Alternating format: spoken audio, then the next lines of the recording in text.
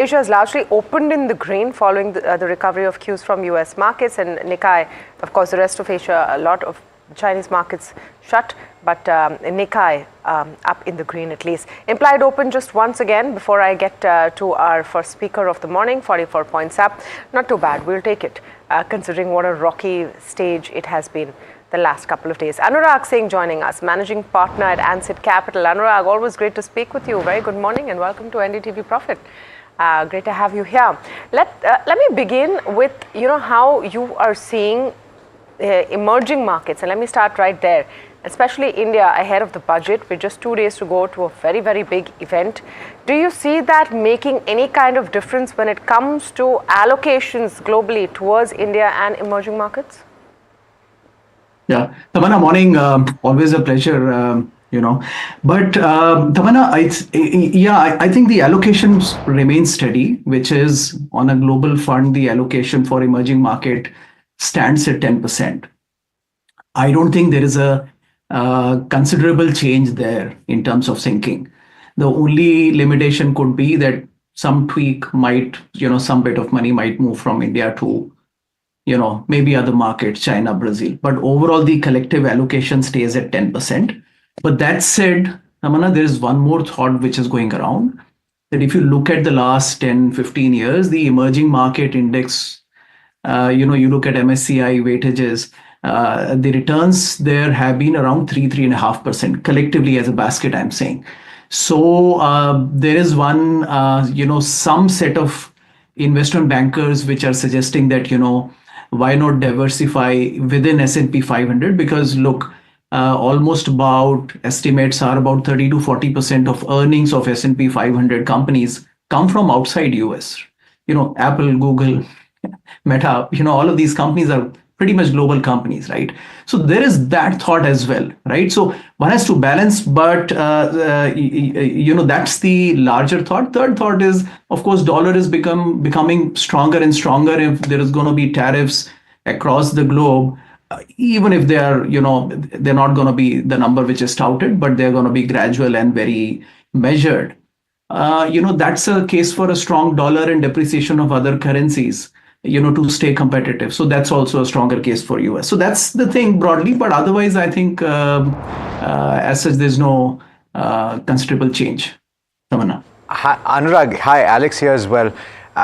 In the spate of the news that we've been tracking from the US, we haven't for a while spoken about earnings from there. And ultimately, that hasn't been what has been driving the markets. And eventually, that's going to catch up, wouldn't you think?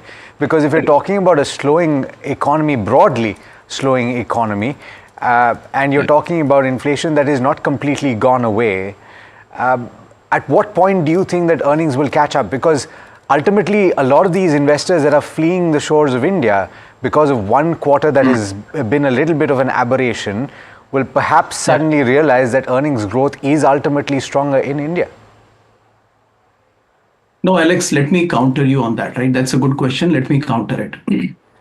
Earnings growth in India are going to be 12%. No more, no less. And I think we can debate about it, but there's a clear case. But, I don't have to just, make a single hand, one-sided bullish case, at least in that sense, I'm a little unbiased on that. Look, here is the thing. The nominal rate of India's GDP growth is 10%.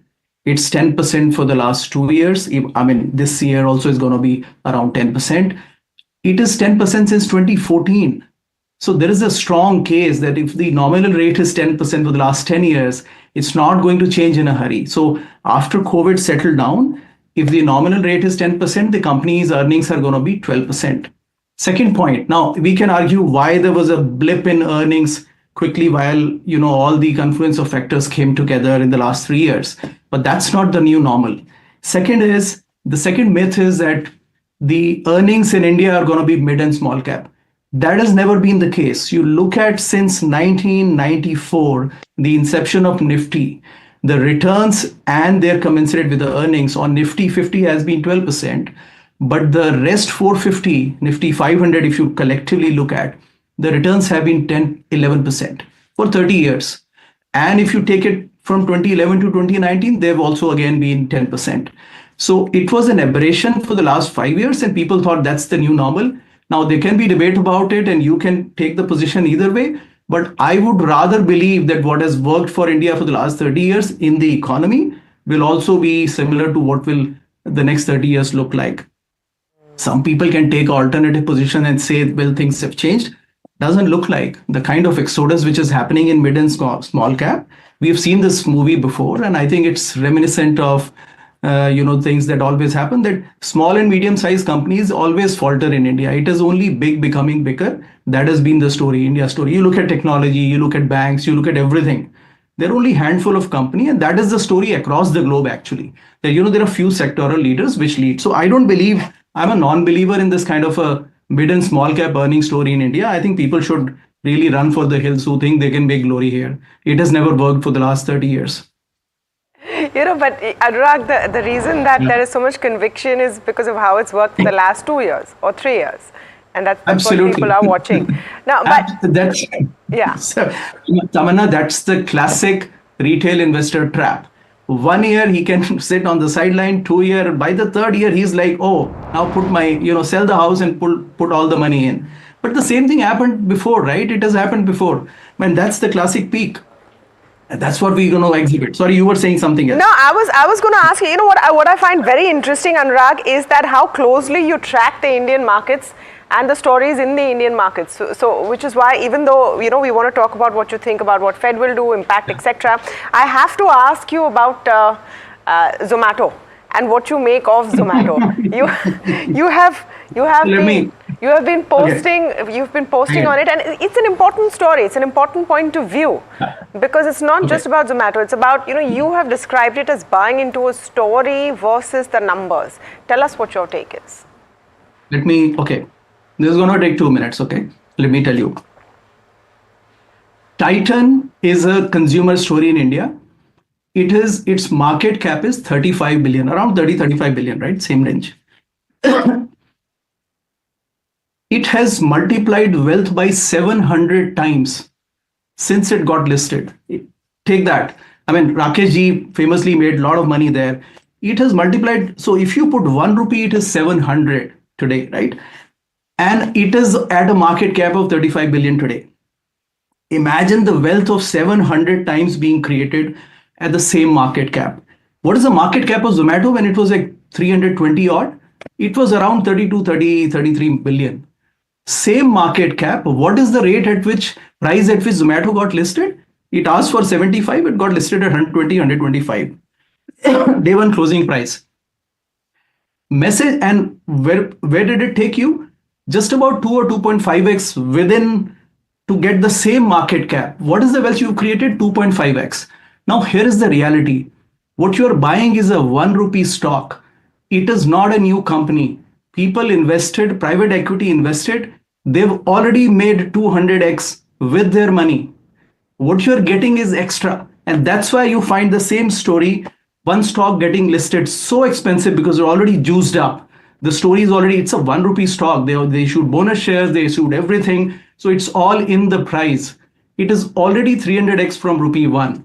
You can't make much more money from here. So I'm very sure come 2030, people will be still sitting on 2-3x. That's not the story that you want to latch on to. Second part, Tamanna, compare DoorDash out here in US. It's valued at 70 billion. I haven't seen any sector play where somebody is going to reason out that an Indian replica of a US player is half the market cap of a US company. That has not worked out in any sector.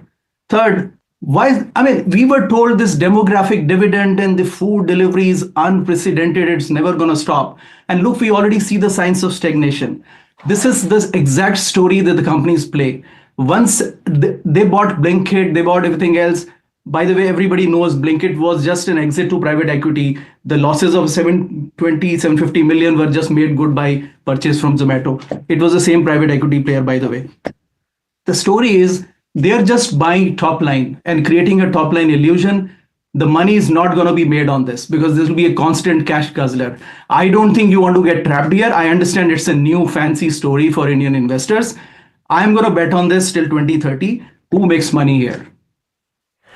I'm sure we'll get your view back in 2030 as well. But it's interesting because it's not about just one company. It's about what the story is right now. Okay, let me just wrap this up with what the big event is tonight in terms of the Fed, and I think even more so from a global perspective, what is going to happen on 1st Feb? While we are going to be tracking the budget here in India very closely, the fact is that the White House has underlined that we will come and impose tariffs on Mexico and Canada. How do you see that playing out, Anurag? So take Trump seriously, but do not take him literally, right? I'm very surprised why, and some of those guests were on your panel too. They calculated scenarios assuming a 60% tariffs on China, which is pretty laughable. Look, I think Trump is a pragmatic leader. You should understand that he's of course, he'll do what is right for America, but he's not going to wreck the American economy by imposing such tariffs, which is inflationary for US. So he's going to be wiser there. All he wants is a fair trade and America first policy. So I think everything is a ploy, and that's the bit of a surprise element that we have with the current president, that he's not predictable. Right, but he's predictable in the sense that he'll not do anything which is inflationary in US. He's elected because of inflation, right? So he's not going to do that. So that front, I'm pretty confident. So ultimately, Tamanna, I think Fed are going to take a pause tomorrow. I think it is too early to expect a rate cut. I think we can anyways expect about 2 rate cuts this year. So they have a plenty of time to go. There are plenty of meetings to come up, right? So there's no hurry around it, but otherwise news is good. I think inflation gradually is cooling down. Wage inflation came to 3.9. First time they've dropped below 4. That's a good thing. So I'm watching the numbers, but I'm not concerned that inflation is a sticky story. It's not going to go down in a straight line, but in US has pretty much capped the inflation genie back into the bottle. So on that front, I think there's no reason to worry, Tamanna. Yeah, those words that you used at the start about taking Trump seriously, we had literally, but not literally. We had exactly those words being said by Mr. Ramesh Damani on the program that we had over the weekend. Always a pleasure having you. Thanks so much for joining us this morning, and look forward to the next chat as well. Thank you, Alex. Pleasure of mine. Thank you. All right, well, interesting chat, to say the very least. We went off script a little bit to talk about Zomato, but it is a talking point nonetheless. At a time when everybody is speaking about valuations that may have expanded a little too quickly. Let's talk about what happened in trade yesterday, though. You had domestic institutions that once again bought to the extent of 6,814 crore rupees, and foreign institutions have continued to sell to the extent of close to 4,900 crore rupees. You had tremendous gyrations in the equity markets yesterday. In fact, they saw sharp swings on heightened volatility. The Nifty 50 is gyrated, and Tamanna showed you that chart right at the start. It gyrated between 22,857 on the bottom and 23,137.95 on the top. It ended about 0.6% higher at 22,957, and that was propelled by financials. Those were the strong movers in trade yesterday. And we're going to talk about what that leaves us with today. But before that, the broader markets also ended sharply off the day's high, and certainly off the day's low, somewhere in the middle. Small caps continued to see frenetic selling pressure, and they've ended lower quite considerably to the extent of 1.8%. The Nifty Mid-Cap Index closed lower by about 0.7% meanwhile. The Nifty Bank, the Nifty PSU Bank gained about 1.7% and 1.9% respectively, and financial stocks gained on the back of liquidity measures that were announced by the Reserve Bank of India, as well as the positive results that were announced by a few public sector banks. And I'm saying positive results because you're talking about asset quality that has plagued a few private sector entities, that has proven to be the completely different story for these public sector banks, because you saw an improvement in asset quality for quite a few of them, and you saw the reactions in trade yesterday. The India VIX, as I was mentioning earlier, has remained elevated at 18.2. It inched up a little bit further in trade yesterday. Tamanna, so volatility seems to continue to be the name of the game. Yeah, I think one big factor to look out for as well before we get to the trade setup is ITC Hotels will be listing today on January 29. This is, of course, in unexpected lines because the demerger was announced. The last implied price was 260 rupees on the National Stock Exchange and 270 on the Bombay Stock Exchange. The market cap on the discovered price is between 54,000 to 56,000 crore rupees. This means this is the second largest hotel company by MCAP and will be the most expensive hotel company as a result. What could be the impact? You could see total outflows of $200 to $250 million expected as a result of this. This is a 3 to 4% upside of implied market cap. So take a look at that. Keep an eye on ITC Hotels. It will also be included in the MSCI Small Cap Index and will migrate from Standard Index to the Small Cap Index for ITC Hotels. The Nifty 50 and Sensex will exclude the stock on the 1st of Feb. More on ITC Hotels. Nifty and Sensex passive outflows will be about $165 million. This is as per the Nuvama alternative. So we'll get you more on that.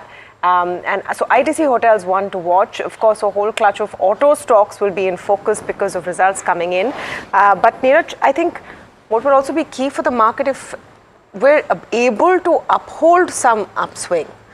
Yeah, and banks, therefore, right? Yeah. Right in the thick of things, right? Big driver yesterday. Maybe still the best place. I mean, yesterday Kush Bora and the others were saying that if they were to ride this upsides on the Nifty, targets could be 23,900, 2,400. Banks have to be at the center stage of this, all of this.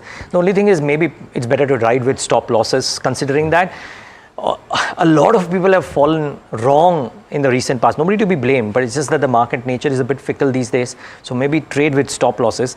But I borrowed this from a Jeffries note, guys, that the bond equity yield gap indicator, which is usually what long-term investors see also, though it's been completely off hook while the market has gone berserk on the upside. So there's nothing to say that it cannot extend on the downside as well.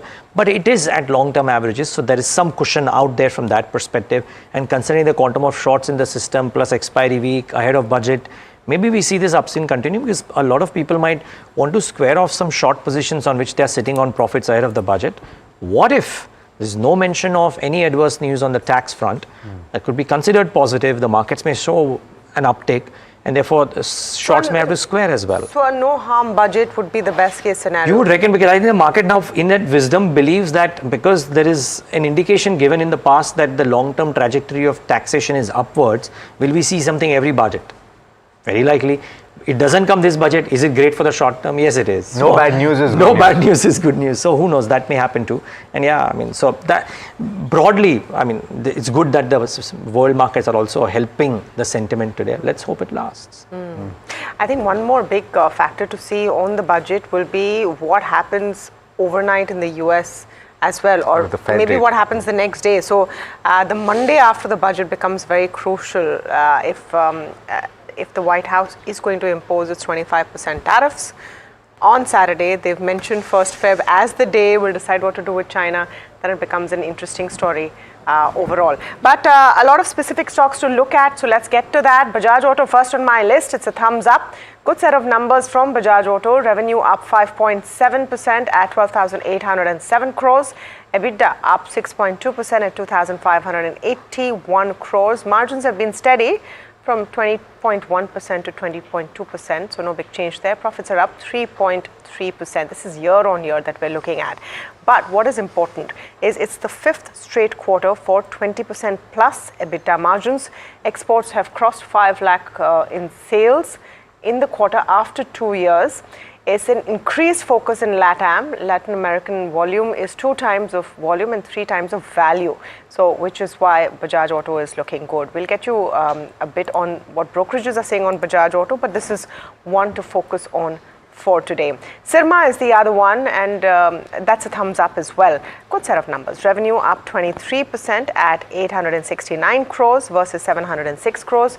EBITDA is also seeing quite a jump at 79 crores versus 39.3 crores. Margins is the number which is pleasing to the eye, gone from 5.5% to 9.1%, and profits have also jumped up a fair bit. So your gross profit is up 390 basis points. EBITDA margins are up 320 basis points. So healthy uptick there. Profits are up 161%. Industrials has helped. IT and railway segmental revenues are up 37% each. And the lower share of consumer businesses help maintain margins. In fact, you will hear from the management in just a bit, and Neeraj, you've had a chance to speak to them. So anything that you want to add on, Sirma, because it seems optically like a strong set of numbers. Yeah, I mean, it's just, I think they will, of course, speak it out officially at 9 a.m., but on track for meeting their guidance, constructive on the longer term as well.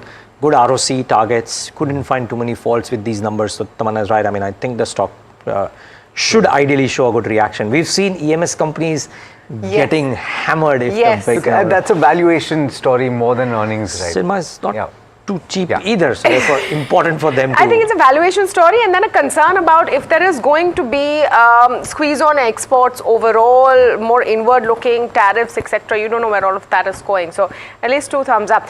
Exide, on the face of it, bad numbers, but you know, it's not an entire thumbs down. So technically, yes, it is a thumbs down because numbers are bad, but they were expected to be bad. So revenues are pretty much flat at 3,849 crores. EBITDA is up 2%. Margins have gone up very, very marginally from 11.5 to 11.7%. Net profit is up 2%. But look at what JP Morgan is saying on Exide. They've maintained an overweight with a target price of 450 rupees because they say the third quarter is weak as feared, but the sharp stock price correction appears overdone. The auto aftermarket demand remains strong. Auto OEM and industrial segment facing headwinds. Lead prices remain supportive. Lithium ion cell manufacturing project to get commercialized in FY26. And you know, that is really the story for Exide, is their lithium ion cell manufacturing project. But that has been priced in to some extent, which is why, look at what, you know, keep a close watch on Exide. Citi is also fairly bullish in terms of its brokerage. So the numbers by itself weak as expected, but brokerages are positive. So you could see maybe a positive move just because of that. 560 rupees is the target price Citi has set, an upside of 56%. And according to them, Q3 is slightly above estimates driven by gross margin expansion. The management has noted a demand in replacement automotive segment as well. So yeah, those are the first 3 on my list. The first one that I have is actually a very, very pretty set of numbers, if I say so. Ami Organics, it looks really, really good. Revenue is up as much as 65%. You have an EBITDA increase of 160% nearly. The margin is expanded quite considerably from 15.9% to as much as 25% in the quarter gone by. And even sequentially, by the way, I know that these numbers are year on year, but even sequentially these numbers look good. The net profit has risen by as much as 168%. So look under the hood and what has led to this. The revenue growth has been driven by a strong ramp up in the CDMO business. You've also had a consistent growth in the advanced pharmaceutical intermediate space. The exports as a breakup of that top line stood at 76% and domestic business at 24%. So you can argue that the export business is looking good. And what's more, the outlook looks even better. So the company is talking about an improvement in the outlook guidance, or the revenue guidance rather, to 35% from 30%. Revenue growth guidance for the year, and that's certainly something to take into trade today. It's going to be very positive, but do remember that in the context of what has been seen in the broader markets over the last 3 months, this is a stock that has dropped only about 4.5-5%. So bear that in mind as well. It's not dropped very substantially, and some might argue it's still expensive. Colgate-Palmolive is a neutral rating, purely because it was expected to be a bit of a muted quarter, and that has panned out. The revenue increase is only to the extent of about 4.7%. The EBITDA is down, in fact, as much as 3%, and the margins have contracted to 31.1% versus 33.6%. The same issues seem to be plaguing these companies. They are undertaking price increases, but the volumes are challenging. In fact, the domestic volumes, you already know this from the update, but they've grown at mid-single digit. The product pricing was also flat on a year-on-year basis. And in terms of brokerages, you had Citi that has trimmed its FY25 to 27 earnings estimates by 3 to 4%. This is going to be seen as a negative. And Citi has also reduced its target to 2,600 from 3,000 earlier. So usually when you see such a substantial cut, you will see a reaction negatively in the market. The only reason is for the neutral rating is that it was anticipated that it would be a neutral quarter. Suzlon is the last one, and this is also a very, very beautiful set of numbers for the company. Profit has nearly doubled and beaten estimates. Revenue has increased as much as 91%. The margin has expanded 136 basis points to 16.79%. It's a hit on all fronts. The net profit is up as much as 90% as well. There was robust execution to the extent of 447 megawatts on account of capacity ramp up to that 4.5 gigawatt mark. The margins have improved on the back of wind turbine led operating leverage benefits, and the order book has actually increased quite substantially. If you look at the December 23 number compared to that, the Jan 25 number is up as much as 3.4 times, Neeraj. Yeah, I mean, and Suzlon extremely strong because the commentary and the visibility in the con call also very strong. They've provided very strong guidance to O&M revenues, so that is very good. I think AMI Organics could well be the stock of the day, to be honest, by virtue of the fact of how well it is delivered. Very quickly, GMR Airports is one more, which has actually delivered a very good set of numbers. Revenues look okay. Margins, more importantly, 30%, 37.4 versus 30%, as a result of which they have clocked in profitability of 267 crores. So a thumbs up, certainly. What is a thumbs down? VIP Industries. Revenues weak, margin at 5.7 versus 9.56%, which is a 385 basis points downtick. Net loss of 12.42 crores versus a profit of 7.15 crores. The company is now clocked in losses in 3 out of the last 4 quarters. Market cap half of Safari. Can you imagine that? VIP half of Safari. So that's the second one on my radar. And JSW Energy is the third one, wherein there's a miss for sure. Revenues are down. Margins have looked wobbly. Net profit 27% lower. The only thing is brokerages like Jefferies say that the quarter was disappointing, but the execution uptick should be bought into, and therefore they are constructive out there. Maybe a negative reaction might get bought into. So watch out for these. We need to slip into a break though on that note. We come back from the break, talk about some other stocks, talk about the derivative setup and more. Stay tuned.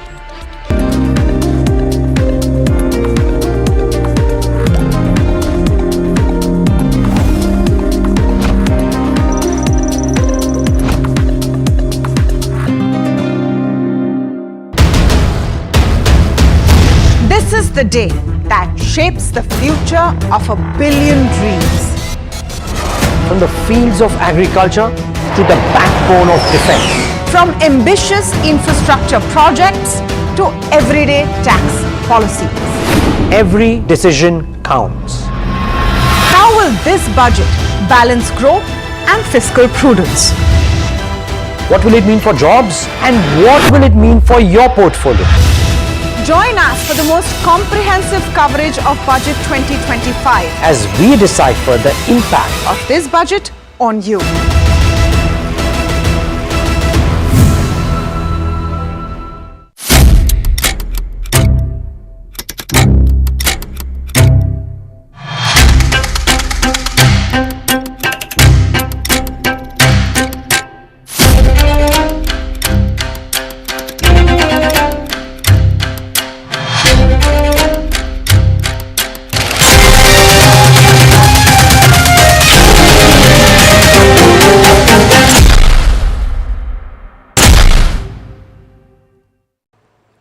Well, the union budget is right around the corner, and we get you some of the major wish lists according to Bajaj Broking, the key sector expectations, as well as the 3 key stocks that you should watch out for in this particular budget. Let's start with, some of the key budget expectations in terms of sectors. In terms of banking, they have mentioned that, they're expecting no favorable terms in terms of deposits to come in, but capital infusion for PSU banks as well as insurance companies will be something to watch out for. When you move on and look at the other key expectation from banking, they are expecting that the focus of the banking and the financial space will be on sectors such as cement as well as the metals, which haven't done too well over the last 2 years. Import duty changes to support any kind of domestic production will be something to watch out for, especially for the metal space, because we are expecting and hearing rumors as well in terms of some anti-dumping duties on metals coming from China. When you move on and look at the key other expectations from the infra space specifically, a key sector to definitely watch out for, capex allocation for roads and railways is something that's been standard. It's been increasing steadily over the last 6 to 7 years, and this time again it will be something to watch out for. Apart from that, announcements of any kind of large-scale projects according to Bajaj Broking, likely a new freight corridors will be something to watch out for as well. When you move on.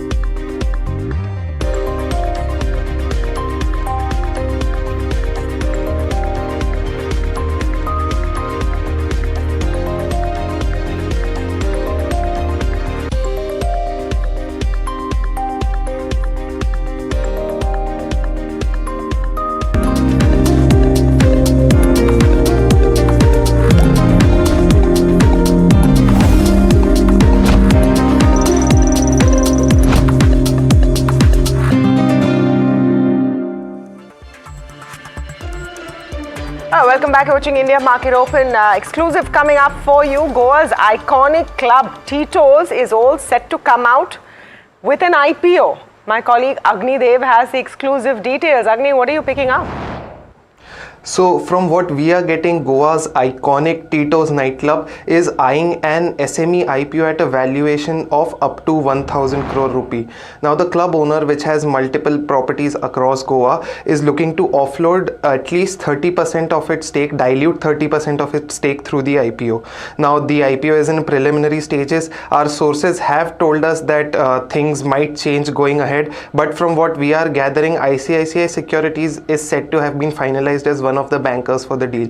Now this club, which is part and parcel of every young party goer going into Goa, is looking for a pre-IPO allotment of shares to a Goa-based billionaire for a better value unlocking deal. Now from what other sources have been telling us, the partners in the deal, who are Ricardo and David D'Souza, the part of the original D'Souza family that owns the Tito's clubs, are looking at multiple options for a value unlocking and are finalizing the best route to go ahead with it. As of now, this is all we have. This is a developing story. We have reached out to both Tito's and ICICI Securities for confirmation and comments. So do stay tuned and follow us for more updates. Agni, I'm wondering, have you ever been to Tito's in Goa? I have been there once, yes, and from what I could see, tables there sell for an arm and a leg. So I am sure there is a steady revenue stream that people might get from there. And we also know that Goa's Nuvama has said that the nightlife culture in the country is going to increase, leading to more revenue for companies based in and around Goa. So that's something to look out for. Okay, thank you for that, Agni, with that exclusive story. I mean, I thought Tito's was just a story 10 years ago as far as the Goa scene is concerned. I thought that his response was really smart, because he did not say whether he was inside the club or out. No, he said he has. He said he was there. Yeah, he was there, and table sell for an arm and a leg. Yeah. So yeah, the day, I mean, Club Tito's wants to come on for an IPO on the SME board is really telling you about the market, isn't it? Yeah, well, hospitality revenues, because the cash flows are so strong, are finally seeing, but we haven't seen restaurants getting rewarded as much. I mean, the QSRs or the restaurant chain, whatever is listed, isn't quite getting the valuations. Hotels is the play. So let's wait and watch. And hotels on the back of F&B, actually, because that really pushes the margins. Yeah, but even others. So Indian Hotels has a large F&B revenue, but the others don't, and even they are getting good valuation. So right now, it seems okay.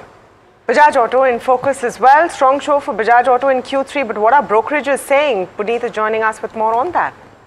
Thanks for that. So, it's been most brokerages have maintained a view that it's a slight beat above what they had estimated in this particular quarter, and it's a quarter that sales have been low for the company, but they mentioned that they've let go of some share in the 100cc space, which is the low margin share.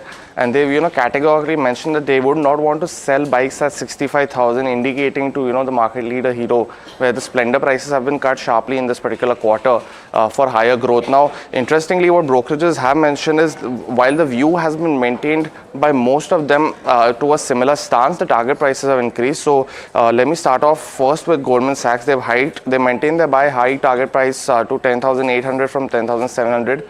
They mentioned that management expects a 6 to 8% growth in this particular year, and also saying that the 125cc is expected to grow faster. But they've also mentioned that the e-rickshaw segment, something that the company will enter in Q4, is going to be one of the game changers, because the management mentioned that 45,000 odd units are sold every month, and they already have the e-auto. So it's a slightly different segment, but similar, a market. It's a north and the east that has the highest sales, so that could be propelling the growth.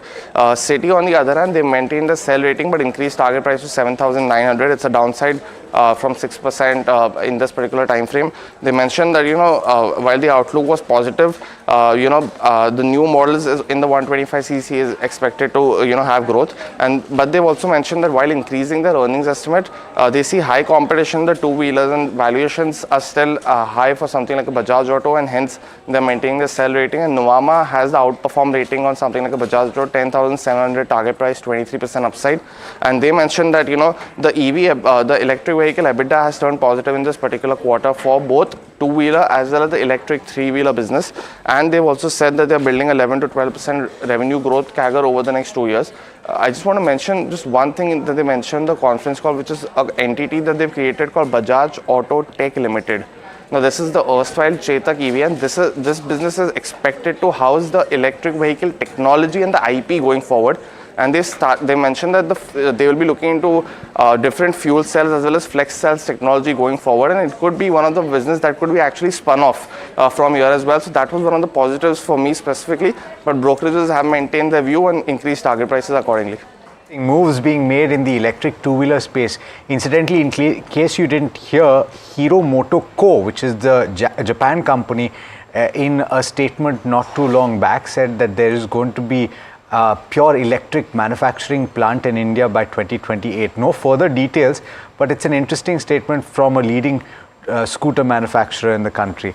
Let's shift focus to the financial space, and as Neeraj pointed out and we pointed out over the course of today, that is certainly a space that you should watch very closely in trade today. A couple of companies posting their numbers, one not so good, one pretty good, and Harsh joining in to tell you about both of them. SBI Cards, Harsh, is the negative number and Mahindra Finance is positive. What stands out about these two? I'm going to first start with Mahindra Finance. With regard to where margin is concerned, a 10 basis point increase on a sequential basis definitely augurs well, and likely with a rate cut on the anvil. Management also sounded positive that there could be positive bias when it comes to margins going forward as well. I'm going to give this a thumbs up, quite reluctantly, but a thumbs up nonetheless. And that's because provisioning has come in sharply lower. What they're doing is they've migrated from Indices, which is one form of accounting, to IRAC, which is another form in which you recognize provisions. And due to that migration, you've seen provisions being absolutely zero, because they've utilized some of the cushion available under Indices and migrated to the IRAC form, which is the income recognition and asset classification and provisioning norms. Those are the norms that are now going to be followed, and due to that, the provisioning is absolutely zero. We'll be curious to see how the street responds to this, because ROAs have spiked up as a result of this, while they've spoken plenty on the conference call with regard to how they're taking care of asset quality and how they are requiring to up the collection efficiency in various verticals of theirs, PV, CV and the like. But nonetheless, including farm equipment, but nonetheless, provisioning is zero, and which is likely impacting profitability and ROAs on the back of that. SBI Cards a totally different ball game. Provisioning extremely elevated. The pain just continues for SBI Cards. You're seeing AUM degrowth of 1% on a sequential basis. The YOY growth is just 12%. You're seeing margin pressure. You're also seeing pressure on the other income, and you're seeing a double whammy, provisions elevated at 1313 crore, 9.4% is the credit cost number now, which has gone up by 40 bips on a very, very high base, and therefore ROA is shrinking and shrinking rapidly. That's largely why SBI Cards is a thumbs down. Very little to see in terms of positive. Just one possible positive is the worst over, which the management believes so. Okay, Harsh, thanks so much for getting us those details. Speaking of earnings, there's also going to be a few that we've not mentioned, big ones in that you have a couple of automotive companies, Maruti Suzuki as well as Tata Motors to look forward to, and Bajaj Finance from the financial pack will be posting their numbers today. But let's talk about another big event that will take place around 9:45, which is the price discovery for ITC Hotels. It is, of course, the demerged hospitality unit of ITC Limited. It's been sitting on the index since that demerger took place, and today will be the listing day. And what happens from this point on, of course, we've got Somit joining in to give you some context ahead of that event. Somit? Well, yes, ITC Hotels will be listing on both the exchanges, that is NSE and BSE, on January 29th, and the implied price on NSE for ITC Hotel was at around 260, but on BSE it was around 270. Now, based on this implied price, the market capitalization of ITC Hotel stands at anywhere between 54 to 56,000 crore rupees. Now, on listing, if you look at based on this market capitalization, it will be the second largest hotel company, but on valuation perspective, if you look at, it could be the most expensive based on the 12-month forward EV to EBITDA. Now, Indian Hotels 12-month forward EV to EBITDA stands at close to 32 times, while that of ITC Hotel would be anywhere between 41 to 43 times. Its other peers like EIH and Chalet Hotels trade anywhere between 20 to 22 times. Now, what would be the listing impact on ITC Hotel? Now, given the fact that ITC Hotel could list at a market capitalization of 54 to 55,000 crore rupees, it would not be a large cap stock, and hence there could be some ETF outflows when it comes to ITC, and the total outflow expected is anywhere between 200 to 250 million US dollars, which is nearly 3 to 4% of its total market capitalization. Now, on the MSCI index, ITC Hotels will move from the standard index to the small cap index, because of which there could be an outflow of close to 70 million US dollars, while it will also move out from the Nifty 50 and the Sensex index, and because of this there could be an outflow of at least 165 million US dollars as per brokerages, and combined, if you look at the outflows, could be anywhere between 200 to 250, which is nearly 3 to 4% of its total market capitalization. But other than that, there's also a stake sale overhang that could come in for ITC Hotels on listing, because British American Tobacco Company owns nearly 15% of ITC Hotels, and earlier in October 2024, BAT had made this very clear that they do not intend to hold stake in ITC Hotel, and they will look to sell stake in ITC Hotel whenever the time is right. So this stake sale overhang will also remain on ITC Hotels post listing. Okay, thanks for that, Somit. So keep an eye on ITC Hotels, and these are some of the other stocks that should be on your watch list, which are definitely on our watch list today. AMI Organics among them, a thumbs up because of a strong quarter and revised growth guidance upwards, which is why you could see a positive move there. Suzlon Energy has a robust execution and a strong Q3 as well. Sirma has seen a fairly decent margin beat, and which is why we've put it in our positive section. BHEL, better execution has led to a beat on most fronts. Hindustan Zinc, lower production cost has aided numbers as well. Well, if those were the upticks, you probably squeeze in Bajaj Auto as an uptick too, but there are a few misses. VIP Industries in particular, it's turned into losses, but it's also delivered losses in 3 of the last 4 quarters. So it's become a bit of a recurring feature for VIP. The stock has already corrected quite a bit, but could correct more. JSW Energy has missed estimates, so could show a bit of a reaction today. SBI Cards provisioning has impacted the ROA, and therefore that stock is the other one, which might look a bit wobbly. So keep an eye out for this one as well. Okay. All right, I believe we've got Mayuresh Joshi, who's the head of research at MarketSmith India, joining us this morning. Very good morning to you, Mayuresh, and we're speaking to you, of course, on a day ahead of where we're going to see major global cues, and just a couple of days before the major event of the budget. And we've seen obviously a lot of volatility over the past couple of days, stocks reacting very sharply to earnings. So let me start with that question. We've got a whole host of earnings coming through, and a few stood out to us in terms of very good earnings, few of course very bad, but your top 3 from the ones that have been reported overnight. Morning, Alex. So before that, I think the markets probably will look forward for earnings across the broader markets as we head into the second half. And the expectation largely building in is that earnings might be very, very soft. And therefore, I think downgrades are around the corner. And some amount of de-rating as far as forward valuations are concerned, which has already got reflected in price. So I think out of the 60 markets that we probably track across the globe, a large part of the universe is showing both macro concern getting reflected through the micro concern through corporate earnings. Having said that, I think yesterday's numbers, if you have to pinpoint on what probably came through as better numbers, ME Organics has probably stood out, both in terms of how they've executed, not just their top line, but how the margin performance has been. Again, within the core portfolio itself, a large part of the expectations in terms of the opportunity available in terms of the market size itself is pretty large. And therefore, I think Amy's numbers probably stood out to a large extent. Obviously, EMS stocks have taken a beating, and Sirma SGS, specifically in terms of their margin performance, has probably beaten a lot of its peers in terms of how they have probably executed their numbers so far. And therefore, I think with expectations of a lot of tailwinds, however, there are a lot of question marks raised as well for the entire EMS space in terms of how margins will play out, how the whole ODM part will play out, and how opportunities both through backward integration and the PLI schemes will actually come their way. But I think looking at numbers and purely by numbers, it's not a buy recommendation because we are actually on the sidelines here. But looking purely at numbers, Amy and Sirma SGS probably stood out. Mayuresh, I'm just wondering how you are looking at, say, a Bajaj Auto, TVS, and a Hyundai. Are you seeing maybe a sign of hope as far as the auto pack is concerned, and is that something that you would look at closely today? Morning, Tamanna. No, again, I think what you've probably seen in terms of the outperformance, both in terms of volume growth over the past few quarters, how they executed, and therefore how the margins had played out, along with expectations that were getting built in terms of more products, more launches probably happening, aiding both volume growth and pricing, reflecting on numbers.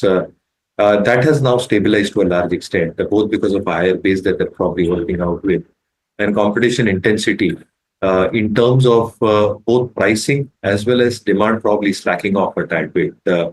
Obviously, I think valuations for the entire universe were sky high, Tamanna. And they were building in substantial growth year after year, quarter after quarter, which probably might just stabilize over the next couple of quarters, to say the least.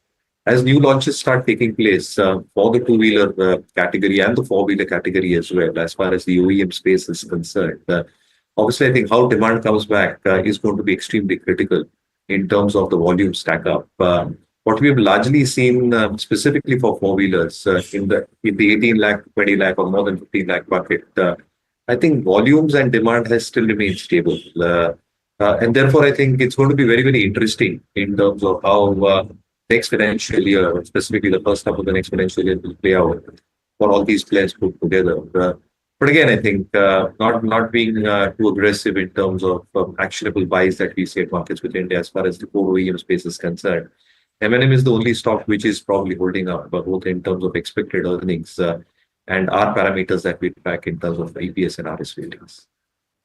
Okay, thanks Mayuresh for that. We're just going to just take a bit of a aside and talk about a few other points that we have to talk about. In fact, as we come towards the end of a painful first month of 2025, we can anticipate that a lot of the measures that you're going to see play out possibly in the budget could bring some respite. At least that's what the street is hoping for, but the data in fact suggests otherwise. Somit is joining in with the numbers that you should take into account ahead of the start of February.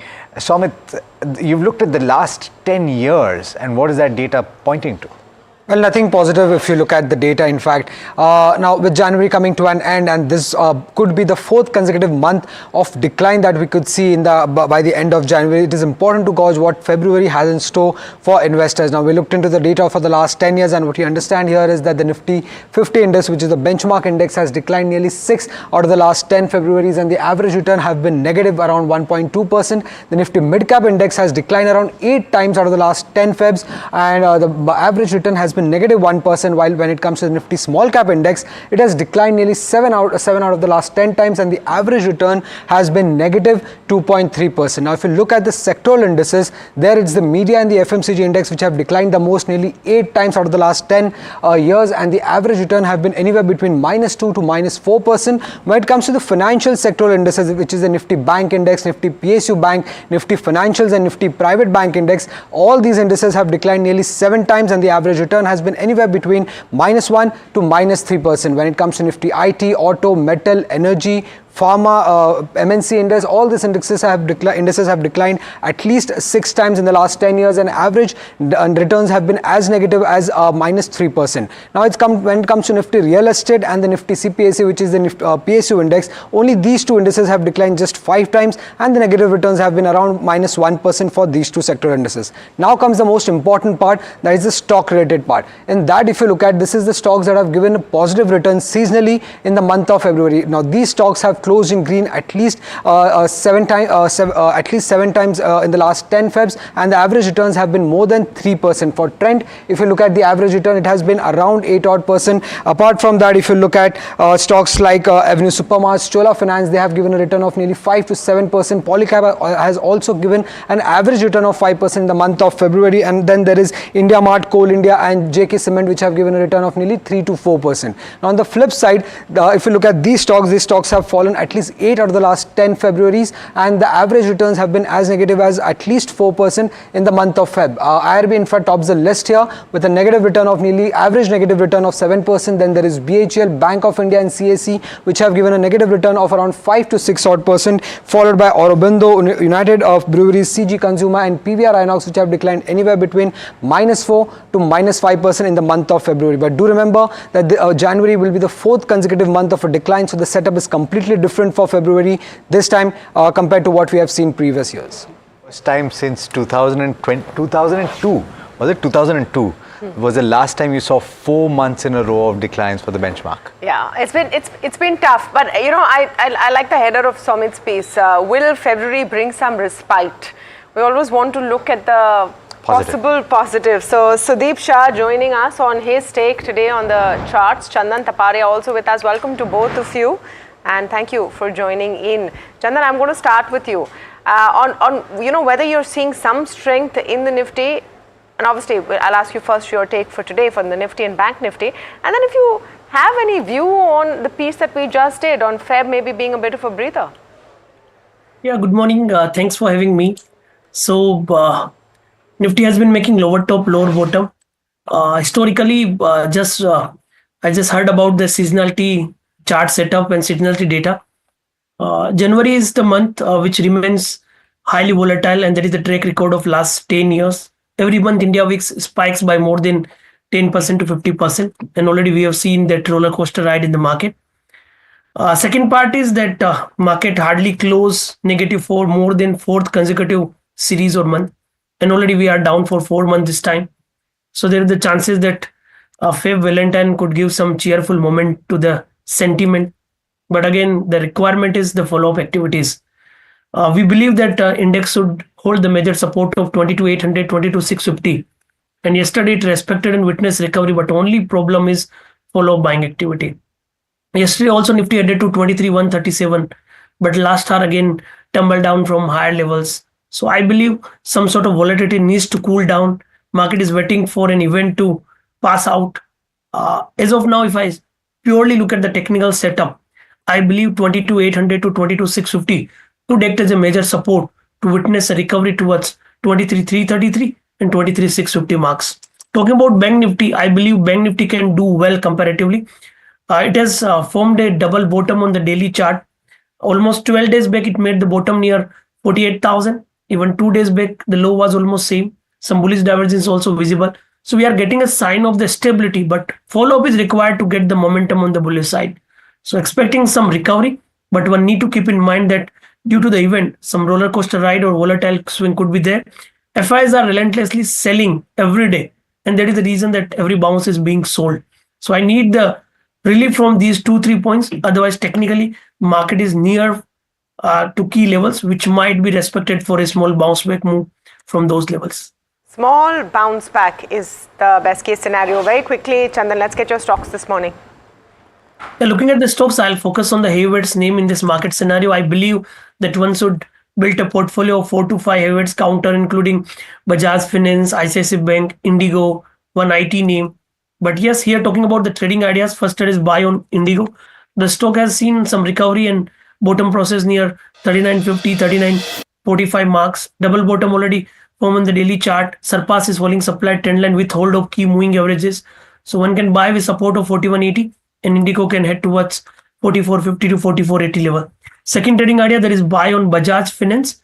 The stock is holding well even after the market decline. Positive price pattern with hold of rising support trend line and moving averages indicates bullish momentum. We have seen some put writing and longs are being added. Even on the monthly chart or the weekly chart, the setup indicates the fresh leg of rally. And being a heavyweights counter, it provides a margin of safety as well. So with support of 74.50, one can look for an upside move towards 78.50 to 7900 level. So Indigo and Bajaj Finance could be two idea which may be used for trading as well as the positional investment point of view at this market scenario. And Bajaj Finance, of course, posting its results, so it's going to be one to watch, obviously.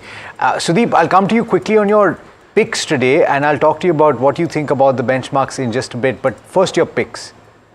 Morning, Alex. Morning.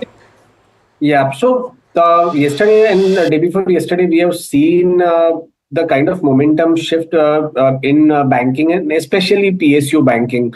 So I guess these are the first sign of reversal, and even in May, June 2023, when the indices were kind of in a downward trajectory, this was probably the first index to start moving up higher from all the way from June till say November, December. So this we feel we are exactly at that old support zone.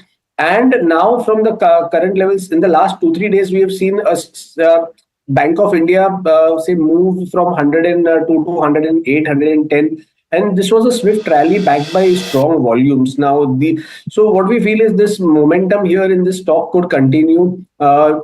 The stock is about to give a downward sloping trendline breakout, and rebounding from an important support area makes it all the more potent. So we feel that from the current levels, this stock is headed up to 115, 118 zone and can be bought with a 105 stop loss on the downside. Okay, well, so that's the long and short of this. Now, the EMS players will be in focus in a minute and a half from now. We'll make you here, of course, get into a conversation with Sirma and what is it that they had to say. But just, one of the stocks, and I presume we haven't discussed Kane still yet, because stock was really down in trade yesterday. The question is it hitting some support levels? Is it worth buying into or no? Sudeep, would you go out and do some bottom fishing in a Keynes or a Dixon? Morning, Neeraj. Apart from, if we see both these stocks, I feel the sharpness with which Keynes has fallen, it is more than Dixon. Dixon, I feel, has some support zones closer by, but Keynes still could continue its downside, probably up to 3,800, 4,000 levels. Yesterday, it has just closed very close to its 200-day moving average, which it has not breached since June 2023. But I feel the setup of Keynes on the weekly, monthly charts is quite precarious, and it still could continue going down. Although there might be a small bounce back, but I would not play for that bounce back because I feel that levels of 4,000, 3,800 could be coming here. Now, take a case of Dixon.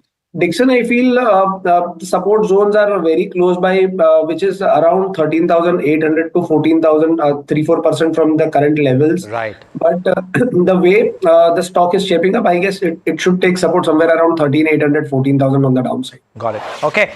Thanks for that. And now continuing that theme, Sirma SGS in focus. Q3 profit grew multifold. I spoke to the managing director, JS Gujral, here into the slice of that conversation. when we entered this year, it was on the back of some weak quarters in the preceding year. So the first objective of the management was to consolidate and come back on track in terms of EBITDA margin numbers. Revenue was there. And I think the step which the company's management has taken has started yielding results. This quarter, we have had a 9.1% EBITDA margin, and cumulatively for 9 months, it's 7.2%. We guided 7%. I personally believe that 7% is now achievable. I would still stick to 7% and not revise it upwards. That we'll do once the year is over in another about 60 days' time. That's the time when we'll, I think, come back with our guidance for 25-26. Currently, we maintain that we'll grow at industry plus average and 7% EBITDA. Now we're very confident of achieving that. So what is the industry average, you would reckon? See, industry average, I think, would be about 30-35%. Okay. Consumer could be higher. But if I was to take automotive, industrial, medical, and other things, it would be about 30-35%. If I was to factor in consumer, then this could go up to 40%. So we say 30-35% growth with the superior EBITDA margins in the coming year is the endeavor of the management. And that happens because you are voluntarily bringing down the share of consumer in your overall business from 40 to 30%, if I'm not wrong? Yeah, this quarter it was 31%. 31, okay. We are renegotiating our pricing mechanisms with the customers, having had tasted the whole thing, and that results in a little bit of push out of the sales. But going forward, I think what we had all the time said that I would love to have consumer at about a third or little less than 1/3 of my sales. I think that will be the endeavor of the management in the coming years. Got it. That the consumer should be about 30%. Automotive, industrial, healthcare should form the remaining 70%. And were there one-offs that bumped up the margins to 9.1% this time around, because of which you are saying that by 9.1 in quarter 3 is great? Consumer is 1/3. Consumer is down to 30%. But so then, sir, why a guidance of 7% margins? Then the guidance should be for higher margins, right? Because you are maintaining combined. We are at 7.2. I still hold 7. Logically, it should be 7.2, upwards of 7.2 in the coming quarter. But I think for a conservative thing, we guided annual margin of 7%. We stick to that. If it is better than that, then we'll share. Logically, it should be better than that. No, sorry. Based on the trends which we have. Sorry, Mr. Gujral, sorry. Our math, or at least the number that I have, was that for the quarter you've done 9.1. You've not done 9.1. You've done about 7.2, you are saying. No, that is 9 months. Up to 9 months, it's 7.2. For the quarter, it is 9.1. Which is fine. So my question is, for FY26, if indeed consumer is going to stay at 30%, then the margins that you've clocked in quarter 3, is that a fighting chance that you could actually inch higher in FY26 on the EBITDA margin front? We will endeavor, but 9% is a tough call, to be very honest. Got it. I would be happy to have it north of 7%, inching up and up on a a long-term basis, sustained basis. I don't want to have one quarter bump and then come back to the original thing. Got it. Now, sir, I also see a fairly high cash level on your books as well. Now, the growth that you are citing, industry plus whatever percent that you mentioned, will that be a factor of only organic growth based on the plans that the manufacturing plans that you have, or could it also include inorganic growth, which will entail the use of the cash on the books? The philosophy of the management, which I have all the time been sharing with the media and the press, is that we look for inorganic growth, not to have an incremental revenue in my EMS business. But if it gives me access to a technology or regulatory approval or some major customers, which if I was to do on my own would take a long time. So inorganic acquisitions is always a work in progress.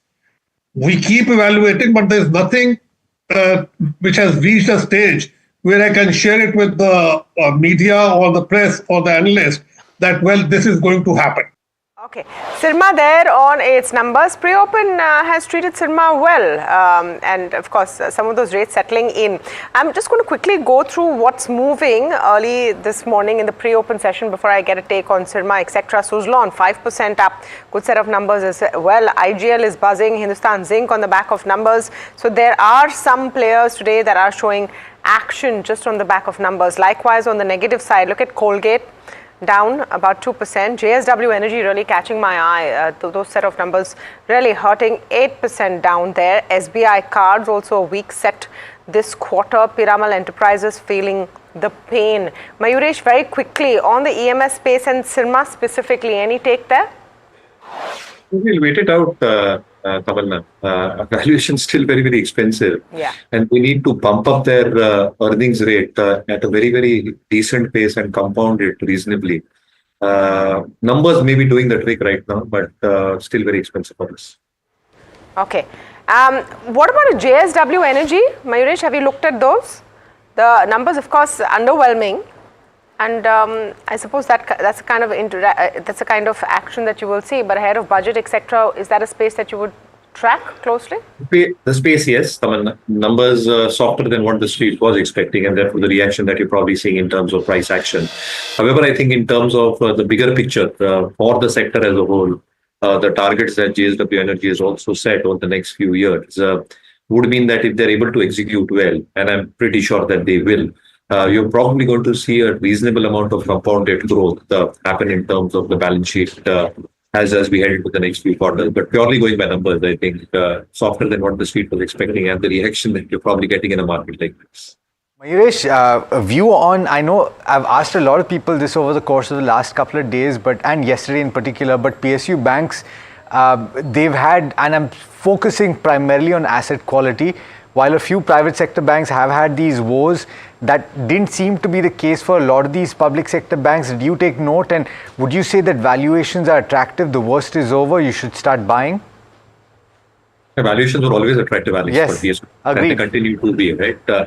So in that sense, I think when you're probably laying out arguments in terms of how the growth might probably play out in terms of credit deposit dynamics, a large part of the expectation is that it should be matching the overall industry growth. The second aspect in terms of deposit mobilization, they've got a far more stickier deposit base, and therefore I think deposit mobilization should be a little bit better compared to the private universe. Third, in terms of cost of funds, the expectations in terms of how NIMs have played out for the universe as a whole, and for PSU banks in particular, it's not been dampening for the last couple of quarters, when the expectation was that the spreads in NIMs might actually compress quite significantly.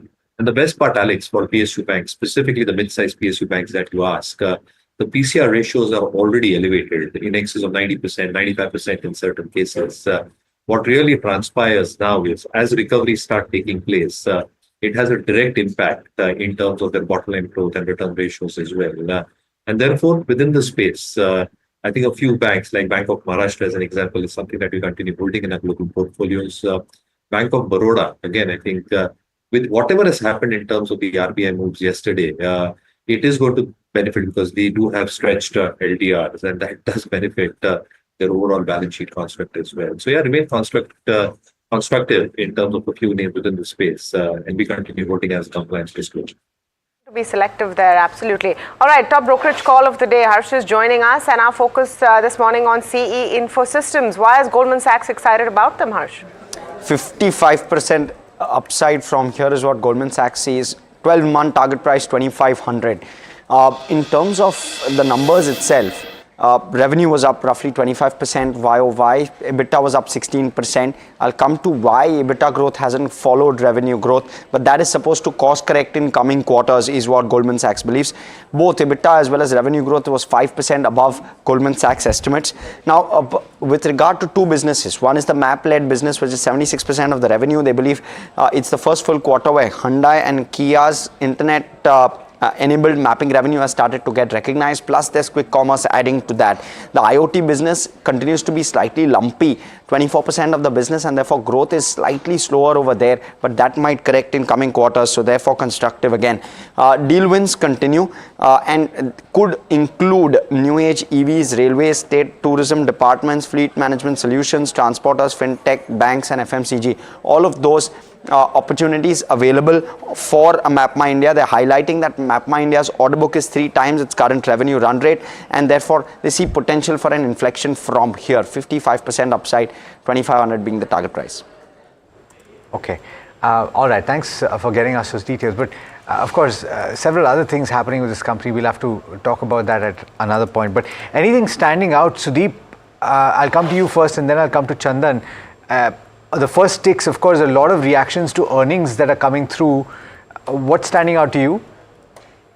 There's one stock, Alex, which is right now, which we feel has fallen less, but it's showing first signs of a move, which is ITT cementation. Now, if you see in this entire carnage of mid caps, where a lot of stocks have fallen, say 30, 40, 45%, this stock in the last 7-8 weeks has just been in this range of 505 and 530, 35.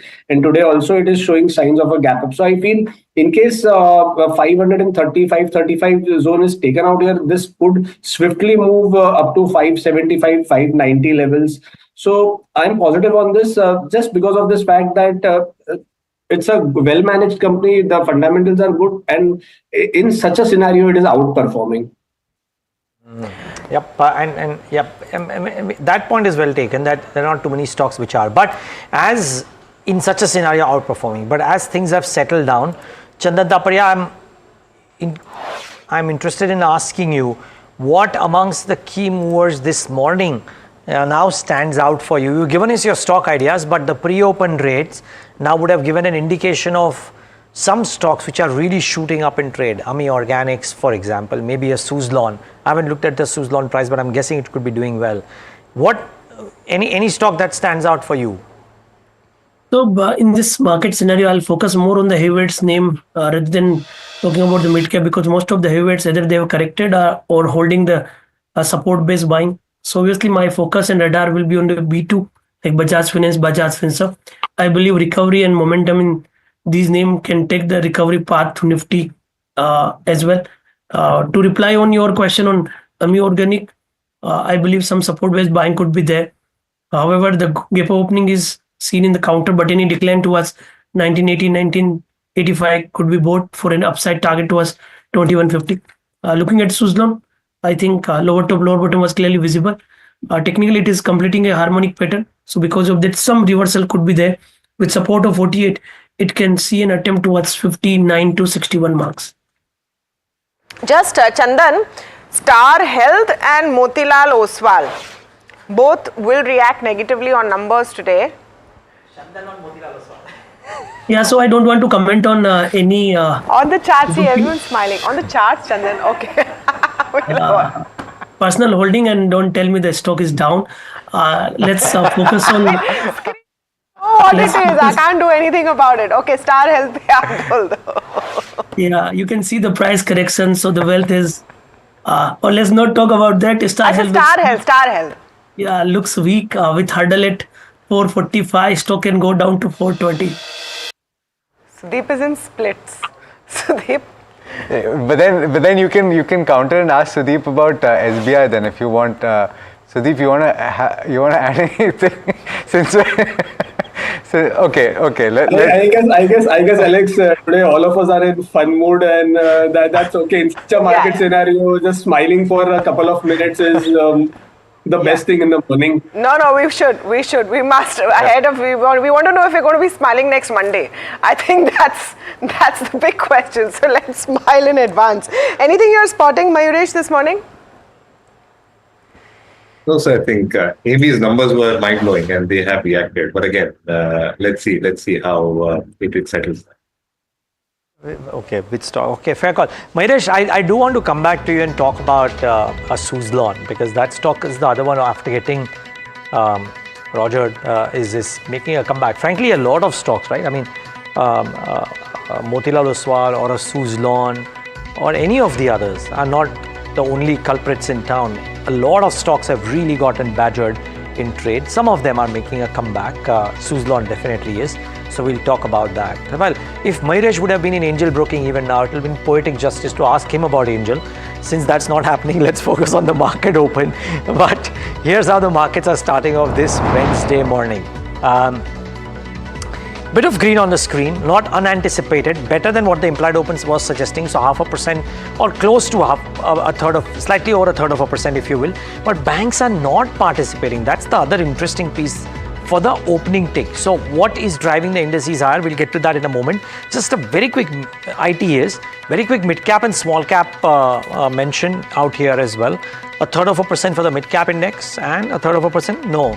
Small caps, which are deep in the red yesterday, recovered a little bit of loss ground, but in the red, are marginally in the green. So IT small caps recovering from yesterday's down move. Let's get the heat map up on the screen.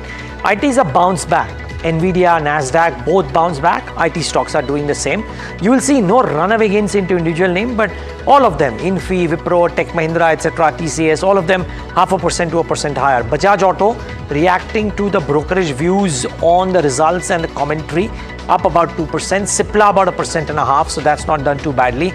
ICICI Bank and HDFC Bank are giving that bit of support as well, which is why they think the Sensex is holding out really. What's not done well?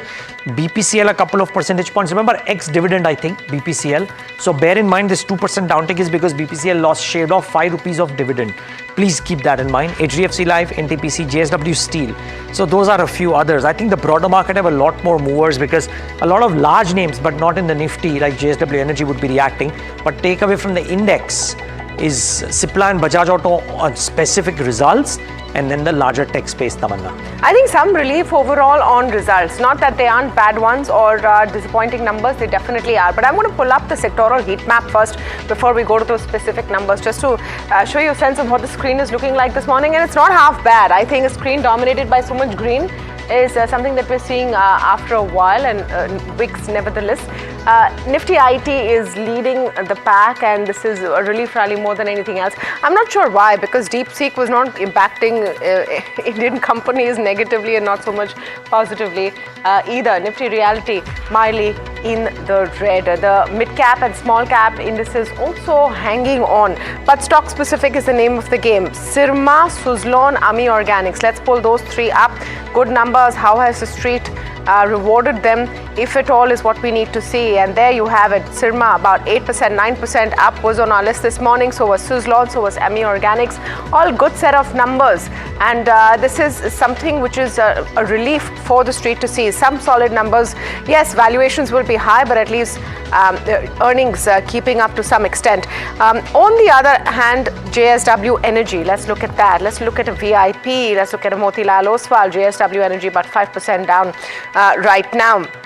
I would add a SBI Cards, a Colgate to that list as well, where the numbers have perhaps not been the best. Colgate okay, doing fine, relatively flat, but SBI Cards and M&M Finance as well not looking great. I want to see what CE Infosystems is doing. Numbers seemed okay, and Goldman Sachs very, very bullish. 55% upside is what they see, about 1.5% up. So you're saying specific stock reaction depending on the numbers, and that is, I think, the primary mover this morning, Alex.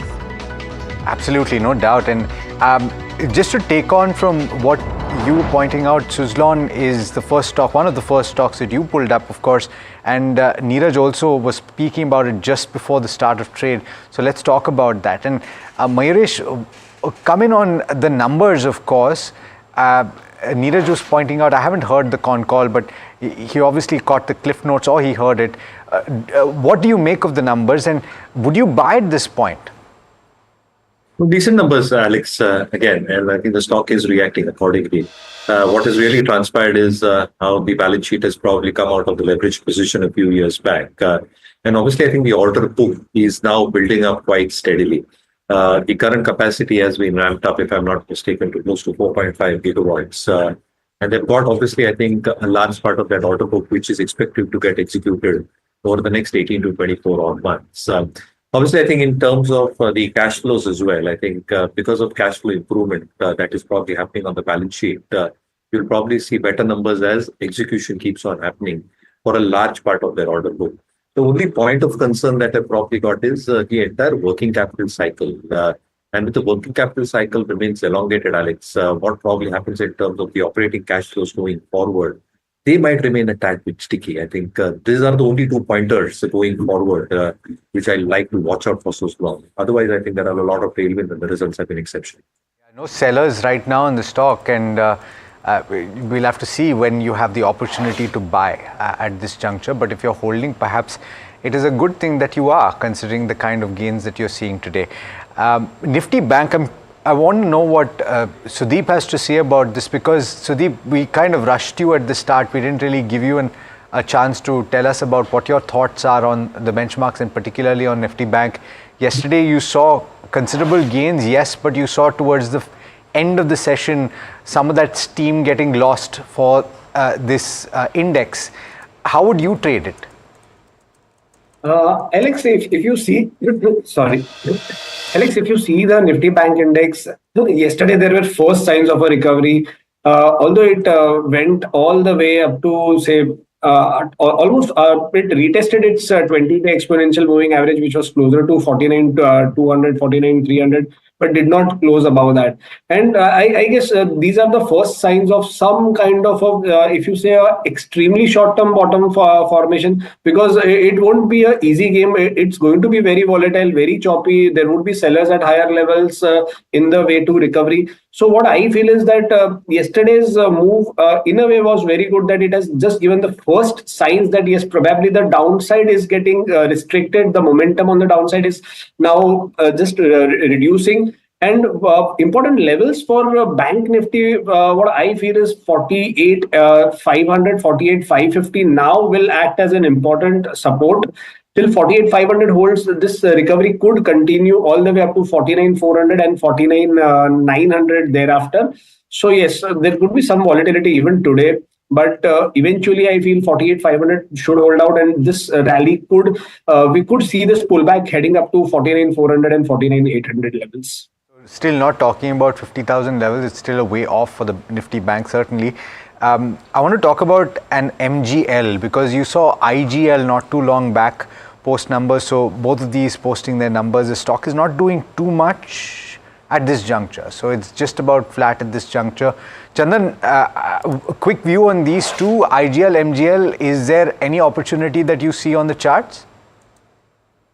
So looking at IGL, MGL has been moving in a broader range from last couple of days. We have to play the broader range of the counter. That is the only way as of now. Looking at the levels, I believe 1235 would act as a support with hurdle at 1330. So this is the probable range for MGL.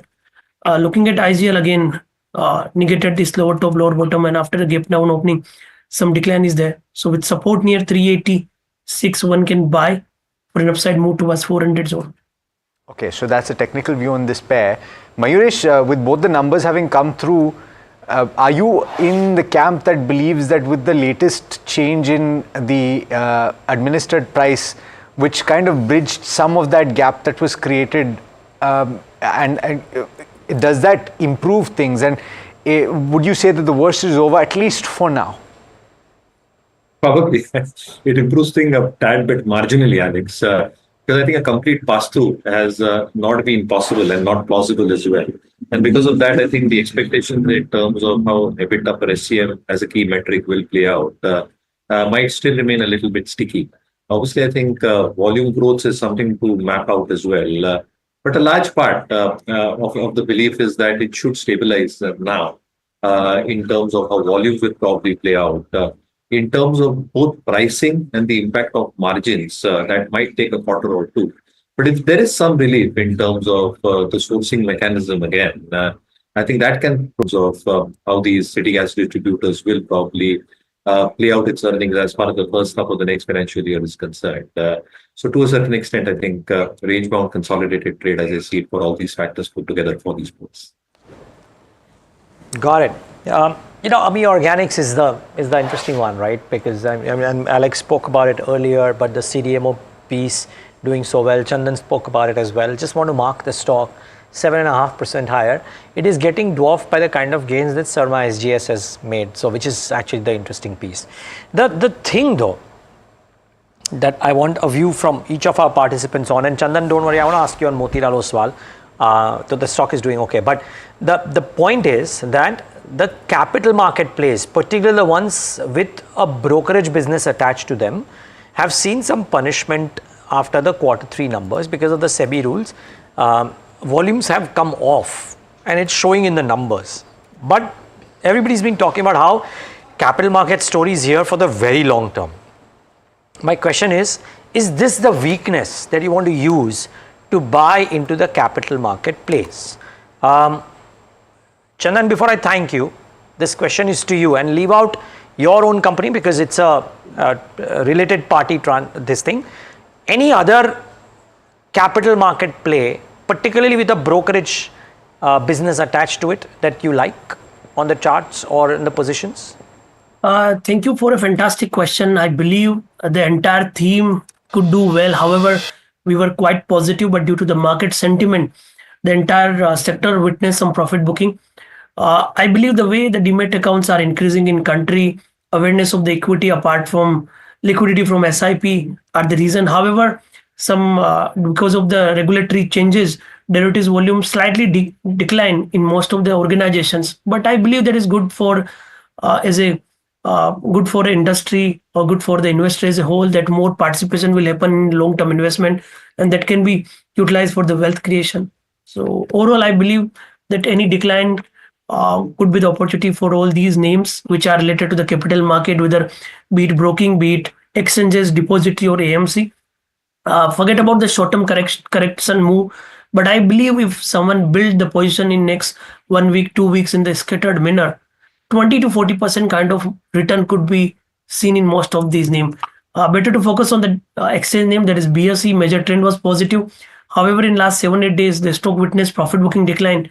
But still, I believe that 5,000, 4,800 could provide a major support to the counter to drive the next leg of rally. So I believe one should utilize these names for buy on decline stance if having the view for next couple of months to couple of quarters.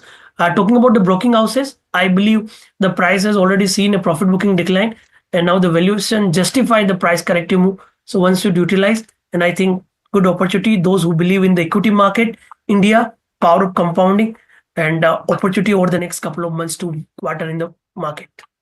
Very quickly, about 60 seconds, Mayuresh, because we have to go to our conversation. But this brokerage businesses in particular, wealth has still reasonably done okay.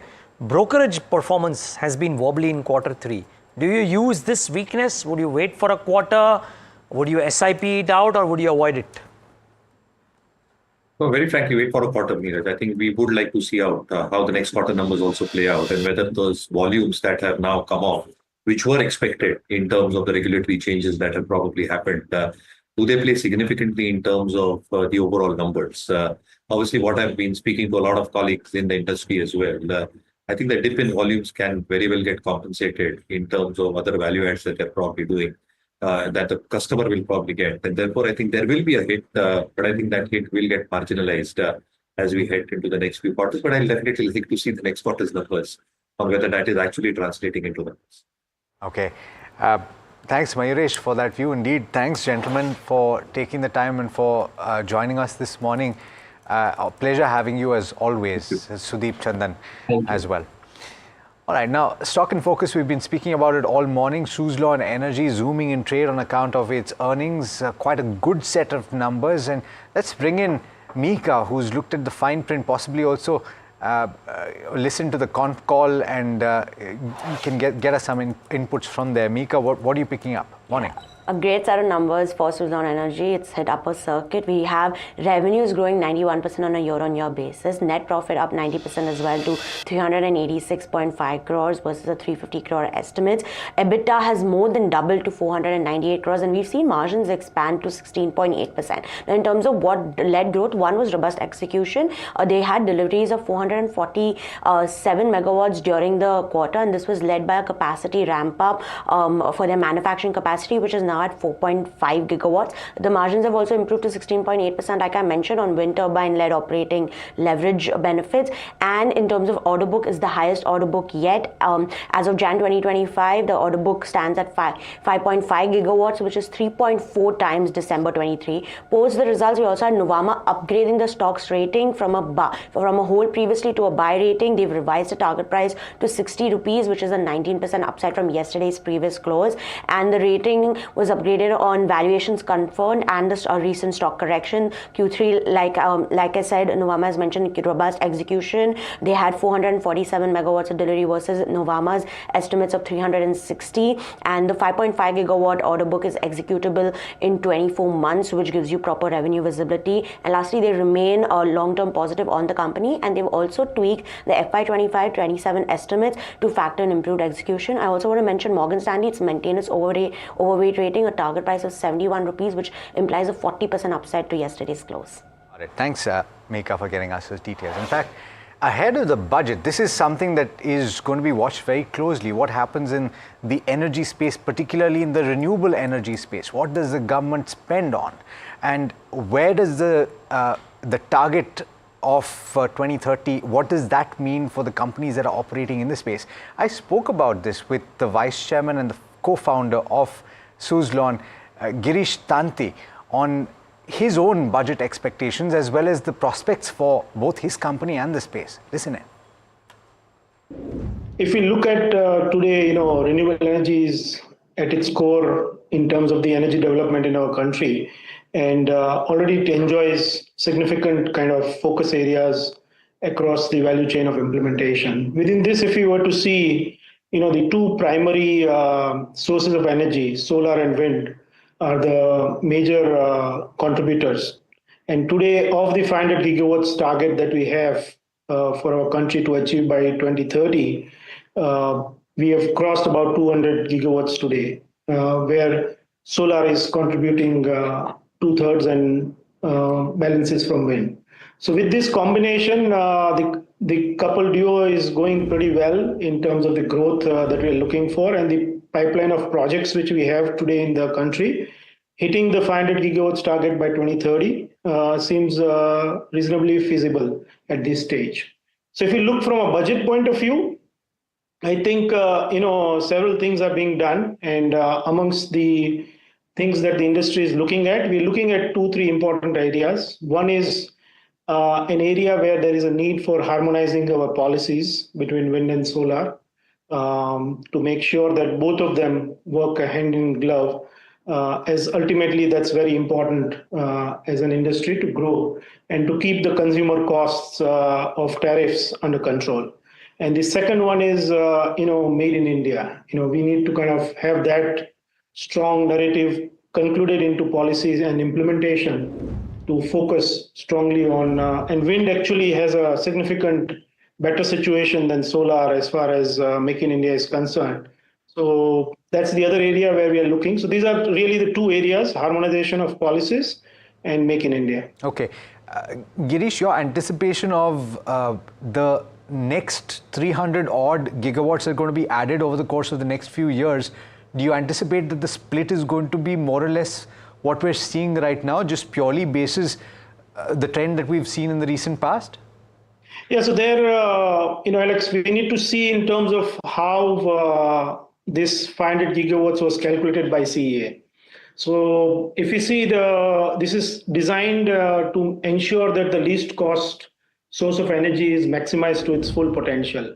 And when we look in the 500 gigawatts, there's a 300 gigawatts to come from solar and about 100 gigawatts to come from wind.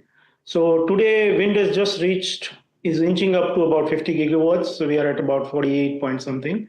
And so we have to almost double our capacity. What we've done in the last 30 years in wind, we need to double that in the next 5 years and add a 50 gigawatts of additional wind power. So I think, and the industry is quite well poised to make it happen. Okay, and I'm glad that you put that into context. There is a bit of an expectation that there will be higher support for offshore because it's not proven as lucrative, some might say, as the onshore wind has been, and you've also not been very aggressive when it comes to the offshore projects. What do you think needs to change for that to be more lucrative? Yeah, so I think this is very important. I think India is blessed with a beautiful coastline, one of the largest that we have across countries. So from that point of view, we have definitely a significant portion to go offshore wind. However, at this point in time, if we just step back and see the reality of where we are, the total wind potential that our country has onshore is about 1 terawatt. And we have currently just done about 48 gigawatts, which is about 4% of the total wind potential on land. So we've just scratched the surface of what wind energy can do onshore itself, first of all. So there's a 96% growth that is possible onshore first. And already we've proven there that wind and solar both are extremely cost competitive to any conventional source also. And that's why the adoption of green power is moving extremely fast in our country. When we go offshore, things are slightly different. Today, first of all, the cost of building offshore projects is almost 3x of what you would do it onshore. And likewise, the generation benefits which you would get are not in proportion to that kind of scale up. So effectively, with today's technology, best in the world that's available, and we as Suzlon, we have run and operated world's largest offshore wind energy company out of Europe. So we are familiar with all those technologies. Even if we use the best of the technologies today available in the world, the cost of energy to produce offshore will still be about 2.5x of what you can do onshore. And therefore, the economic viability today for offshore is still a little away. And that's the reason government is looking to give the value gap funding, as we call it, to make sure that they bridge up for getting the first kind of projects off the ground. And I think it's still a journey. But if you see the short-term goal of 2030, the first 50 gigawatts which has to come right now for our next 5-6 years, this will all come from onshore. Okay. Offshore journey will start post 2030. Okay, and developments of technology, I would think, also would contribute to making that easier. Viability gap funding, of course, is one thing that we're looking at very closely. As someone that has looked at the space, of course, your role is the creation of this capacity and the generation of the power. But equally, when you're looking at the utilization of this power, Girish, one would say that the transmission of that power and the utilization effectively of that renewable power is absolutely critical. Do you think, as an allied space, if that develops very, very quickly and if it moves faster than we were envisaged or we had thought possible, do you think that it would be more beneficial for your industry as well? I think this is a very valid area which you just touched base, Alex. I think if you see today, both for wind and solar, the biggest bottleneck for growth is the electrical infrastructure, the green corridor that is getting built across the country and individually within the states. So I think the more we can speed up that growth of development of transmission and distribution network will speed up. And if you see historically what has happened, we have generated centrally in the conventional energy and then distributed the electricity to the consumers across states and across the country. Whereas the beautiful part about renewable energy is that they are generated almost at the back end, very closer to the consumers. So really now the challenge is how do you build an infrastructure which can almost in a way set up more distributed generation across different states. And so we avoid less transmission cost on that ground. And one very important part in this is that it's very important that the growth of wind and solar is balanced out, because otherwise the infrastructure which we will build, like just for your example, today the kind of infrastructure that is getting built, say to support the solar ecosystem, effectively that grid just gets utilized during the day for 6 hours. So it's 1/3 of the time the grid is not utilized. But the moment you have hybrid projects where you have wind and solar both, then it is much better utilized. So effectively the return on investment to government for any grid infrastructure build-up, if they do it jointly for wind and solar, is reduces by half. And I think that's where the new system of balancing wind and solar growth is very critical. Do you think, so I know that you've given us the numbers as well for this target to be hit. You're talking about cognizant of what you've just spoken about. And so therefore the mix, do you think that it's possible to have a higher mix at all, or do you think that it's too tall an order? Yeah, so I think, so basically, as I'm seeing, actually the mix of wind is even going to be higher, because with the opening up of the private procurement today, a huge amount of India Inc. If you see all the large corporates and even the mid segment, everybody is working to producing their own electricity through renewable energy. Okay, so that was Suzlon. Of course, their numbers in focus today. Stock is 5% up after a good set of numbers. More earnings conversations in focus this morning on NDTV Profit. Union Bank is what we're talking about. My colleague Harsh spoke with Sri Ramasubramanian S., the Executive Director at Union Bank of India, to talk about their Q3 performance. Listen in. See, if you're looking at it, yes, as you rightly said, that their operating profit is, we are able to maintain, but though it is a flat, or we are just increasing our operating profit. The major thing is from one of the contribution is from the interest income from the credit. Once our credit growth will be there, where with good pricing, we will be able to show a better operating profit. And other than that, if you are looking at it, our non-interest income is always showing a excellent growth, and still we are showing a growth of a good income, non-interest income. And so we will be able to show a better operating profit in the days to come once the capex cycle kicks in, and we will be able to show a better credit growth. Understood. So, sir, you guided for 11 to 13% credit growth and 9 to 11% deposit growth. Now, while credit growth has gone up by 2% sequentially, which is decent given your size, but when do you seriously start looking at that double-digit credit growth? Is it only FY26? And what's holding you back? See, there is nothing. The problem is a source. I should have a source at a cost where I will be able to lend for the growth, because the credit proposals available in the market are at a very competitive rate. So we are also seeing that which will be suitable to us at what the rate what we expected, and we are going ahead with that. So if even today, if you look at it, we have a sanctioned credit proposals of around 39,000 crores, and in the pipeline, if you are combining that, it will be around 72,000 crores. We are having a credit proposals, so which all will be due for disbursement in the next 2 or 3 quarters. We expect the good credit growth in the coming quarters. With the credit growth, automatically we will be able to get the deposit with the liquidity also coming into the system. We will be able to show a better performance in the coming quarters. Understood. How quickly does that happen, sir? Next quarter? Yeah, we hope so. We are also very hopeful that it has to start from kicking from this quarter itself. And so, is LDR clearly is not a problem for you, which is loan to deposit ratio for viewer context. Is LCR the problem? And the latest RBI measures, does it help your bank in particular? See, LCR, the draft guidelines which has come, it is going to affect all the banks. Maybe the variation may be different. Our bank, it may be affecting around 10 to 11%, 11 bips will be affected out of that.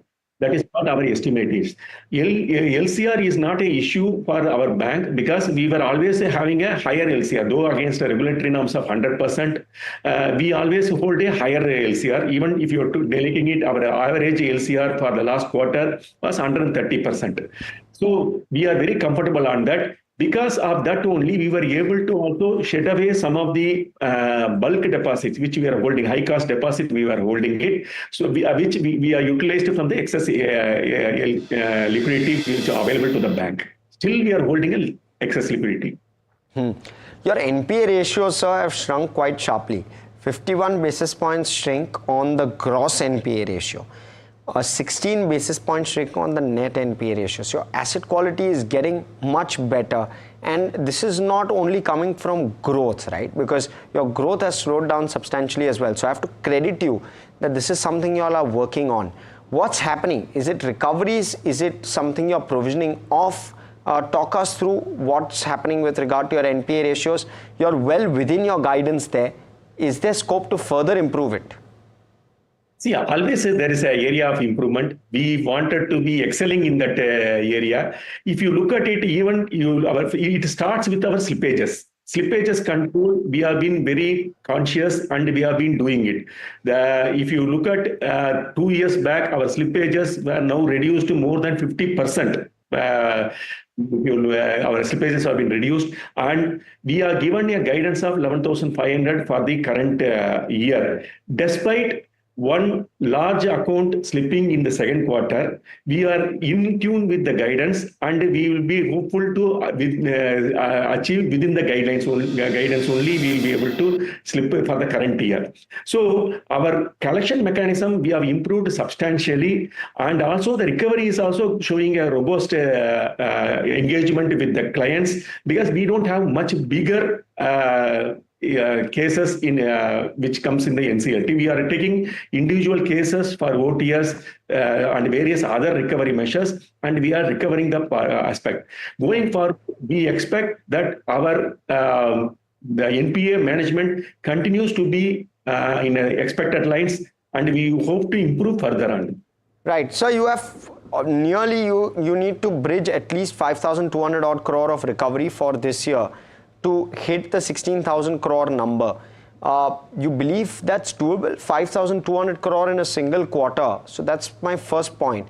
Second point, what's the pipeline like? FY26, what would that number be, which you may target? Yeah, I will answer your second point first. That we'll be announcing it when we are announcing the March results. Even our we have to internally also we have to work on that, and we'll do it. But so what's the pipeline like? That would give us an indication. That would give us a sense. Yeah, I can give you the numbers. Yes. The total NPA, including what we have written off, is if you look at it, it is around 1,20,000 crores. Though the books we are having 50,000 only, it is there. Remaining have been written off, and our adequate provisions have been made on that. So the 1,20,000 crores, which if you are looking at the last 2 years, our recovery ratio, it was more than 20,000 in 23 and more than 18,000 in 24. This time also we are in line. We have already having a sufficient number of OTS proposals which has been done, and there the recoveries are expected in the current quarter. We will be hopeful and to achieve the guidance which has been given for recovery in the current quarter. There is no issue on that. Regarding pipeline, as I already told, there is a big line is available.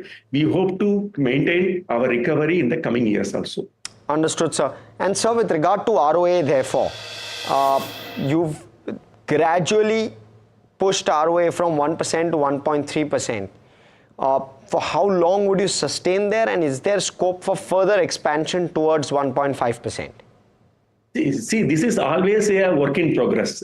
We have to try to improve more on that, containing the cost and increasing our, that's what one of the very important parameter is our fee-based income, which the bank is getting out of that.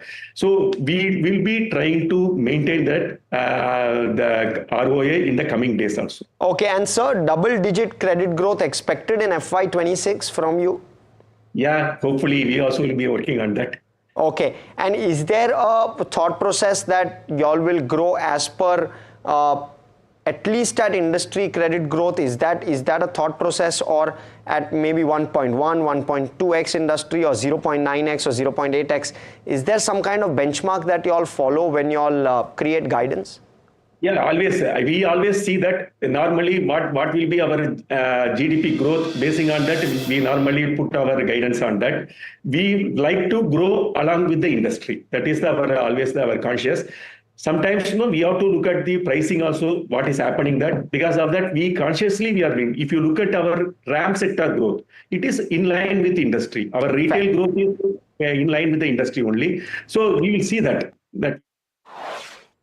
So that's one name, and the other one in focus today is Hindustan Zinc, right, on the results. So this is the third results conversation. The company reported a healthy set of numbers in the third quarter, 32% jump in profits, while margins expanded 400 basis points. We caught up with CEO Arjun Mishra on the quarter gone by and more. Listen in. Of course, Q4 is always the best ever amongst all quarters, and it will continue to remain so. A little bit of production deficit in silver, primarily because of the different lower grade of silver in the ore that we are mining currently. It happens in any mine, so it depends on the various patches of mine that you go through. Sometimes you'll get a fantastic grade, and sometimes you don't get that. So we are on it. Nevertheless, on the metal front, on a 9-month basis, we have grown by 3%, which is a good number to score. And quarter 4 will add more to it. And also we have completed a roaster project, and we will be finishing up some of the debottlenecking projects. So next year, I am sure we'll be able to register a far better growth in our numbers on the top line. Whereas, of course, we have controlled our cost, and producing at quarter 3 at $1,040 per ton has helped us to register 32% growth in PAT on year-on-year basis, which is a phenomenal growth to be registered by any metal and mining company. Got it. And the mine metal production stands at 784 kiloton as per 9 months FY25. Is the company still maintaining its guidance for FY25 between 1100 to 1125 kiloton that was stated last quarter? Absolutely. So none of the guidance we are changing, and we will. There is no fundamental difference in the production between the plan and what we're actually executing. And something that helped this quarter, like you mentioned, is higher zinc and silver prices also. I wanted to kind of get your understanding. What's the pricing outlook for zinc and silver going forward, especially in Q4? No, so I have been a firm believer that at a stable state, what is a stable state? If India continues to grow anywhere around 7.5% plus GDP growth rate, and USA grows at around 2 to 3% on their growth rate, Europe delivers a 2.5% growth rate, you are likely to see $2,900 to $3,000 per ton of zinc. And there is no change in that fundamental. Most of the economies are spending more and more on the infrastructure. There is a huge demand globally. Initially, it was for normal auto. Now again for EV auto, the demands are still increasing. So more and more galvanized products are in place. And hence we will have zinc demand globally as well as in India. I don't see any risk in the coming days. The prices, if you look at, my firm belief is between $28.50 to $29.50 per ton in zinc, and silver may be between $30 to $31 per troy ounce in the shorter term. Got it. And you said that demand, is holding on, and you're very positive in terms of outlook. So in terms of your production growth next year, what's the kind of range that the company is expecting? So I firmly believe that the long promised 1.2 million ton production I must deliver next year, and it looks like we are all set to do that. And at the same time, I do have an ambition of grow to 2 million ton, intermediate path being from 1.35 and 1.5 million ton. So a safe target to take would be say 1.2 million ton next year we produce. At the same time, we start working on the expansion projects for 1.5 million ton. So that in another 18 to 20 months, that is the financial year next FY27, we go beyond 1.3 million ton kind of number. Got it. And so coming to your cost of production, the lowest you've seen in 15 quarters, where could we see FY25 closing in the guided range? And is the company, could you give us more details on the renewable power share? Because that's expected to improve your margins as well, right? Absolutely. Renewable power share should go to, after this quarter, to about 13 to 15% renewable power share. Then next year maybe 26%, and year next should be 50%. So we are on course to converting more and more power supply into renewable power, which will reduce our cost of production in a big way. At the same time, we are ensuring that we transform our commercial process, the way we buy materials, to ensure that we get a better cost of buying by consolidation and things like that. I'm sure this year we should be able to deliver a cost in the numbers that we had guided earlier, and next year we should look towards more southbound cost, closer to maybe this quarter's cost of $1,040 per ton. Got it. So in terms of your FY26, what's the guided range for cost of production? Right now, the guided range is between, $1,050 and $1,100 per ton. What's the target for FY26? No, currently FY25 1050 to 1100. FY26 guidance will release when we meet for FY26. But all I am saying is, you will continue to take the cost downwards as the quarter after quarter. So you can hope a better number to be given as a guidance next year.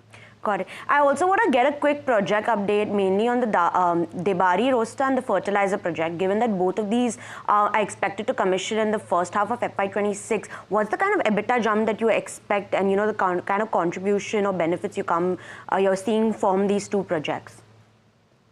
No, so Debari roaster should be about commissioned in this quarter itself, and we would see anywhere between this financial year, since there is a ramp-up period, anywhere between 25 to 30,000 tons of metal being added to the current base production numbers that will register for this year. So correspondingly, absolute EBITDA will also go up, margin remaining same. Fertilizer, the first phosphoric acid plant should get commissioned when FY26, and we should start selling phosphoric acid produced by the phosphoric acid plant of the fertilizer unit. And while we keep working on the DAP plant, that should be the way to go. And what's the kind of EBITDA potential from the fertilizer project once fully commissioned? No, fertilizer project is not so much about EBITDA lucrative. It is more for de-risking our operations, that we convert our sulfuric acid into a product which can be easily dispensed to it, and it ultimately goes to help the farmers and hence help the nation. Whereas, hazardous sulfuric acid handling and distribution is a big risk to the current operations. And could you maybe give us more details on the capex? What is your FY25 capex target? How much has been spent, and what kind of capex should you expect next year? In the capex, we are still remaining in the guidance, because all the capex we had planned, fertilizer plant, Debari roaster, exactly those projects are happening. We don't have much of unannounced capex spend on all that. Mining equipment replacement is also on course. Development of the mine is on course. Next year, you might see jump in capex because of some more work on the expansion of the mines have to be taken, some orders for smelter expansion to be done. But I think that's all for good cause, for adding more value to the shareholder. Got it. How much capex has been spent so far this year in FY25, sir? Anywhere close to 1,500 to 2,000 crore must have been spent already. Okay, got it. And finally, you mentioned a little bit, better right now, but I want to get this into a question. Last quarter, the company mentioned a better clarity on the 2 MTPA ramp up. So what's the roadmap here? What's the plan to achieve this goal? So we will not have one single project, declaration and approval for 2 million ton. We will be set up many projects. So right now we are almost on the verge of finalizing mining contract for expanding the mines for 2 million ton. So that order should be placed anywhere towards the end of February. Then we are also finalizing 250,000 tons of additional metal production capacity in the smelters. So that order finalization should be by first week of March. Then we will come up with other ideas of increasing both mining production and metal production. So maybe coming 6 to 7 months, we'll continuously hear announcements of medium-sized projects being announced and orders being placed, which will all add up to 2 million ton production if we finally do all that. Got it. So in FY25, 26, and 27, if you had to say, what could be the closing production numbers? Last question.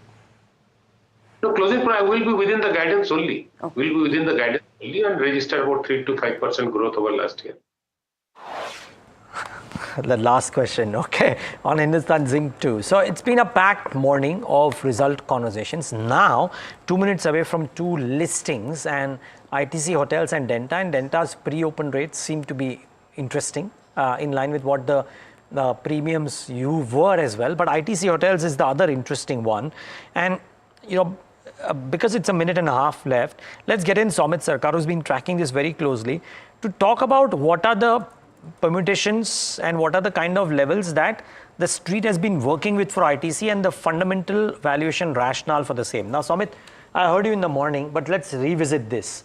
ITC Hotels listing expected between 180 to 250 or thereabouts? Well, the indicative price at the discovered price so far is around 180 to 188 on BSE and NSE. Right. Pretty much expected. Street was expecting around 200, slightly below than what the street was expecting. But what sales notes have been indicating from brokerages is saying that around 28,000 market capitalization when ITC Hotel comes, it would be a good buy. That's what sales note of many domestic brokerages are indicating. So there could be further downside. And why not, given the fact that... How much? So the 28,000 market So 38, 39,000 is the market cap at around 180 to 188. So that's about a 25% downside. Yeah, around 10,000 more fall in market capitalization, which could be possible also given the fact that there could be ETF selling coming in. Then there is BAT overhang also that is there on the share price. They own around 15% in ITC Hotel, and they had clearly mentioned back in October that they do not intend to hold the stake and they will sell it at a right price. So that overhang is there, plus 200 to 50 million US dollars of ETF selling is also expected to come in once the stock moves out of both the indices. But do remember, there's a circuit, 5%, 178 is that price. It can't fall below that. Okay, let's see what the listing price comes in, and if there is indeed some selling pressure that we see on ITC Hotels. Remember, there are two listings, by the way. Delta Water is the other one, and ITC Hotels. Let's get those prices up on the screen as well. It's a joyous moment for any company, of course. And look at that, ITC Hotels at 175. So slightly lower than the 180 tick that people were working with. Delta, not bad, about 16%. But ITC Hotels is the big one. So 177 and counting, Tamanna. For a lot of bulls, this is a disappointing listing because people were working with all sorts of numbers of, oh, could it go to 220 or 230 as well, based on some math and valuation multiples assigned. But 180, I must say, we at NDTV Profit got in spot on because I think both Sajit and Somit were talking about a number between 180 and 200. I think it's just around that number.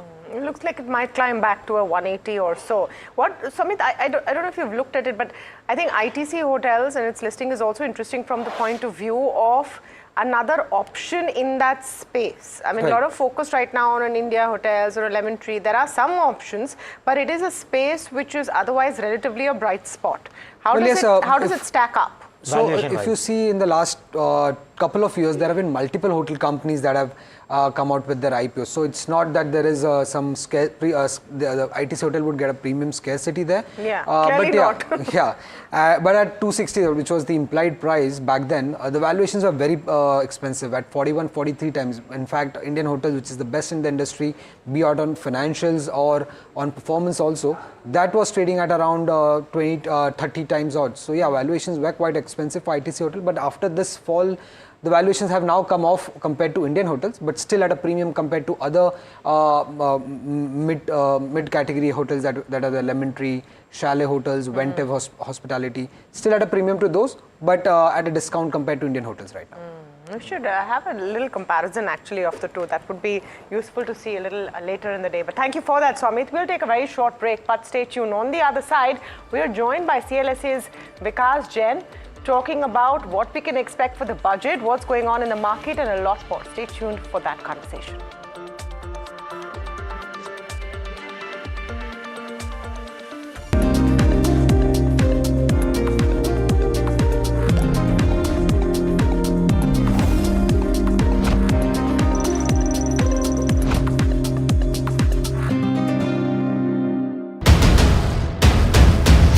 This is the day that shapes the future of a billion dreams. From the fields of agriculture to the backbone of defense. From ambitious infrastructure projects to everyday tax policies. Every decision counts. How will this budget balance growth and fiscal prudence? What will it mean for jobs, and what will it mean for your portfolio? Join us for the most comprehensive coverage of Budget 2025 as we decipher the impact of this budget on you.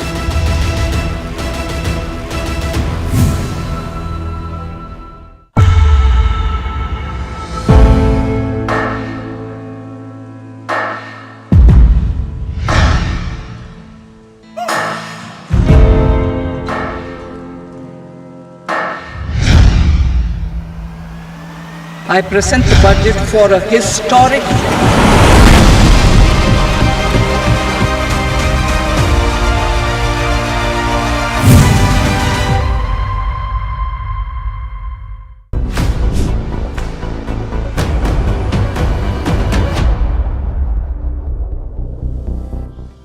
Union budget is around the corner. What could be announced and how will it impact the market? UBS comes out with a key report. UBS thinks the impact of the budget on the stock market would be muted as the capital expenditure and consumption boost could be limited in this time around. But what does UBS estimate the government could announce? We bring you what UBS expects in 5 key aspects. The first one's, of course, the impact on the stock market. Government's fiscal deficit, which occurs when the government's total expenditure exceeds its income. The third aspect would be infra companies to be impacted in this key budget, changes in the capital market structure and taxation, and finally, what government companies could be divested this time around. Now, UBS feels that the budget might not boost the market as the expenditure on consumption as well as capex might be lesser compared to the previous budget. Now, this time it is assumed that if the fiscal deficit is contained at 4.5% of the GDP in 2026, it could of course be a shortfall met by borrowings. Apart from this, UBS feels if the capital expenditure for 2026 is budgeted at a similar levels of rupees 11 lakh crores, similar to the FY25 budgeted capital expenditure, it could be negative for companies like L&T as well as the other core infrastructure companies. UBS also says the importance of domestic orders for the infrastructure companies is now higher given the limited overseas opportunities, especially in the Middle East. In this regard, UBS thinks companies exposed to private emerging infrastructure and power value chains are relatively better.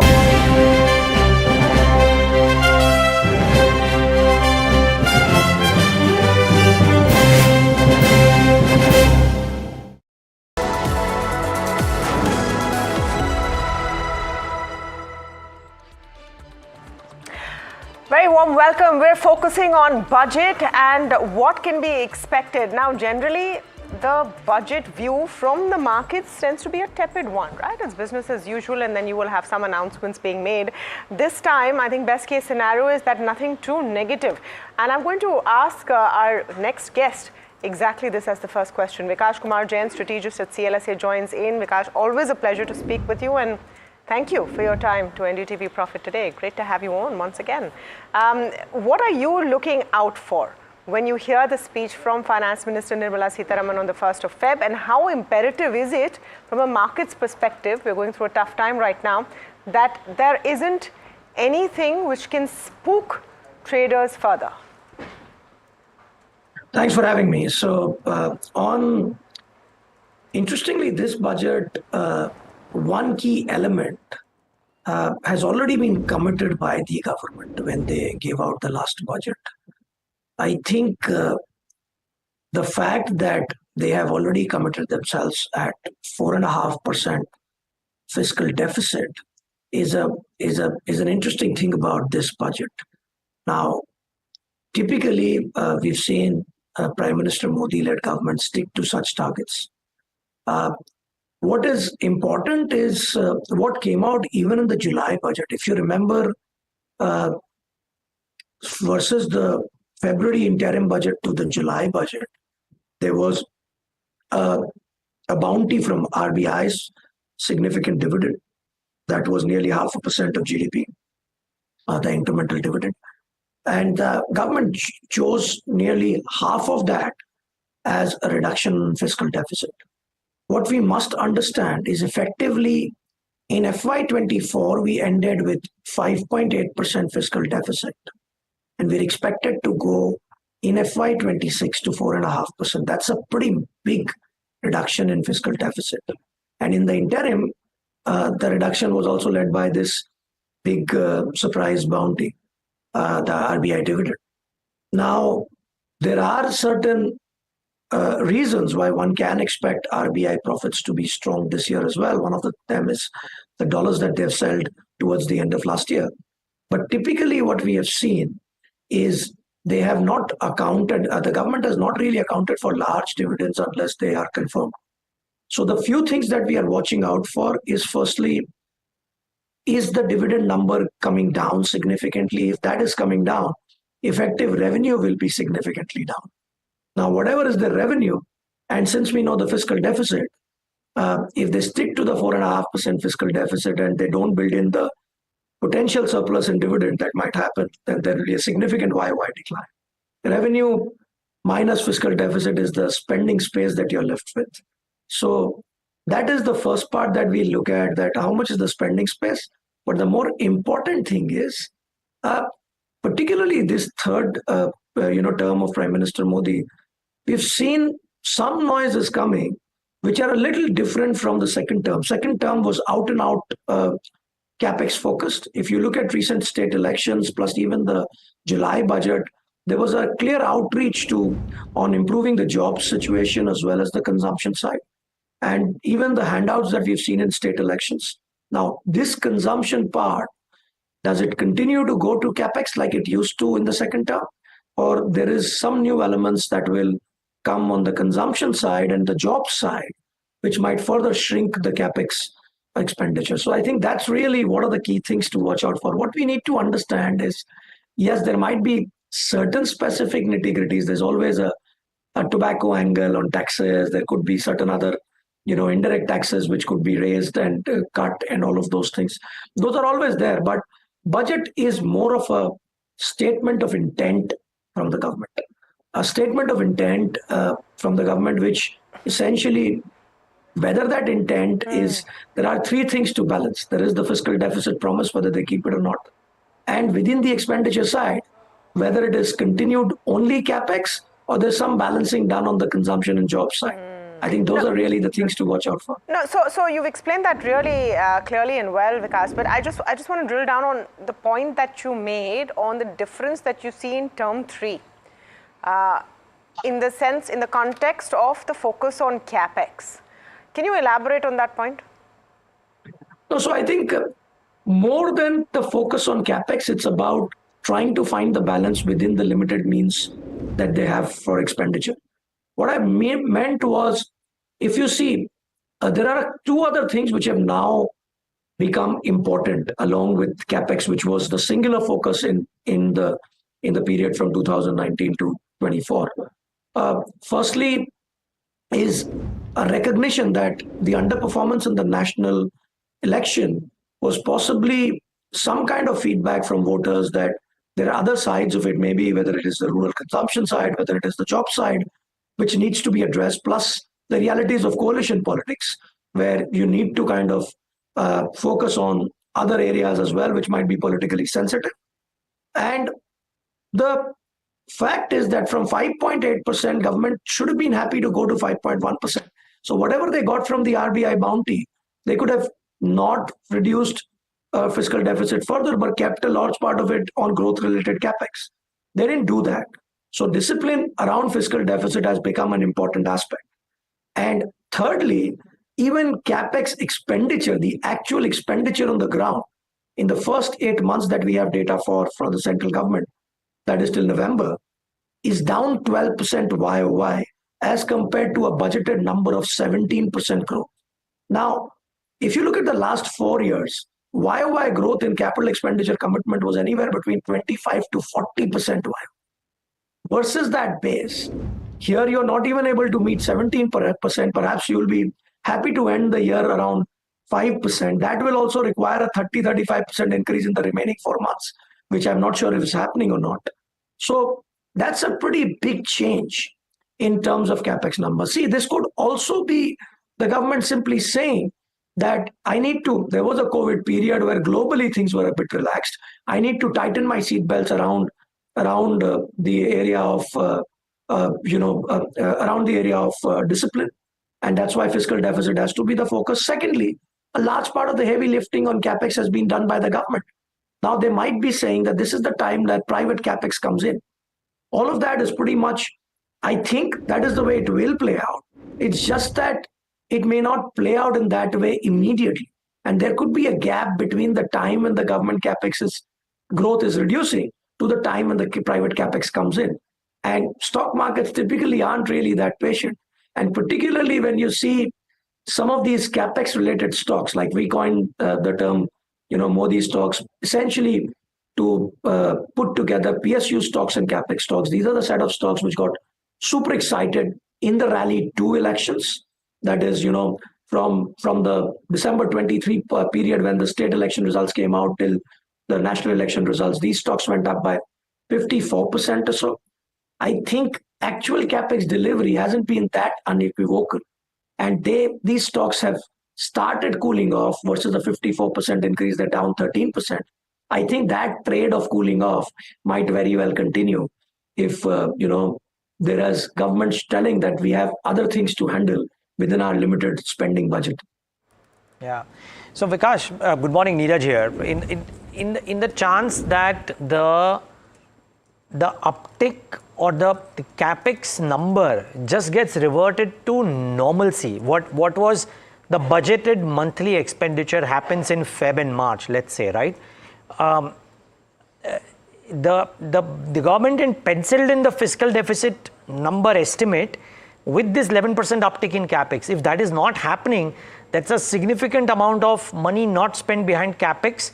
You reckon that's rolled forward into the next year, or do you reckon that leads the government to actually overshoot the fiscal deficit target, or undershoot rather, in the sense they do much better than the promised number? See, what we need to understand is that there are gaps in the revenue aspects as well, which have to be plugged in. You think the revenue is lower? So corporate tax collection has been lower.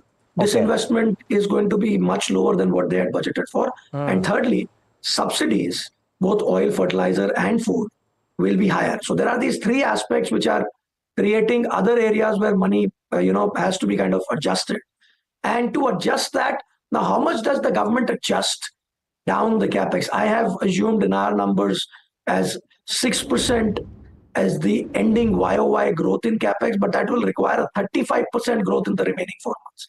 If it is not 6% YOY growth, but even lower, then maybe fiscal deficit could be, instead of 4.9%, 4.8%. I think a lot of that is less important. It's the remaining 2 months that we are talking about. What is more relevant is what is the FY26 number looking like? Even with my assumptions, where I believe that I have already assumed, RBI dividends to be high, not as high as last year, but still not fall much as what they used to be a few years ago. Even with those numbers, I am not able to get to a capex overall number, a number which is, I think, 11,000 crore or something, which the government had budgeted for this year. I am not even able to get to that number in FY26, which means over a 2-year period, the growth will be less than 15%, which means the eventual growth might, on an annual basis, be a CAGR of, clearly single-digit CAGR over a 2-year period versus a base of FY24. Got it. Okay. So effectively, Vikas, what you are saying is that the government may choose to, of course, after funding all the deficits, choose to still stick to fiscal deficit and hope for the private sector capex to come by, as opposed to now bearing the mantle of being the capex doer, if you will. Okay. In which case, Vikas, where does growth come from, or do you think growth suffers? Because we've seen the first 2 quarters of growth suffer because of elections, erratic monsoons, what have you. The expectation was that Q3 will do well. It hasn't quite performed. At least the corporate results aren't that great. Do you think the economy hits a bit of a weak next couple of quarters as well? Because the opinion is split, right? Some people are saying that's a multi-quarter slowdown. Some people are saying, no, we will bounce back as we have. What is your assessment? See, I think the process of normalization can be a little longer than just a quarter's blip. That can always be the case if you have that kind of a blip in a quarter. See, a lot of what we are saying for a long-term watcher of India can be nitpicky. Okay. However, from a perspective of where expectations are in some of these stocks, it is relevant, because that can lead to reasonable disappointment because of elevated expectations. I would say that we need to appreciate that a large part of the last 2 years, barring the 2Q, India was at a higher than potential or a potential average growth. So there could be a period where it kind of normalizes, and then we get back to whatever is likely a long-term average kind of growth, which is somewhere around 6.5% kind of a number, whereas we were growing significantly higher for a large part of last 2 years. A lot of that is, none of that is from a long-term India growth watcher a huge alarm bell.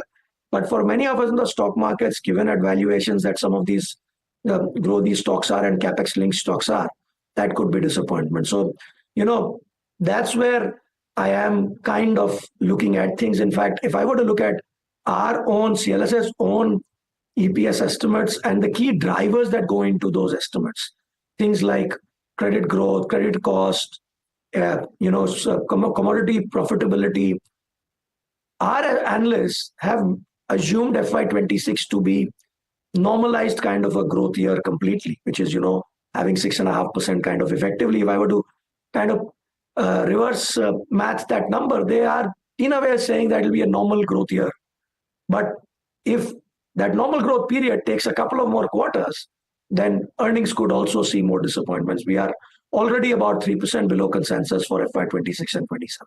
What are the opportunities you're spotting, if any, Vikash? Are valuations now beginning to look better? Are there any pockets where you think now the bearishness is overdone? Sure. So I think, Tamanna, the thing is, I try and look at things from a perspective of lens of expectation in a very big way. And that is where I am quite, the thing that I mentioned about Modi stocks, that's where a lot of expectation was very high. Imagine 90% of those 50 or so stocks outperformed when they gave a return of 54% in the 6 months preceding election results. 85% of them have underperformed now, but the basket has gone down by only about 13% or so. I still see many of them at elevated valuations. So that's where expectation is very high. There needs to be a cool off for us to get a better entry point to play the multi-year capex story, which is still there. On the other hand, there are some areas like affordable consumption where expectation is pretty low. But if you were to look at some of these handouts which are there, that's pretty significant in terms of state elections, what has been promised. That, along with good rains that we have seen, should lead to some kind of a improvement in affordable consumption. A little bit of a positive blip over, improvement over there can lead to good performance for some stocks from those low expectations. So I am just trying to, in a year where we are anyways not expecting affordable consumption, do you mean your staples FMCG basket? That's right, staples primarily. So we went overweight staples at the start of this year, just about 3-4 weeks ago. That is in our India focused portfolio, that becomes the biggest overweight by a margin. That was a pretty out of consensus call. And I think that's where there could be some surprises. Barring that, I would also say that what this correction has bought us, there are many stocks which are down, significant 30%, 25, 30%. Some of them can start, we now have some bottom-up opportunities to look at, to kind of consider.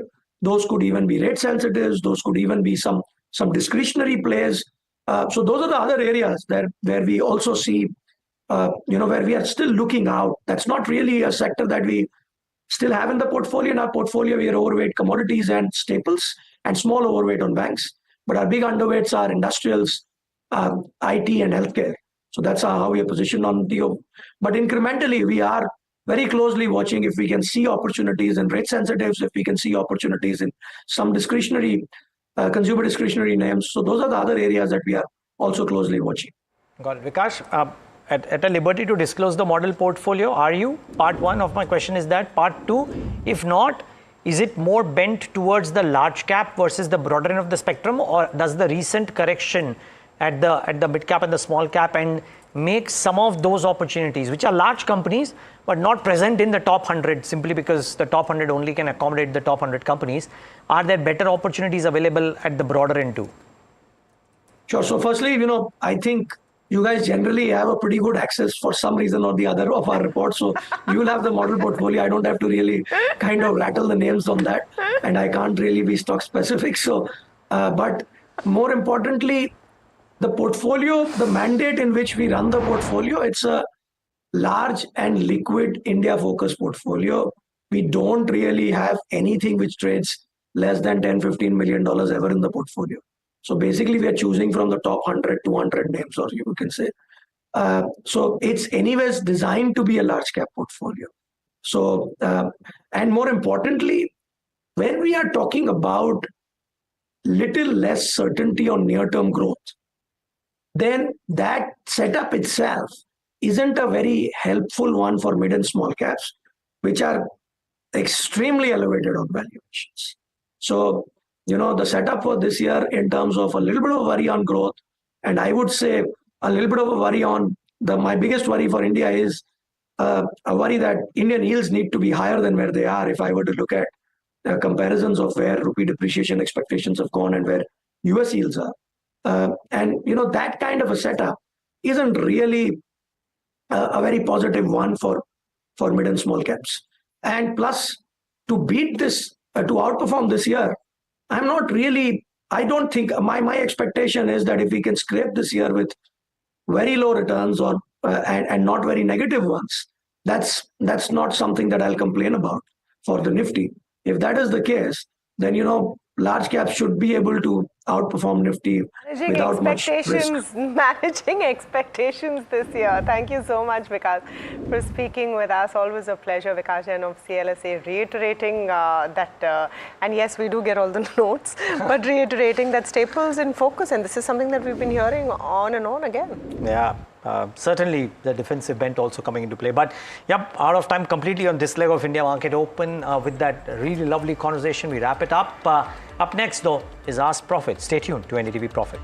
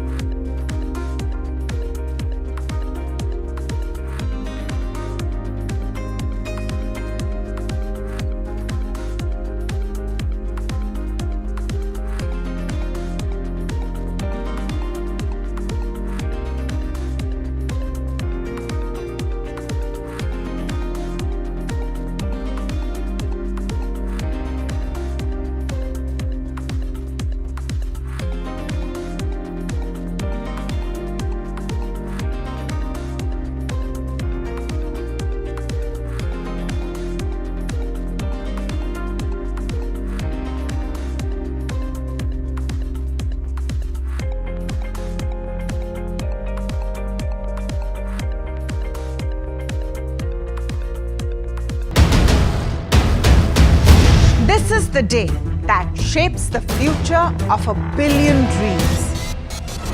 From the fields of agriculture to the backbone of defense. From ambitious infrastructure projects to everyday tax policies. Every decision counts. How will this budget balance growth and fiscal prudence?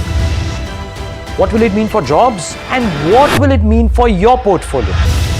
Join us for the most comprehensive coverage of Budget 2025 as we decipher the impact of this budget on you.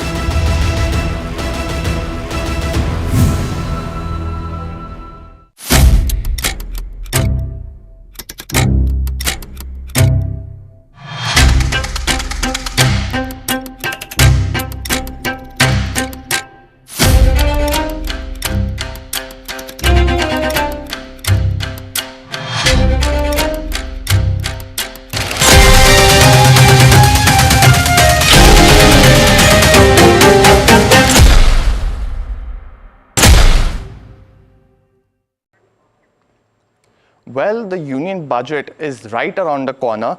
It's a very interesting time leading up to the budget as well for the policymakers as well as, us as shareholders. because we see a lot of movement in the Nifty as well as speculations are rife with what could be some of the measures that are announced in this particular budget as well as has been in each one going into the same.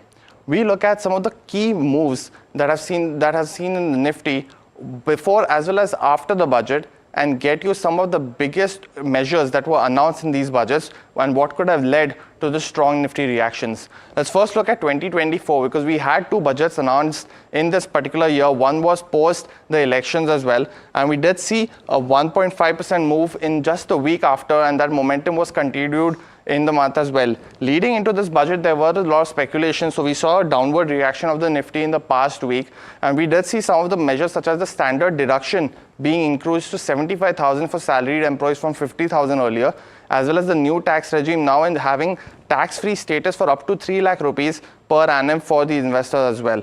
Apart from that, we saw custom duty reductions on mobile phones, gold as well as chargers as well. And these were some of the key moves in this particular budget. Leading up to the election, we had, the 2024 budget in February as well.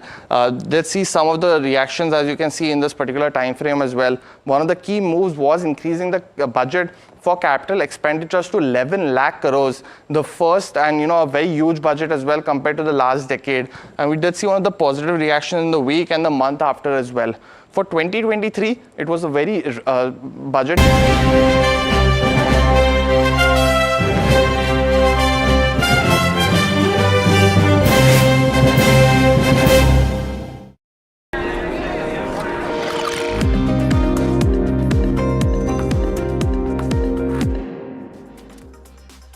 Hi, thanks so much for joining in. You're watching NDTV Profit. This is Ask Profit. This is the show that gets you answers to all of your stock-related questions. But before we start that in earnest, let's talk about earnings. And Bajaj Auto stands out as one of the top gainers, if not the top gainer on the Nifty 50 right now. And it's reacting to the earnings that it has displayed, 2.7% higher at this juncture. And we're joined by Rakesh Sharma, who's the ED at Bajaj Auto.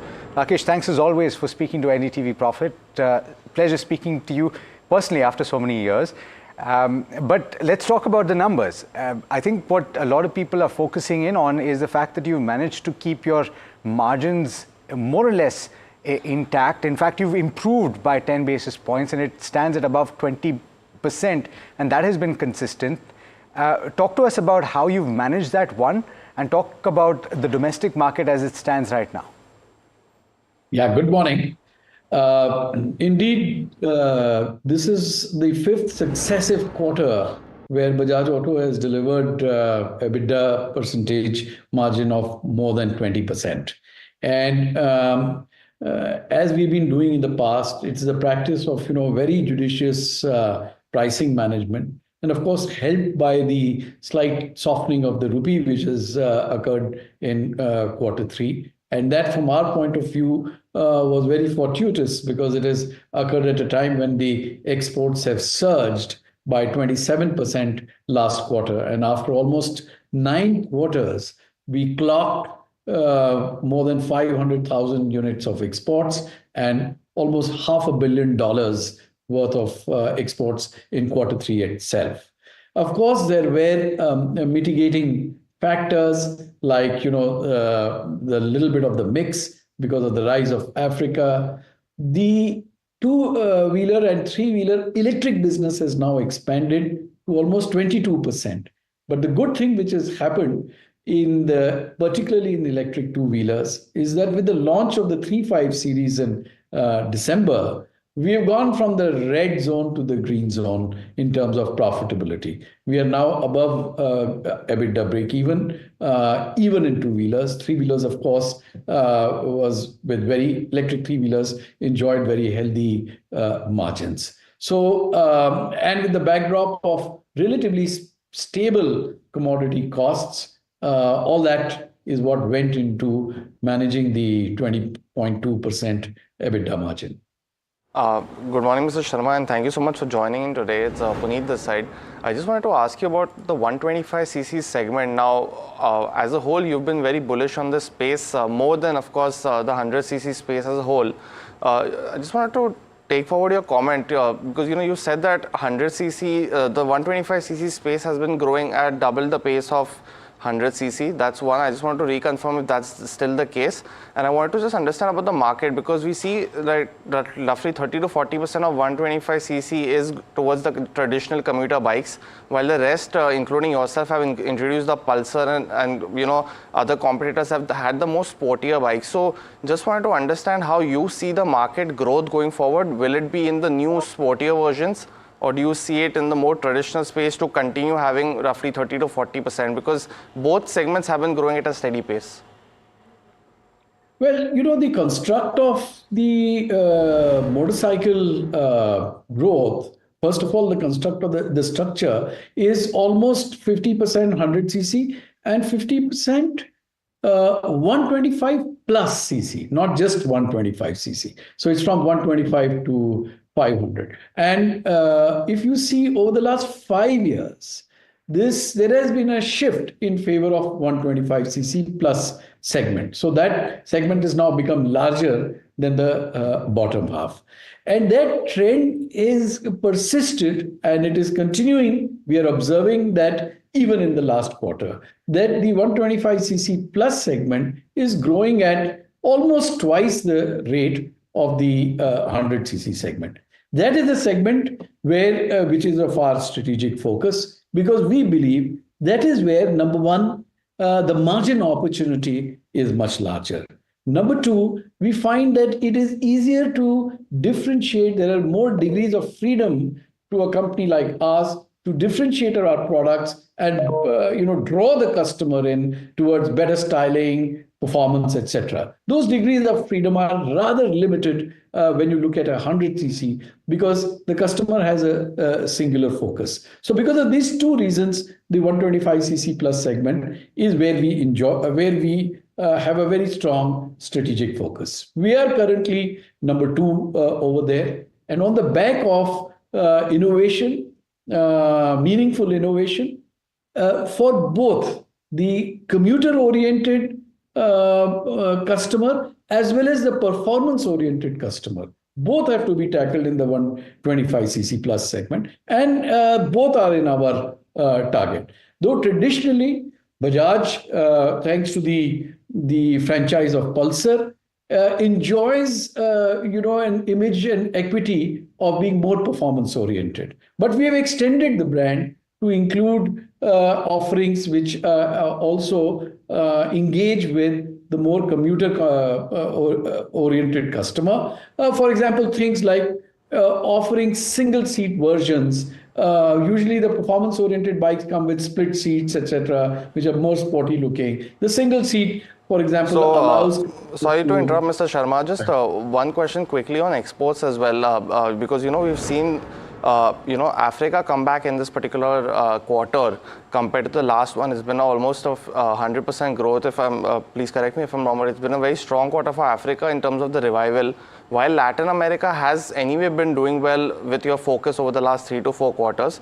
I just want to understand the scope of both these markets, because while there are some uncertainties in terms of currency for Nigeria as well as Africa as a whole, do you see in FY26 being the export segment that will drive the growth once Africa, and hoping that it does better, but your Latin America growth also continues? Because you did mention that Latin America could be double the volume of something which you do in Africa, which is anyway a very high number. So just wanted to understand your understanding on export in FY26. Could it be much faster than, of course, the FY25 numbers, but it could challenge the growth rates of the domestic market as well?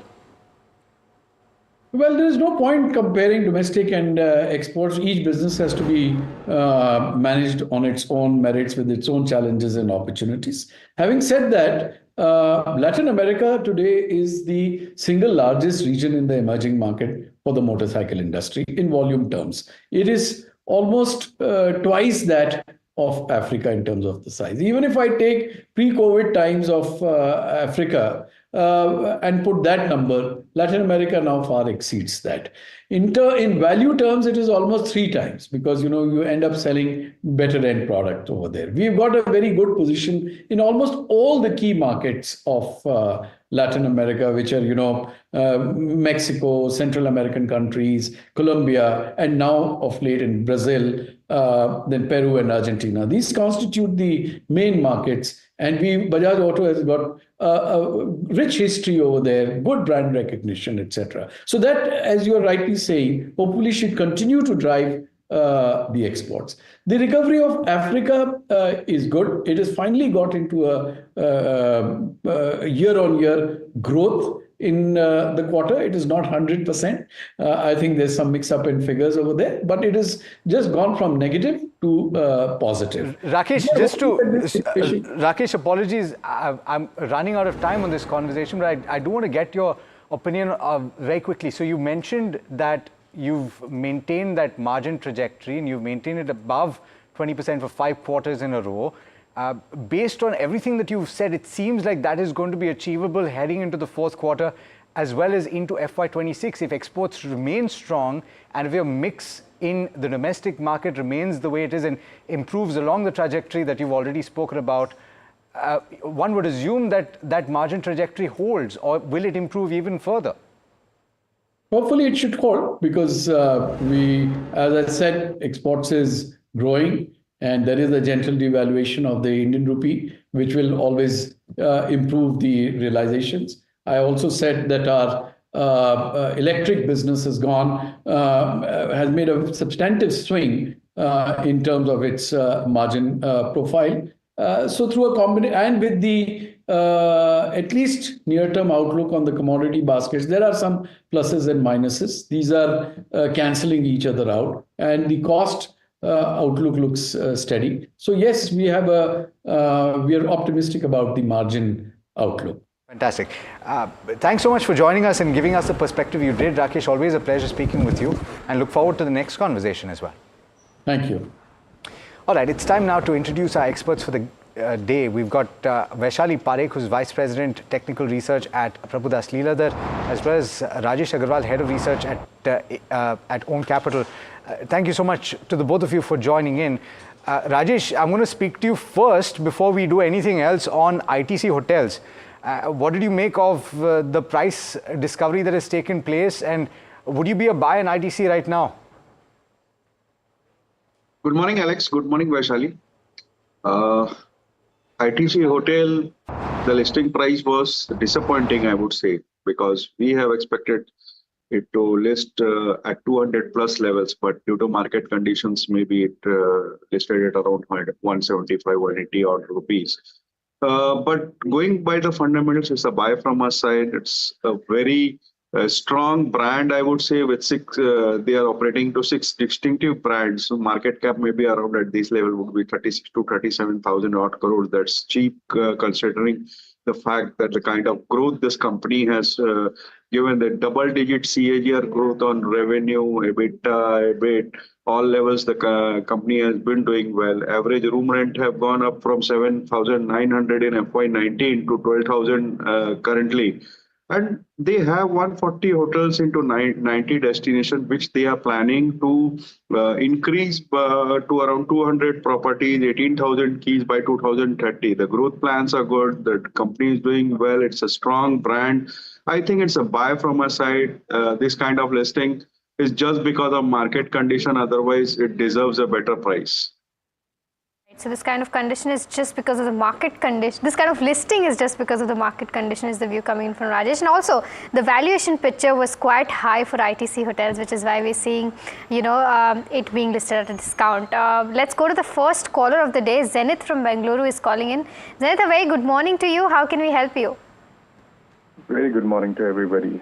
And I'm holding CDSL 200 shares at the price of 1,714 rupees. Okay. My question is, what would be the right accumulation zone? How far will it go down so that I can start accumulating? And what is the positioning in the next 6 to 1 year? Okay. Okay, I'll take your question with Rajesh again, Zenith. Rajesh, your view on CDSL in terms of revenue.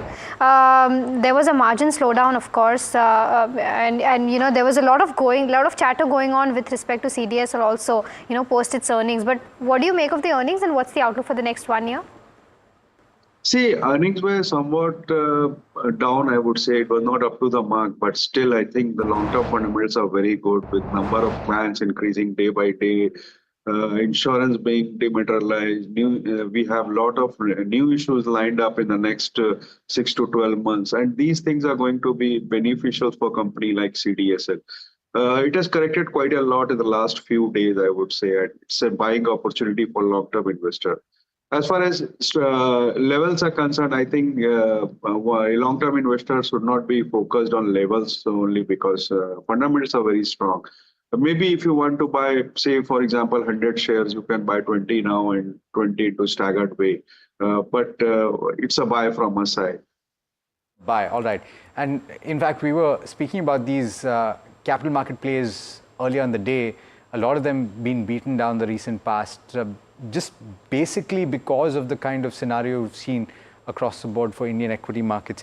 But we've got a question on Mahindra & Mahindra in the automotive space, and it's a short-term question. Shishir has got this question. He's bought at levels of 2,914. He's looking for a short-term view. He's got 255 shares. So he's, okay, there seems to be a mistake in the price. I think this is incorrect because the price of, let's pull up Mahindra & Mahindra. We're not talking about Mahindra Financial Services, we're talking about Mahindra & Mahindra. So 2914 is the buy price. He's got a short-term view. What is the view on the charts, Vaishali? Hi, very good morning, Alex and Rajesh. Yes, so I think market has overall taken a good beating, and auto index was also battered. But compared to all the stocks, Mahindra & Mahindra is still having a steady, good strength. And I would say wait it out, not in a hurry. It's not a trader's market right now. Actually, the prominent support lies at 2650.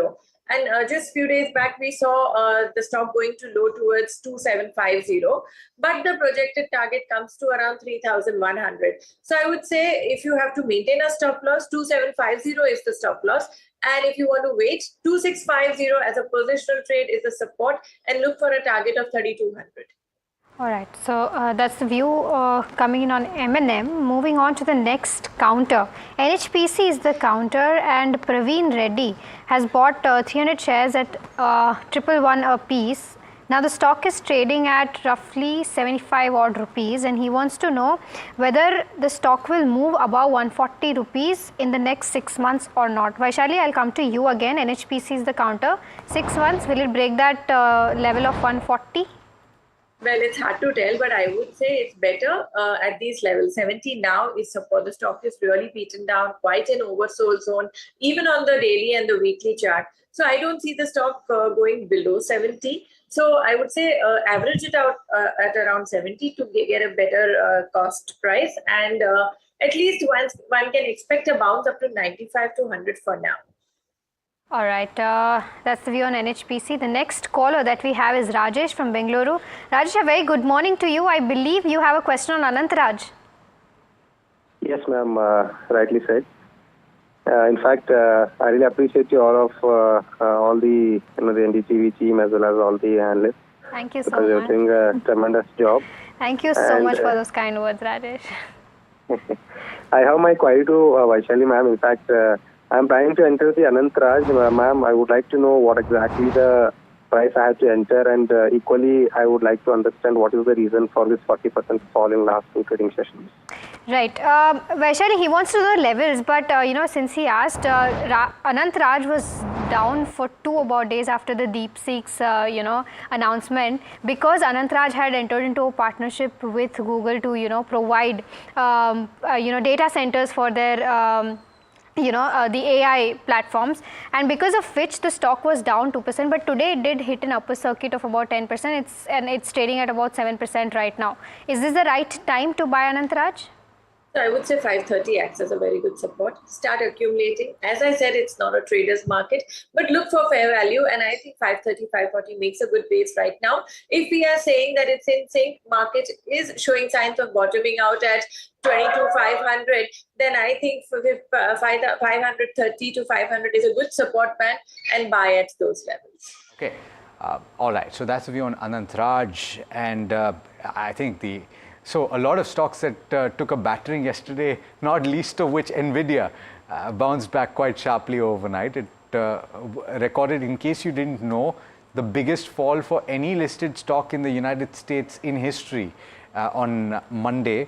And it recovered about 9% in trade overnight. But we got Suzlon. I'm wondering if it's still holding on to the gains that it had this morning. A very strong set of numbers, and there you go. No sellers in the stock right now. So if you missed the bus, then, well, you'll have to wait for that circuit to open again. Ravi Suresh has got this question. He has bought at levels of 50 rupees per share. And he's wondering whether he can hold for a period of 1 to 2 years. Rajesh, on the fundamentals, it looked very strong in the third quarter, and the prospects look very good as well. Would you agree, one? And would you say hold on? See, hold on, I would say, because the numbers were pretty good yesterday. They have reduced the debt drastically. It's almost debt-free. They made some fundraising some months back to reduce the debt. And the numbers that came out yesterday evening was better than expectation, I would say. So hold on for a target of maybe 60, 65 odd rupees in the next 2 to 3 months. For next 1 year or so, we need to look at quarterly numbers coming, whether this performance is being repeated or not. So it's very difficult to say 1 year target, but yes, 60, 65 rupees in the next 6 months is quite possible. Okay. All right. I believe we've got the next caller. Ricky is calling us from Mumbai itself. Ricky, hi. Thanks so much for calling us. What would you want to know about? Hi, good morning. Good morning. Yeah, actually, I bought shares of Trent at the average price of 5,500, 25 shares. So I just want to know if I can accumulate more at the current price or should I wait for the results? Okay. Okay. So, but what is your time horizon? Have you bought for the long term, Ricky? Yeah, very long term, at least for 5 years. Okay. Okay. And all right. And what drew you to this stock and why buy at 5,500? You must have bought recently, right? Yeah, recently, just a week ago. Just a week ago. So you saw the drop in the prices and you thought that it was attractive. Yeah, I just saw the dip and I thought it's the right time to start buying in some small quantity. Got it. Okay, Rajesh, on the fundamentals, what would you be looking for? And 5,500, he's already in the green. So what are the prospects based on the fundamentals? He's got, as he's pointed out, a 5-year time horizon. See, for a 5-year time horizon, it's a very good stock, I would say. Belonging to the Tata Group, doing very well. Almost all their stores, be it Westside, Zudio, everything is doing well. But averaging at only a difference of 25, 50, 30 rupees or maybe 50 rupees is not advisable. One should average only when there is a gap of 5 to 10%. Otherwise, it should not be done. Otherwise, your price differential is nothing as such. Hold on to this. For a target of 6,500 odd rupees in the next 1 year. Buy on any dips, I would say. If it corrects to around 5,400, 5,300, then you can add. Right. So that's the view coming in on Trent. Moving on to the next query. We have Vandana from Karnataka. Her query is on Adani Energy. And she wants to know whether this is the right time to enter into Adani Energy or not. Vaishali, I'll come to you. I would say actually Adani stocks also have seen a good corrective move, and this too is also in a oversold zone. So I would say if one has to buy right now, it has to be done with a strict stop loss, because right now, as we are seeing, that market is going through a volatile risk. So 720 should be observed as a stop loss, and look for a target of 780 to 800 levels. We've got a caller next. Alex is calling us from Kerala. Alex, hi. Thanks so much for calling us. How can we help you today? I need to know the view about JSW Energy. Okay. JSW Energy, its stock is down. I am expecting whether it will get on or not at 400 levels, and I am expecting the PE should be coming down to median PE up to 32. It will be good. Okay. And because understood. Have you looked at the earnings, Alex? Yeah, earnings are not good, but this is due to, I think, due to the margin pressure. If the margins is come back to its original margin level, there is no issue. I think going forward, if they improve their renewable energy sector, they improve the renewable energy, their margins will be improved, and from that they can get good results. But their revenue and profits are not affected due to their business, I think, by margins only. Okay. Is there any issues? I don't know. I see you've studied this in a fair bit of detail. In fact, I hope you've also caught the analysis that we had earlier on in the day. My colleague Mika tracks this very closely, and we did speak about it. But let me go to Rajesh on the fundamentals. Rajesh, I'm sure that you've also looked at the numbers. What do you make of Alex's research and Alex's analysis in the stock? Would you say that he's right, and would you say that he should buy at the current level? See, Alex has done a very good job researching the stock, and I would say every investor should do this, because after all, it's your money and you should do some amount of research before putting some money into a stock. As far as JSW Energy is concerned, long-term prospects looks very good. Yes, this quarter numbers were below expectation. Bottom line was down by around 50%. That was not expected at all. But FY26 earnings is trading at around 29 odd P. So that, I think, is reasonable considering the kind of capacity it has, the kind of new areas it's going into renewable and all. So it's a buy from a side. Maybe in the next 1 year, 15 to 20% upside from the current levels is quite possible. So that's the view coming in on JSW Energy. With that, it's time to slip into a short break, but don't go anywhere. We'll be right back answering all your queries on the other side.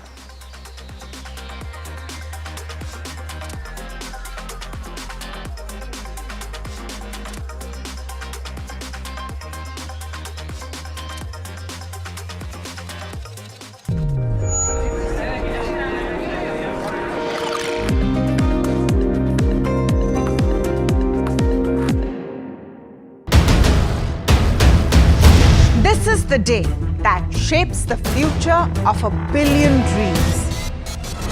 From the fields of agriculture to the backbone of defense. From ambitious infrastructure projects to everyday tax policies. Every decision counts. How will this budget balance growth and fiscal prudence? What will it mean for jobs, and what will it mean for your portfolio? Join us for the most comprehensive coverage of Budget 2025 as we decipher the impact of this budget on you.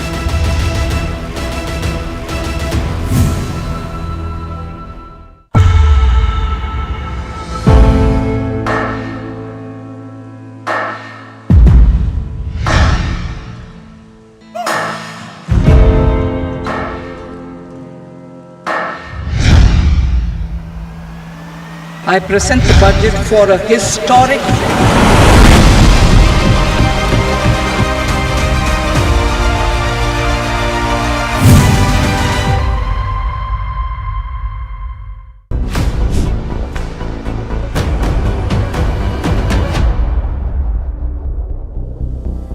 The union budget is around the corner. What could be announced and how will it impact the market? UBS comes out with a key report.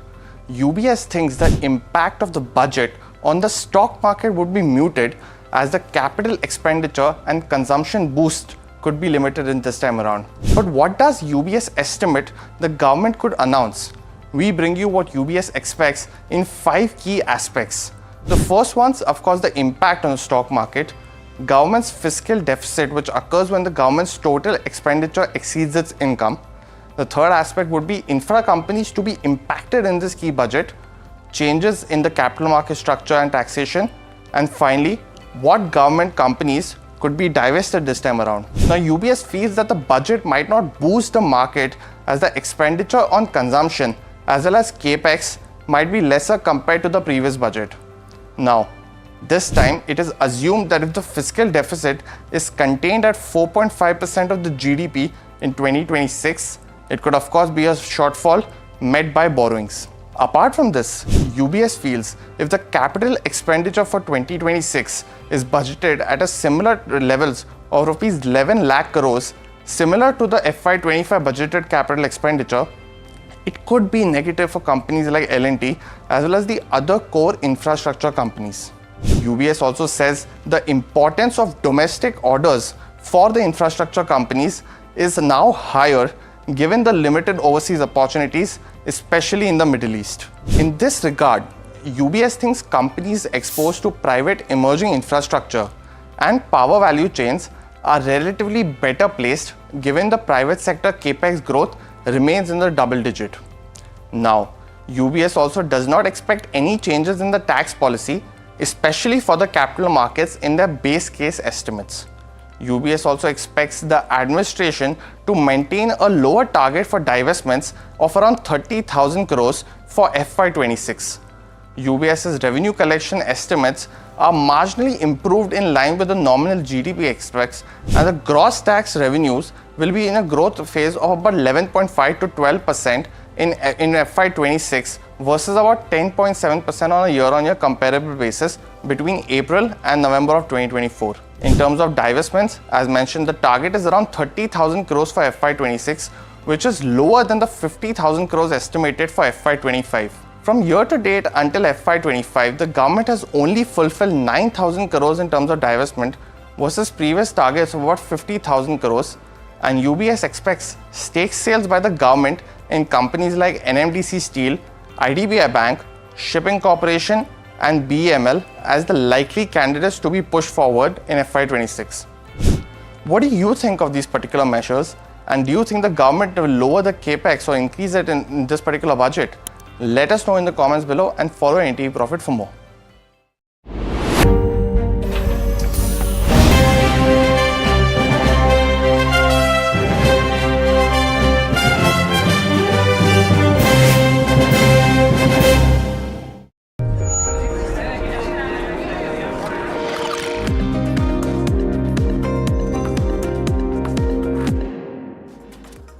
Welcome back. You're watching Ask Profit, a show where we get all your stock-related queries answered. For viewers who are just tuning in, you can ask all your stock-related queries on the number that is flashing on your screen.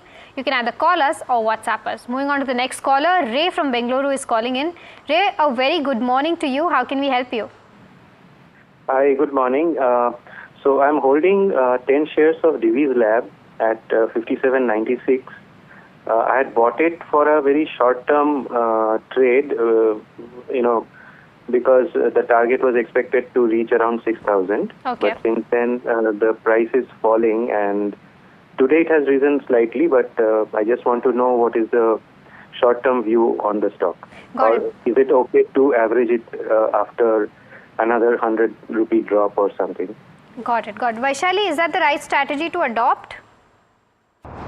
Actually, if it's only for a very short term, then I think he should keep a stop loss of 5,400, and maybe this stock can go towards 5,650 to 5,700.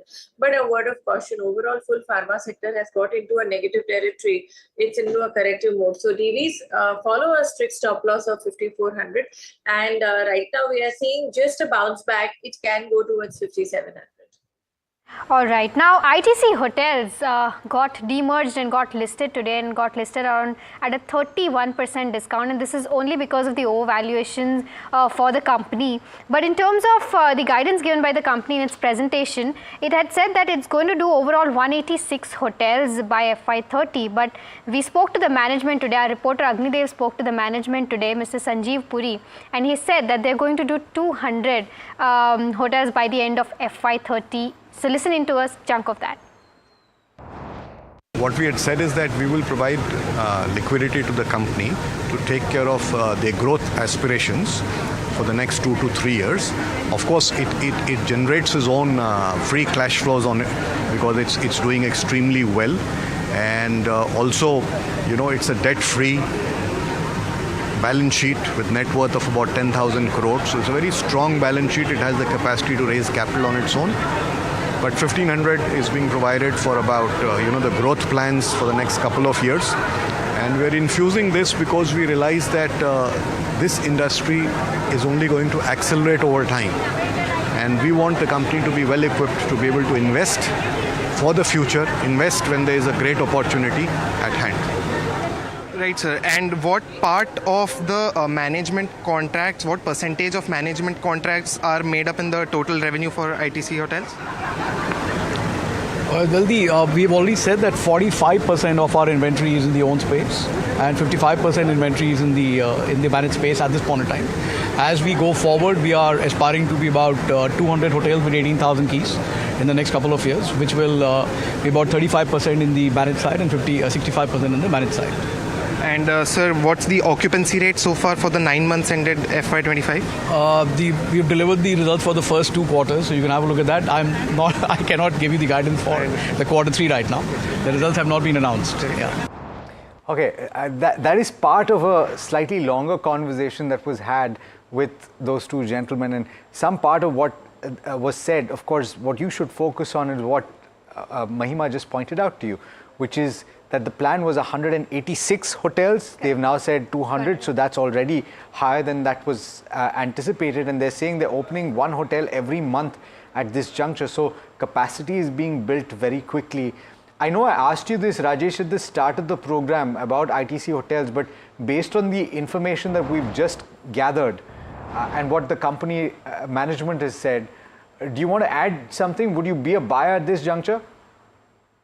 Yes, Alex, I have given a buy call in a starting conversation. I'm still stick to my statement that it's a buy at this juncture. The valuations are very good. Maybe it might look strange at this point of time, but at 37,000 odd crore market cap, debt-free balance sheet, adding 1 hotels every month, target of 200 hotels by 2030. It's a strong buy from our side. Maybe some amount of correction here and there or the consolidation might take place for some long period of time, but ultimately 2 years down the line, it would be give you a good return, I would say. DAM Capital posted its results earlier in the week, and let's pull it up and let's see where it's trading right now, because we've got a question from Parag. DAM Capital, it's up about 3% right now, but for the week as a whole, it's down about 2.3% or thereabouts. It did react negatively to its earnings. It's up and about today, though. The question is whether it can be bought from the long-term perspective. If I remember the results correctly, Rajesh, their brokerage business was where a little bit of a weakness came through, but their investment banking business looked very strong. Would you buy at this juncture for the long term?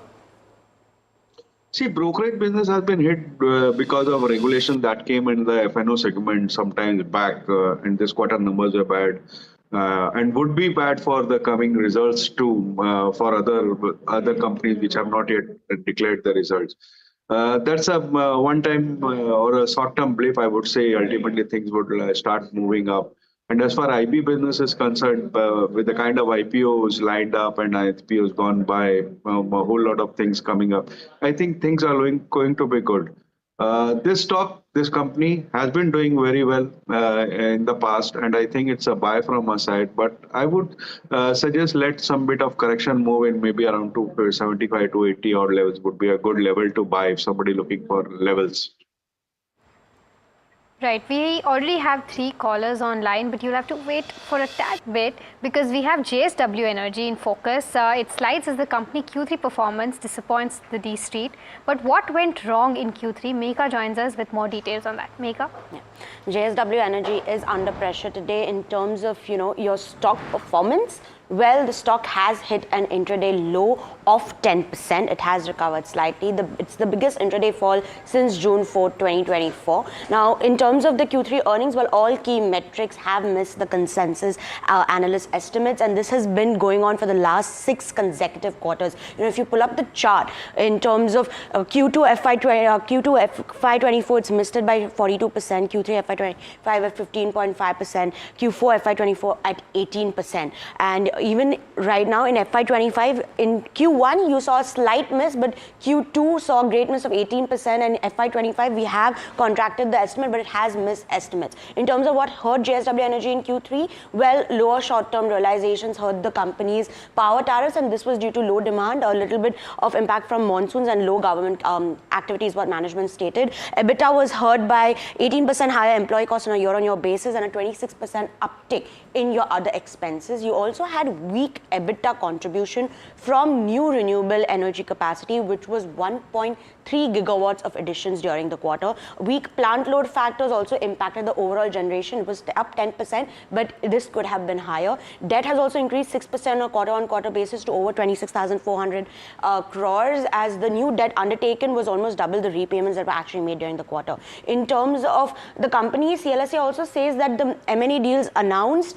may need more equity raise. The company has announced 2 large M&A deals, O2 Power and KSK Thermal Assets, combined payout of 28,500 crores, which would need 1 more equity raise as per CLSA. And lastly, the valuation picture, stock trades at 26 times FY26 price to earnings ratio and a 2.8 times FY26 price to book ratio, which CLSA states that current valuations are unjustified. Now, the stock was up 57% in 2024, which is when valuations became more expensive, but the stock has lost 1/4 of its value in the last 1 month, as renewable and energy stocks across the board have also seen correction. Okay. Now, clearly this entire space, thanks so much, Mika, for getting us those details, but this entire space is going to be in focus ahead of the union budget towards the end of the week, because you're ultimately going to be talking about capacity generation, building towards the target for renewable towards the end of the decade. Remember, we spoke with Suzlon's management earlier today, and they were talking about what they're doing in the renewable space, particularly when it comes to wind energy, and they were talking about for India to reach its target, there is going to have to be a doubling of wind energy capacity. But we spoke with the management of JSW Energy, and here's what they had to say. Yeah, see, as we had said earlier that by March 25 we'll be reaching 10 gigawatt. We are on track, and we have ended the Q2 with 8.12 gigawatt of operational capacity. And in January, as we are talking, we have reached already in first 26 days at a capacity of close to 8.8 gigawatt, which has already been now synchronized and commissioned during the current month. So we are on track to reach 10 gigawatt by March, which we have said earlier also. And with the acquisitions which we have announced of a large platform of 4.9 gigawatt now of O2 Power, which will take maybe a few months to get consumed, and the KSK Manadi with operational capacity of 1.8 gigawatt and full capacity of once get operational of 3.6. So with operational capacity of KSK and O2 and the process getting consumed, we are absolutely certain that by June 25, we will be having operational capacity of 14 gigawatt. So this is the number. Apart from that, as you asked about the work in progress, we have signed PPAs of more than 7 gigawatt of capacities for which the work is in progress. And the timelines for the PPA now starts, and 18 to 24 months is the completion line. So we'll be adding that kind of capacity going forward in next maybe 18 to 24 months. But yes, once we finalize our business plan for next year, in Q1, we will be coming with our firm plan for FY26 also to give the numbers, and also maybe a revised strategy 3.0 for FY30, which we had earlier said 20 gigawatt, but with order portfolio of 28.2 gigawatt pipeline we have, we'll be definitely revising the numbers for FY30. Got it, sir. Last question to you. So when would we see actual energy storage capacity coming into operationally in the company's portfolio? By what financial year? See, the thing is that depending on this order, we are absolutely certain in FY26, the energy storage, operational energy storage capacity we will be seeing in FY26. All right, the stock under pressure today, down about 7%. Incidentally, we did get a question on JSW Energy earlier today. I believe it was Alex from Kerala that asked this question. We've got this entire conversation on social media, on our YouTube channel. You should be able to find it, or if you're tuning in later in the day, you'll find that entire conversation play out. In the meanwhile, let me go across to our caller that's waiting online, and I believe we've got Kishore from Hyderabad calling us. Kishore, morning. How can we help you today? Yeah, good morning. I have a 47 stocks in Star Health Insurance with an average price of 690. Okay. So I'm holding this from IPO. I'm accumulating now, and it is reaching 690. Can I keep on buying this, or I want to hold at least 1 year? So am I keep on holding this, or am I right time to sell this one? Okay.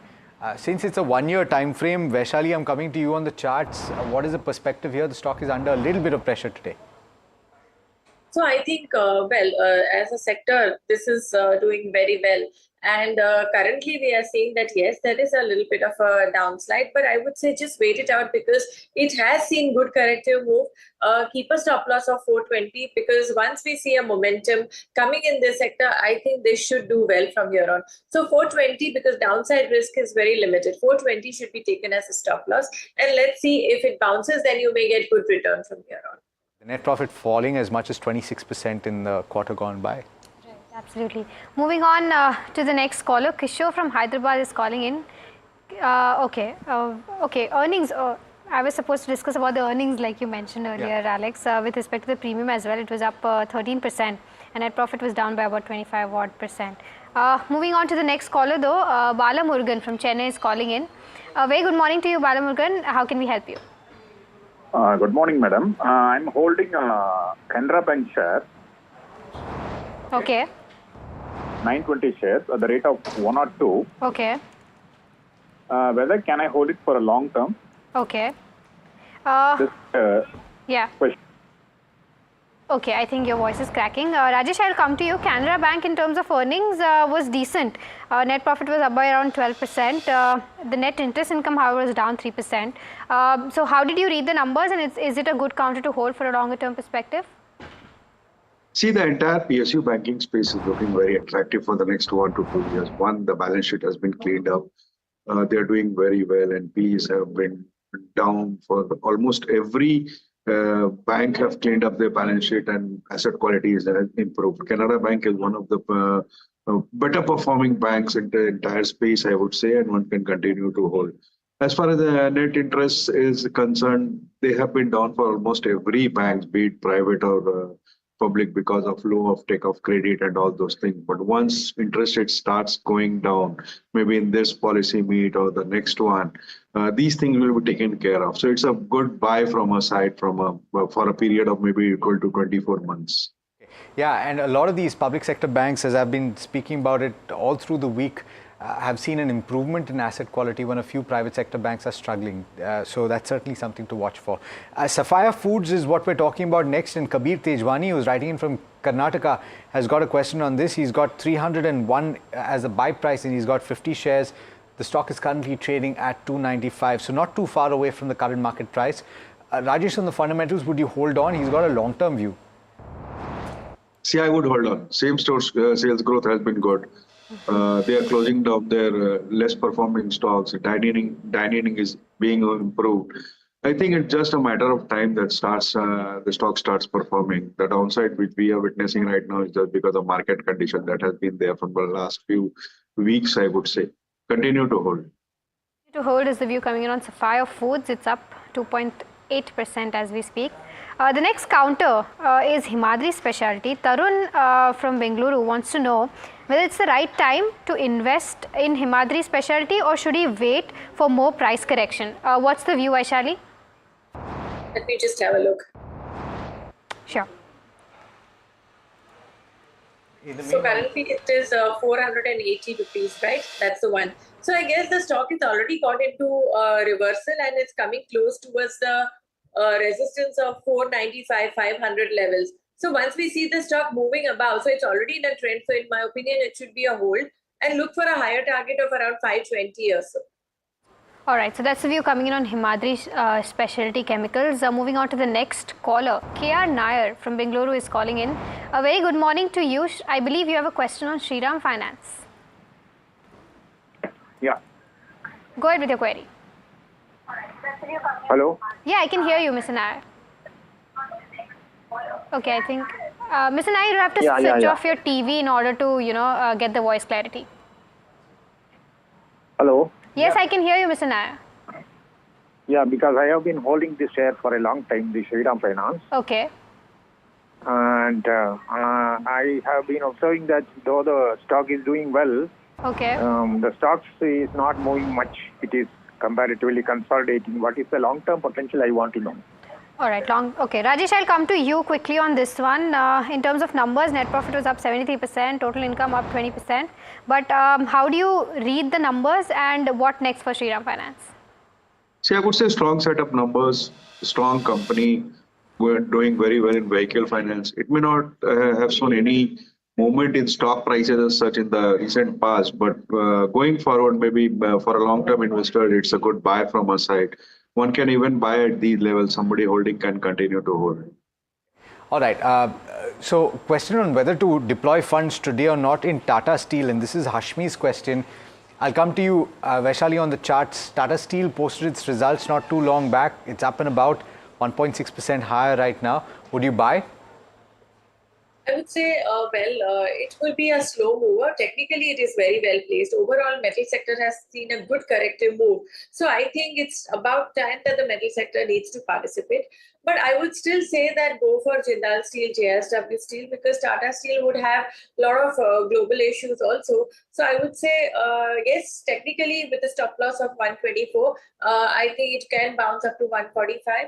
But I think JSW Steel, Jindal Steel will give quicker returns and better. All right, Tata Power is the next counter. Is this a good long-term investment is the question coming in from Kareem. Rajesh, your quick view on Tata Power? We have a buy call on this, despite the fact that it is run up quite a lot in the last 1 year or two. It's still trading at a very attractive valuation, not only the renewable business, but even the fossil fuel business is doing very well, large capacity. They are investing more money into the capex and all into renewable. It's a very good stock for a long-term investment. It's a buy from our side for a target of maybe 18-20% for the next 1 year. Quickly on Ola Electric as well, the stock is borne the brunt of selling quite a bit. Deepak Daga from Beaver in Rajasthan wants to know about whether or not the new launches will aid the company and improve its market share. Rajesh, any view on this one? We have a sell call in this, and not only now, but we have been very vocal as a sell call from the last few months, I would say, since its listing. The numbers have been pretty bad. There have been quality concerns. Sales is slowing down. Market share they are losing.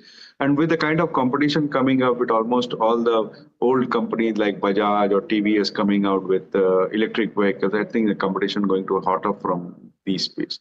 So it's better to avoid this. All right, it's time now, the two of you, to hit the rapid fire segment. This, remember, is where we throw as many questions at you over the course of 2 minutes. Do keep your answers as crisp as possible. PTC Industries, bought 3 years back. This is Vishwanathan's question. He's writing in from Dubai. He's bought at levels of 3,070. He's asking whether to hold or sell PTC Industries. Vaishali, on the charts? Sell. Okay. Ratan India Enterprises is the next counter. Neva from Chennai wants to know whether she could average at current levels. Looking at short-term view, her buying price is 71.8. Vaishali, on the charts? I would say add more. Okay, Idea Forge just posted its results.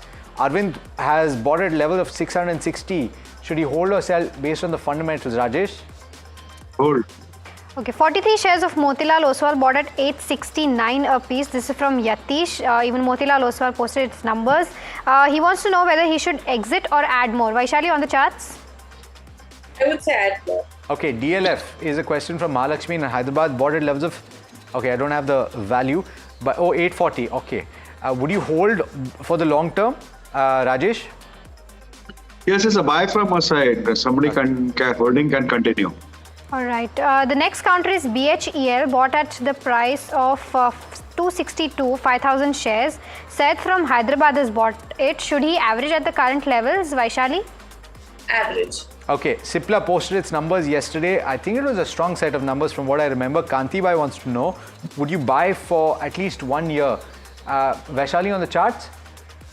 Two beaten down, can start buying. Accumulate would be the better thing. 1380 is the support. Okay. PPCL, Sunny bought 1200 quantity, bought at 270 a piece from Karnataka, and he wants a short-term view, mainly for dividend being exchanged today is what his question is. Vaishali, is that the right thing to do? I would say not a OMC lover, so I think just hold it with a trailing stop loss. Okay. KPI Green, 40% loss. Amit is asking, Rajesh, would you book the loss? Rajesh, would you book the loss? No, I would hold on, but try to sell at upticks. Sell at upticks. It's right now at upper circuit. Rajesh, Vaishali, thanks so much for joining in, for answering all the questions that you did, and have a very pleasant day ahead. Thanks so much for joining us. All right, that brings us to the end of this edition of Ask Profit. I do understand that we had to interrupt your questions because we had earnings to talk about, but we've tried to do justice and take in as many questions as possible. We've got lots lined up over the course of the day from Mahima and myself and the team that put this show together.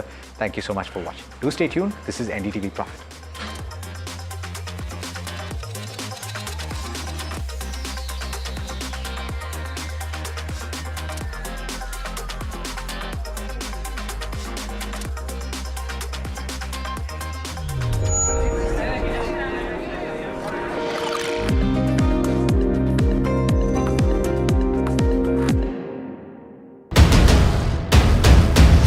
This is the day that shapes the future of 1 billion dreams.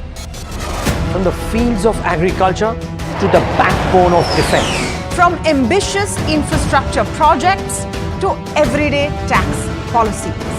Every decision counts. How will this budget balance growth and fiscal prudence? What will it mean for jobs, and what will it mean for your portfolio? Join us for the most comprehensive coverage of Budget 2025 as we decipher the impact of this budget on you.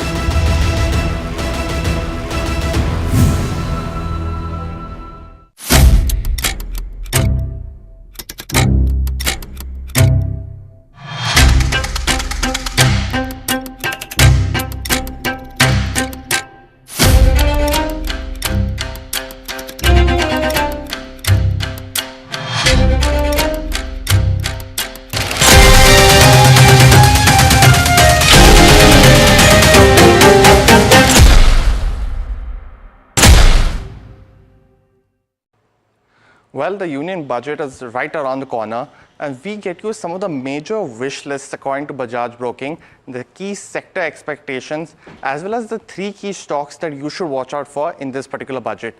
Let's start with, some of the key budget expectations in terms of sectors. In terms of banking, they have mentioned that, they're expecting no favorable terms in terms of deposits to come in, but capital infusion for PSU banks as well as insurance companies will be something to watch out for. When you move on and look at the other key expectation from banking, they are expecting that the focus of the banking and the financial space will be on sectors such as cement as well as the metals, which haven't done too well over the last 2 years. Import duty changes to support any kind of domestic production will be something to watch out for, especially for the metal space, because we are expecting and hearing rumors as well in terms of some anti-dumping duties on metals coming from China. When you move on and look at the key other expectations from the infra space specifically, a key sector to definitely watch out for, capex allocation for roads and railways is something that's been standard. It's been increasing steadily over the last 6 to 7 years, and this time again it will be something to watch out for. Apart from that, announcements of any kind of large-scale projects according to Bajaj Broking, likely a new freight corridors will be something to watch out for as well. When you move on and look at specifically from the auto space, it is expected that the allocation for PM E-Drive and the auto PLI policy will be something to watch out for. Do note they've already announced the PM E-Drive scheme. It has reduced the subsidies over 25 and 2026 as well. Any kind of movement in that will be something to watch out for. Tax cuts as well as increased funding for Manrega will also be something, as apart from that, the Bajaj Broking expects is something to watch out for as well. Apart from that, any kind of tax break specifically on the housing loan interest as well as increased allocation for housing will be something to watch out for in terms of this budget as well. When you move on, look at some of the other key expectations such as from pharma as well as healthcare. Support for R&D will be something to watch out for through PLI schemes. There have been some PLI schemes and action on that aspect as well, with special focus on anti-diabetic as well as weight loss drugs, something that's gaining popularity especially in the US and the developed markets. Any kind of move on that will be something to watch out for. Funding for, of course, the Ayushman Bharat as well as institutions such as AIIMS is another key trigger according to Bajaj Broking. When you move on and also look at the defense space, another key sector in the budget has always been in the news. Any kind of capital allocation is something to watch out for. Initiatives boosting defense exports, and it has increased steadily to around 20 to 25,000 crores now, as well as increased procurement from domestic defense companies is something apart from that to watch out for as well. In terms of, apart from other measures such as support for the renewable energy initiatives is something else in the defense space as well. When you finally look at, the consumer sector, and that's been in a lull over the last, a year or so, the consumer staple companies also not reporting very strong results, and any kind of increase in digital taxes, in cigarette taxes specifically is one of the key triggers. Now brokerages have mentioned that this will be a key negative in distribution of legal cigarettes as well, because that can go down whenever there's an increase in tax. So ITC might be in focus. Higher allocation for PM Awas Yojana as well as other similar schemes is something to watch out for as well. In the consumer sector, apart from that, tax reliefs for the lower as well as the middle class group will increase consumption. There are some media reports speculating any kind of new, income tax percentage to come in, and that's always been in the news, but something to watch out for as well. When you move on and look at, the NBFC space, and that's been marred by expectations in this particular time frame, the microfinance piece is something that's been affected majorly, affecting earnings for all mid-sized banks, and reduction in the loan limit, enforcing the SARFAESI Act is something to watch out for. Apart from that, the credit guarantee schemes, as mentioned from the microfinance scheme and the sector, will benefit all the mid-sized small finance banks as well as the mid-tier private banks as well. So watch out for that. GST is expected to remain unchanged. There has been, the GST meet in December itself. So anything on that aspect will be, a wishful thinking, but could be something to watch out for as well. When you move on and look at, the oil and gas space, competition for LPG under recoveries is something to watch out for all these companies as well. And, finally, a couple of more to watch out for, going forward as well. But, we have some of the other stocks as well to watch out for. The first stock pick is Park Hotels. Now, the target price that Bajaj Broking is given is roughly about 235 rupees per share, 21% upside from the current market levels. It, of course, manages hotels across the owned lease as well as, the managed models as well. Apart from that,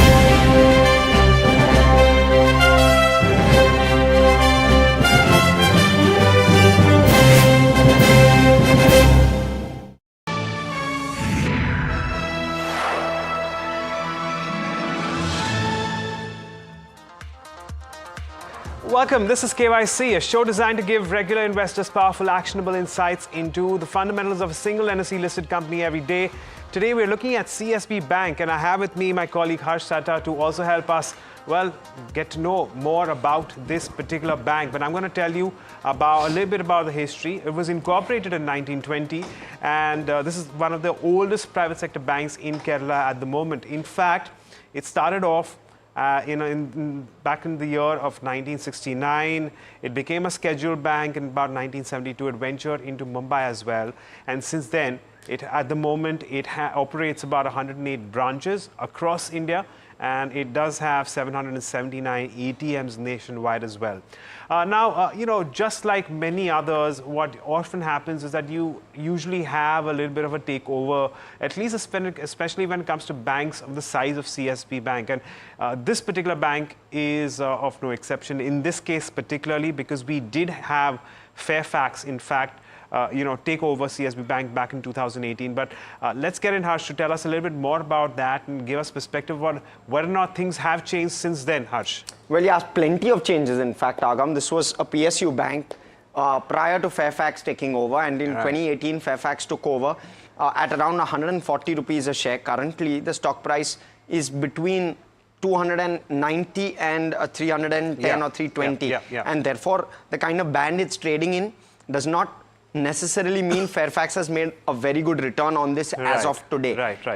And Fairfax bought around 51% stake in the bank back then, has been told to dilute down to 26% over a 15-year period. So they have time till 2033 to dilute down to a 26%, which is typically the level which RBI allows promoter holdings within banks.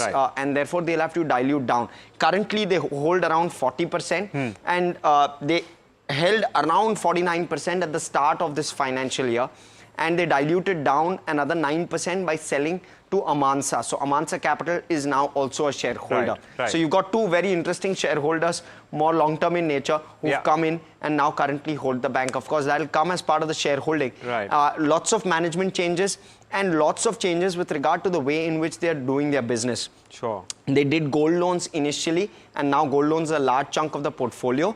They're running down the old book, and they're also building on other verticals within the bank. Right.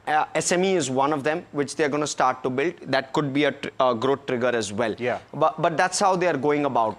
The management change now at the end of Q3. Management guidance is suggesting that now management changes are complete. Right. They've got the entire management changed fully as per their requirements, and now they'll focus on execution. Right, absolutely. That's largely the... So a couple of crucial factors here. Firstly, the big takeover followed by management changes, but you do have two very marquee investors invested at this point in time. The overhang with respect to the management changes is now behind us, but all the way through 2033, if I'm not mistaken, is where you're going to see further dilution in the promoter holding, which currently stands at around 40%, but they have to bring it down to 26%. So that perhaps will be a slight overhang, but because there is a long period over which they can actually bring this shareholding down, it may not be too much of a challenge. But as usual, what we tend to do is we talk about the various parameters that would include the balance sheet, the income statement, operational metrics, along with the asset quality of every bank that we take up on KYC. And looking beyond, we also talk about shareholding, the valuation picture, street credentials, as well as street coverage at this point in time. We're gonna, maybe change things up a bit, and we're going to start by taking a look at the balance sheet first. So, Harsh, why don't you come in on that one? Well, yeah, just to try and understand how the bank has grown, especially since 2018, but more so since 2021, because maybe more stability from 2021, and generally we look at the 3-year metrics when we're giving perspective. So 14,000 crore was the size of the loan book in 2021, FY21 end. In FY24 end, it was sitting at 24,500 crore. It's a 19% odd compounded growth, small base, and therefore the growth not exactly something that stands out, because generally some of the smaller companies like an Equitas are growing at nearly 30%, and therefore that growth number not really standing out. But this one really standing out, gold loans.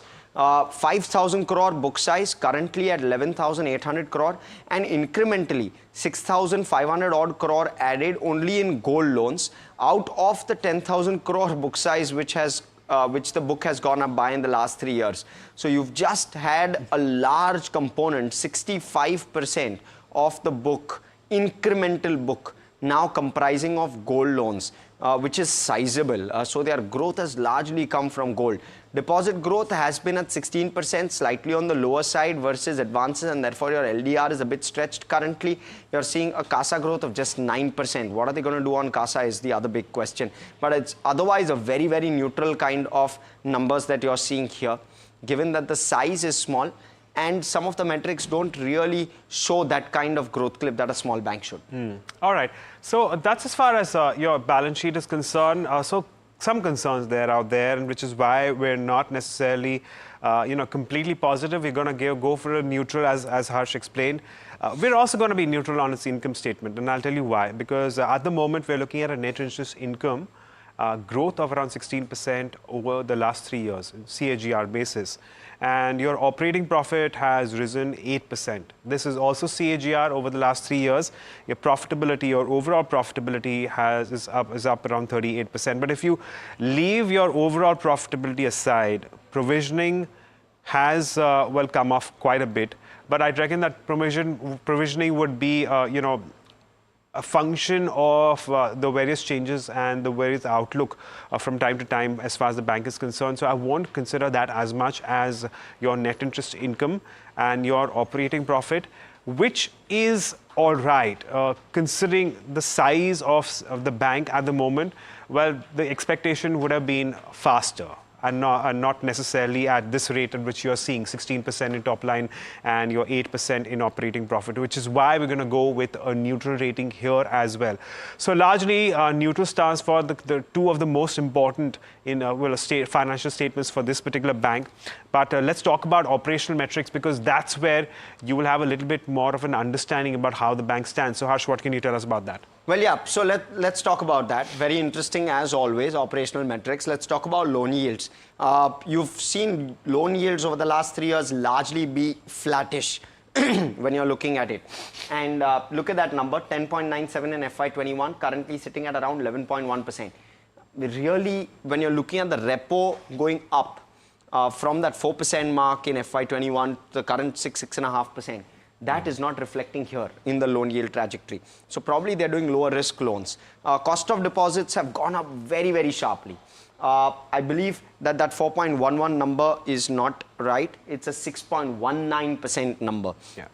And therefore, from 5.1%, it's gone to 6.2% in 3 years. So the cost of deposits have really, really risen. And let's talk about margins. 4.81, 5.1 and 4.11. Margins have really compressed by nearly 1% in just the last 3 quarters, which is not good at all. Just shows that the bank is under pressure with regard to where deposits is concerned. And of course, we'll get more perspective on this one as well. Cost to income. Look at the way it's gone up. It was at 50.5%, currently at 63%. That's the other thing which is keeping a lid on operating profit. Right. And you look at your ROA metrics at 1.2% in FY21, it's steadily improved to 1.5%. But we're ignoring FY22 and FY23.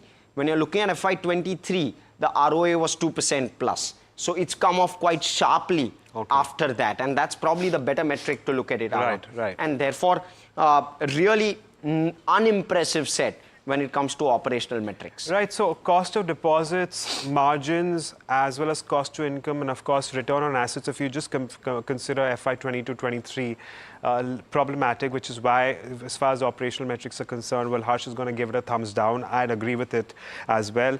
We'll talk about asset quality just a tad bit as well. We are seeing a little bit of an improvement there. There's no doubt about it. Back in FY21, we had your gross NPA ratio, which stood at around 2.7%. It's come down all the way to 1.5% in, well, FY24. A little bit of an inch up by the end of the third quarter. But again, we'll just wait and watch. As long as there's an improvement, even if you look at this number on an absolute basis and compare it to some of the other peers, this particular number doesn't look very, very big. Also, it's the same for net NPA ratios too. 1.2% back in FY21, well, coming off all the way to about 0.5% in FY24, a little bit of a move up again in the third quarter. I reckon that the third quarter earnings moving on, the fourth quarter earnings will also give you a better idea about how the year ends. But at the moment, we're still going to give it a thumbs up, because over the course of the last few years, they have certainly made an improvement there. But moving on, I'm also going to talk about the shareholding, and maybe Harsh can come in on that. Of course, we've addressed quite a bit of that shareholding bit, but at the moment, as we have mentioned earlier, 49.7% promoter holding comes down to 40% in this particular financial year so far, and this is slotted to move below the mark of 26% by FY23. FII holding has increased substantially from the start of the financial year till now. So that stands at around 12.8% from 4.9%. And we have also seen an increase in your DII holding in this particular bank. Again, a considerable jump to 17% at the moment versus 11.6%.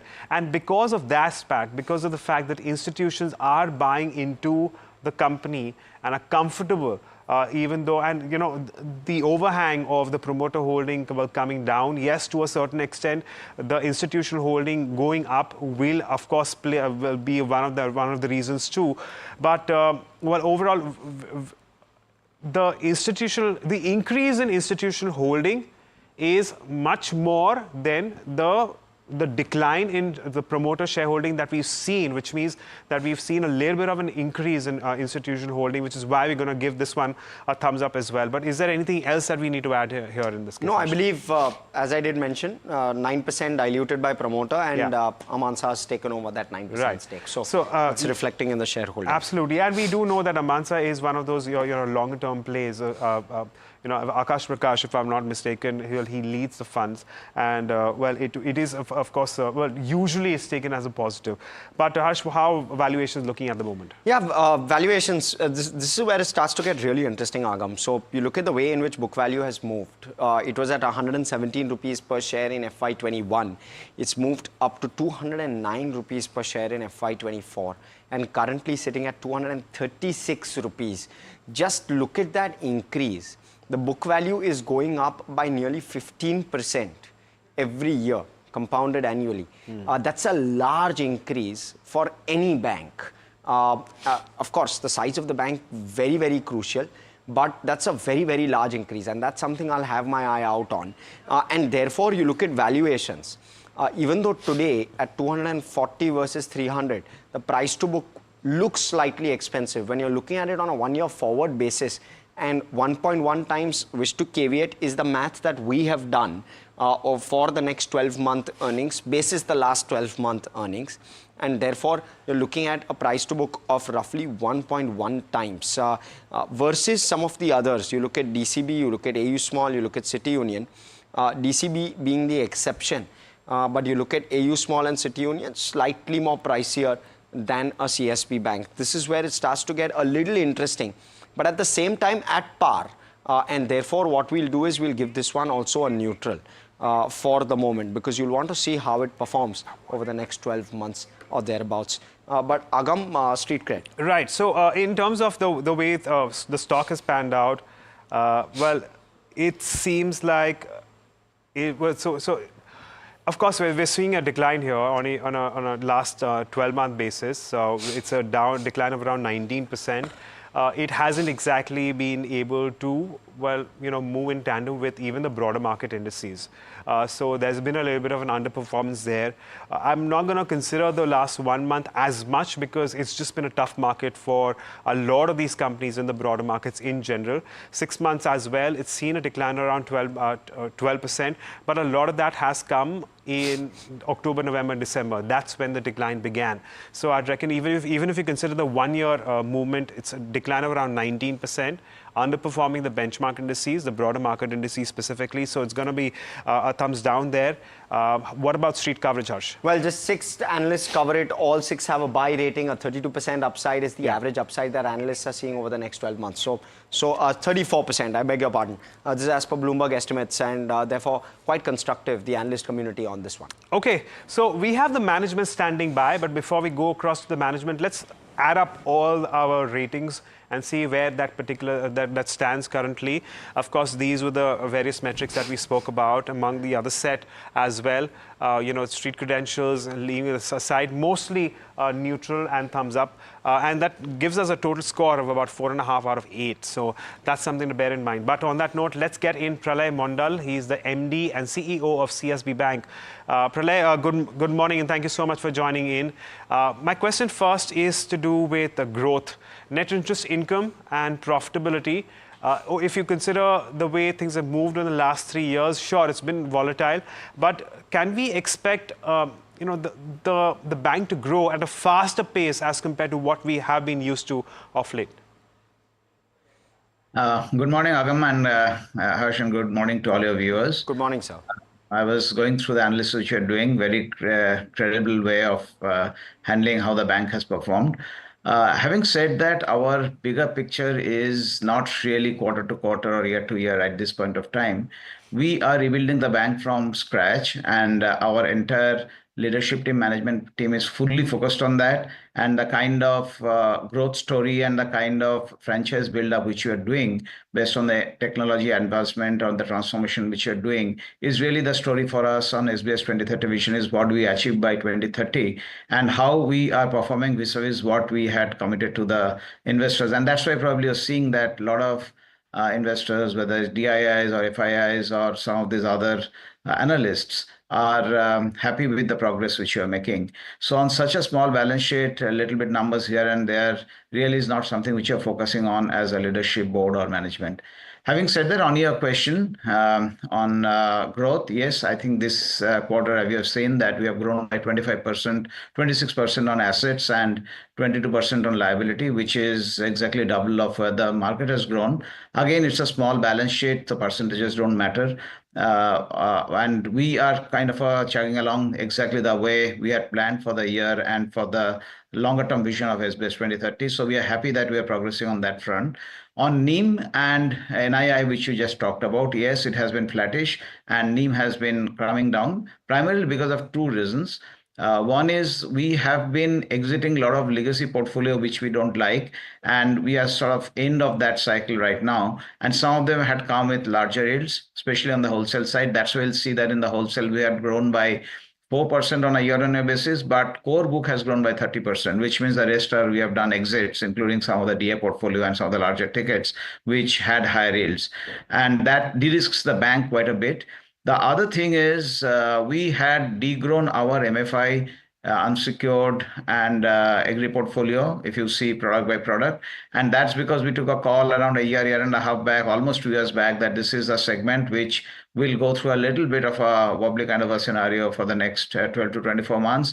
That's why we sort of stepped aside from that segment, which also is a high yielding segment. So we primarily operate in the 8% to 12%, 12% being where the gold loan businesses are, a little less than 12, and 8% to 10% is where the SME and the wholesale businesses are. So given that perspective, we have de-risked the bank. We are creating huge amount of building blocks. What we are doing, we are investing significantly into technology. The entire bank will have technology platform within the next 6 to 9 months, which the bank never had.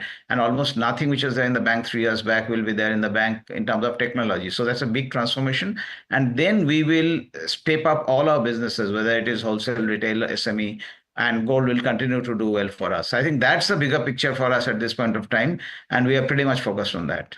So completely captured the big picture. I'm going to request you for extremely short answers so that we can cover more content here and give viewers good perspective. So firstly, thank you so much for appreciating the show that we're doing. Secondly, sir, on the margin picture, 4.1% now is where your margins are at. When you were at 4.5 a couple of quarters back when we spoke, you were suggesting that some amount of the margin number will flow through the other income. Is that now complete? And where should margins stabilize at, sir? Give us visibility on that. Yash, what is happening on the margins is because of penal interest, what I told you a few quarters back, is something which is no longer there in the banking ecosystem because of regulatory norms.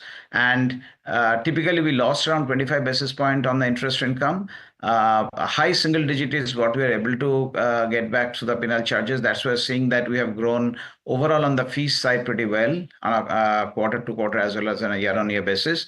But yes, I think some part is coming back.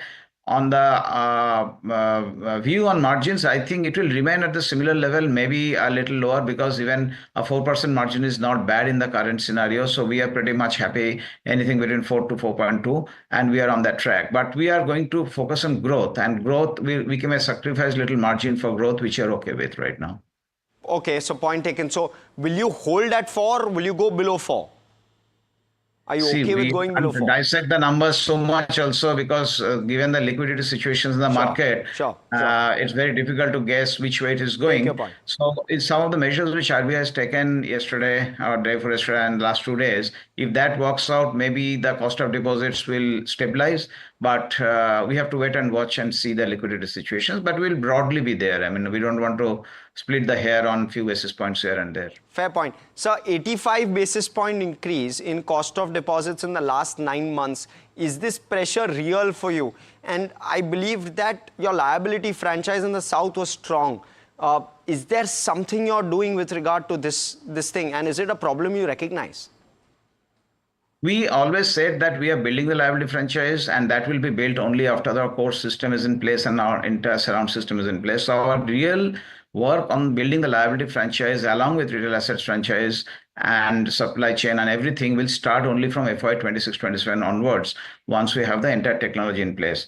Right now, what we have done is we continue to do well on the fixed deposit growth and incremental. See, we grew by 25%. Had we grown at 12%, which is the market, then we would have a much lesser cost of deposits because the incremental deposits comes at incremental cost. We also did FCY borrowing, which comes at a slightly higher from IFC and HSBC, which is slightly higher, but that also will come down because they are SOFR linked and things like that. We also had refinance. So overall, our LCR has been 130% last quarter on a period end basis and on an average 119. CD ratio has been 86%. So from a liquidity risk perspective, see, we're a risk averse bank. Whether it is liquidity risk or credit risk, we are doing pretty well on that. Little bit cost of funds or cost NIM pressure. It's a transient phase. We really don't think that's most important. Most important is building a risk-free business and with a sustainable compounding growth story. Fair point. Okay. Appreciate that, sir. So with regard to NPA ratios, bit of a spike when you're looking at it over the 9-month period. Any concerns you are seeing there? And what's the ROA picture looking like? 1.5% to 1.7% is your guidance. Believe that there is downside risk to that guidance? Let me first take the ROA part. I think 1.52 is where we were. We're slightly higher than what we did last quarter. Yes. I think we'll be broadly in that level till the NIM pressure subsidizes. We are able to manage the fee businesses and operating cost matrices also are doing pretty well. So I think we'll be in that 1.5 to 1.7 range. Probably at this point of time on the lower end of that range will remain. On the overall, I think, what was the other question you had asked? NPA, right? Spiking up a bit, is that a concern at all?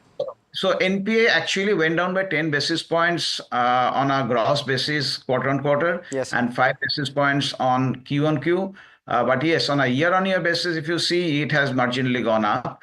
And that's primarily because of one account which slipped on the wholesale side in the beginning of the year. And right now, as you know, the entire industry has some challenges on the unsecured MFI and agri kind of businesses. Our challenge is much lesser, but still there will be certain challenges, transient challenges.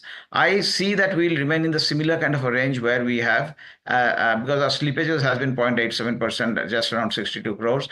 So slippages has actually been lower than last quarter marginally. So overall, I think on the NPA side, it's a good story to tell for us at this point of time. All right, so we leave it at that. Thank you so much for joining us and taking us through your view and the outlook for CSB Bank. We look forward to hearing a lot more from you going ahead, sir. Thank you, Agam. Thank you for having me. All right, and on that note, we are at the end of this edition of Know Your Company. Lots more lined up on the other side. You're watching NDTV Profit.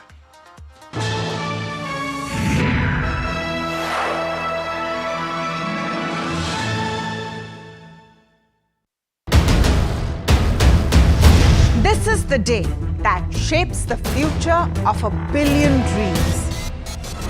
From the fields of agriculture to the backbone of defense. From ambitious infrastructure projects to everyday tax policies.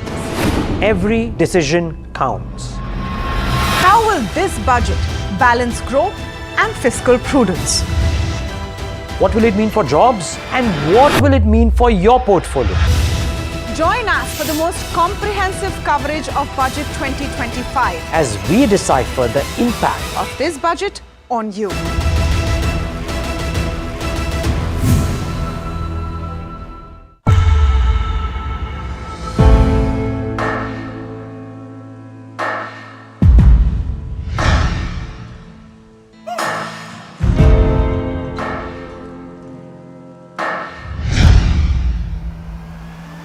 I present the budget for a historic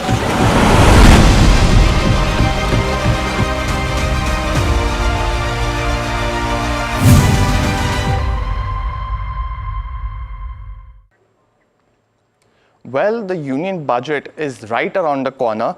It's a very interesting time leading up to the budget as well for the policymakers as well as, us as shareholders, because we see a lot of movement in the Nifty as well as speculations are rife with what could be some of the measures that are announced in this particular budget as well as has been in each one going into the same.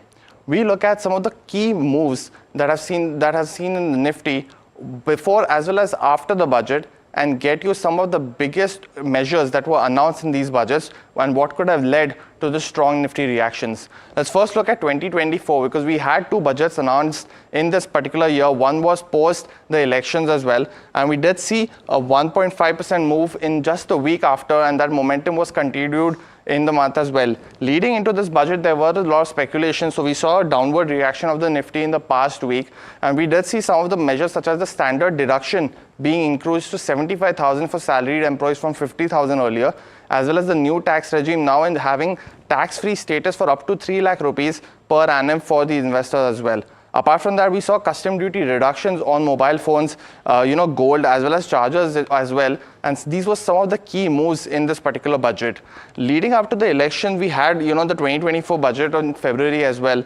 Let's see some of the reactions as you can see in this particular time frame as well. One of the key moves was increasing the budget for capital expenditures to 11 lakh crores, the first and a very huge budget as well compared to the last decade.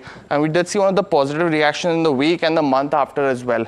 For 2023, it was a very budget going into this particular budget. Speculations were rife. We did see a negative 2% reaction just in the week before leading up to the budget as well, while the momentum wasn't very strong. And in this particular budget, we did see the new tax regime increasing the rebate to 7 lakhs. But apart from that, there was some continuation of policy measures, but nothing big to report as for. For 2022, it was a very interesting budget because we did see a strong reaction going into the budget just a week before by roughly about 2.5% on the positive side. But in the next week, as well as the month after, we saw a sharp reaction of negative 5% of the Nifty reactions. Some of the key measures were like they had involved rupees 2 lakh crores as additional credit to MSME firms. Apart from that, we also saw roughly 48,000 being allocated for building 80 lakh houses. But none of these measures could give the big positive boost, and this was the first such non-pandemic budget, so as to say, because of the other measures were involved as well. In 2021, we saw a very sharp reaction a week after, and that was because the allocation to the health sector was increased by almost 35,000, and that was led by the one of the needs of the pandemic as well. Apart from that, we also saw 20,000 rupee fund infusion in public sector banks, and saw thus a sharp reaction as well in 2021. In 2020, just before the pandemic hit in March, we had the budget and roughly about a 4% move in the week after that. But in the month after, we did see some of the speculations come into that as well, impacting the Nifty in this particular time frame. We saw roughly a 69,000 crore allocation to the health sector, and this turned out to be a timely measure by the government, but did not react too much in terms of the week after budget was very strong as well in this particular time frame. For 2019, we look at we saw 10,000 rupees being approved for 3 years under a FAME 2 reduction. So the automobile stocks were in focus in 2019, and did see a positive reaction about 1.6% in this time frame as well. When we move on to 2018, we saw one of the last budgets.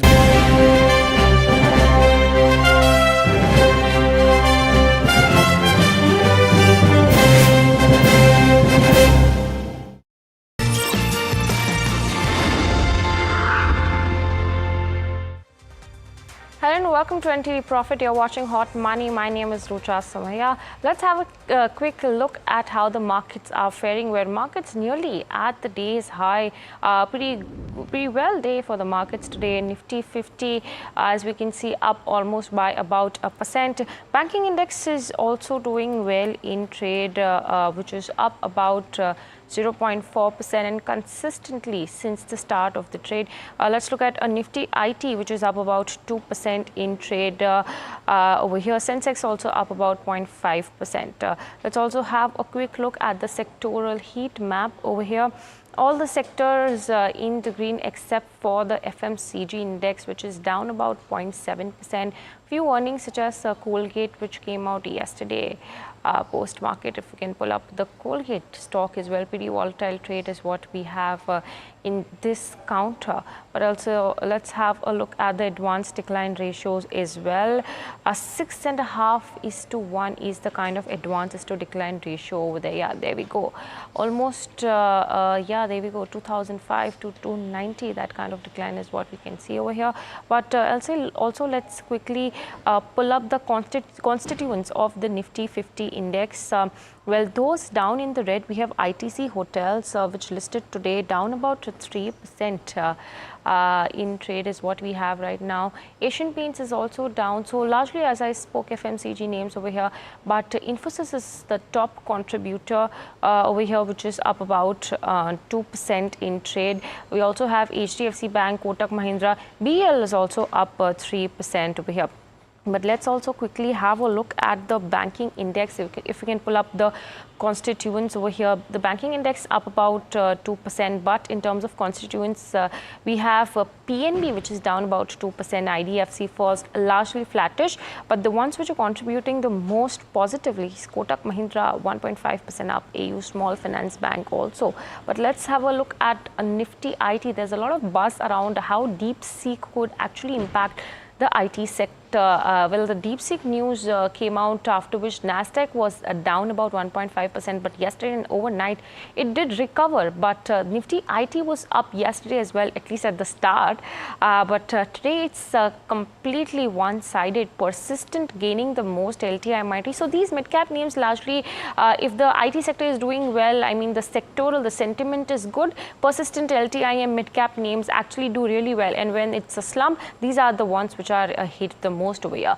And if we can look at the large cap names, Wipro, Tech Mahindra, HCL Technologies, largely 1.3 to 1.5% kind of gain is what we can say. But the biggest movers, yes, of course, the mid-cap names. And with that, let's have a look at the broader markets as well. How are the mid-cap index looking like? If we can pull up the small-cap index, we'll see that it's okay. Mid-cap 150 over here. This one is good 2% up. Small-cap 250 is also up about 2.5% in trade, but also quickly have a look at a few stocks. VIP Industries turns into losses. This one not really doing well on the back of earnings, but yes, there you go, down about 1%. But let's move to an NDTV Profit exclusive, which is coming right your way. India reviews the custom duty on high-end US imported items. Shrimi, my colleague, brings us more details on this one. Shrimi, please give us some more details on how this has to be impacted.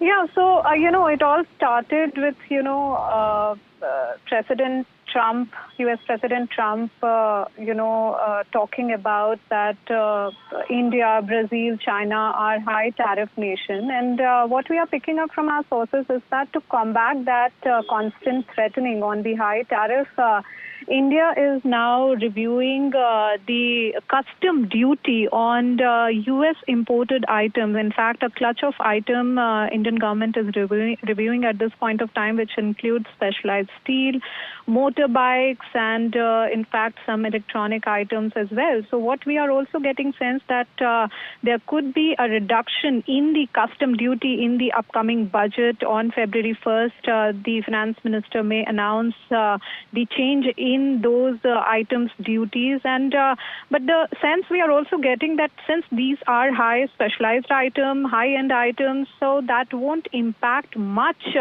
the domestic industry, But if you see in totality, the numbers, if you see the imported items, so only 20 items attracts 100% tariff. So, saying that we are a high tariff countries is what government is looking into and reviewing also, and it's also important ahead of the PM Modi meeting with US President, which is slated next month. So yeah, that's what we are getting sense at this point of time, and we are keep updating on this information. We are getting more sense and on the imported items. Back to you. Okay, thank you so much, Shrimi, for that. But let's shift focus. Today we have with us a very special guest, Mr. Pavan Goenka, who is the current chairman of InSpace, which is the Indian National Space Promotion and Authorization Center. Well, he was also the former MD of Mahindra and Mahindra. He has recently been awarded the prestigious Padma Shri Award in the Trade and Industry category for his efforts in driving India's automotive and space revolution. Good afternoon, Mr. Goenka. It's a pleasure speaking with you, and thank you so much for joining us. Firstly, I would like to congratulate you on the Padma Shri Award that you have recently received. Thank you very much. It is nice to be on your show. Thank you.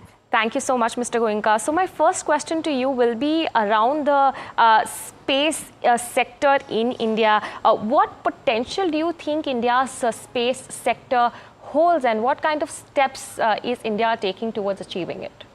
Well, see, space sector in India is running on two fronts. One is the technical, scientific, orbital or planetary missions that ISRO is spearheading. And as you know very well, that we have done quite well in the last few years, and we have fairly ambitious goals on what we will do on the scientific front. The other track that we are following is how does space economy grow in India very rapidly.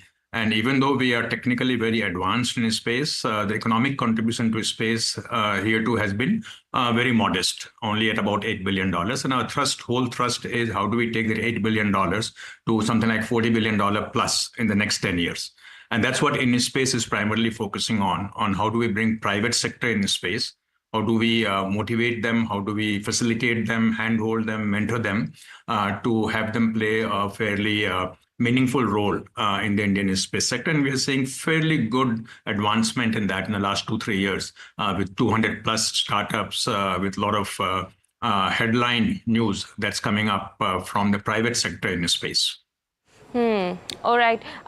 Any kind of efforts that you're seeing India is looking forward to taking in this space sector? Effort in what sense? Effort in the sense seizing the opportunity, or maybe on more innovation kind of, because we are hearing a lot of buzz around AI. So if you can maybe give us some perspective on how that could help us thriving in the space sector. Well, undoubtedly. I mean, look, the innovations in space are again happening on two fronts. One is what we call upstream. That means the launch vehicles, the satellites, the payloads. And ISRO is working on the sort of next generation launch vehicles, reusable launch vehicles that India does not have yet, which SpaceX has and has been using for many years. We are doing a lot of innovation on the satellite technology, making them lighter, less expensive, more technology in it.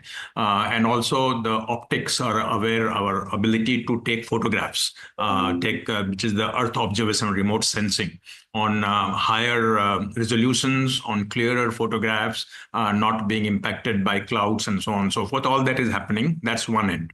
The other end is on the application side, and that's where AI comes in a very big manner. Use of AI techniques in doing better algorithms for applications using space data. And for most of the commercial applications of space, it's going to be coming from the application side, where we take the space data, and a lot of private sector companies, startups are working on that. And how do you use the space data to help us in agriculture, help us in marine, help us in disaster management, help us in weather forecasting, urban planning, all of these areas. And their AI will play a very big role in terms of getting robust algorithms. So AI is definitely a positive for the Indian space sector, as in they could help us in terms of more innovation, if I'm not wrong. Undoubtedly. I mean, if we don't adopt AI in our application algorithms, we will be left behind. We have to do that. And I think in some sense that gives us an edge over others, because India is already recognized to be a leading player in AI technology. And we have quite a number of engineers who are getting into AI, expertise that is being developed by all the IT companies or standalone AI companies. And therefore, it becomes a natural fit for us to take our AI expertise and sort of integrate that with our expertise in space technology. And how do we therefore create the best of algorithms for developing the space applications? And I think that would be a fairly big differentiator for India going forward, where we can merge these two and create APIs not just for use within India, but for exporting those APIs outside India. Understood, definitely. One last question from my end. There's more buzz around how SpaceX is trying to expand its presence over there. So how do you think such private companies might influence the future of space travel and research, and what impact could India have because of it? Well, see, SpaceX clearly has done significant level of innovation over the years. Today, if you look at the launch technology, the launch vehicles that they have, they're absolutely technologically most advanced in the world. Right? That kind of innovation is starting off in India with startups, but we are still nowhere near the level of where SpaceX has reached. What my hope is that once the private sector matures more and more in the next 3 to 5 years, we'll start seeing higher impact innovation coming from startups. The good thing is that the startup work that is happening today is not just using technology on the shelf. In every case, they are doing something new. That's doing something new, but not an impact to the level of what SpaceX is having today. And again, I'm repeating that what I hope is that 5 to 10 years from now, that statement will change. And our startups, our legacy companies would be getting into a more cutting edge innovation, whether it is in launch vehicle, whether it is in satellites, payloads, doesn't matter. But we'll be getting into cutting edge innovation and be able to make an impact, not just in India, but globally to the level that SpaceX is making today. Okay, well, thank you so much for that, Mr. Goenka. Definitely looking forward to a disruption in the space sector for India. But once again, congratulations on the Padma Shri Award, and it's a pleasure speaking with you, sir. Thank you so much. Thank you. Well, with that, let's move on to the markets. JSW Energy is one counter which I want to highlight, which is down about almost 6.5%, almost 7% in trade, almost trading near to the 52-week low. Now, this is largely because of the company's third quarter performance, which disappointed the D Street. But what exactly went wrong in the third quarter? Mihika, my colleague who tracks this sector closely, joins us to tell us more on that. JSW Energy is in heavy pressure today in terms of, the stock performance. The stock did hit an intraday low of 10%, and this is the biggest intraday fall the stock has seen since June 4th of 2024. In terms of the Q3 earnings, well, all key metrics did miss consensus estimates, and quarterly earnings have been missing the street for the last 6 consecutive quarters. Even if you look at the table, Q2 FY24, you started with a 42% miss that contracted to 15.5% in Q3 of last year, and Q4 at 18%. In FY25 so far, first quarter the miss was only by 2%, but Q2 FY25 EBITDA did miss by 18%, and Q3 FY25 little contraction, but it's missed the street estimates by 14%. What hurt JSW Energy in Q3? One is the lower short-term realizations, which hurt the power tariffs due to slowdown in demand. EBITDA was also hurt by higher employee costs and other expenses. We saw an 18 to 26% annual uptake. There was also weaker EBITDA contribution from the new renewable capacity additions that were added, and this was 1.3 gigawatts of capacity additions that took place in the quarter, as well as weak plant load factors, which impacted the overall generation growth, which was up only 10% on a year-on-year basis. We've also seen an increase in debt, 6% Q-on-Q to over 26,400 crores. This is because the debt undertaken, new debt undertaken, was almost double the repayments made in the quarter. CLSA has also stated that the M&A deals announced would require more equity raises. The 2 M&A deals have been announced recently. O2 Power and KSK Thermal Assets, combined payout of 28,500 crores, which would need one more equity raise according to brokerage to keep the space for its planned organic growth. And lastly, we come to valuation. The stock is currently trading 26 times the FY26 P ratio and 2.8 times FY26 price to book ratio, which CLSA states that current valuations are not justified. When you look at the stock is up did gain 57% in 2024, and valuations became expensive post this, and then we've seen a correction in the stock. The stock has lost almost 1/4 value in 1 month. Okay, well, thank you so much for that, Mika.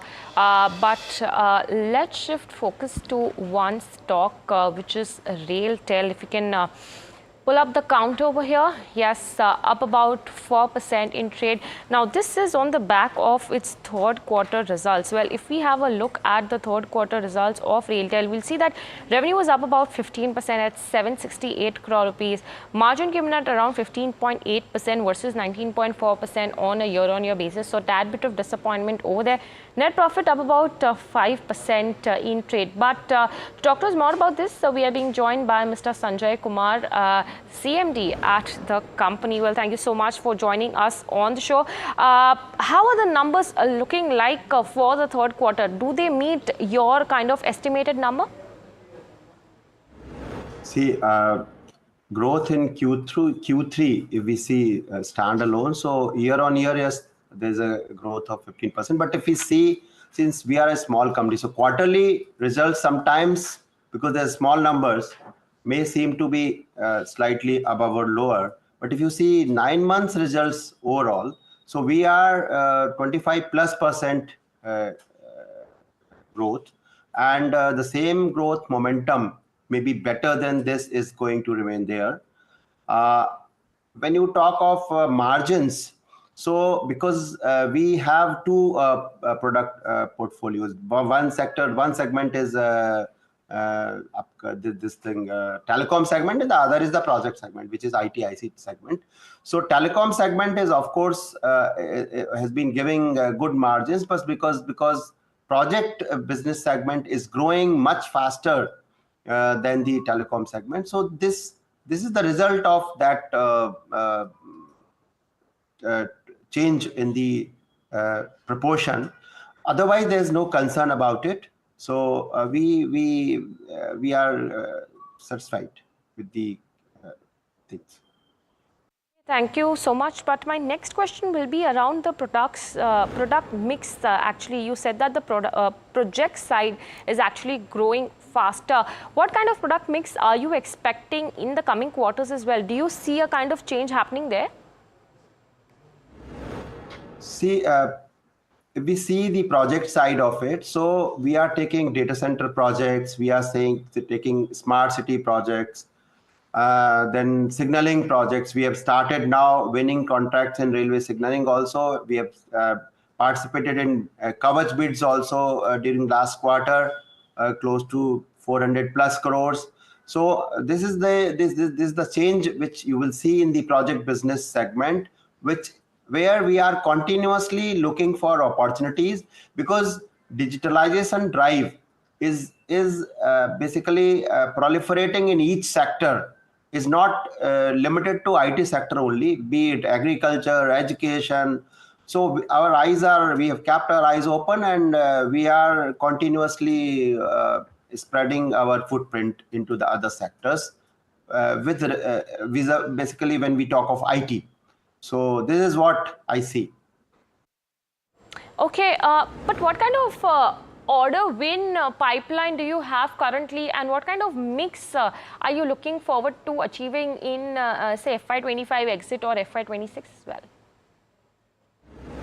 So this year we have won around close to 2,000 crores of 1,963 kind of order we have won this year. And we hope that we will be somewhere around 2,000, 2,500 crore total orders coming in this year.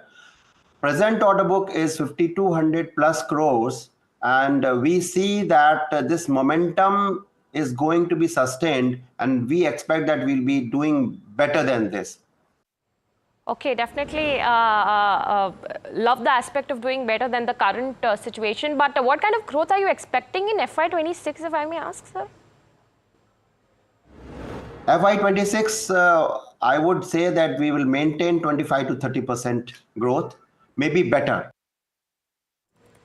Okay. And what about telecom side of business? I reckon that the project side of business is more profitable and growing on a healthy terms, but wanted some perspective on the telecom side of business as well, sir. Yes. So when we see overall 9 months period, when we talk of telecom also, so we have been growing 9 to 10% growth. And with the data center business coming in, growing, so this telecom segment is also going to get its proportion out of data center business. So we expect that at least if we maintain 10 to 11%, 10 to 12% of the growth in telecom business sector, telecom segment, we will be happy, because there's hardly any growth otherwise seen in the market. If you see, since we are not in the consumer mass retail kind of business, the NLD business, B2B business, growth is not that much in the overall industry, in domestic industry in India. Okay, thank you so much for that. We'll leave the conversation over here, and all the best for the upcoming quarters, Mr. Sanjay. But as we wrap on this edition of Markets at 12, I leave you with the conversation my colleague Agni had with the management of ITC Hotels. Listen into the slice of the conversation. see, what we had said is that we will provide liquidity to the company to take care of their growth aspirations for the next 2 to 3 years. Of course, it generates its own free cash flows on it because it's doing extremely well, and also, it's a debt-free balance sheet with net worth of about 10,000 crores. So it's a very strong balance sheet. It has the capacity to raise capital on its own. But 1,500 is being provided for about, the growth plans for the next couple of years. And we're infusing this because we realize that this industry is only going to accelerate over time. And we want the company to be well equipped to be able to invest for the future, invest when there is a great opportunity at hand. Right, sir. And what part of the management contracts, what percentage of management contracts are made up in the total revenue for ITC Hotels? We've already said that 45% of our inventory is in the owned space and 55% inventory is in the managed space at this point in time. As we go forward, we are aspiring to be about 200 hotels with 18,000 keys in the next couple of years, which will be about 35% in the managed side and 65% in the managed side. And sir, what's the occupancy rate so far for the 9 months ended FY25? We've delivered the results for the first 2 quarters, so you can have a look at that. I cannot give you the guidance for the quarter 3 right now. The results have not been announced. Yeah. And what about the expansion plans for ITC Hotels? I saw you mention some figures for 2030. Sir, can you give us a bit more highlight into that? Actually, look, in the last 24 months, Hotels has opened 30 hotels. All right. So let me also give you an anecdote. When the hotels were opening 1 hotel every 2 months, so I said we should do 1 every month. So we're already doing 1 every month. We have to really look at the setting the new benchmark. Of course, the plan is for 200 hotels by 2030, but I would say that should be the least. We have to really exceed that number. Last question for you, gentlemen. So we know that British American Tobacco currently holds 15% stake in the company. They had showed the state intention that they don't intend to be shareholders in ITC Hotels. So what do you expect going forward in this regard? They've already stated their position. So it's now up to them to take it. It's not for us to determine that. They've already stated their position. Lastly, since Mr. Puri, I have you here and we are in the business of news. So what do you think the investor can expect with the upcoming ITC results that's due anytime? So this is firstly a silent period. Okay. Number 2, the role of management is to run the business well, make it competitive and deliver competitively superior results, is to create value for all stakeholders. Valuations is something the market determines.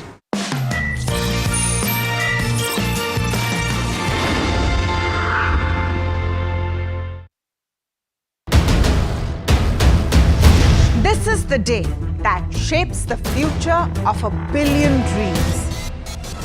From the fields of agriculture to the backbone of defense. From ambitious infrastructure projects to everyday tax policies. Every decision counts. How will this budget balance growth and fiscal prudence? What will it mean for jobs and what will it mean for your portfolio? Join us for the most comprehensive coverage of Budget 2025 as we decipher the impact of this budget on you.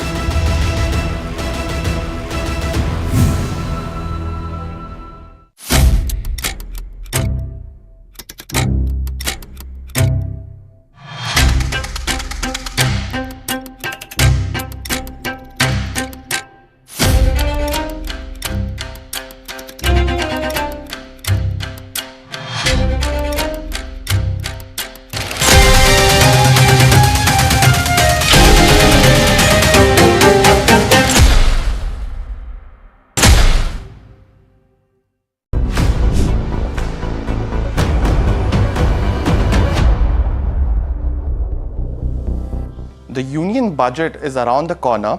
What could be announced and how will it impact the market? UBS comes out with a key report. UBS thinks the impact of the budget on the stock market would be muted as the capital expenditure and consumption boost could be limited in this time around. But what does UBS estimate the government could announce? We bring you what UBS expects in 5 key aspects. The first one's, of course, the impact on the stock market, government's fiscal deficit, which occurs when the government's total expenditure exceeds its income.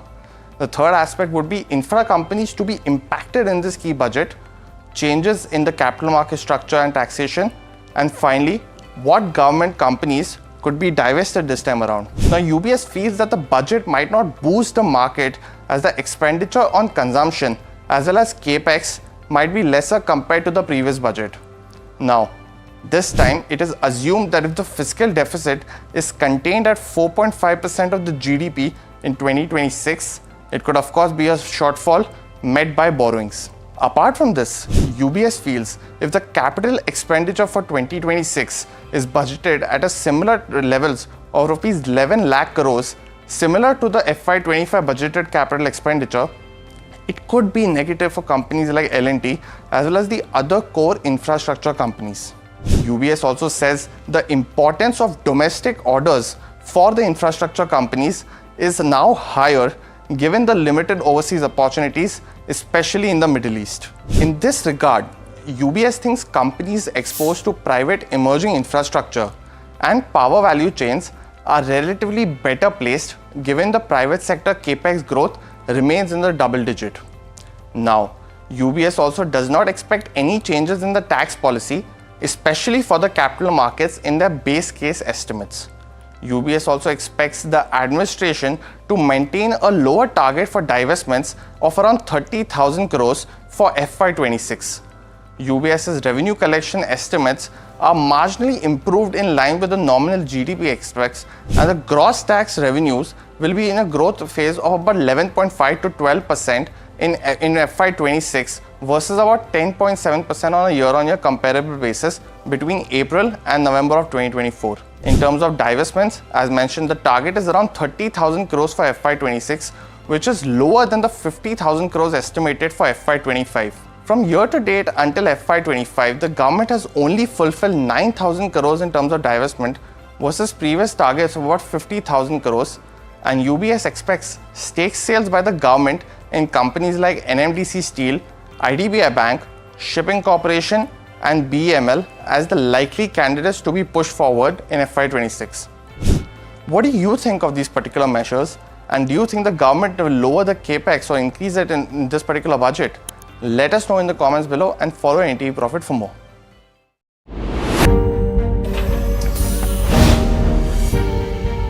Do you really know the company you invested?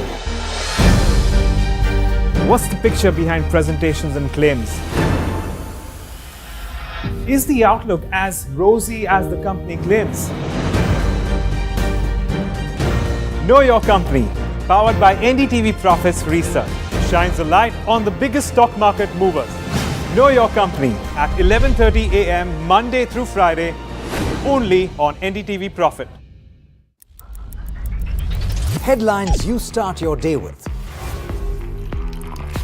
What matters worldwide is now in the palm of your hands. Get ready to seize the day and maximize your financial potential. Stay ahead of the curve with all you need to know on NDTV Profit.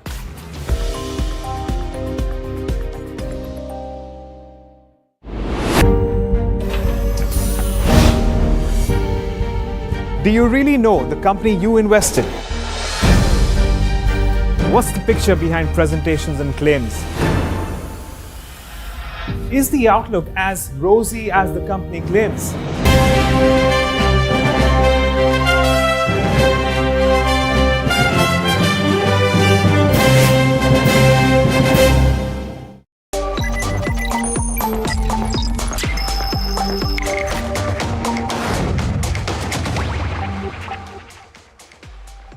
Hello and welcome to Profit Buzzers. This is Anushi Vakaria, and let's take a look at how the markets are currently doing.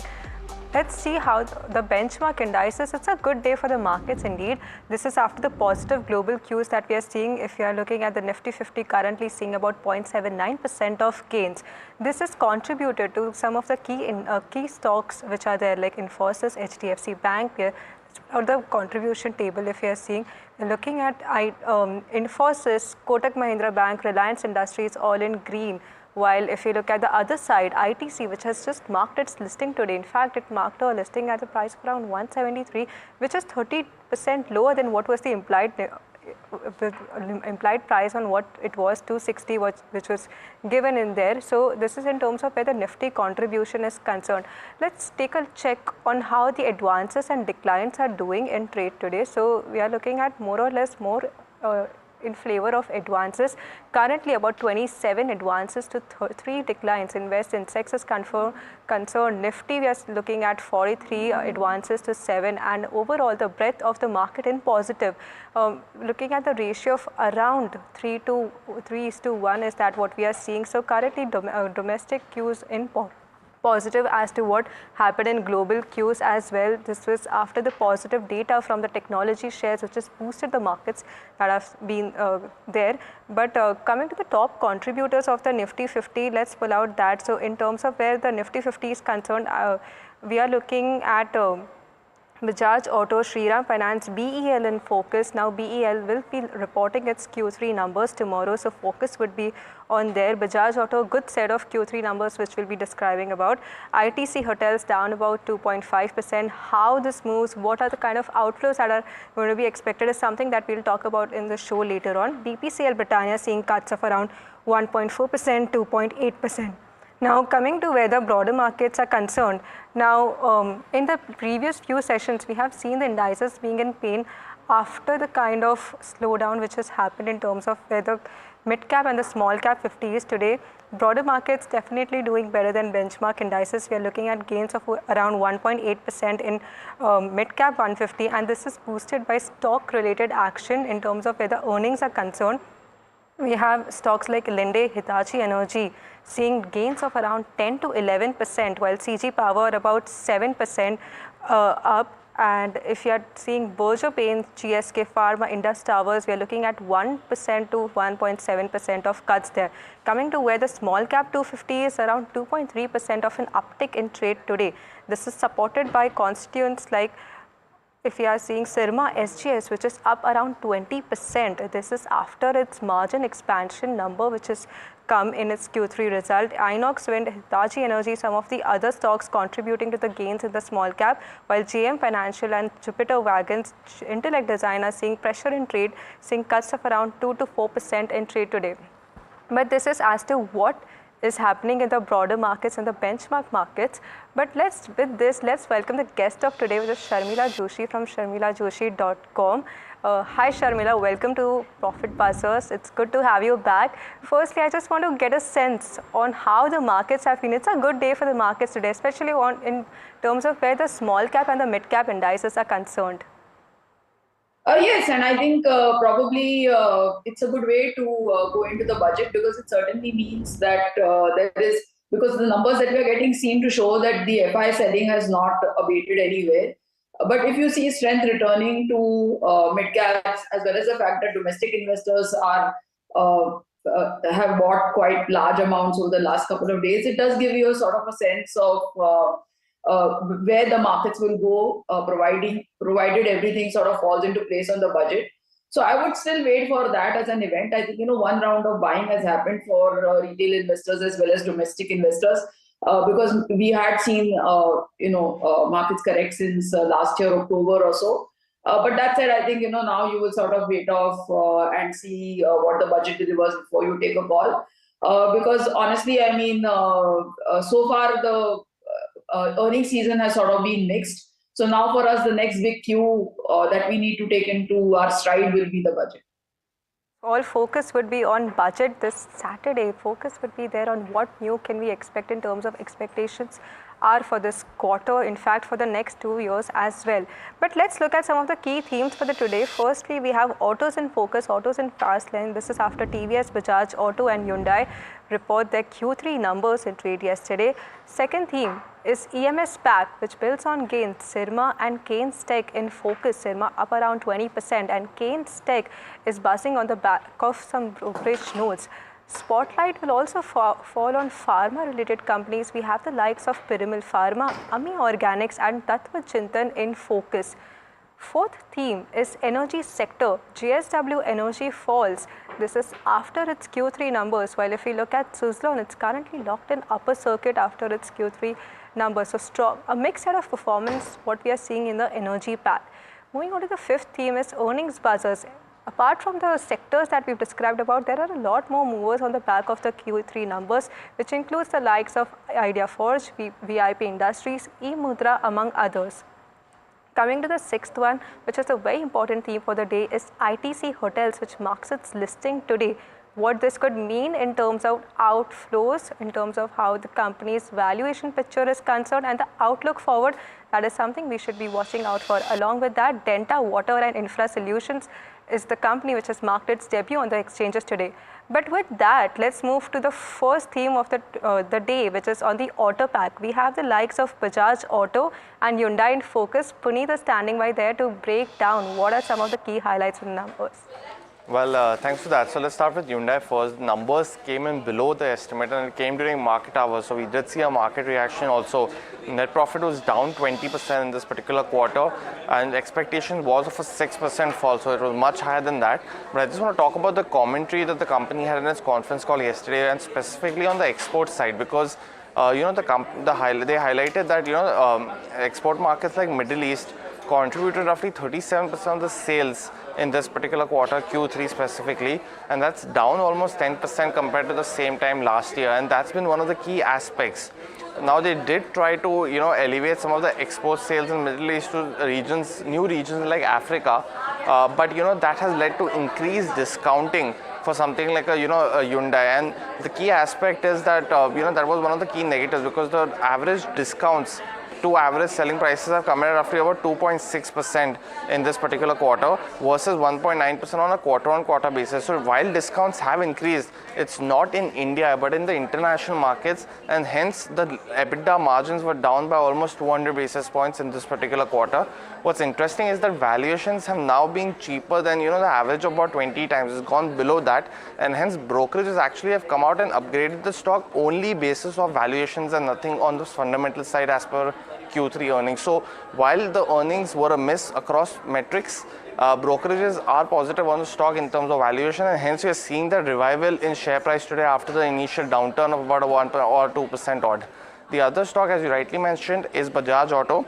Now the company reported a 5% growth in terms of revenue, so it's slightly beaten estimates essentially in this particular quarter. But again, just want to focus on commentary. It's the fifth straight quarter of EBITDA margins of more than 20%, and that's despite the company's high investments in the electric two-wheeler and three-wheeler space over the last 6 quarters. Apart from that, they've also clocked 5 lakh units of sales in the export market, the first time over the last 8 quarters. So it's a big beat on that as well, and markets like Africa have come back finally, contributing roughly 1 lakh of the 5 lakh units, and Latin America continues the strong growth. Apart from that, they mentioned that Latin America market could be the next key focus area, and it could be double the volumes that they do in something like in Africa over the next few years. So definitely a key aspect on that. And we also did speak to the management today. Mr. Rakesh Sharma did comment on this Latin America focus of the company and how does Africa fit into the picture and what is the outlook for exports in FY26. Listen into a chunk of this conversation.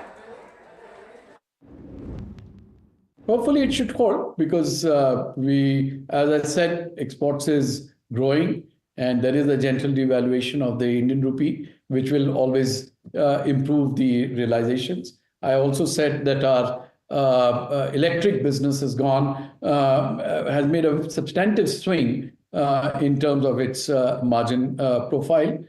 So through a combination and with the at least near-term outlook on the commodity baskets, there are some pluses and minuses. These are cancelling each other out, and the cost outlook looks steady. So yes, we are optimistic about the margin outlook. Well, that was the management of Bajaj Auto. But with that, let's go to Sharmila for her view on what is happening in the auto pack. Sharmila, we are looking at a mixed set of results. In Bajaj, a good set of numbers that we are seeing, while Hyundai, we are looking at a dip in terms of where the performance is. This is because of exports, which is there. Want to understand from you, what is your view on Bajaj, TVS, Motors and Hyundai? Well, let's talk about first entire autos. I think it's a great space to be invested in. And given everything, our demographics, where we are in terms of the number of cars that we see, etc., to cars, two-wheelers, etc., I think I see great growth ahead. Having said that, Hyundai and the passenger vehicle space has been a little hit of late because I think the valuations are high, and we have seen in terms of numbers a little bit of a mixed bag. So definitely, I think I'm more positive on two-wheelers as a space at this point in time. I think that within the electrical vehicle space, I'm more sort of bullish on electrical two-wheelers because I think the data seems to suggest that smaller towns in India are adopting to electric two-wheelers a lot faster than what we had sort of envisaged, and we are seeing numbers grow there. So all these companies have their own focus on electric two-wheelers. Within that space, I think TVS Motors, if you ask me at this point in time, TVS Motors has delivered very good set of numbers. As a disclosure, I own the stock. But if you ask me from a purely valuation perspective, I think Hero Motor makes the best bet because, I think that all three companies have sort of something unique to offer. And as I said, just, Bajaj Auto is more into exports. There was a period when that was a sort of a mixed bag. That was probably my favorite stock. At one time, TVS Motors used to be my favorite stock. But I think from a valuation perspective, I think at this point in time, Hero Motors is my favorite stock. Okay, so Hero Motors is the preferred pick in this auto space. But two more stocks we have in focus, which is Exide. Now, Exide, if you look at the numbers, they have reported about a 0.2% of an increase in their revenue. So, majorly the revenue has remained flat, wherein margins have also, we are looking at a flat set of results about margins 11.7% as compared to 11.5%. Net profit seeing about a 2% of an uptick. Now, brokerages have remained constructive on the space. JP Morgan has maintained its overweight rating, and this is at the target price of 450. They were expecting a weak Q3 as feared. This sharp stock price correction appears overdone, however. While if we are looking at what Citi has to say, they retain their buy rating with a target price of 560, which implies a 56% of an upside. Q3 slightly above estimates. This is driven by the gross margins that we are looking at. So this is in terms of where Exide is concerned. If you look at Bosch, now they have reported a 11.6% of a downtick in their net profit. Revenue has seen about a 6.2% of a growth, while margins stood at 13% as compared to 13.8% last year. Sharmeen, I want to get your view on what do you make of these two set of numbers, that's Bosch and Exide. One, we are looking at a constructive set of brokerages, and Bosch, we are looking at a 11.6% of a downtick in their net profit number. Yeah, but I think Bosch is an excellent company if you're a long-term investor. Yes, I think the valuations do look expensive, so it's not something that you'd want to buy right away. But definitely, I do think that I understand why there are positive reports about that. Coming to Exide, we have only two sort of listed plays within the battery space. One is Exide, one is Amara Raja. I think here now the next big move will come. We did see a big move in the stock, I think last December, thereabouts, when the government had sort of announced their policy for electrical, allowing exports in the electrical vehicle space. And that sort of mandated that they need to have certain percentage of buying that they are doing domestically. And I think that's where you will see companies like Exide or Amara Raja getting the next big jump when that begins to happen. And you actually start seeing companies from China or Korea or wherever setting up shop to build their own electric passenger vehicles. That said, I'm I think positive on both. Of these two, I own Exide. It has seen a huge correction, but as I said, I think that's the sort of next trigger that I would be looking for. Okay, so an overall positive view is what we are looking for these two counters. But let's shift focus to the EMS space. We have Sirma SGS and Keynes Tech in focus. Now for Sirma, the major trigger today, it's 20% up in trade. It's locked in the upper circuit. This is because of the margin expansion which has taken place. Let's go across to Puneet to understand what are the key highlights of Sirma and why are brokerages constructive on Keynes Tech. Well, thanks for that. So definitely, Sirma is one of the key triggers today. Quarter 3 earnings revenue has grown up 23% to come in at 869 crore. But as you rightly said, the margin expansion has been the key. EBITDA margins are coming at 9.1% in this particular quarter versus 5.5% the same time last year. So strong 390 basis point jump in EBITDA margin. And they mentioned that, apart from that, that's also led by the lower share of the consumer business. Now, if you track Sirma, the key aspect was that the consumer share had been high, and that's the low margin business. So over the last 3 quarters, the company has consistently worked on lowering the share of the consumer business, and this quarter it was at roughly about 30 to 35% of the overall revenues, and that's helped the margins go up as well. The other aspect is that, we had the conference call also in the morning today, and there were 5 key takeaways coming from it. They maintained the order book of about 5,300 crores. That's up from roughly about 4,800 crores, and that's almost 1.5 times its annual revenue of FY24. So a big jump there. It also mentions that auto as well as the consumer business outlook has been roughly about 60 or 70% of the total order book, and they are recalibrating some of the consumer low margin orders in the total order book as well, recalibrating on the pricing front. So it's a key positive as well. The second key aspect is that the consumer share was around 54% in Q1. It fell to 41% of total revenues in the second quarter, and consistently now it's coming at roughly 31%.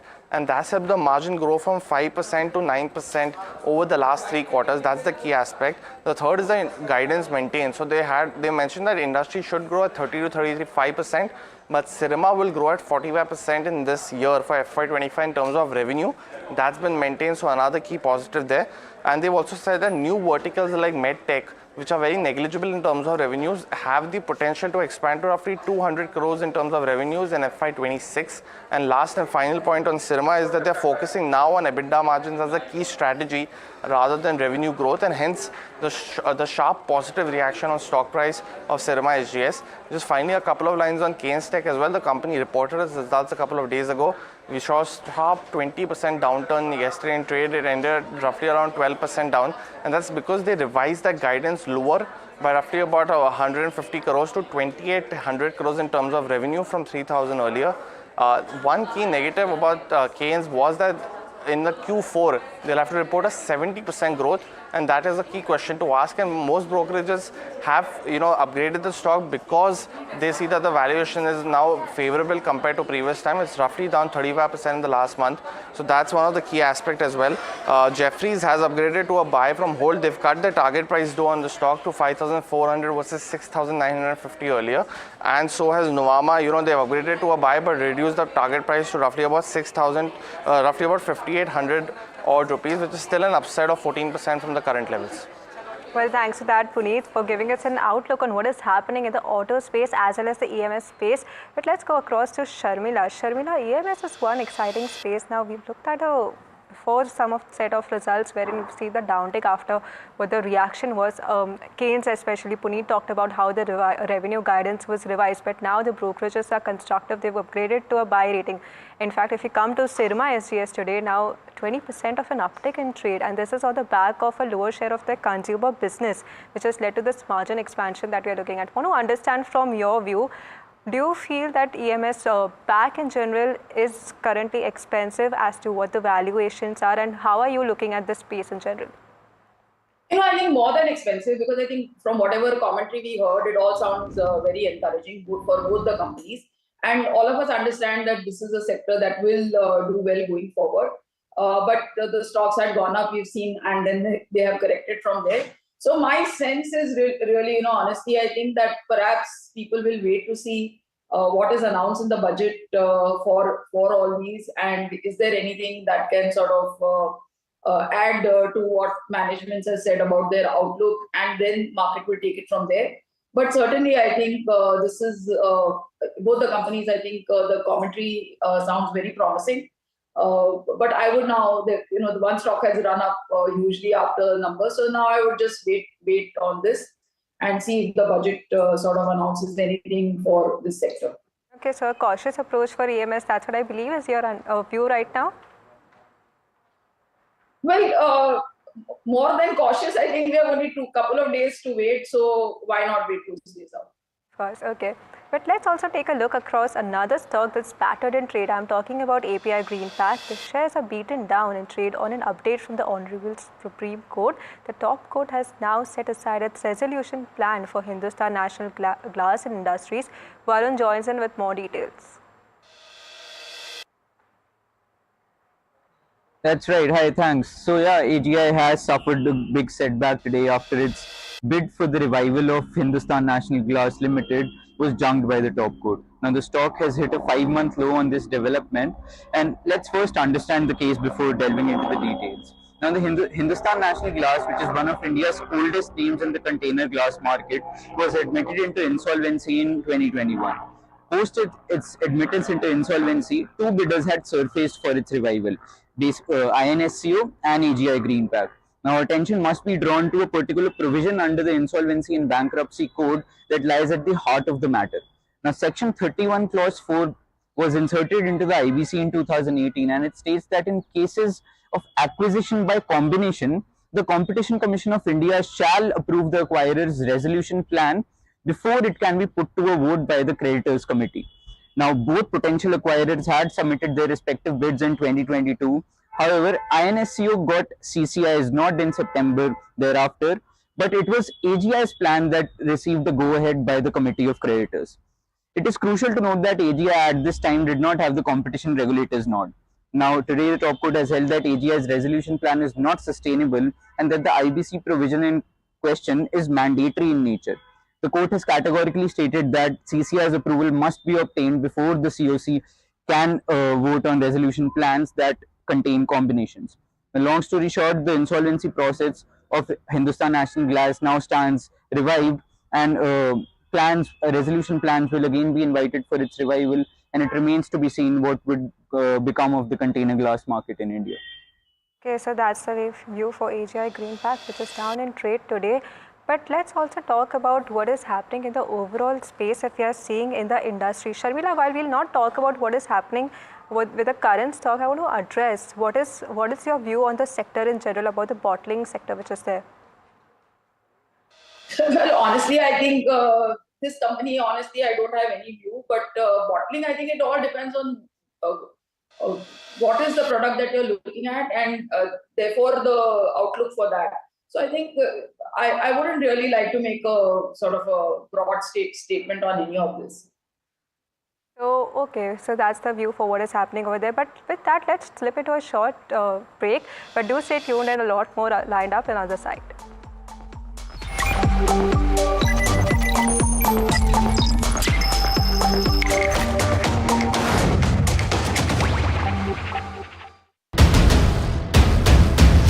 This is the day that shapes the future of 1 billion dreams.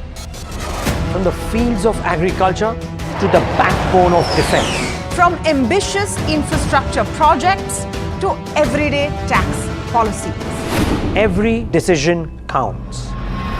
How will this budget balance growth and fiscal prudence? What will it mean for jobs, and what will it mean for your portfolio? Join us for the most comprehensive coverage of Budget 2025 as we decipher the impact of this budget on you.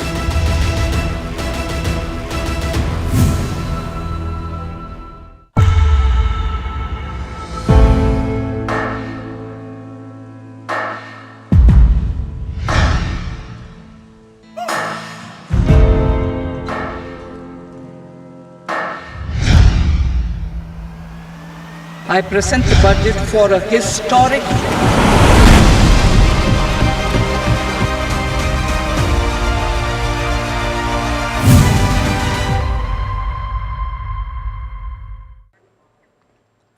Well, the union budget is right around the corner.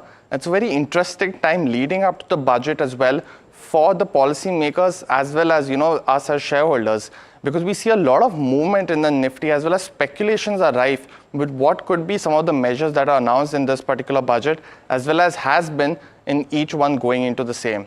We look at some of the key moves that have seen in the Nifty before as well as after the budget, and get you some of the biggest measures that were announced in these budgets and what could have led to the strong Nifty reactions. Let's first look at 2024, because we had two budgets announced in this particular year. One was post the elections as well, and we did see a 1.5% move in just a week after, and that momentum was continued in the month as well. Leading into this budget, there were a lot of speculation, so we saw a downward reaction of the Nifty in the past week, and we did see some of the measures such as the standard deduction being increased to 75,000 for salaried employees from 50,000 earlier, as well as the new tax regime now in having tax-free status for up to 3 lakh rupees per annum for the investors as well. Apart from that, we saw custom duty reductions on mobile phones, gold as well as chargers as well. And these were some of the key moves in this particular budget. Leading up to the election, we had, the 2024 budget in February as well. Let's see some of the reactions, as you can see in this particular time frame as well. One of the key moves was increasing the budget for capital expenditures to 11 lakh crores, the first and a very huge budget as well compared to the last decade. And we did see one of the positive reactions in the week and the month after as well. For 2023, it was a very budget going into this particular budget. Speculations were rife. We did see a negative 2% reaction just in the week before leading up to the budget as well, while the momentum wasn't very strong. And in this particular budget, we did see the new tax regime increasing the rebate to 7 lakhs. But apart from that, there were some continuations of policy measures, but nothing big to report as for. For 2022, it was a very interesting budget because we did see a strong reaction going into the budget just a week before by roughly about 2.5% on the positive side. But in the next week, as well as the month after, we saw a sharp reaction on negative 5% of the Nifty reactions. Some of the key measures were like they had involved rupees 2 lakh crores as additional credit to MSME firms. Apart from that, we also saw roughly 48,000 being allocated for building 80 lakh houses. But none of these measures could give the big positive boost, and this was the first such non-pandemic budget, so as to say, because of the other measures was involved as well. In 2021, we saw a very sharp reaction a week after, and that was because the allocation to the health sector was increased by almost 35,000, and that was led by the one of the needs of the pandemic as well. Apart from that, we also saw 20,000 rupee fund infusion in public sector banks, and saw thus a sharp reaction as well in 2021. In 2020, just before the pandemic hit in March, we had the budget and roughly about a 4% move in the week after that. But in the month after, we did see some of the speculations come into that as well, impacting the Nifty in this particular time frame. We saw roughly a 69,000 crore allocation to the health sector, and this turned out to be a timely measure by the government, but did not, react too much in terms of, the week after budget was very strong as well in this particular time frame. For 2019, we look at, we saw 10,000 rupees being approved for 3 years under a FAME 2 reduction. So the automobile stocks were in focus in 2019, and did see a positive reaction about 1.6% in this time frame as well. When we move on to 2018, we saw one of the last budgets being presented by the late great Mr. Arun Jaitley. And this particular budget in 2018, we saw roughly 5.97 lakh rupees being allocated for infrastructure. So we did turn out that it had been increased and doubled to 11 lakhs in 2024. This was one of the key budgets in 2018, although it saw a sharp negative reaction because a lot of allocation was towards the capex as well as the infrastructure, and some form of reactions on the GST as well. When you look at 2017 and 16, again very key measures. For 2017 starting was a good reaction for Nifty pre as well as post the budget as well. In 2017, we did see the existing tax rate for the tax slabs are roughly about 2.5 to 5 lakh.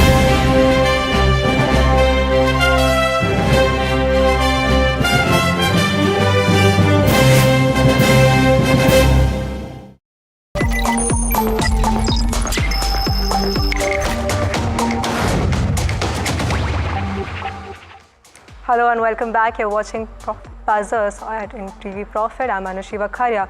Let's take a look at a very interesting company which has reported its Q3 numbers. The stock is up around 10%. This is Acme Solar Holdings. They've reported a 5.2% of an uptick in terms of where their revenues are concerned. EBITDA is up around 11% at 307 crore, while margins is the main focal point. It has expanded to 88% versus 83.6%. Net profit stands at 112 crore versus 44.4 crore. But to discuss more on what is happening with the company and what's the outlook forward for the next fiscal, we're joined in by Nikhil Dhingra, the CEO at Acme Solar. Hi, welcome to the show, Nikhil. I want to understand how the quarter has gone by for you and what has resulted in the strong show that we are looking in terms of where the margins are concerned. Sure. Right. So the result we did this quarter basically had the our revenues coming from 1.3 gigawatt to 2.5 gigawatt. So we actually operationalized a very large plant of 1.2 gigawatt in starting from October. So that has resulted in our revenues going up by a substantial number. The numbers you were mentioning about 10 odd percent, the number is much higher because we had actually a lower adjusted revenue in the previous year because we had sold assets post that quarter last year. So the numbers are quite high because the capacity has gone up by essentially 90% from what we had in previous quarter. So this, when you operationalize a plant, your EBITDA margins go up because your fixed costs are the same. There is this is like this business has operational leverage in terms of the fixed cost not going up in proportion to your expansion in capacity. And of course, in terms of the new asset, it has contributed substantially to the revenues and profits in this quarter. That has resulted in this increase. In terms of the future growth in the upcoming quarters, we are looking to operationalize around 450 megawatts in the upcoming 2 to 3 quarters. So that will, of course, add in a similar way proportionate to the capacity. Nikhil, you mentioned about the capacity addition which is planned. Can you give us more in detail on what is the route in terms of where FY25, 26, 27 picture is concerned in terms of where the capacity addition is? Your current operational capacity is about 2,450 megawatt. This is in FY25 year to date versus what it was in FY24, which stood roughly around 1,340 megawatt. So just want to understand from here on, what should we be expecting? Yes. So 2540 megawatt is the current number which we have as of date. So this number will go to around 3,000 odd megawatts by June to September in the next 2 to 3 quarters. So that is one milestone we have to reach. And for that, the capex is more than 60-70% done. So it is at the fag end of the capex cycle. In terms of the next stage of growth, we have to execute close to 4.5 gigawatts of capacity, which will come up in phases starting from June of 26 till December of 27. And that is, of course, will come up as per the PPA timelines. So that will take our overall capacity to 7 gigawatts, for which we already have the PPA, the connectivity, and of course, a substantial portion of the land and various other pre-development activities we do on each of these projects. Nikhil, you mentioned about that already 60-70% of capacity is done in terms of where the capex is done. Want to understand what is the capex outlook currently if you take FY24 in consideration, then the IPO which has happened after that. For the next 2-3 years, if you are to see a capex number, what is the number that you have in picture? So this business is very capex intensive, right? As you know, and of course, for each megawatt you build, you have a capital, out of which 75% is funded by debt and 25% is funded by equity. And of course, to do and that debt is around for 20 years. The PPAs are for 25 years. So in terms of the numbers for the capex we need to do to reach 7 gigawatt, it will be in excess of around 40,000 odd crores. And of course, this will be done over a period of 3.5 years. And for that, we have to do it in phases. The first year of a project, basically it's around 2.5 to 3 year life cycle of a project from the bid to the commissioning. So in the first 1.5, 2 years, it's around 20 to 30% of the capex, which is typically done. So, and then you do 60 to 70% in the other 2 years, to 1.5 years. So keeping in that proportion, we will target to do more than 10,000 crores of capex in FY26, and that will ramp up substantially as we move to 27 and 28. Okay, so 10,000 crores is the target for FY26 is concerned. Now coming to the next question is about the under construction capacity. Now 53% of your under construction capacity has had PPA signed for it. I want to understand, is the company seeing any sort of resistance from the discoms that are there? Actually, no, we are not seeing much resistance. Just yesterday, we signed a 680 megawatt PPA with NHPC. And that PPA is a very large sort of addition to our portfolio. And in the last 6 months, we have basically signed a very large number of megawatts, upwards of around 1 gigawatt. So we are not seeing that reluctance on behalf of the discoms to sign PPAs. Of course, in terms of it depends on the type of the project, whether it's a peak power project, whether it's a solar project or wind project. And of course, we are relying on our customers, which are these four agencies like SECI, NTPC, NSPC, and SGVN to get this done. So I think they are doing their best, and their performance has to be looked at in the light of the overall large ramp up which has happened in the last 2 years. Because to get the PPAs done for a 50 gigawatt of bids you do is a tough job, and I think they are doing their best on that. Of course, so that's as to the views on where the PPAs are concerned. But I also want to understand, what is the current bidding pipeline looking like? What are your expectations in terms of where the growth is concerned for the next 1 to 2 years?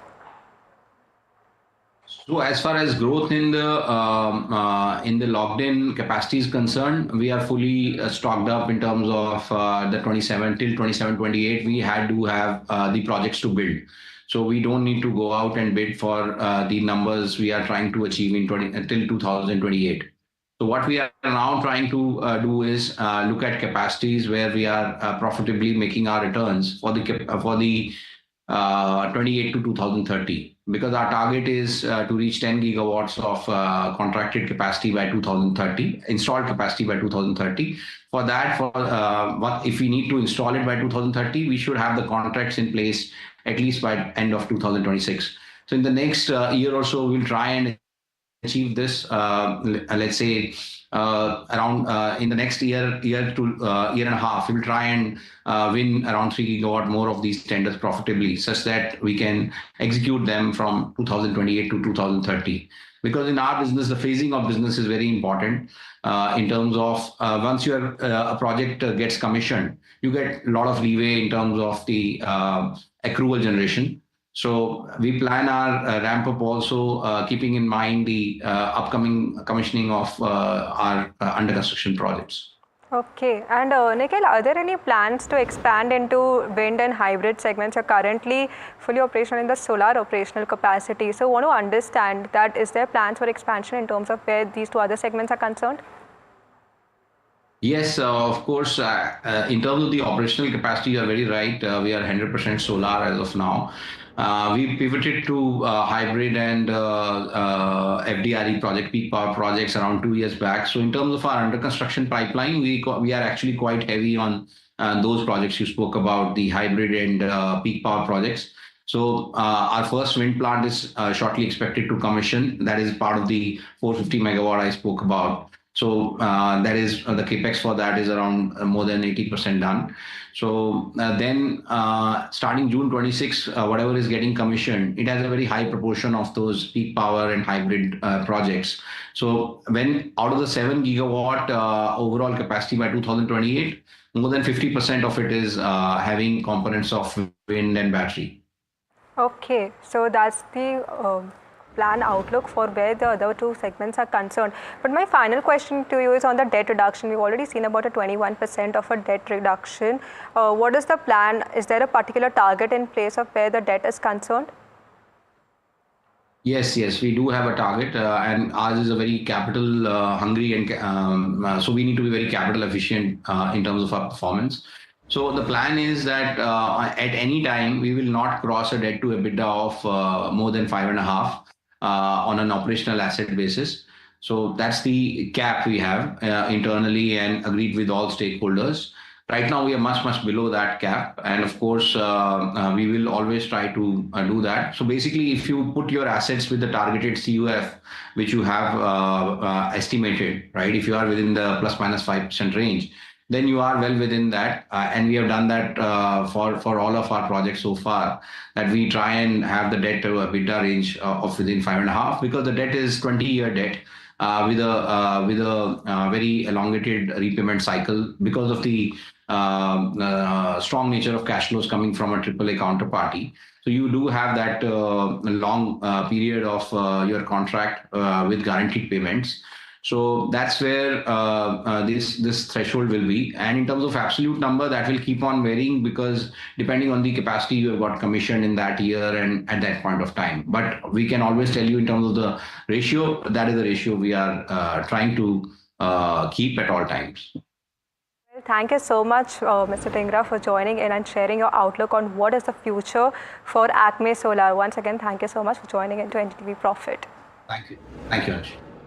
But with that, let's take it across to our guest for today. We have Brijesh Rale, who's from Retail Research, IDBI, who's joined in with us, along with Sharmila, who's already been present with us. Sharmila, I'll come to you first. Want to understand your outlook on Acme Solar. Strong set of numbers that we are looking at. The stock is around 10% up in trade. Yes, and this is a sector that I do like. This is not a stock that I've tracked before, but everything that I've been hearing in terms of what they have commissioned, as well as the spaces that they're present in, sounds very interesting. So I definitely think that I need to sort of more actively start tracking this stock, because, as I said, I think that globally what I'm sensing is that anything that is talking of renewable energy, be it in wind, be it in solar, that is what investors are interested in. And this sort of seems to fit into that space very nicely. So it all, as you said, numbers are good, and everything that I've heard really sounds quite interesting. Okay, so that's a fundamental check. Brijesh, let me come to you on this one. I understand that there would be limited set of data in terms of where the technicals are concerned, since it's a recently launched IPO. So want to get your sense, if not the stock, what is your overall outlook on the sector that is there? Yeah, I understand. So basically, on the Acme Solar itself, if I look from the charts point of view, as you said, it's a very limited chart, but the breakdown came from the level of 225. So maybe there can be an opportunity where we can speak of 200, 210 kind of a bounce. So that can be seen, because today there has been a very strong formation. So some upside can be there, but then still from the technical point of view, it can be a trading bounce. Okay, so that's the view for Acme Solar. But let's shift to focus to some other energy stocks which are also there. We have the likes of Suzlon Energy, JSW Energy, BHEL, and more in focus. Mika is standing by to give us an outlook and the key highlights on what has resulted in the kind of performance that we are seeing in trade today for these stocks. We have three power stocks in focus. Up first, we have Suzlon Energy, where revenue is up 90%. EBITDA has more than doubled. Margins have also expanded to 16.8%, and net profit is up 90% to 386.5 crore versus the estimate of 350 crores. So it's beaten estimates. One of the key drivers for a good quarter was robust execution of 447 megawatts, which was higher than analyst estimates, and this was due to the capacity ramp up of the company. Manufacturing capacity now stands at 4.5 gigawatts. Margins have also improved to 16.8% on wind turbine-led operating leverage profits, and the company is seeing its highest order book right now at 5.5 gigawatts in Jan 2025, and this is 3.4 times higher than the December 23 values. Then we have JSW Energy. All metrics have missed estimates. Our revenue is down 4%, EBITDA is down 18%, margins have contracted to 36.4% versus 43.7%, and net profit is down 27.4%. In terms of what hurt earnings, while the incremental sales from renewable additions, the EBITDA contribution was weak, and it was offset by lower short-term realizations. The EBITDA and margins were also under pressure because of an 18% uptick in employee costs and 26% uptick in other costs. In terms of capacity, well, operational capacity is now as of Q3 is at 8.1 gigawatts, locked-in capacity of 28.3 gigawatts. 6.7 gigawatts is also under construction, and they do plan to operationalize 1.8 gigawatts or 1,848 megawatts capacity by FY25. And lastly, we have BHEL. Profit has more than doubled and beat estimates. Revenue is up 32%, EBITDA is up 41%, and we've also seen margins somewhat expand 30 basis points to 4.2%. What helped earnings was one, revenue uptick of 32% on a year-on-year basis in both their segments, which is power and industry, and EBITDA was obviously held by the higher top line, as well as an inventory reversal of 310 crores, which reduced their overall expenses for their quarter. And lastly, in terms of order books, well, the outstanding order book stands at 1.6 lakh crores, and they did see order inflows rise 33% year-on-year to over 47,900 crores during the quarter. Well, thanks for that, Mika. That's a view on the energy companies which are passing in trade today. Sharmila, coming to you. Suzlon, a very strong set of numbers that we are looking at. Even BHEL, it's up around 5% in trade today after a good set of numbers. Want to understand your fundamental take on some of these counters? So, we were just discussing a little while earlier that this is the space that I like, because, anything that has the word green and renewable, etc., we are seeing sort of market looking at all that space quite favorably. And as I said, I think that this is something that I'm seeing globally. That said, I think Suzlon is something that I've been positive on for quite some time from much lower levels. But yes, I think it has corrected substantially. So also BHEL, been positive on it for a really long time. once again the stock has corrected. So these, I think, on the back of good numbers, certainly attention should be on them. But I think that even JSW Energy and stocks like a Tata Power or some other stocks from within the power space, they have been talking about increasing their presence in whether it is solar, wind, renewable, that sort of space, and taking steps whether it is providing for electrical vehicles, etc. So these are all the moves that you need to focus on, and as I said, this is a space that I'm quite positive on. And I do think that I think there was one slide that said that you are sort of looking at what support the government gives in their sort of policies in the upcoming budget, because I think this is going to be an interesting piece to watch for as well. Absolutely, that remains in focus now. But I want to quickly address Ambuja Cement. The numbers are just out here. We're seeing the consolidated net profit at 2,115 crore. This is as compared to 824 crore. While if you look at the revenue, we are looking at a 4.5% of a growth at 8,415 crore as compared to 8,052 crore on a YOY basis. So, Brijesh, I want to come to you on this one. Ambuja numbers are just out. I want to get your sense on how you're tracking this one. What's the charts indicating for this? So, like the directional trend for this particular stock is sideways. So, whenever there is a bounce, we see the good amount of distribution that is happening. So, the level of 550, 560 is the resistance zone. And eventually, the technical chart pattern also doesn't suggest any strength. The volumes are the same. So, more or less, if there is some bounce with the respect of the result, 550, 560 is likely to act as resistance, and on the way down, 500 is it's a bit far, but then 500 is likely to be the support. So more or less, this is going to be in a range. So there is no fresh trade setup for somebody to take the long positions or maybe like to average some kind of that stuff. It is going to be a range bound, and the probability of it coming down towards the 500 is much higher. Okay, so it's just a standard disclosure that Ambuja Cement, just like the channel you're watching, is part of the Adani Group that you're seeing. NDTV is a subsidiary of AMG Media Networks Limited and Adani Group company. But shifting focus to the pharma group, we have a couple of earnings in focus here. Ami Organics, Piramal Pharma and Tatva Chintan had reported their Q3 numbers yesterday. Varsha is here with more details on this one. Thank you, Anushi. Let me start with Ami Organics. If you see, the stock is up 17% now. Strong quarter that the company has seen. Let's see what are key highlights. Why this revenue kind of growth? So revenue growth was driven by strong ramp up in CDMO business and consistent growth in their advanced pharmaceutical ingredient business. So good show on that. If you see the exports stand at 76%, domestic business at 24%, and this is the reason why we are seeing an uptick in EBITDA margin, because over the last few quarters, exports was not doing that well, and export being a high margin business, right now export had done really well, and this is the reason why you're seeing a good uptick in margin. In last quarter as well, export did a fantastic job. They achieved a revenue of 698 crore, equaling to the revenue of FY24 for this in 9 months itself, and they've raised revenue guidance upward from 30% to 35%. So good show when it comes to AMI. Then let me start with Piramal Pharma, wherein if you see, there was good growth in revenue and EBITDA, but net profit dragged. So the revenue growth was led by high teen growth in CDMO business, and EBITDA margin expansion was led by operating leverage and cost optimization strategies or initiatives that the company has taken. Also, the superior revenue mix also led to the increase in EBITDA margin. But if you see the net profit, so Q3 FY24, that is last year, include exceptional loss of 32 crores, so low base, but net profit was declined because of the prior period tax payments that the company has done. So this is the reason why we are seeing such a dip, almost 64% dip in net profit. Last on my list is Tatva Chintan, weak set of numbers.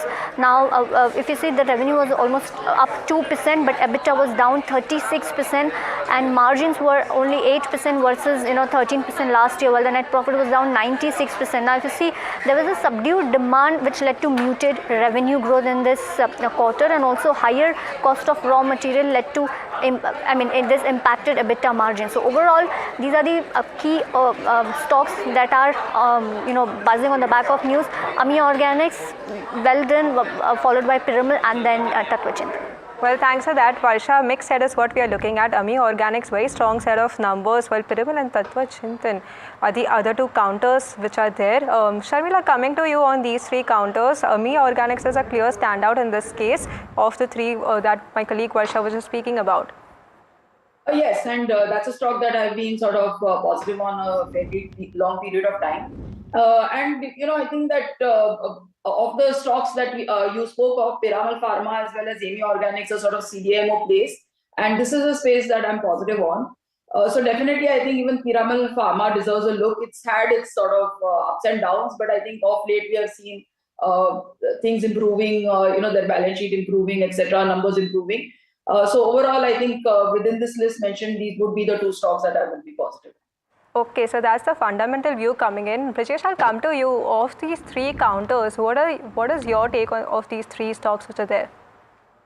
Yeah, so basically, Amy Organics is something which is technically positive, and because the only reason is the long-term charts are positive, weekly, monthly time frame, it is in the uptrend, and whatever the recent corrections we saw today, it has been taken out. So, and today there is a very strong volume. So maybe once this volume settles, in the near term, I think we'll see another 15-20% kinds of upside momentum. So definitely, Amy Organics is something which one should look into, and somebody having a position should maintain the long positions. Coming to PPL, so PPL there has been distribution for the when it broke 500 level, there has been a good amount of sell-off.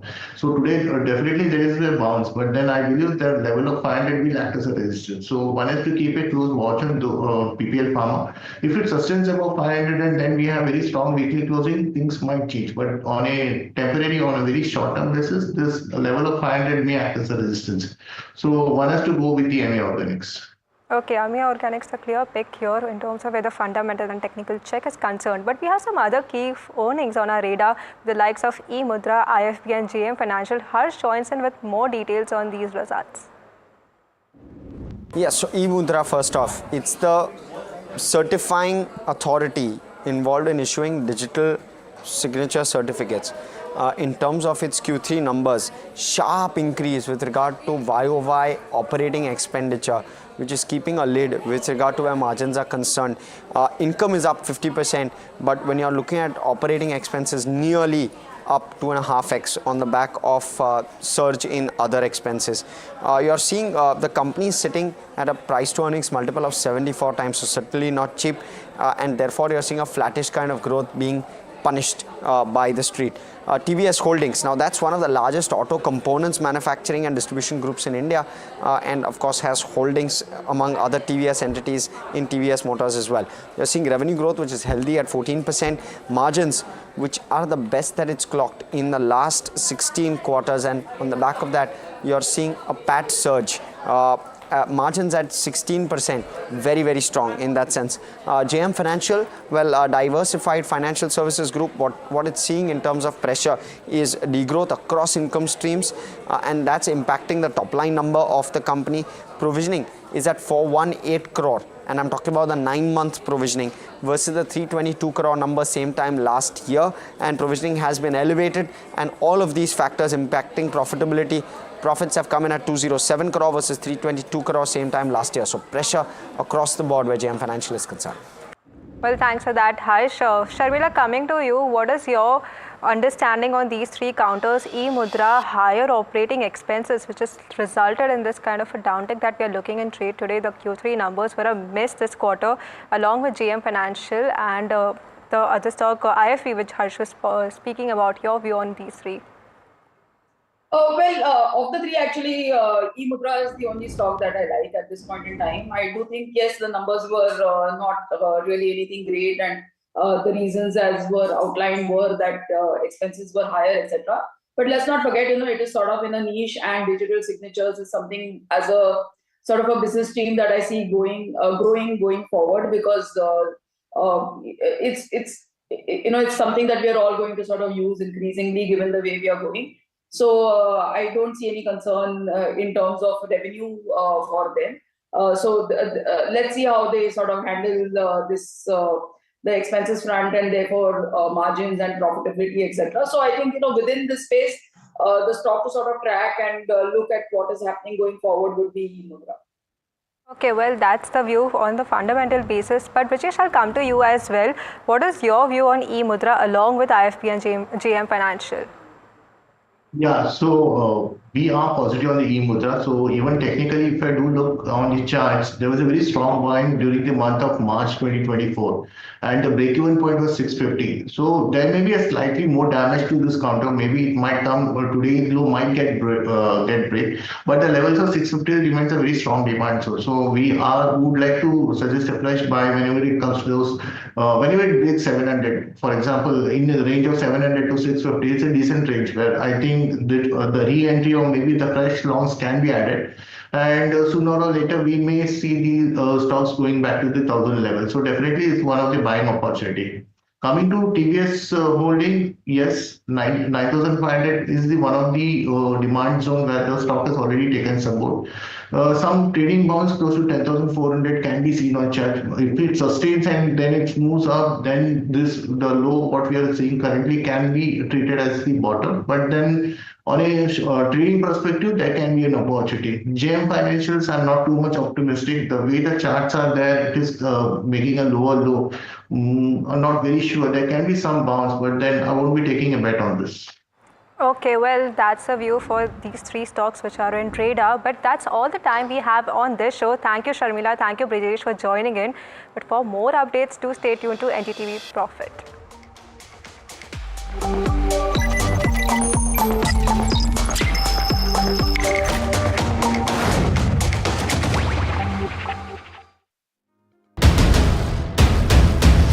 This is the day that shapes the future of 1 billion dreams. From the fields of agriculture to the backbone of defense. From ambitious infrastructure projects to everyday tax policies. Every decision counts. How will this budget balance growth and fiscal prudence? What will it mean for jobs and what will it mean for your portfolio? Join us for the most comprehensive coverage of Budget 2025 as we decipher the impact of this budget on you.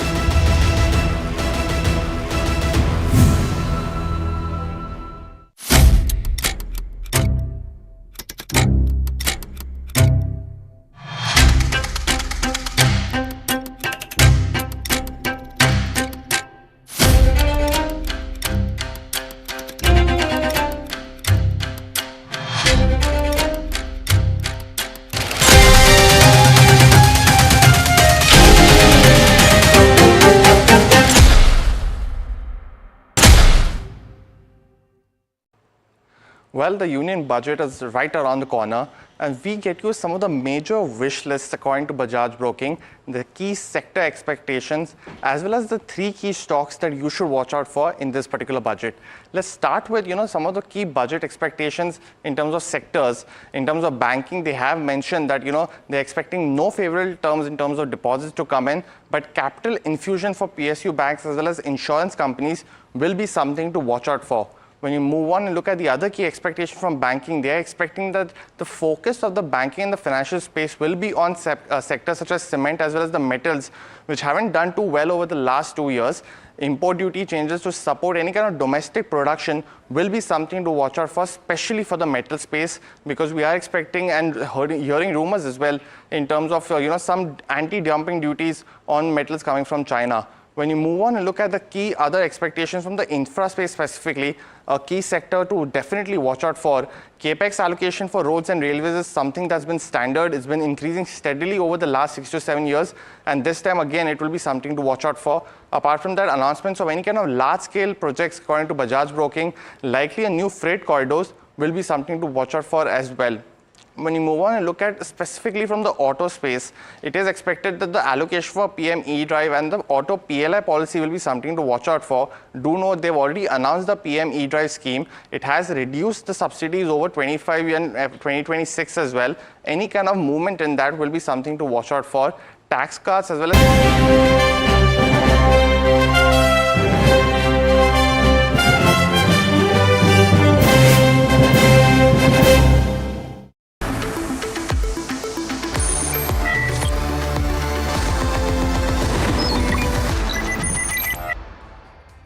Hello and welcome. You're watching Top Trades on NDTV Profit. I'm Somit Sarkar, your anchor for the next half an hour. Well, the Nifty continues to gain in trade. It's up more than 160 points. Apart from that, the broader markets also seem to continue with the uptrend that we had seen in the yesterday in the last half an hour or in the second half of the trade. Nifty small cap and Nifty mid cap indices both are up more than 1.5% in trade.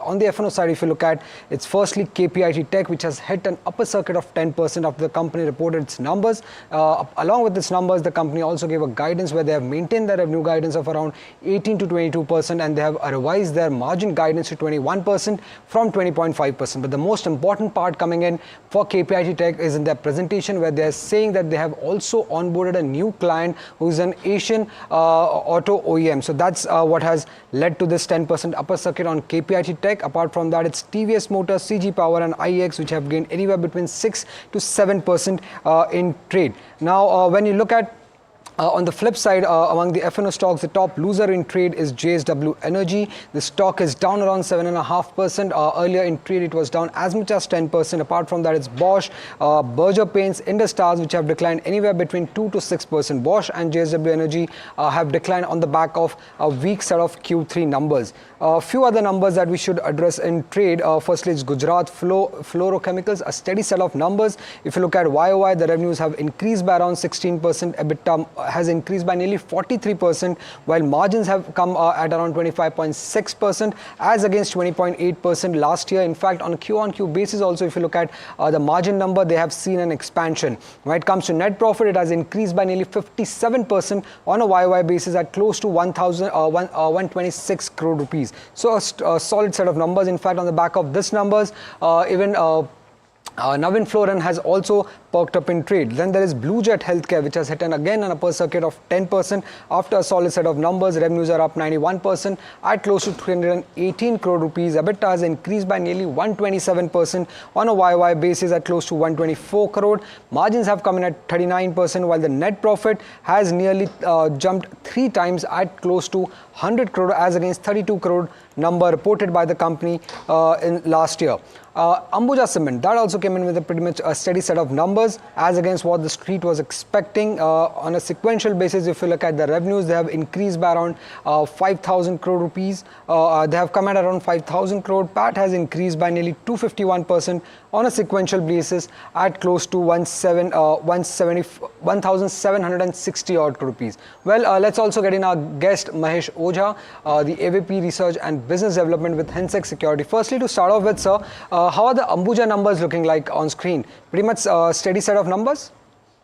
Definitely, the Ambuja number looks steady, and I think on margin basis that we have to see that what strategy impacted the margin percentage. So I think number looks from first sight numbers look okay, but in percentage of margin there is a seeing dip that need to be verified. And how are Gujarat Fluor numbers looking like? A strong margin expansion that we have seen both on YOY and Q-on-Q basis. And Navin Florin has also, in fact, perked up on the back of this solid numbers. Already you have explained Gujarat Fluoro numbers are slightly looking good, and I think stock has potential to up to 4,400 to 4,500 level, and we can see some more upside from here onwards. So I think number of Gujarat Fluoro is attractive and seems slightly good. Right, Mahesh. Also, Mahesh, did you get time to look into the KPIT Tech numbers? That stock has hit an upper circuit of 10%. The numbers look pretty much in line, but it's the strong commentary, in fact, that has come in the presentation. I guess that has led to this upper circuit in the stock. Definitely, this is stocks if already in our radar and in our watch list, and in valuation terms, stock is very much attractive valuation, and number also came good, and management guidance is also very good. So I think stock has much more potential for upside from these level to 1,750 to 1,800 minimum level could be in future. So I think the number are pretty good, and guidelines given by management is also looks very good. Well, another stock that remains in focus is Sirma SGS. The stock has hit an upper circuit of 20% after reporting a stellar set of numbers in the third quarter of FY25. What were the factors that led to this up move in the share prices? We have Punit joining us with all those details. Well, thanks for that. So, company reported a 23% revenue growth, but its EBITDA as well as profitability has gone up by 100% and 161% respectively, and that's one of the key positives about the company. Now, apart from that, we're seeing a sharp reaction come in the stock after its, conference call which was held this morning as well, and we just took out 5 key takeaways from that. The first one's, of course, the current order book has gone up from roughly about 4,800 crores in the previous quarter to 5,300 crores, and company has mentioned that while auto as well as the consumer sector continues to have 60 to 70% share, they are renegotiating some of the lower priced consumer orders, and that will benefit margins going forward as well. The second key factor is that the consumer share business, which is the low margin business, has come down consistently from first quarter. First quarter, the 54% of revenues came from the consumer business. That's gone down to 41% in Q2 and 31% now. And this has propelled the margin by 390 basis points from roughly 5.1% in Q1 to roughly about 9.1% this particular quarter, and hence the strong reaction on EBITDA margins, and while the outlook also looks positive.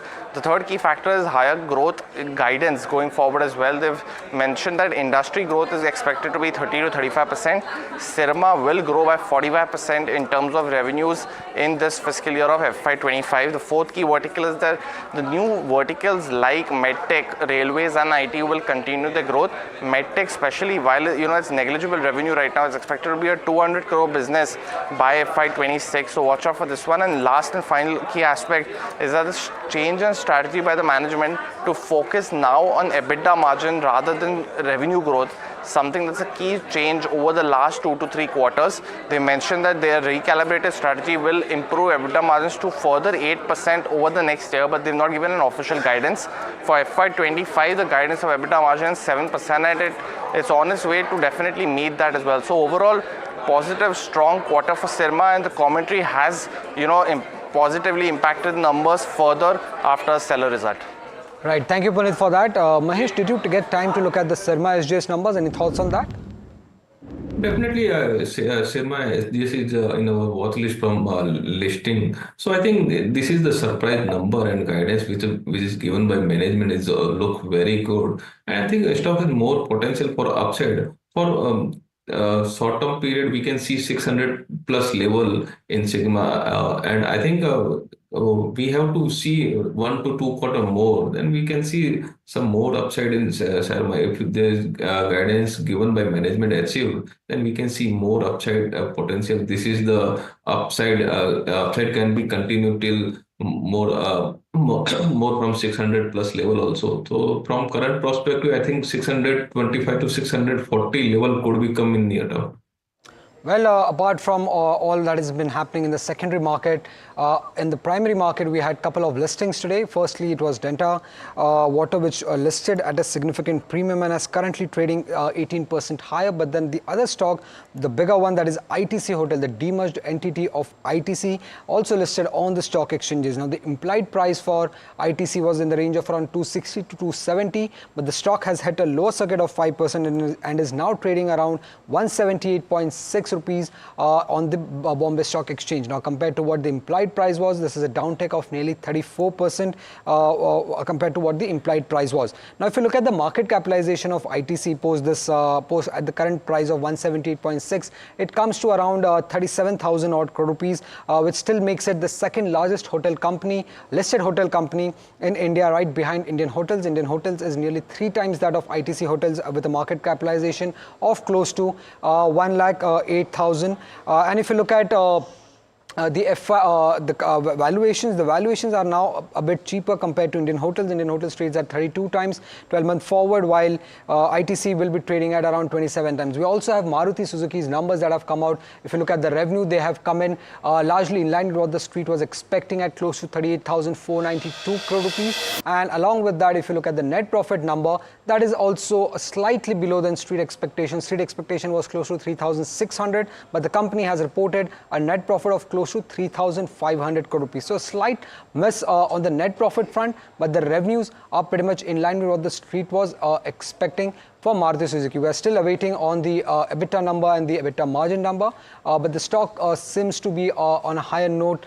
So far, it's up around 1.5% in trade. The net profit numbers are slightly below, but the revenue numbers look pretty much in line with what the street expectations were. Now we have the EBITDA number also coming in. EBITDA came in at close to 4,470 odd crore rupees. Now, if you look at the margins, they also look at on the higher side at around 12% odd. That's the estimated number that we had.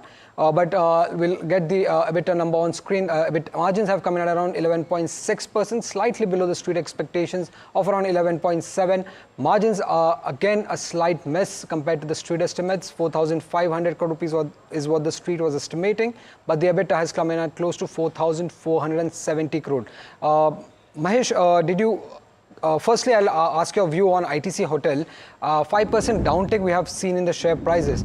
Would you advise your clients to go ahead and buy this counter or still wait for some correction? No, we are still waiting because on the after demerger, any share could be sold out by some fund houses in the first 3 days. So we are waiting for the first 2-3 days. After that, we were advised to our client to buy in lower level. So our strategy is wait and watch for ITC Hotel, and whatever which client we have got in shares credited in from demerger, that will go kept in hold. So from ITC we are in wait and watch. ITC Hotel for wait and watch. Right. We also have Puneet joining us to give us some more details on the Maruti Suzuki numbers. Well, I guess we'll have to still wait for Puneet to come in, but we have seen a sharp fall in the share price of Maruti. It was up 1.5%, but now trading red in trade, and that could be on the back of the fact that the margins have come in slightly below the street expectations. Operationally, also the numbers have come in slightly below the street expectation. Mahesh, what are your first thoughts on Maruti Suzuki numbers? I think numbers are in line, nothing to worry about. Puneet, ready nahi to... Sorry? Puneet, to get in more understanding about the numbers. Well, thanks for that. So the numbers do look, just meeting estimates in this particular time frame as well. EBITDA has come at roughly 4,470 crores. That was one of the key numbers to, of course, watch out for for the automakers. And while in this particular quarter we've seen misses from the likes of Hyundai yesterday, Maruti's numbers seem to have just met estimates and have come in line to that as well. So revenues has come in at 15% growth at 38,492 crores. Estimates was of a similar number as well. EBITDA growth has also come in at 4,492 versus estimates about 4,505 crores. So definitely come in very close to that aspect as well. And there was a 15.5% growth expected in terms of the EBITDA. That's coming at 14.4. So not too much diversion from there. Just on margins, what's interesting is that the company's EBITDA has come in bang in line with roughly about 11.6% versus same time last year numbers of 11.7% as well. They've also announced a couple of key aspects and updates as well in this particular time frame. They've amalgamated Suzuki Motor Company into itself, and that was one of the acquisitions. Apart from that, they've also approved the reappointment of Mr. Hisashi Takeuchi for another 3 years. That's key aspect. And one figure that's key difference in this particular numbers are the inventory. Now that changes every particular quarter, but the change in the quantum is quite high. So in this particular quarter, inventory was at 680 crores, which was impacting, of course, the profits. But at the same time, last year, it was positive by roughly about 2 crores. So that is the change that you see every quarter for something like a Maruti Suzuki, where that inventory number is something to watch out for. Taxes is another key aspect to watch out for Maruti Suzuki. That is, not too much change in that aspect. So no any kind of one-offs in the taxes in this particular time frame, but numbers seem to be in line for Maruti Suzuki at this point of time.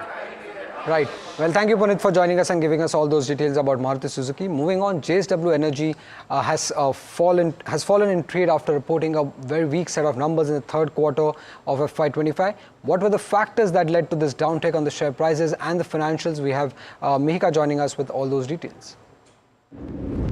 JSW Energy is in heavy pressure today in terms of, the stock performance. The stock did hit an intraday low of 10%, and this is the biggest intraday fall the stock has seen since June 4th of 2024. In terms of the Q3 earnings, well, all key metrics did miss consensus estimates, and quarterly earnings have been missing the street for the last 6 consecutive quarters. Even if you look at the table, Q2 FY24, you started with a 42% miss that contracted to 15.5% in Q3 of last year, and Q4 at 18%. In FY25 so far, first quarter the miss was only by 2%, but Q2 FY25 EBITDA did miss by 18%, and Q3 FY25 little contraction, but it's missed the street estimates by 14%. What hurt JSW Energy in Q3? One is the lower short-term realizations, which hurt the power tariffs due to slowdown in demand. EBITDA was also hurt by higher employee costs and other expenses. We saw an 18 to 26% annual uptake. There was also weaker EBITDA contribution from the new renewable capacity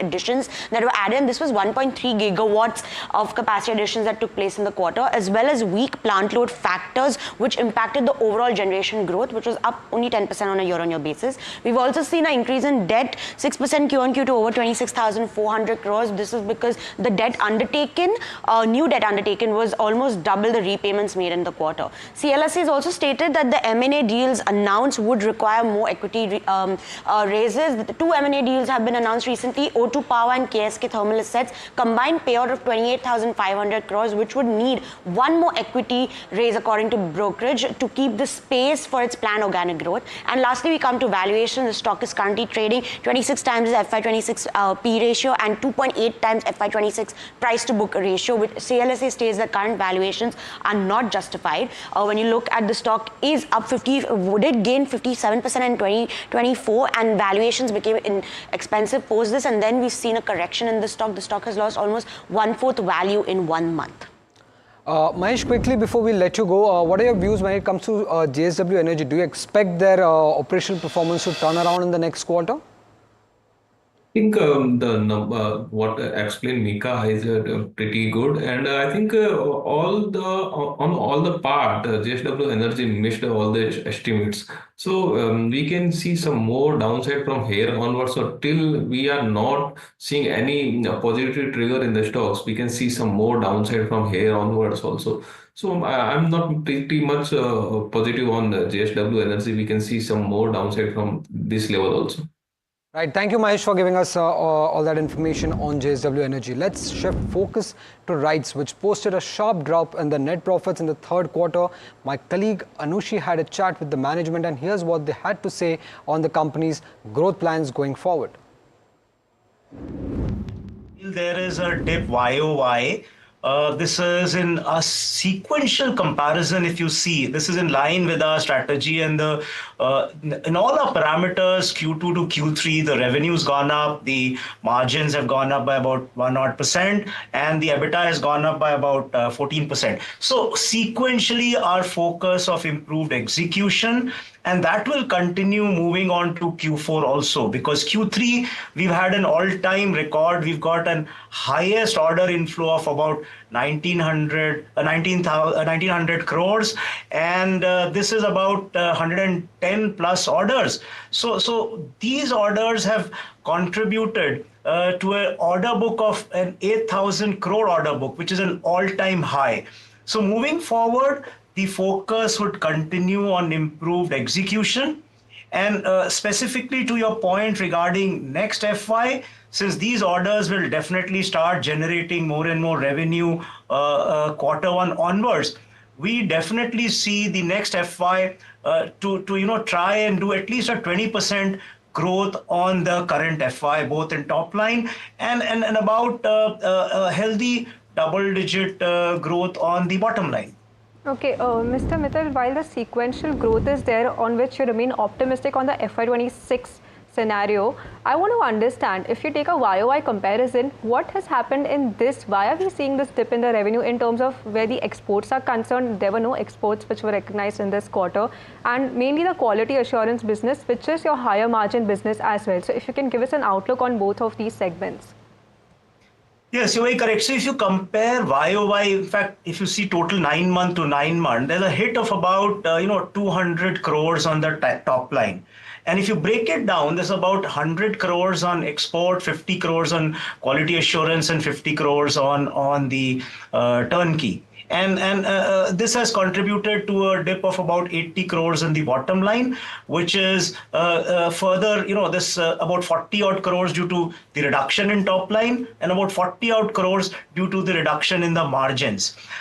Specifically to your point regarding export revenue, you see, export revenue, we started getting orders, fresh orders after a gap of about 4 years in the last 4 quarters. So we have maintained our strike rate of getting a fresh export order in the last 4 trailing quarters. And now we have an export order book of 1,300 crores. So these will start generating revenue. You see, in export business, the revenue is realized only when the bill of lading takes place. And there is a average lead time of about 12 to 18 months before the product is manufactured and shipped out. So that's why FY 25-26 will start seeing generation of revenue from these export orders.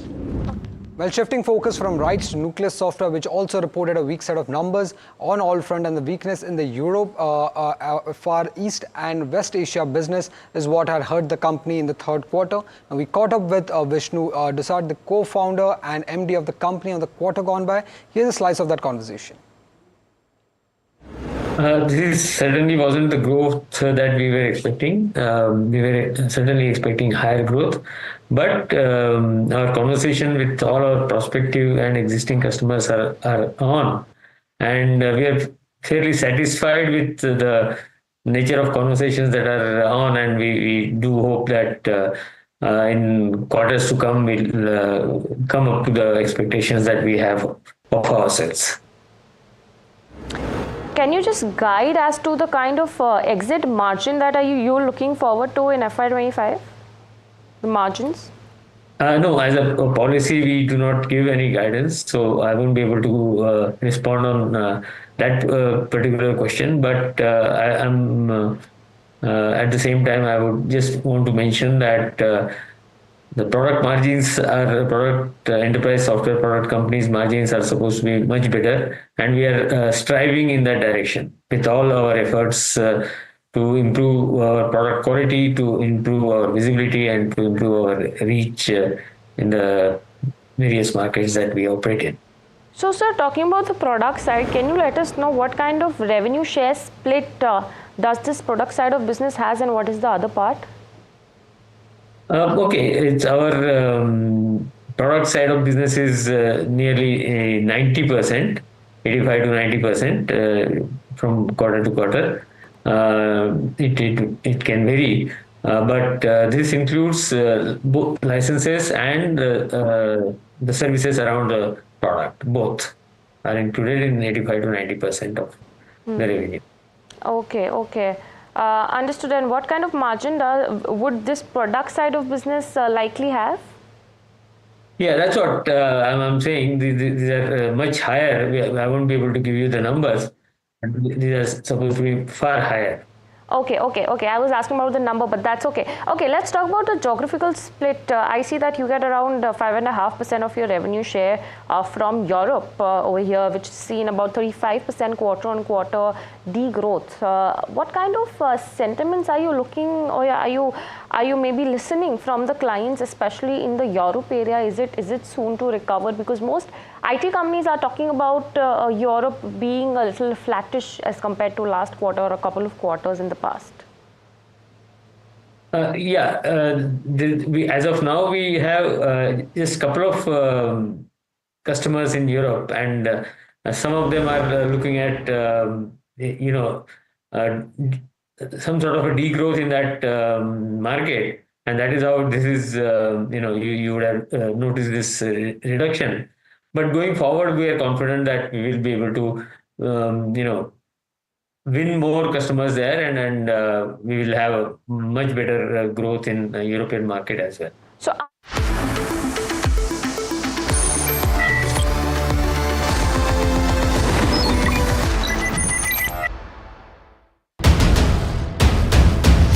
this is the day that shapes the future of 1 billion dreams. From the fields of agriculture to the backbone of defense. From ambitious infrastructure projects to everyday tax policies. Every decision counts. How will this budget balance growth and fiscal prudence? What will it mean for jobs? And what will it mean for your portfolio? Join us for the most comprehensive coverage of Budget 2025 as we decipher the impact of this budget on you.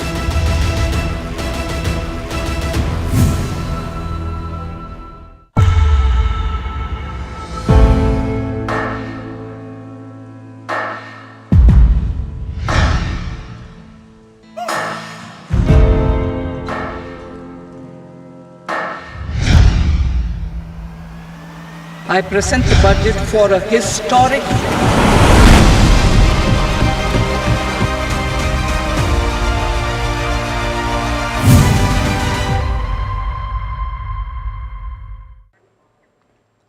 Well, the union budget is right around the corner. It's a very interesting time leading up to the budget as well for the policymakers as well as, us as shareholders, because we see a lot of movement in the Nifty as well as speculations are rife with what could be some of the measures that are announced in this particular budget as well as has been in each one going into the same.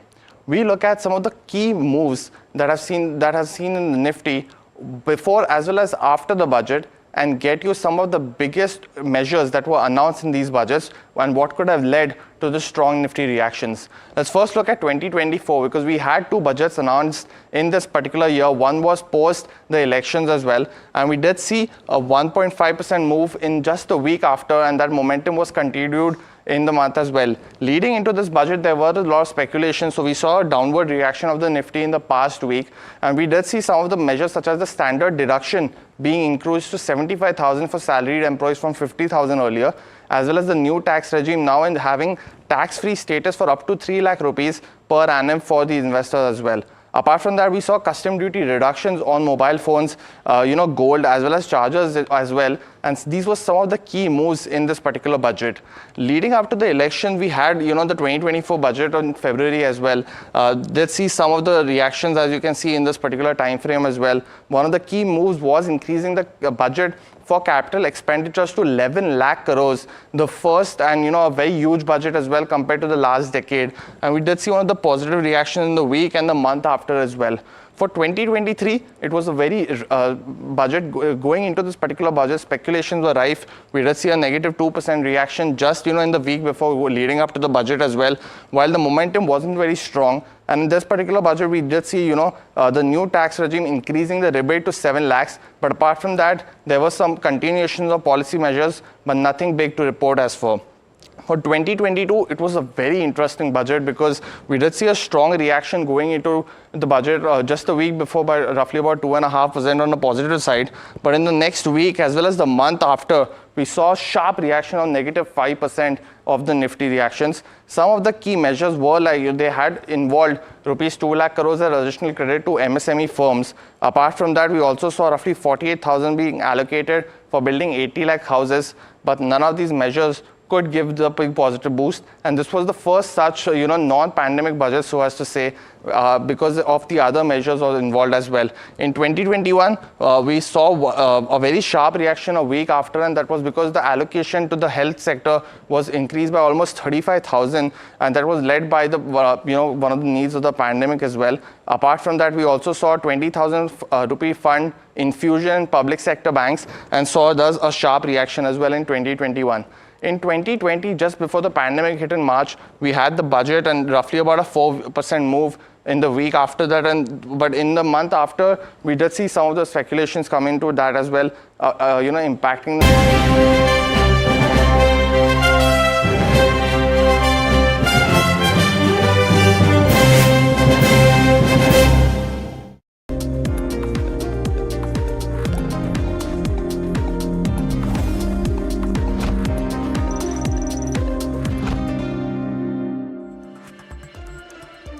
A good day for markets for sure. Welcome to India Market Close here on NDTV Profit. I'm Harsh Saita. With me is Neeraj Shah. Quickly taking you through the last hour and a half of trade. You're up around 0.9%. We're holding up above 23K. So So all of it looking good, at least for the moment. The Nifty outperforming the Bank Nifty, at least for today. Versus yesterday, this is a bit of a change, of course. And IT basically is leading the pack. Today, let's pull up the heat map, try and zoom in on stocks. The Nifty IT up now 2.5% in trade. Those are some stocks for you. Shriram Finance, second consecutive day.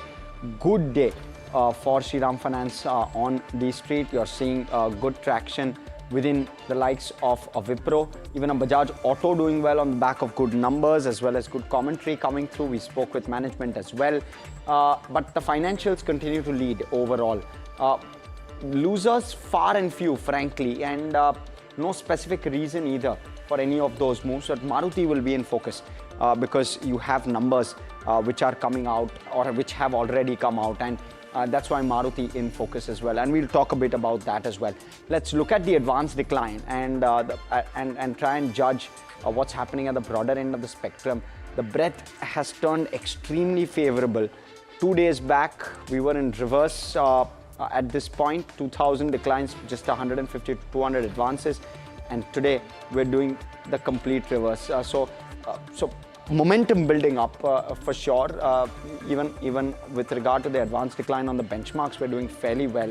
And let's also try and pull out now the mid cap as well as small cap indices. Both of them are trading in the green and well outperforming the large cap indices. And it's been a steady move from both of them for a better part of the day. That's what's heartening to see, actually, the steadiness of that move. 2.5% higher on the small cap, 2% higher on the mid cap sectors, and FMCG is likely the only sector sitting in the red today, defensive.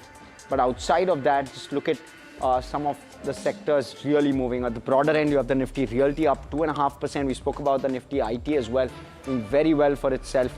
Metals are doing well, second consecutive day in the green for metals as well. Auto doing well on the back of those numbers coming in from Bajaj Auto. Along with it, some of the other two-wheelers also seeing good traction, something like a TVS doing well as well. The Nifty Bank, slightly softer day for the Nifty Bank versus some of the other indices. So that's how it's shaping up. The pharma, the Nifty Pharma also doing fairly well for itself. So overall, we're seeing a good basket in terms of the breadth. Last off, I want to pull out the BSE 500 top gainers, top losers before we go and start taking views. Those are some names. Some of the lenders are suddenly seeing spikes, especially with regard to how commentary is coming through and how asset quality is behaving. So you'll see a couple of lenders, a JM Financial, a Credit Access, among these big movers as well. But JSW Energy, on the back of those very, very weak numbers, 6 straight quarter where they've not been able to follow guidance, and you have several others as well, and IFB, for example, down 13% on the back of numbers. We'll talk about all of those. Let's first off bring on board our analysts. We have Shivangi Sharda, of Motilal Oswal, first off, to talk to us about technicals. Shivangi, what levels are you looking for now? We've seen a bounce for a couple of days on the benchmark. Today, both the Nifty mid-cap as well as small-cap indices are reacting in a more steadier fashion, if I can call it, and clocking good gains as well. Is this a bit of a recovery that we're starting to see? And from here, where do you anticipate markets going?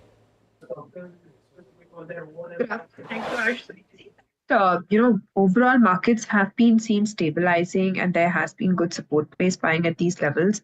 Now, the good part is that the Nifty put-call ratio is above 1 right now, which clearly indicates that put writers are starting to form a base here and call unwinding is happening at these levels. So overall, the market looks like, stability is to resume. But of course, India VIX is above the significant zones, and we will expect some sort of swings because of the expiry and the volatility ahead of the budget as well. So India VIX nearing 19 is an indication that the swings will be there, but overall bulls are active at these levels, so buying will be there, and we've surpassed its previous days higher zones, which clearly indicates that buying is regaining back after the doji formation on the daily frame yesterday. So levels per se, we're looking at 23,500 as the next marks for Nifty with a support of 22,950 zones. Now, talking about Bank Nifty, we've seen that there has been some sort of range bound consolidative move over here as well. But the good part is it is holding above 49,000 levels, and the smaller banking names are now witnessing buying interest, which clearly indicates that now the entire pack is getting ready to move. So now, from the last 2-3 sessions, you've seen good, recovery here, a reversal trade over here. RSI has turned positive. So definitely, Bank Nifty is also looking positive. But of course, some volatile cues will be there within the band. So 49,500 immediately and 50,000 is what we're looking for Bank Nifty with a support of 48,750 level. Okay. So, Shivangi, sorry, just to make it simpler for our viewers, between all the statistics that you spoke, if somebody is trading the index, based on risk reward, better to trade the Nifty or the Nifty Bank, if you had to take one?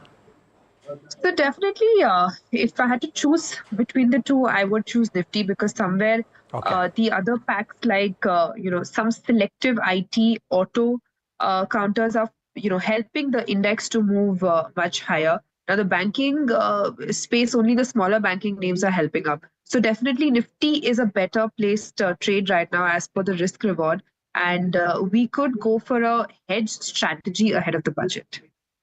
Yeah, option premiums, I believe, are also crazily high for tomorrow's expiry, so bear that in mind. Shivangi, in light of all of the views that you've presented, and considering the fact that there's FOMC today, expiry and budget on Saturday, are you taking very short-term stock trades or are you taking positional trades? Absolutely, there has been a lot of swings.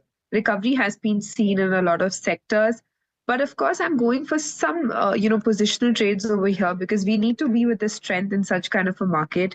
And, the first pick on my radar is actually Indian Hotel, which has seen a recovery and reversal trade. It's taken a support near 750 odd levels. And this stock has comparatively been stable in an otherwise, weaker domestic market.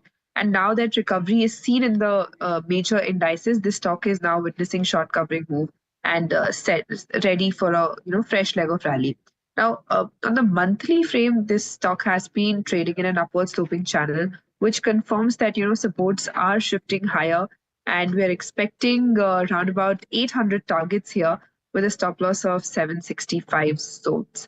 So little positional trades, but of course we'll have to be hedged, and we have the auto pack which is quite in momentum, and the auto sales numbers are also expected. So the second pick on my radar is Maruti, which has given a consolidation breakout of the last 10 trading sessions on the daily frame. Some sort of softness over here from the higher zones today, but overall it's holding on to the support zones and looking quite positive. Now the volumes have increased here on the buying side, which makes it quite lucrative. And we're recommending a buy here with a target of 12,700, and support would shift lower to around about 11,600 zone. Understood. Okay, so those are picks for this afternoon as well. But let's welcome on board Gurmeet Chadda, Managing Partner and CIO, Complete Circle, joining us on the show. Good afternoon, Gurmeet. Great having you on a day like this, where markets have seen a bit of a bounce back.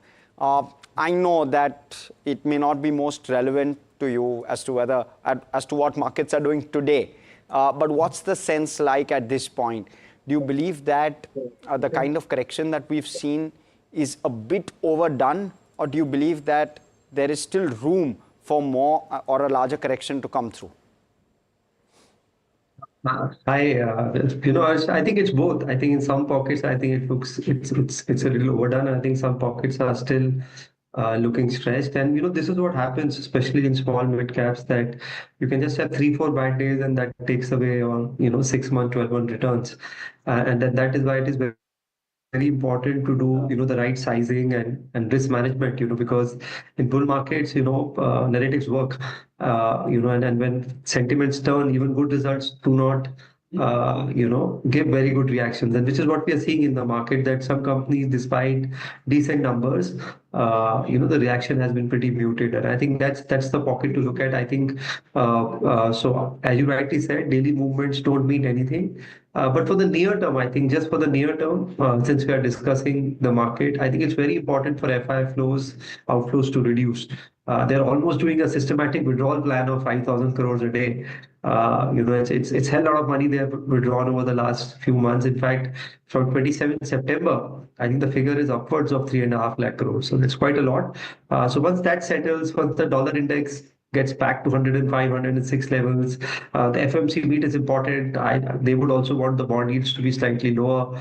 I think once those things happen, probably you will see some stability. I think first we need to see stability before giving a verdict. Look at those numbers for Deepak Fertilizers. I must say, I don't know whether it's Gurmeet and Shivangi coming together is a good omen, but the numbers today, Harsh, overnight, today morning, right now, all of them, we've seen more good numbers standing out than bad numbers. Deepak Fert is one more on your screen, 39% uptick in revenues, 2,579 versus 1,853 crores.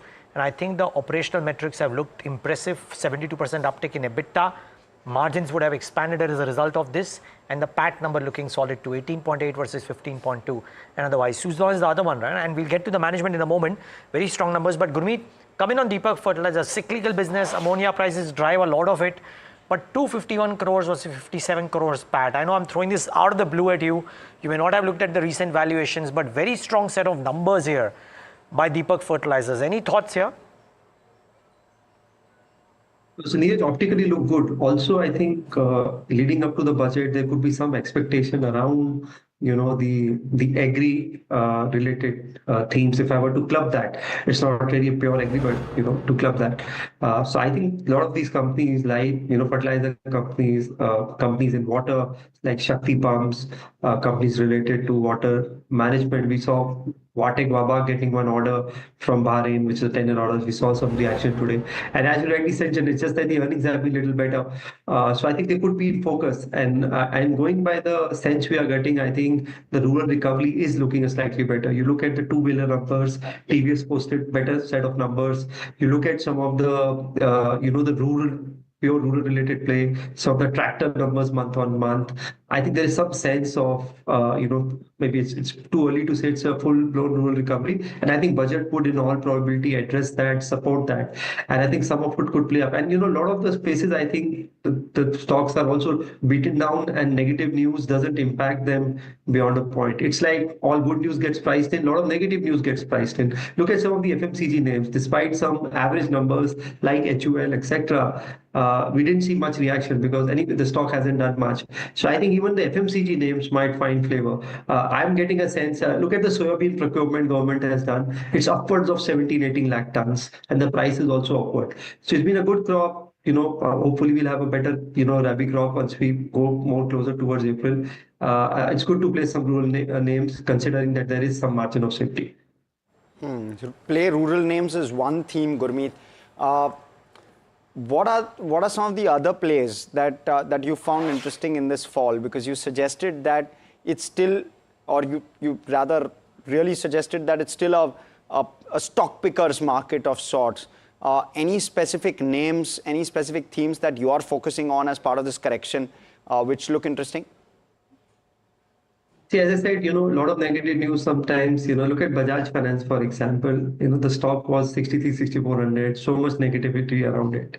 One decent set of quarter, one good update. RBI action to support liquidity. And the stock is in this market from the low is up, let's say about 15%. From, let's say, if you take 6,500, let's say, as a base. Even some of the banks, I think the entire bank nifty is about 13, 14 times earnings.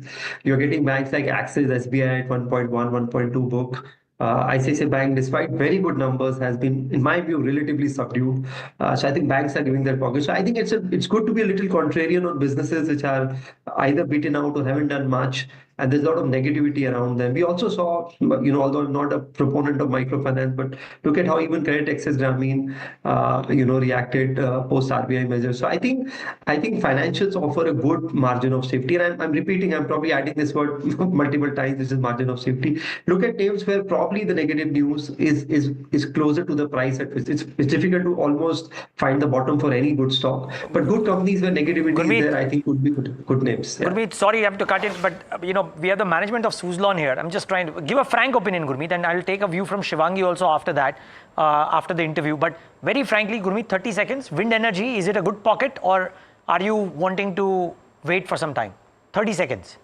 I wait, Neeraj. I will pay Tata Power and some transmission names more. I find the order book more, visible there. Okay, but the thing about Suzlon's today's numbers is that not only were the results good, 90% uptick in revenue and profitability, margins expanded a little bit, but the commentary in the con call is strong.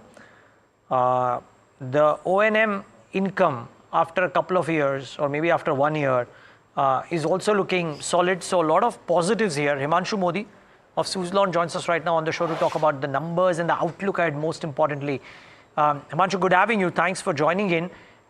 This quarter almost seemed like clockwork in terms of the top line and the bottom line performance, the expansion in margins that you've shown.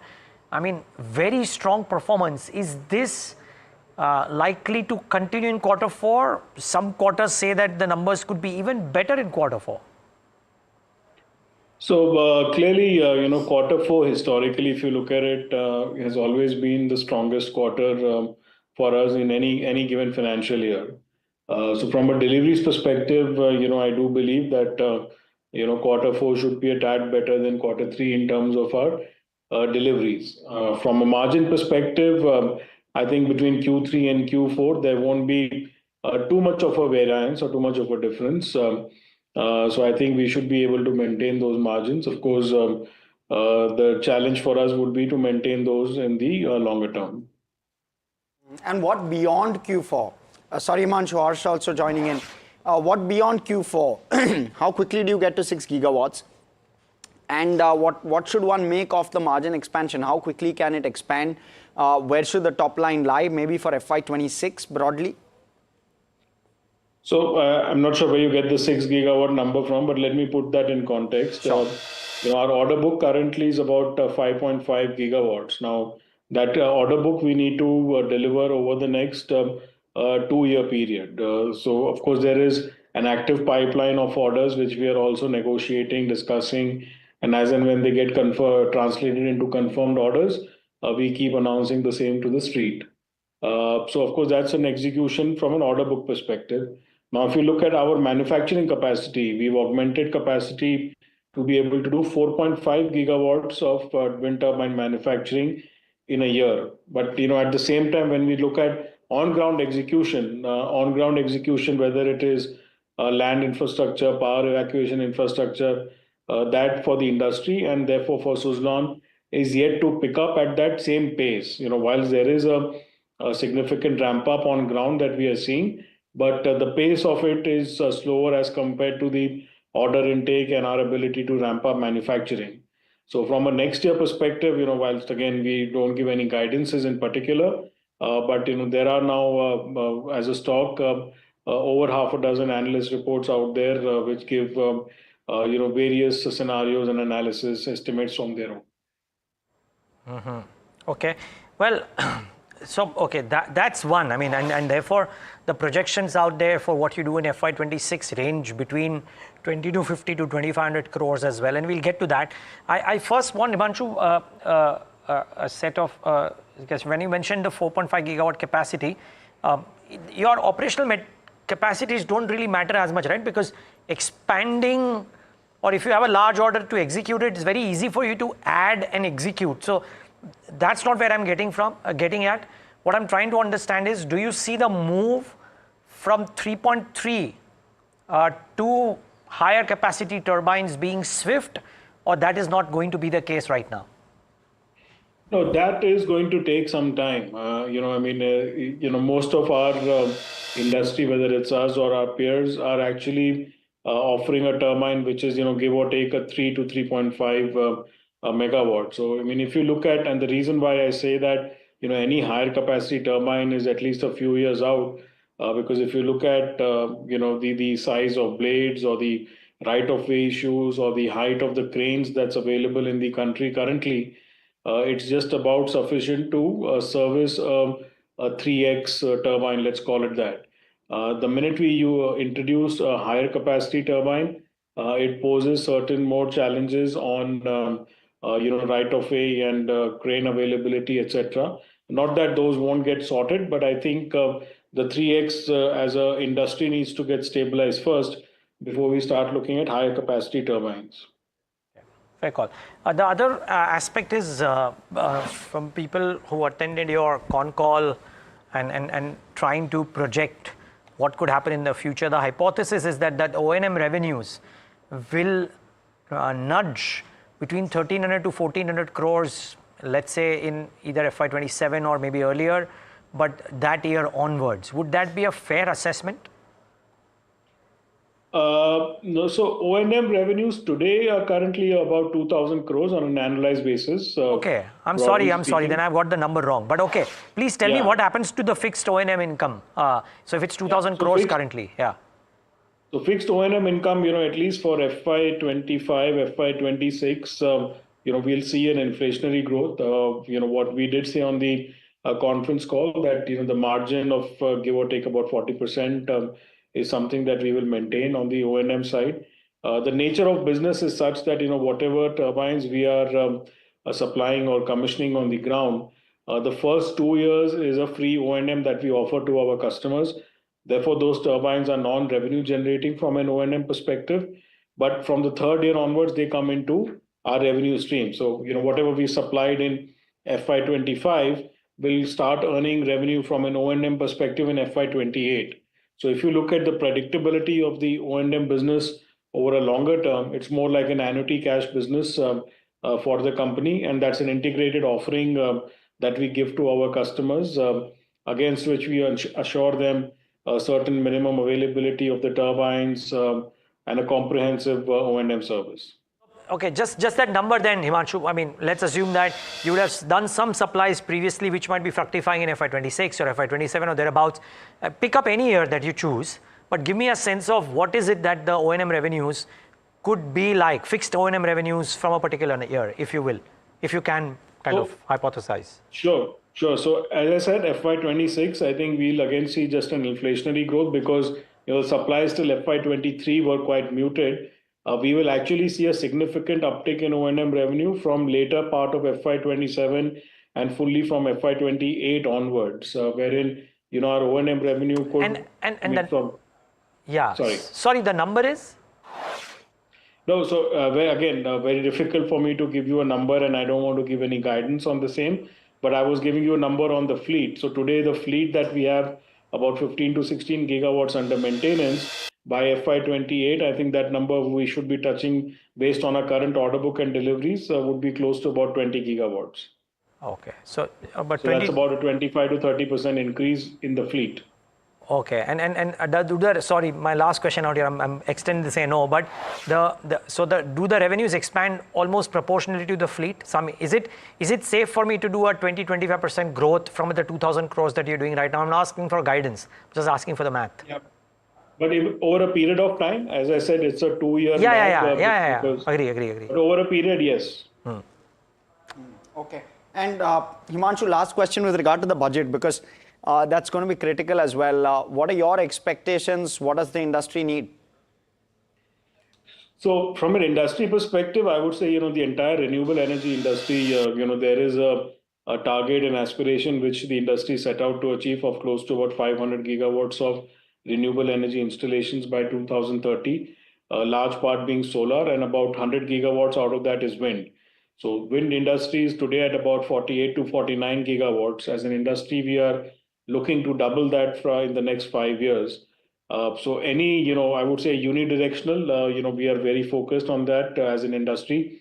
So any incentives, SOPs to ensure that the industry achieves that target or even expeditiously gets there, would of course be a most welcome move. Whatever those SOPs are, I don't want to get into those specifics, but our wish list would be that we just continue our journey as an industry to ensure that we get to that 100 gigawatt target by 2030. Fair point. Thank you so much, Himanshu, for coming in and speaking with us. Always a pleasure getting perspective from a large player in the wind industry, as you are. Thank you. But let me quickly switch focus. Shivangi, a Suzlon, would that at all feature? Just want to quickly take a technical check. Of course, stock locked in upper circuit today. Yes. An outperformer from the last 2 years itself. And we've seen that, today itself, we've seen a negation of the last few many lower top, lower bottom formation on the daily frame as well. So now some pullback move is of course expected and is sustaining, but it's important to hold above 50 levels for the next rally towards 55 odd levels. So this would be an important zone to watch out for. Okay. I'm going to thank Gurmeet. Thank you for joining us. I'm going to let you go on that note. But viewers, stay with us. We're going to take a very short break. Shivangi, stay with us as well. We're going to take a very short break. On the other side, we'll of course take more questions and get you more perspective.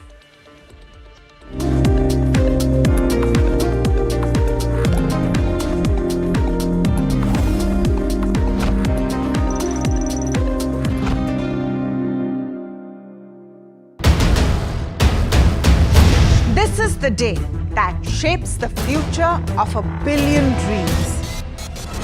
From the fields of agriculture to the backbone of defense. From ambitious infrastructure projects to everyday tax policies. Every decision counts. How will this budget balance growth and fiscal prudence? What will it mean for jobs and what will it mean for your portfolio? Join us for the most comprehensive coverage of Budget 2025 as we decipher the impact of this budget on you.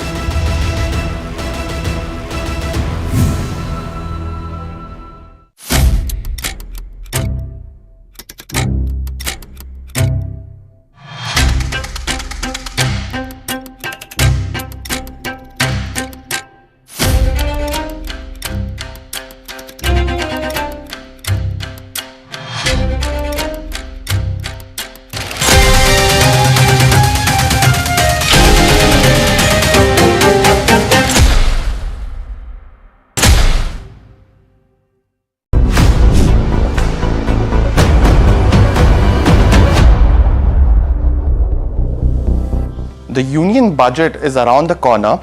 What could be announced and how will it impact the market? UBS comes out with a key report.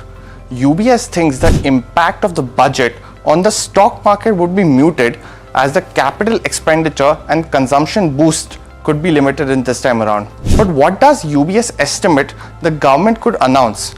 We bring you what UBS expects in 5 key aspects. The first one's of course the impact on the stock market. Government's fiscal deficit, which occurs when the government's total expenditure exceeds its income.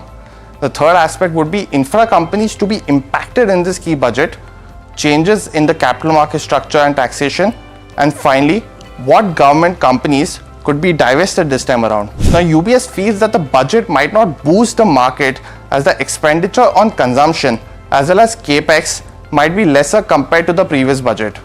Now, this time, it is assumed that if the fiscal deficit is contained at 4.5% of the GDP in 2026, it could of course be a shortfall met by borrowings. Apart from this, UBS feels if the capital expenditure for 2026 is budgeted at a similar levels of rupees 11 lakh crores, similar to the FY25 budgeted capital expenditure, it could be negative for companies like L&T as well as the other core infrastructure companies. UBS also says the importance of domestic orders for the infrastructure companies is now higher given the limited overseas opportunities, especially in the Middle East. In this regard, UBS thinks companies exposed to private emerging infrastructure and power value chains are relatively better placed given the private sector capex growth remains in the double digit. Now, UBS also does not expect any changes in the tax policy, especially for the capital markets in their base case estimates. UBS also expects the administration to maintain a lower target for divestments of around 30,000 crores for FY26. UBS's revenue collection estimates are marginally improved in line with the nominal GDP expects, and the gross tax revenues will be in a growth phase of about 11.5 to 12% in FY26 versus about 10.7% on a year-on-year comparable basis between April and November of 2024. In terms of divestments, as mentioned, the target is around 30,000 crores for FY26, which is lower than the 50,000 crores estimated for FY25. From year to date until FY25, the government has only fulfilled 9,000 crores in terms of divestment versus previous targets of about 50,000 crores, and UBS expects stake sales by the government in companies like NMDC Steel, IDBI Bank, Shipping Corporation and BEML as the likely candidates to be pushed forward in FY26. What do you think of these particular measures, and do you think the government will lower the capex or increase it in this particular budget? Let us know in the comments below and follow NDTV Profit for more.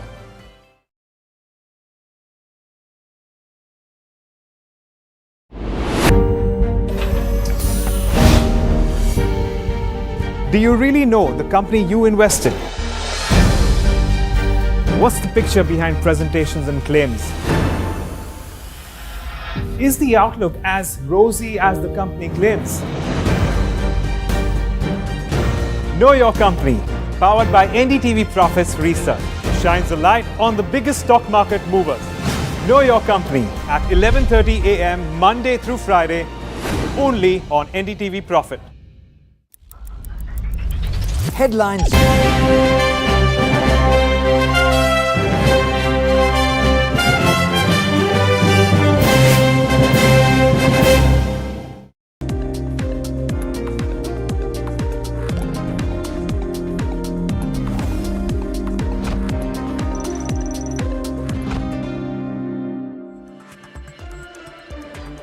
Back with India Market Close right here on NDTV Profit, and I'm in elite company today with Harsh to my right and Somit to my left now, and it's an absolute delight to talk about what is it that dealing rooms must be talking about, or what is it that is heard on the street this afternoon. Somit, you've been talking to people, calling people all through the day today. It's been 2 good days. Are people turning constructive, and what is it that you are hearing? Well, at least when it comes to mid cap and small cap, they have turned constructive, as we mentioned yesterday. That the margin sell-off that we had seen is now covered up, and we are seeing a strong recovery, in fact, since then. But when it comes to stock-specific action, SBI and Bharat Forge are a couple of stocks that are seeing buying interest when it comes to the from domestic institutional investors. In fact, the reason what dealers are indicating is that these valuations of these two stocks have become very cheap. In fact, Bharat Forge, if you look at, it's trading near its 52-week low prices, while SBI is trading near its 6-month low price. So valuations have become cheap, and strong buying interest is what we are seeing from DI desk and a couple of discounters. Another one is Netweb Tech. Large HNI interest has again come back on this counter. Now, if you look at the share prices of HNI of Netweb Tech, from 3,000 rupees just a month back, the share prices have fallen to around 1,500 rupees.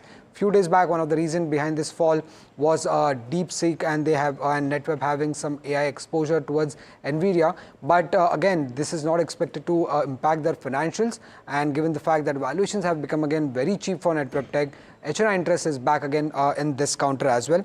And lastly, it's JG Chemical. Now, we are seeing buying coming in from family offices and HNIs for this counter as well. Now, amid this fall in market that we had seen, the share prices of JG Chemical had become 1/3, from 450 to 300. Even in past couple of instances in the last 1 year, we have continuously seen buying interest coming in for this counter at around this 290 to 300 rupees price. And yesterday, for a brief moment, the share prices had again fallen below 300. From then, we have seen a sharp pickup.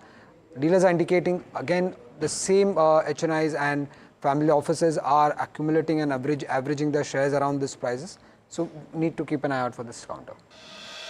Okay, well, certainly watch out for these. And it seems to be a chemical day today, I must say, because well, Tattva Chintan is an exception to the rule, but otherwise... But that's because of the numbers. Gujarat Fluoro numbers are pretty Gujarat strong. Fluoro numbers Even, strong. in fact, Navin Fluorine also perked up on the back of those. And we've seen Ami Organics do what it has done, though it's the CDMO division which has done well, but essentially a chemical player which has gone ahead and done reasonably okay. So in some sense, a lot of these, and JG Chemicals, something that Somit just spoke about, very interesting. As we speak of numbers, by the way, Somit, thanks so much for that.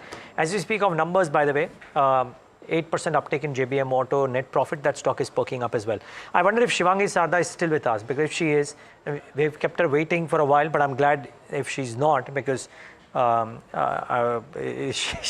she was there and we couldn't ask her a question for a long time. But I believe Kush Bora should be with us, so let's try and see if he's there. Yes, I'm told Kush is here. Kush, good afternoon. Thanks for joining in. Kush, before we talk about the indices, just trying to think, are chemical stocks, specialty chemical and chemical stocks, showing a bit of a trend today? Because it almost seems uniform that across the board, we're seeing some very strong price upticks into those businesses.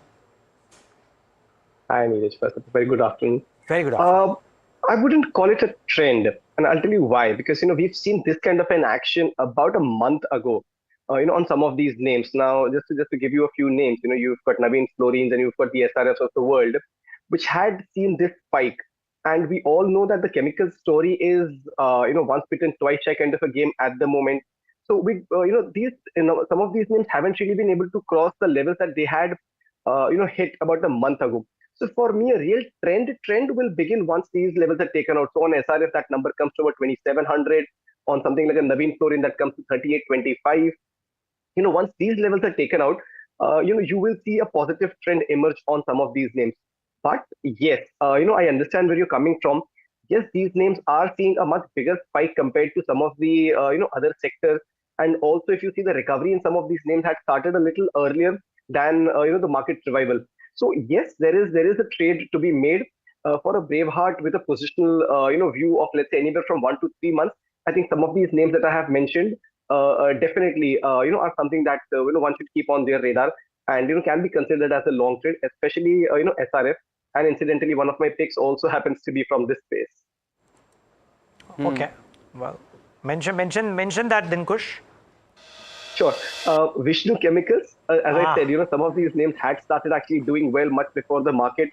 This is one stock that has actually recovered quite a bit of lost ground in the last month or so, very steadily above all of its near-term and medium-term and long-term averages. So that's where I take heart from.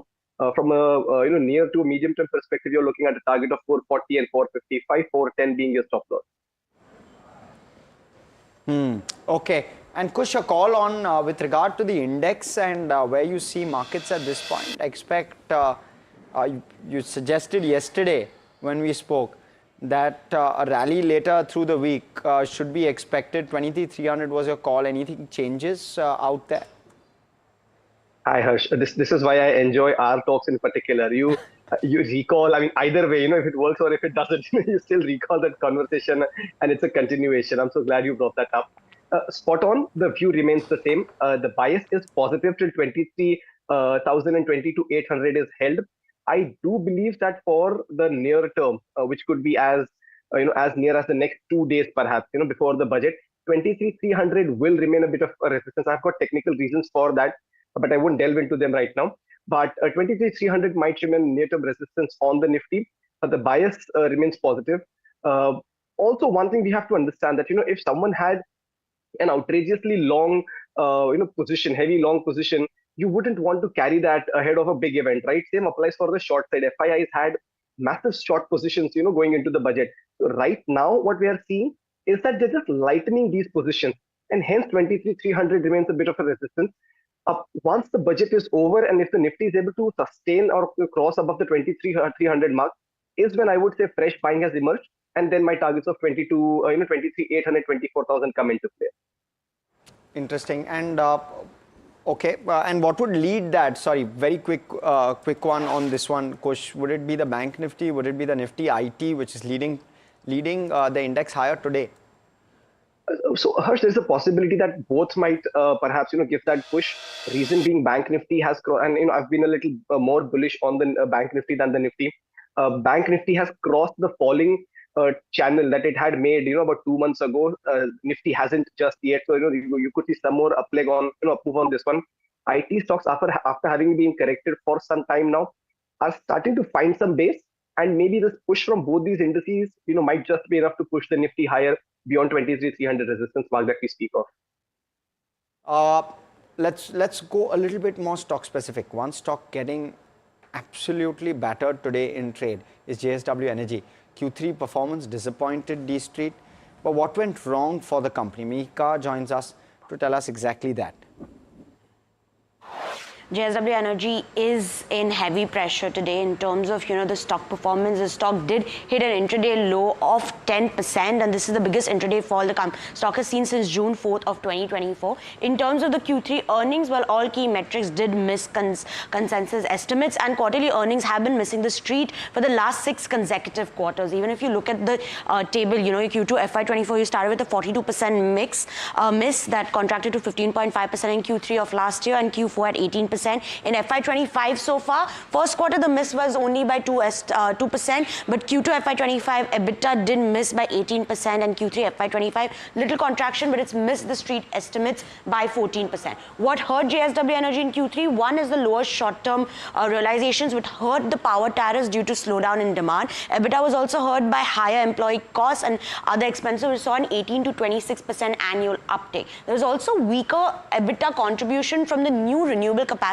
additions that were added, and this was 1.3 gigawatts of capacity additions that took place in the quarter, as well as weak plant load factors, which impacted the overall generation growth, which was up only 10% on a year-on-year basis. We've also seen an increase in debt, 6% Q-on-Q to over 26,400 crores. This is because the debt undertaken, new debt undertaken, was almost double the repayments made in the quarter. CLSA has also stated that the M&A deals announced would require more equity raises. The 2 M&A deals have been announced recently. O2 Power and KSK Thermal Assets combined payout of 28,500 crores, which would need one more equity raise according to brokerage to keep the space for its planned organic growth. And lastly, we come to valuation. The stock is currently trading 26 times the FY26 P ratio and 2.8 times FY26 price to book ratio, which CLSA states that current valuations are not justified. When you look at the stock is up did gain 57% in 2024, and valuations became expensive post this, and then we've seen a correction in the stock. The stock has lost almost 1/4 value in 1 month. Okay, thanks for that, Mihika. We also have Vineet Bulinchkar, Head of Research at Ventura Securities, joining us on the fundamental side. Kush, before I take a technical view from you with regard to this one, Vineet, on the fundamental side, JSW Energy, plenty of misses, more disappointments than positives from the numbers. What do you make of it? Do you believe that a turnaround is possible of sorts? And how quickly do you believe that that would take place? So first things first, the stock was definitely overvalued. We had initiated coverage, but our targets were not that steep, number one. Number two is that these are all issues of operational issues. And they will obviously get turned around very quickly, given the fact that, when you start off, you have teething issues coming in. So these are some things which cannot be not rectified. So I believe that at lower levels, one should be buying this stock. If you get it around 430, 440, I think it's a good price to enter. Okay, and Kush, your take? So obviously, it's in a bit of a tizzy today, but that's been the story for the stock for about 2 months now. It's been sliding, initially gradual, but then the falls actually accelerated quite a bit. 455, 450, that's the zone that I'm looking at. Also, the stock is approaching oversold territories where it rebounded from just about a week or so ago. So 450, 455 thereabouts. If the stock does indeed hold, then it can make for a good bounce. Not looking for a medium-term kind of an opportunity on this one, given the kind of volumes on which it has been falling. Okay, and that time of the show where we get you top 3 stock ideas from us, or rather top 3 stocks on our radar today on the back of various developments. Varsha joins in. Ami Organics, Suzlon, BHEL, all 3 buzzing. Varsha. Thank you, Harsh. Let me start with AMI Organics. The stock is up 16 to 17% in trade today. Let's see. So now this is on the back of robust earnings that the company has given. Let's see what are the key highlights. So the revenue growth was driven by strong ramp up in CDMO business, which is the key highlight, and also export, which forms almost 76%, which contributes 76% to revenue, was also a highlight for the company. Consistent growth in advanced pharmaceutical intermediates also led to the growth. They have achieved 698 crore, nearly equaling the revenue from operation of FY24 in this 9 months, and they have revised the revenue guidance upwards from 30% to 35%. And also in the con call, they said that they want to take the EBITDA margin to 25 to 30% in next 3 years. And the CDMO business, which contributed 180 crores in which will contribute in FY24 180 crore, with this they're going to take to almost 1,000 crores by FY28. So key highlights of the con call. Next on my list is Suzlon Energy, wherein profit nearly doubles, which beat estimates. If I were to talk about what led to this growth, they had a robust execution of 447 megawatt due to capacity ramp up of to 4.5 gigawatt, and the margins improvement was led by wind turbine led operating leverage benefits, and the Jan 25 order book was up 3.4x from December 23 to 5,521 megawatt. Last on my list is BHEL, wherein profit more than doubled, did beat estimates. Now let's see what helped earnings. Revenue was up 32%, which was due to rise in power and industry segments. EBITDA helped by higher top line, inventory reversal of almost 310 crores. If I were to talk about the order book details, outstanding order book is at 1.6 lakh crore, and Q3 order inflow was up 33% year on year to rupees 47,900 odd crores. So these are the three tops which are buzzing on the back of earnings. Okay. Well, thanks a lot for that, Varsha. Certainly something to watch out for. Coming on this, Vineet, BHEL, for stock is up, etc. Order inflow is great. I was looking at the numbers. 9-month PAT is 30 crores. It's about 70,000 crores or 68,000 crores of market cap. How can anybody justify a buy here? So, these order books have come in. They're slightly long gestational period order book. And to my mind, I expect that, this number should start showing in from next year. This quarter, I'm not very sure what the number of EBITDA margins will start showing up. But definitely EBITDA margins will show up, and that is the thing that the market is building in. Having said that, the stock is all retraced very sharply. It's down 40-45% from the highs. And, around 150, 160, if the stock comes down in the meltdown, it's definitely worth a look at. Okay. All right. I want to take a quick technical view on this as well. Kush, you have a view on something like a BHEL? Well, positive divergences are plenty. It's just that I'd perhaps give it one more day. This is a level where the stock has actually fizzled out quite a few times. 200, 205 kind of zones. So give it one more day. If this rally sustains and the stock closes above 205, then I think after a very long period, about 6-7 months odd of fall, the stock could start seeing rebound from here on. Very attractive levels, risk reward ratio extremely favorable. It's just that you want that price action confirmation as well. So wait for levels of 205 to be taken out. Beyond that, I think the stock could resume an uptrend. May not be a V-shaped kind of a recovery, but a gradual and steady one. The other one we'll be monitoring today, again on the back of earnings, will be Bajaj Finance. Expected to be a decentish set. Margin decline likely to get arrested. If it does get arrested, again, positive bias where numbers are concerned. Profitability will continue to grow healthily. 5% QOQ odd is the expectation.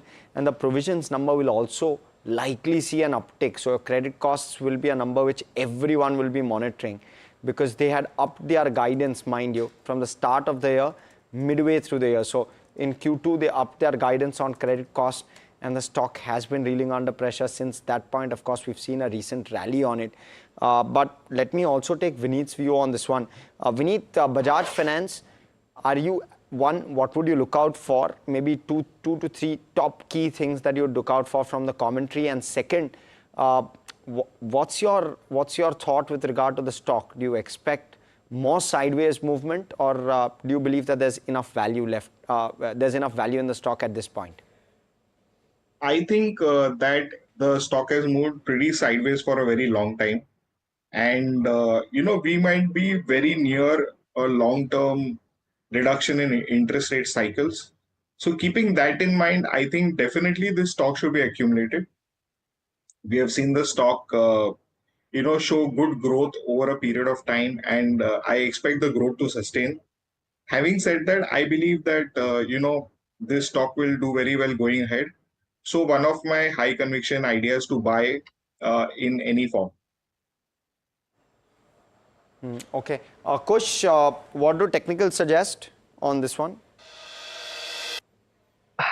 Yet another attempt at breaking out, beyond that 7,800 to 8,000 zone. I mean, the last time around this was, at about 8,000 or higher was in October 23, but before that it was somewhere close to September 21. So we know it's gone through a longish period.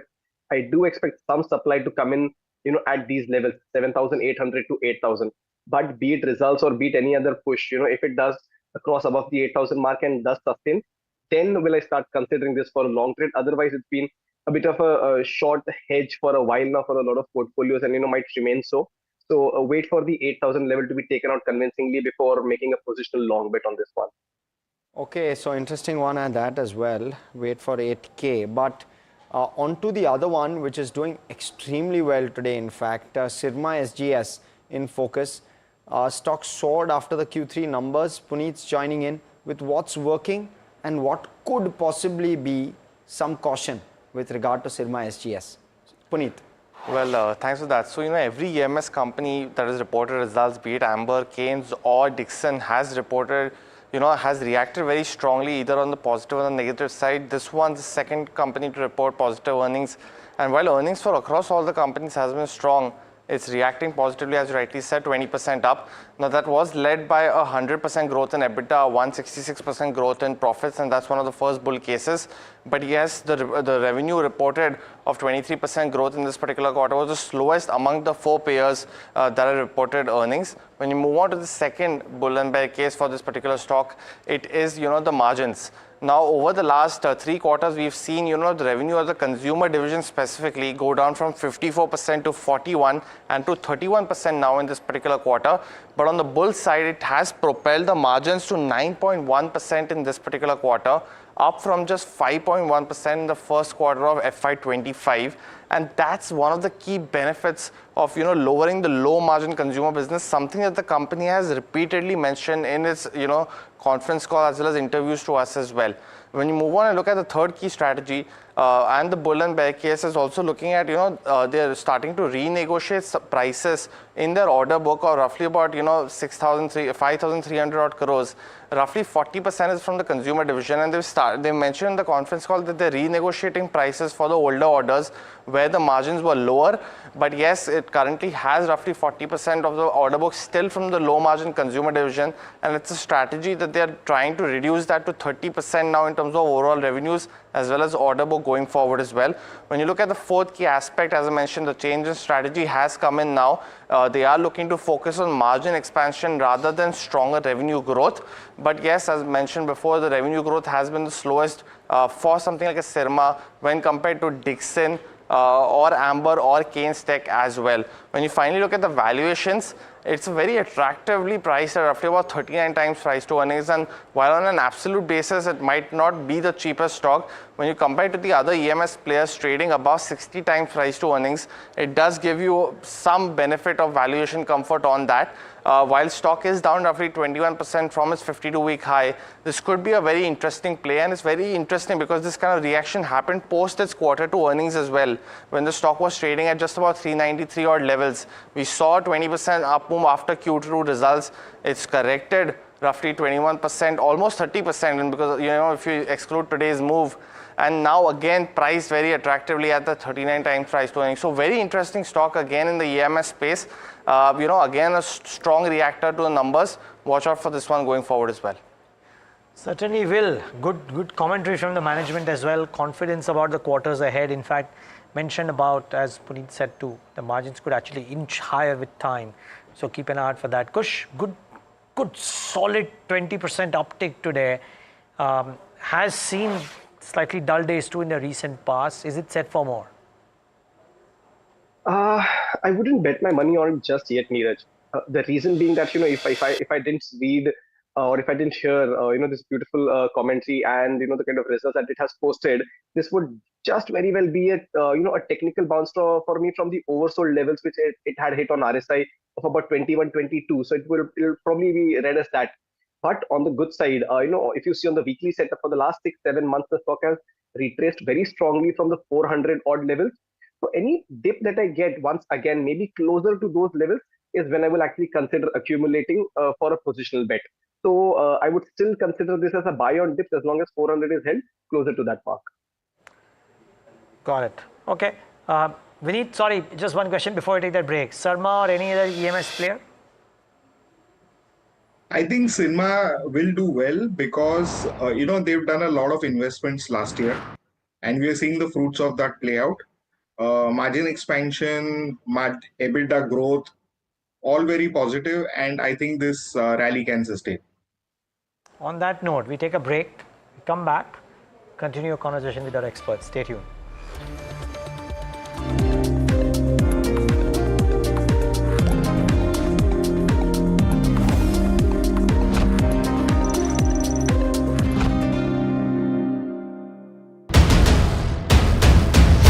This is the day that shapes the future of 1 billion dreams.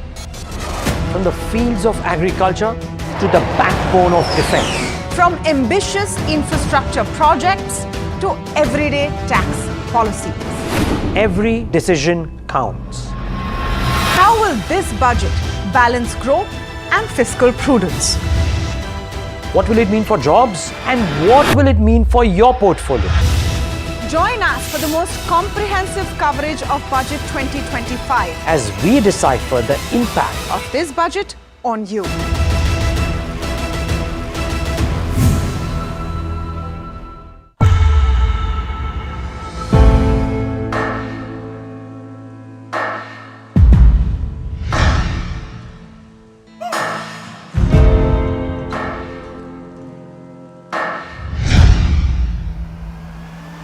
I present the budget for a historic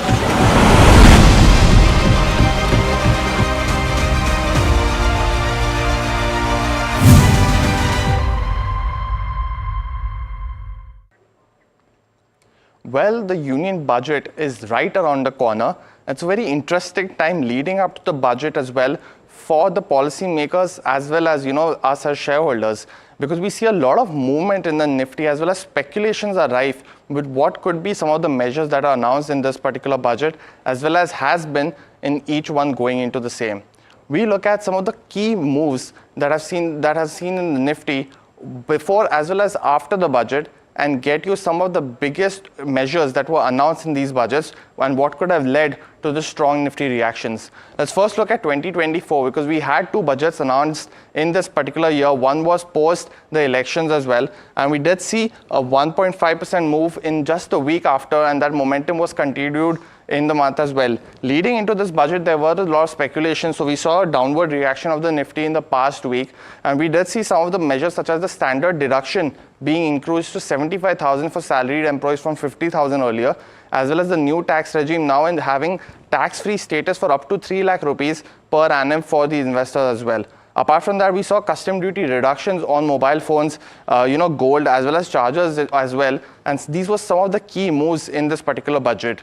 Leading up to the election, we had, the 2024 budget in February as well. Let's see some of the reactions as you can see in this particular time frame as well. One of the key moves was increasing the budget for capital expenditures to 11 lakh crores, the first and a very huge budget as well compared to the last decade. And we did see one of the positive reactions in the week and the month after as well.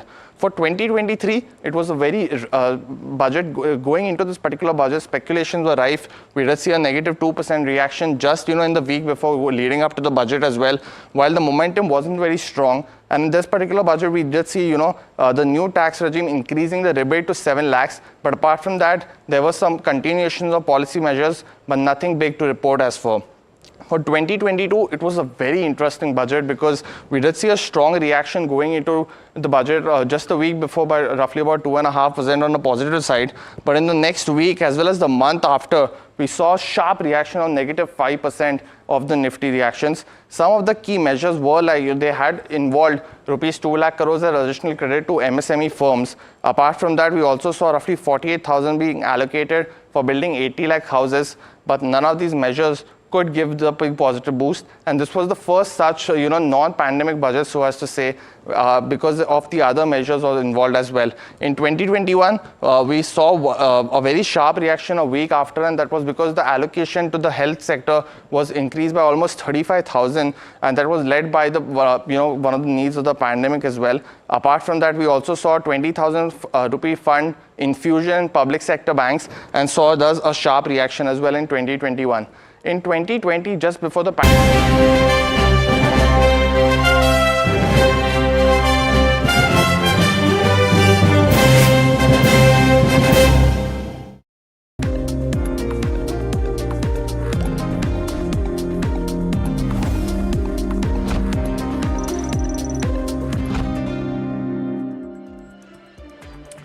Welcome back.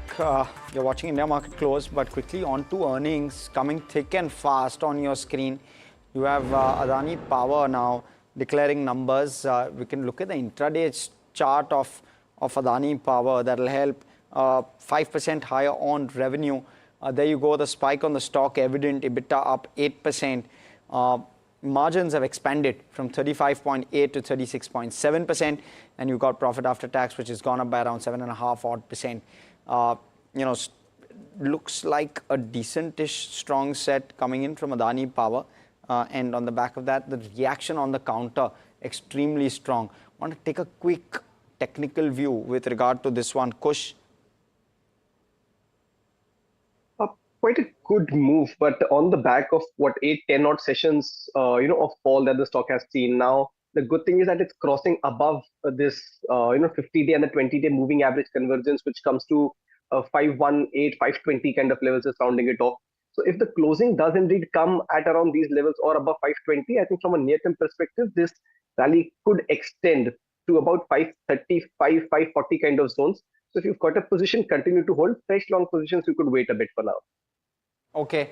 And Vineet, would you have a view with regard to Adani Power? And within the power pack, actually, there's just so much happening. You had Suzlon's numbers come out as well. You had BHEL within the power ancillary space declare numbers. Again, that one is spiking. How would you play the power theme? Some of these stocks have really seen a large correction. Even some of the power financiers looking interesting now. How best do you play it? So I think all segments offer tremendous scope for investment. Adani Power, we think there's a 40% upside to the stock. REC, PFC continue to be our best bets considering finance or power financing. And BHL, as we just spoke and said that the EBITDA margins will now start showing up in the numbers. And so I think all these three are good numbers to look at. Your duration to invest in these stocks is going to be the next couple of months, because we will see some more sell-off take place during this time, and you should use those dips to buy and take advantage of.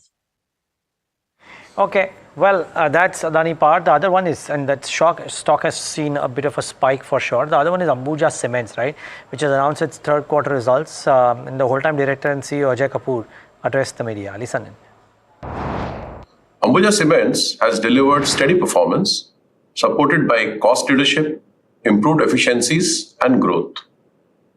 For the Q3 YOY, the consolidated performance, our revenues were up at 9,329 crores, operating cost at rupees 4,618 per ton.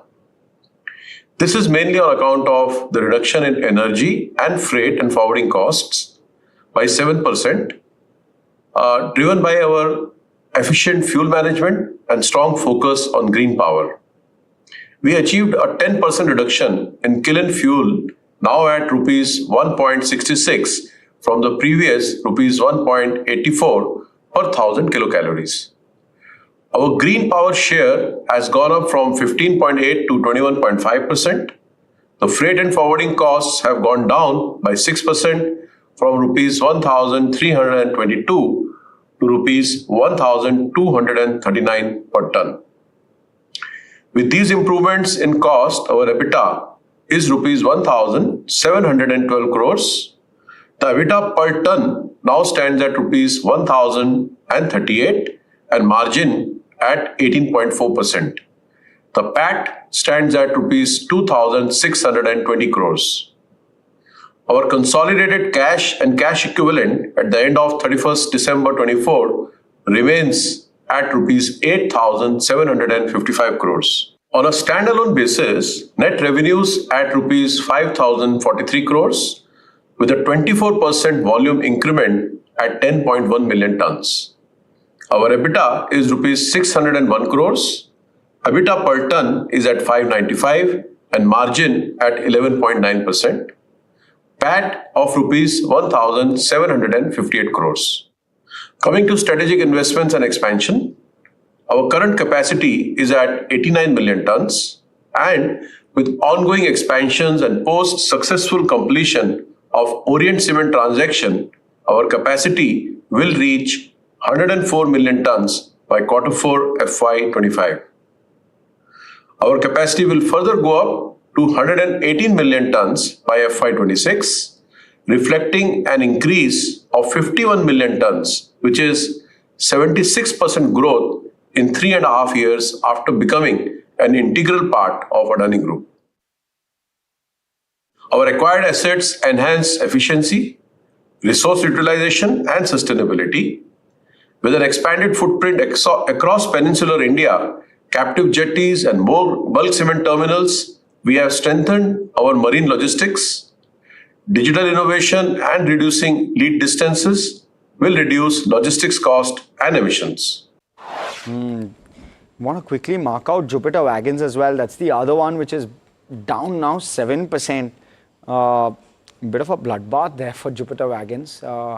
Stock in free fall. You're seeing the numbers on your screen.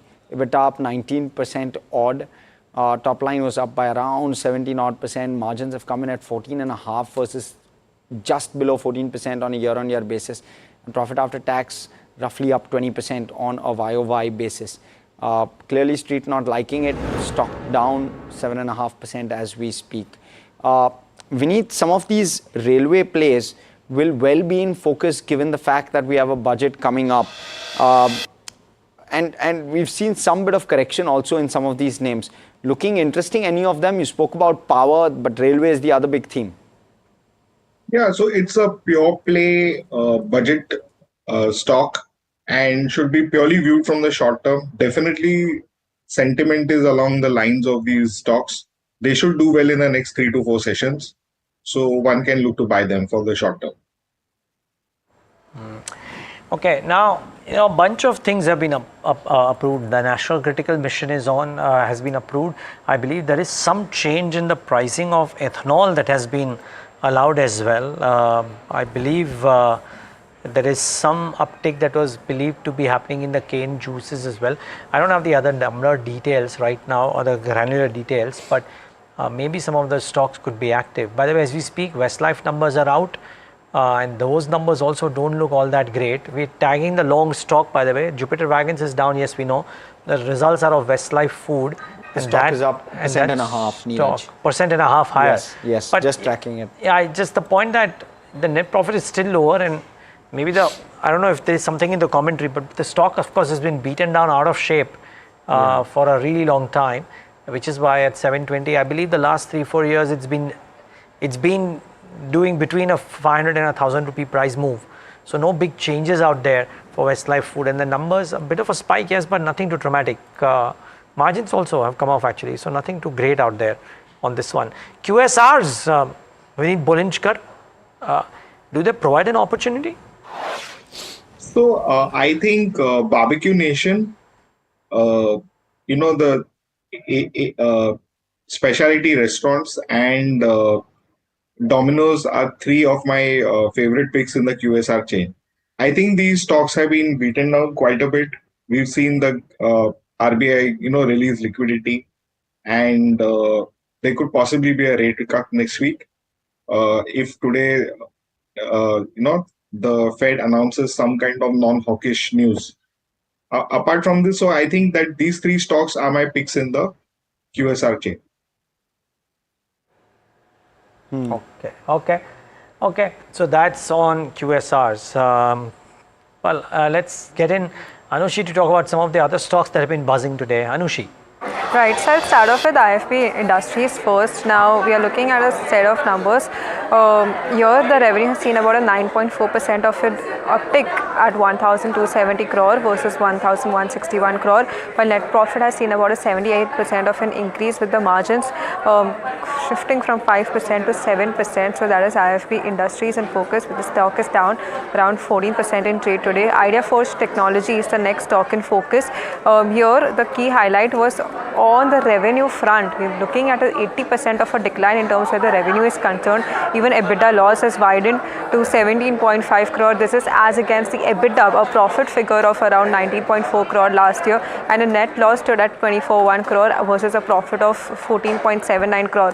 If you are talking about what went wrong with IdeaForge Technology, the order book so far has been muted in this fiscal year. This is on the account of elections, which is there in the first quarter. But even after that, even after the low quarter, government spending, the order pace has not picked up for IdeaForge Technology. That is what we are looking at. And in terms of where the EBITDA is concerned, there was a high uptick in terms of where the employee expenses are, that were up around 32%.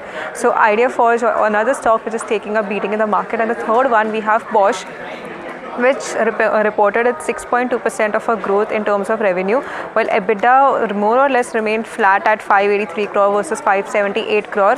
Margins also in a similar flat fashion, 13.04% versus 13.8%, and net profit was down about 11.6%. So if you go to the presentation and check what are the key highlights, while there is some sequential recovery, sequential growth that we are looking at in terms of YOY performance, it is absolutely flat in terms of where the margins and the EBITDA number is concerned, and revenue we are seeing about a 6% of a growth.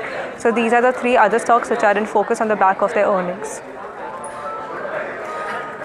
Okay. Any of these on your list, Kush? Because some real big movers within those three. IFB, IdeaForge, Bosch. No, not really. I mean, it's choosing between the devil and the deep sea. One is very close to the oversold territories, IdeaForge, and something like a Bosch is already into oversold territories. So it is just perhaps a rebound that you could expect at some of these, but no, not really a Harsh. I would give these a miss for now. Okay, and Kush, the Nifty IT is doing well. Any specific names that you're liking at this point, and you're also positive with regard to where IT is concerned. So any names on your list? So here we continue to like Coforge, Persistent, some of these names. As I said, some of these names have already taken a beating, so to speak, corrected quite a bit. But what is encouraging is the fact that, the recovery on these has also been, equally sharp. So if you see Persistent, it did crack and, go all the way up until 450 kind of levels. But then the recovery was equally swift. So we continue to like this one in the, mid cap names. And as far as the larger ones go, HCL Tech, we obviously continue to like, but it's taken a beating, finding support near the 200-day moving average. So I wouldn't recommend it buying just yet, but that's something that I would keep on radar. But from a near-term perspective, yes, Persistent is something that you could consider buying. The stocks crossed above the 20 and the 50-day moving average convergence today on the back of fairly decent volumes. I think on the upside, the stock could test 64.50 as the first level and 67.50 as the second level. Stop loss comes in at 59.50. Okay, slew of stocks to talk about. First off, let's talk about Keynes Tech. Jefferies seen a bit of an upgrade. Other brokerages also have done so. Puneet joins us with more on that one. Okay, all right. So Keynes Tech is one of them. We have Bajaj Auto, one of the top gainers on the Nifty 50. That one was also doing fairly well, and we'll also have Tata Motors because that one will report earnings later today, along with the largest NBFC in the country, Bajaj Finance. So both of those stocks will be in focus, but all four of them are doing well in trade today. And Bajaj Finance has done well over the last few days, in fact, and therefore all of those stocks in focus. Keynes Tech, in fact, faced some bit of pressure post the numbers, and therefore the 6% spike on the back of certain notes coming through is going to be very interesting. Puneet, talk to us a bit about Keynes Tech. Well, thanks for that. So, Keynes Tech post its results saw that big reaction yesterday, down almost 12 to 13%. And that's one of the key reasons why brokerages have actually now gotten positive on the back of its valuations correcting. Now the stock is down almost 34% in the past month, and Jefferies is upgraded the stock to a hold now to a buy now from a hold rating earlier. Target price 5,400, but this is significantly lower than the previous target price was 6,950. So definitely prices have been lowered while the stock has been upgraded as per brokerages. They mentioned that while the revenue was a miss in this particular quarter, it's upgrading it post the stock correction, and they're also estimating a 50% CAGR in terms of revenue over the next year as well. So that's similar to what the management has also guided. They're also mentioning that the order book is also expected to grow by 50% CAGR over the next 3 years.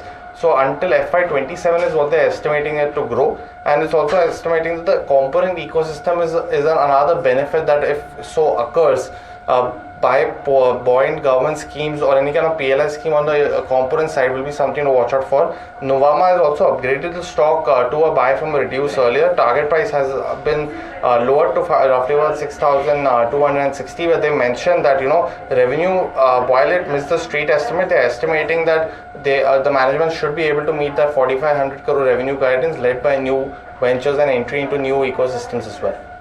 Okay, thanks for that, Puneet. Kush, if I can take a quick view with regard to this one, there's been plenty of volatility, 35% nearly correction in the stock price. If one were to be holding Keynes Tech at this point, what's your recommendation? Nearly 45% correction, Harsh, if you will see from the top of 7,800 odd levels, about 30, you're right, about 40 odd percent. There is a gap that was created yesterday. So I think that process could happen in terms of the gap filling. 5,200 is the next target that I would look at, but that is actually more of an opportunity. For fresh long positions, I would wait. I would wait in terms of this gap getting filled and then seeing whether the supply is exhausted, or do you see fresh buying coming in at that level. So while this bounce that we're seeing today is more of a dead cat bounce and could extend up until 5,200 levels, remains to be seen whether it is sustained after that or not. So if you've got a position, use any bounce close to the 5,200 mark as an exit first. Fresh longs we'll see once we get to that level. Vineet, I'm curious to know, Bajaj Auto has done well. Signs for things to come, is it also a sign that commodity costs which are under control will aid pretty much all players in the two-wheeler space? Is there a particular pick within that pack that you have? TVS. We like TVS a lot. Bajaj Auto, to my mind, is as per our financial model, is a little tad expensive. So go purely with TVS and Hero Honda because it's seen a very sharp correction. It's down almost 20%, and we like that stock. Okay, point taken. And what should one expect from the four-wheeler PV space? There's plenty of competition coming through as well. What will Tata Motors see? We've seen a phenomenal rally over the last 2 to 3 years. The stock is corrected thereafter, nearly 30% odd from those highs. What do you expect from the numbers in Q3? What is it that you would want to listen to, Vineet? And what can you expect going forward as well?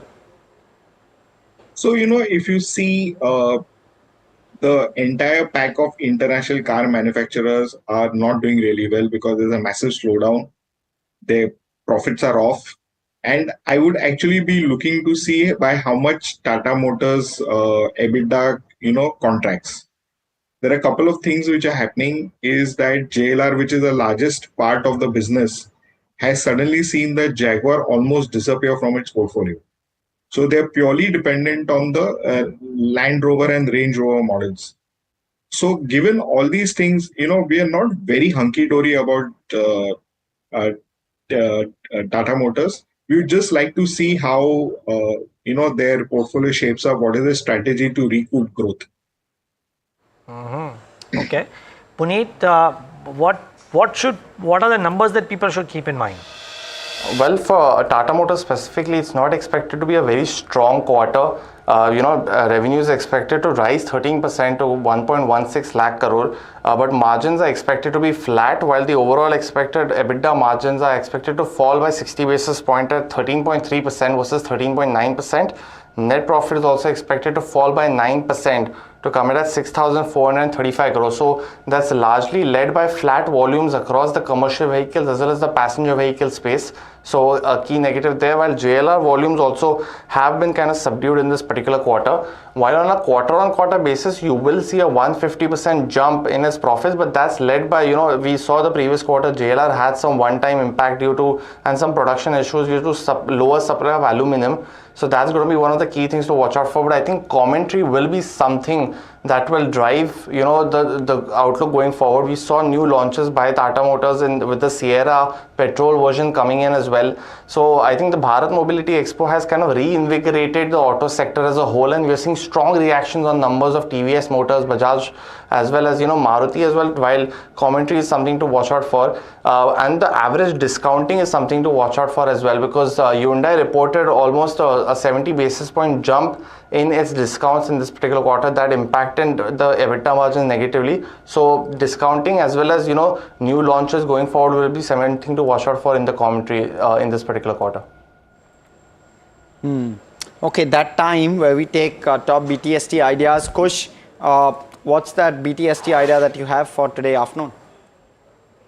Sure. Harsh, the BTST idea for today is AIA Engineering. Again, could be considered as a positional trade as well. The stock consolidating with a bit of positive bias for the last 5 sessions. We've discussed this one in the past, but today the price action is not suggesting the underlying volume action. It's quite a bit. It's actually nearly double the monthly volumes. So definitely some positive traction building on this one. The near-term resistance around the 3670, 3680 mark. Once that is taken out, momentum also could be seen coming into AIA Engineering. For targets of 3760 and 3870, AIA Engineering can be considered as a long trade, 3540 being your stop loss. And while we are at it, just a quick update on the stocks that we discussed yesterday. MFSL, Max Financial Services, this one has hit the second target, but in doing so, it has also crossed the downward sloping channel. So if someone's got it, my suggestion would be to continue holding on to this one with a trailing stop loss near the 1055 mark, and the other one being 5-star business. Here the first target rather of 745 has been hit. This is now very close to the resistance, the 200-day moving average resistance. But if you can hold this one, I think you should now put a trailing stop loss close to the 725 mark. Above the 200-day moving average, the second target of 770 comes into play. So suggestion of putting a trailing stop loss in both these trades and holding for higher gains. Some other stocks are moving up too. Chemfab Alkali, for example, has really shot up in trade, as has Aarti Industries. So we're talking about chemical names. So look at all the others, and it's just some serious traction here. Vineet, did you see the results of some of these? There was, of course, Ami Organics, but Gujarat Fluorochem came out with a decent set of numbers as well. Deepak Fertilizers and Chemicals, not as much a chemical play, but still has come out with a good number. Did you like any of these? Do you like the specialty chemical space? So in fact, those 3 stocks that you mentioned are something that I like. Ami Organics definitely has a differentiated play. Gujarat Fluoro is a bet on the battery space, and Deepak Fertilizer has its own growth story that is playing out. The nitrogen ecosystem is they're very well positioned for that. So I think all these 3 stocks that you mentioned are good investment buys from current levels. Oh, okay, from current levels as well. Interesting.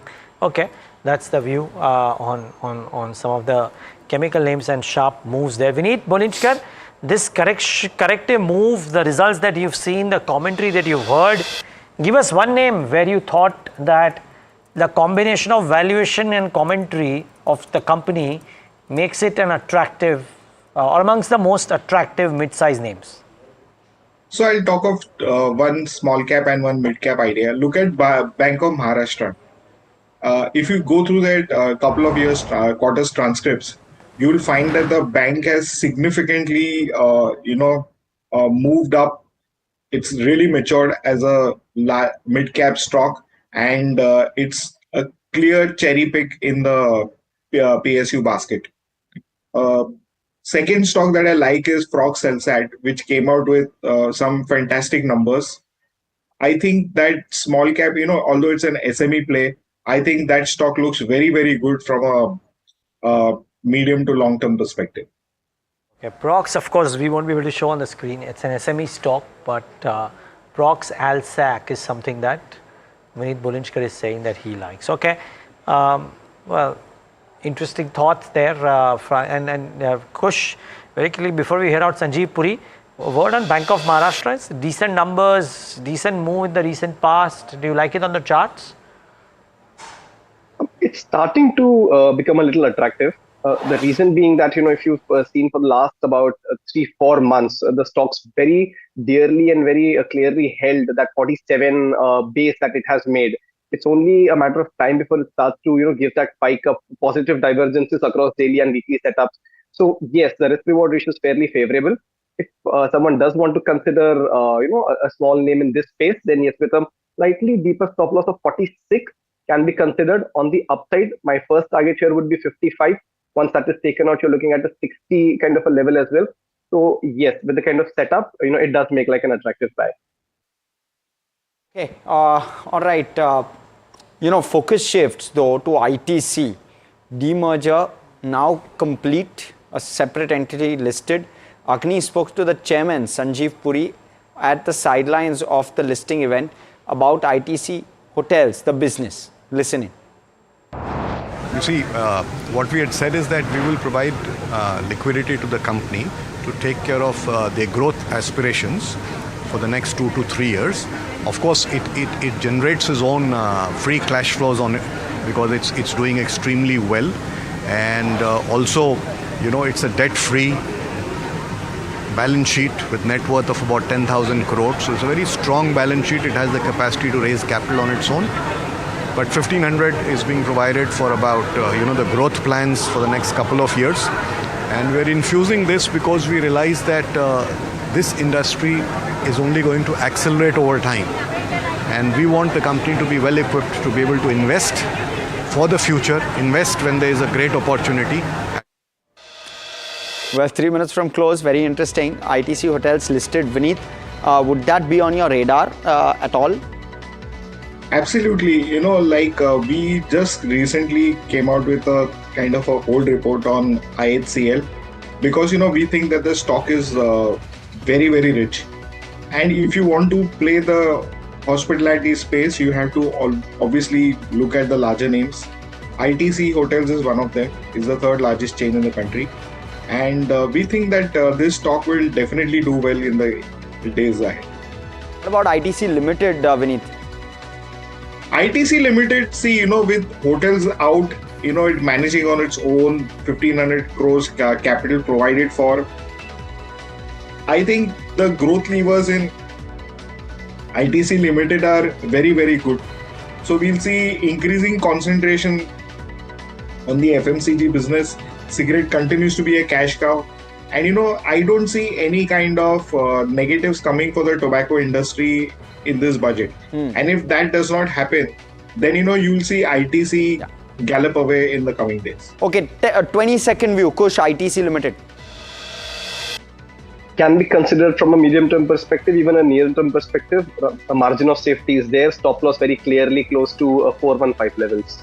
Okay, point taken. Thank you so much, gentlemen, for joining us this afternoon. We'll let you go on that note. Minute and a half from close. The positive cues on indices continue. Let's pull up the Nifty 50 and see where we are settling in. Well, 1% higher nearly. In fact, 23,150 par, if I can call it. So we've breached that. 300 points up on the bank Nifty as well, doing fairly well for itself, but of course underperforming the Nifty. The bulk of the action though is in broader markets, and we'll come to that. First, the Nifty heat map, if we can try and see which stocks have done well. Shriram Finance now topping the chart currently, 4% higher. Tata Motors doing well for itself. BEL doing well as well, and some consumption. Trent is doing decently well. Bajaj Auto on the back of numbers, but some consumption related stocks doing well. What's not doing well? FMCG, some hints of FMCG, pure play. An HUL, a ITC, a Britannia, sulking a bit in trade. A Maruti also down around 1.4%. Mind you, results round the corner, or rather results have played out on the stock. You're seeing Reliance absolutely flat, so no movement there. Let's pull out the contributors on the Nifty as well. Try and zoom into what has contributed. Infi, TCS, so the big boys in the IT space leading the charge here, but no real big movers on either side. And you know, I want to also look at the breadth of the market, the advanced decline ratio, and the advanced decline. Well, there you go, strong breadths that we've seen pretty much all through the day today, for a predominant part of the day, if I can call it. Let's pull up the Nifty mid cap and small cap indices as well, see where we've closed on those. 2.5% higher on the mid cap, so we're closing at the high point of the day on both of these.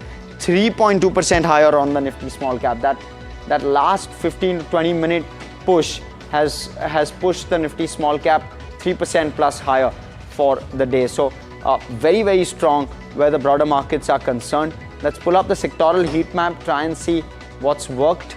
And except for the Nifty FMCG, which has been down 0.5% for a predominant part of the day, you're seeing good traction across the board. Realty index up 3%, IT index up 2.5+%. How often do we see a market like this? Not seen that much in January, so this has been long awaited. 2% up on the Nifty Pharma as well. Metals up 2% as well. What's done okayish or underperformed? The Bank Nifty, which has done well yesterday, has taken a bit of a backseat in trade today.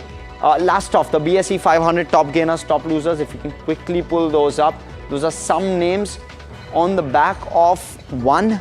You have earnings coming through, something like a Deepak Fertilizer, Credit Access gaining on the back of liquidity push by the RBI. You're seeing some of those, something like a Mass Financial, fantastic set of numbers in a tough quarter, 8.5% higher on that stock. But the ones which haven't done well are the ones where numbers haven't impressed in a big fashion. IFB, JSW Energy, Bosch are three of the big losers in trade, including something like a Craftsman as well, nearly 3% lower on a day like this.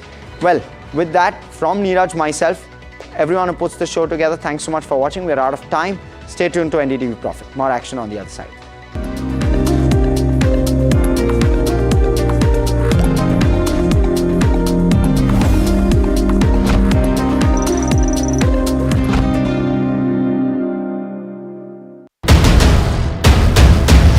This is the day that shapes the future of a billion dreams.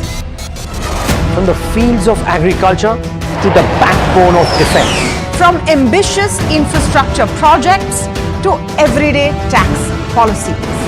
Every decision counts. How will this budget balance growth and fiscal prudence? What will it mean for jobs and what will it mean for your portfolio? Join us for the most comprehensive coverage of Budget 2025 as we decipher the impact of this budget on you.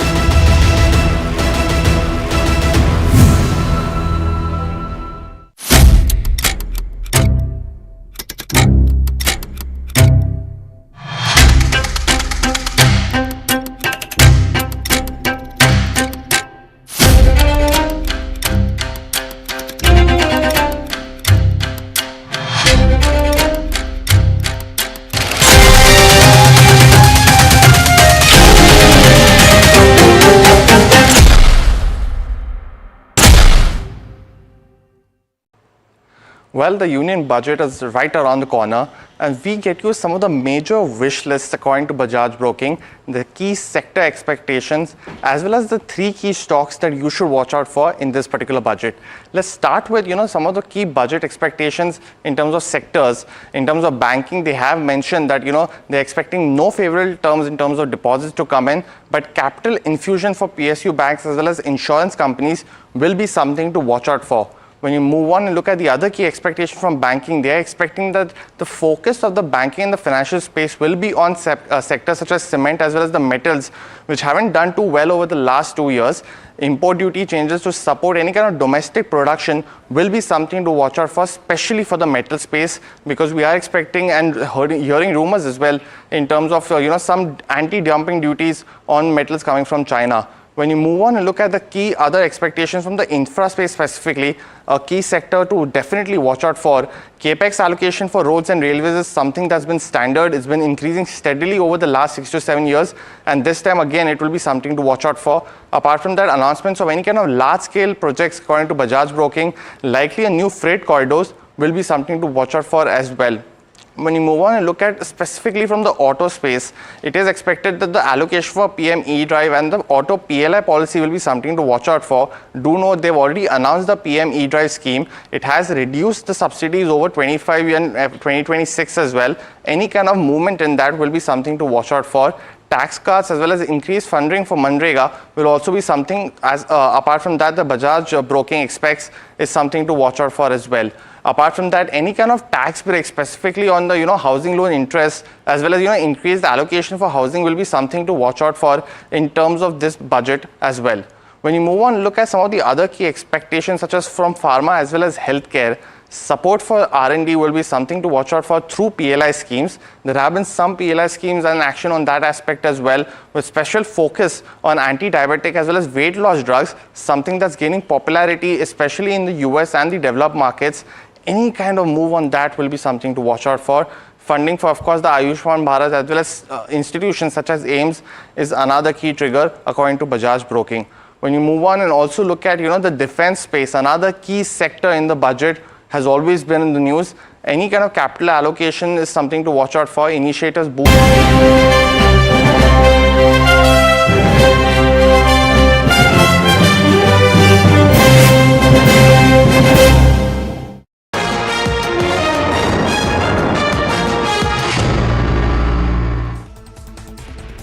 Hello and welcome. You're watching Market Express and I'm your host Himakshi Bahuguna. Viewers, now let's get straight into the show. Now benchmarks end higher as IT heavyweights Infosys TCS takes charge. The Nifty ends above 23,000 mark, whereas the Sensex ends above 76,500 levels. Broader markets recoup from losses, ending the deep rout from last 2 days to outperform benchmarks. The mid-cap index gains 1.8% powered by CG Power and KPIT Tech. The small-cap index surges on the back of sharp gains in Sirma SGS and Deepak Fertilizers. All sectoral indices barring FMCG end with gains. Media, IT, metals and consumer durables gained the most. The street was unimpressed with Maruti Suzuki's Q3 performance. The net profit was higher by 12.6% to 3,525 crore rupees. Revenue grows 15.6% to 38,492 crore year-on-year. Ambuja Cements shares are under pressure. The company's consolidated net profit jumps to 2,115 crore versus 824 crore in the previous year. The key highlight is the EBITDA numbers. Declines over 51% to 799 crore rupees. The consolidation in the sector is in full swing with the merger of Penna Cement and Sanghi Industries is under progress. Additionally, Orient Cement acquisition is expected to be closed in Q4 of FY25. Gujarat Fluoro stock on a roll after the company's Q3 profits soared nearly 60% to 126 crore rupees in Q3. The consolidated revenue moves higher by 17% to 1,148 crore rupees, whereas the EBITDA saw gains of over 47.4%.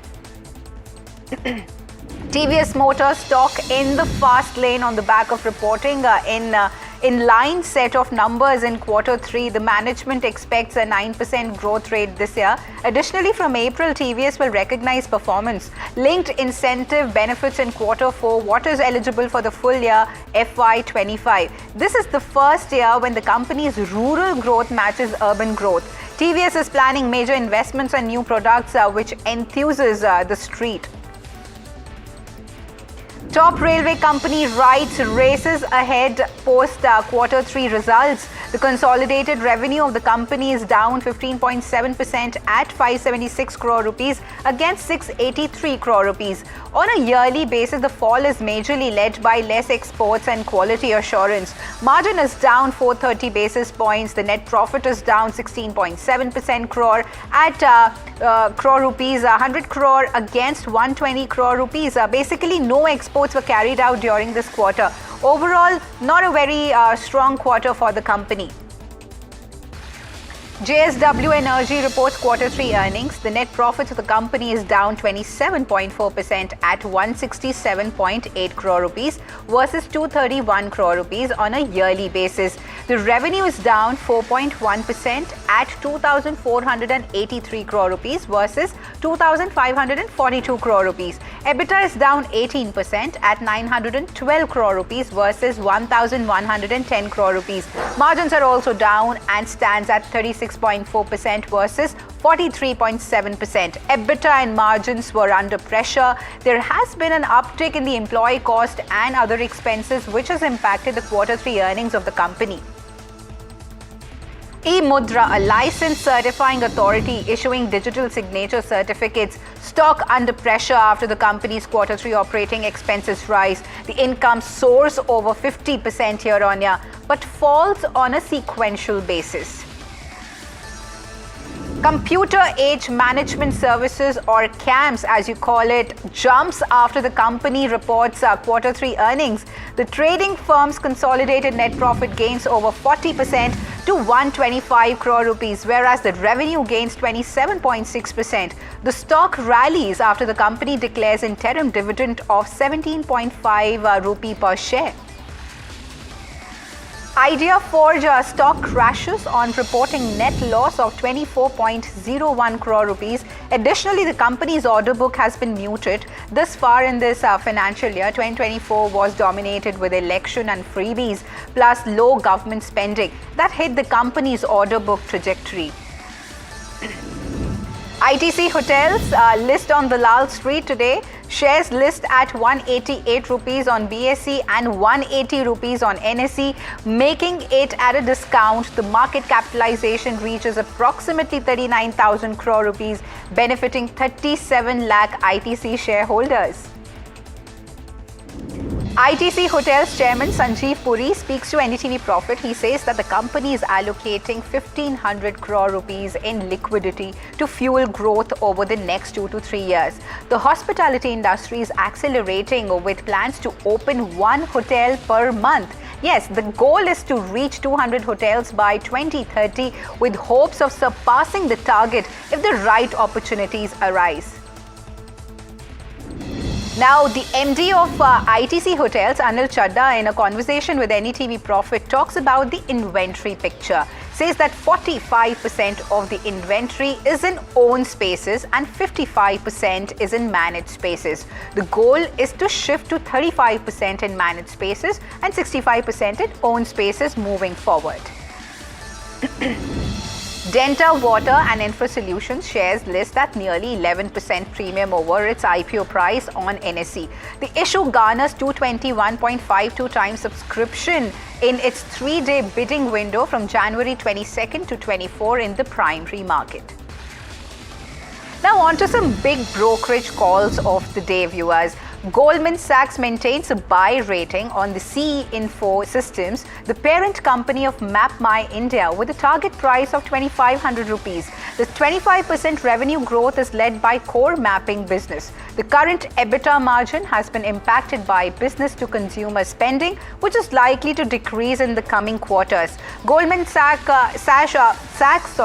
believes that the growth of the CE Info Systems will also set to pick up. Strong show for Bajaj Auto in Q3, but brokerage views remains mixed. Goldman Sachs maintains a buy on Bajaj Auto with a target price of 10,800 rupees. Citi retains sell stance with a target price of 7,900 rupees and a downside of 6%. Another brokerage firm, Nuvama, maintains outperform with a target price of 10,700 rupees and an upside of 23%. AGI Greenpack, the shares are beaten down after a 3-judge bench of the top court comprising Bhatti stated that any action that may have been taken after the resolution plan was approved by the Committee of Creditors will be nullified. The panel comprising of Justices Rishikesh Roy, Sudhanshu Dhulia and SVN says that the approval by the Committee of Creditors has been set aside. The top court said that the court further stated that fresh resolution plans should now be considered for H&G's acquisition.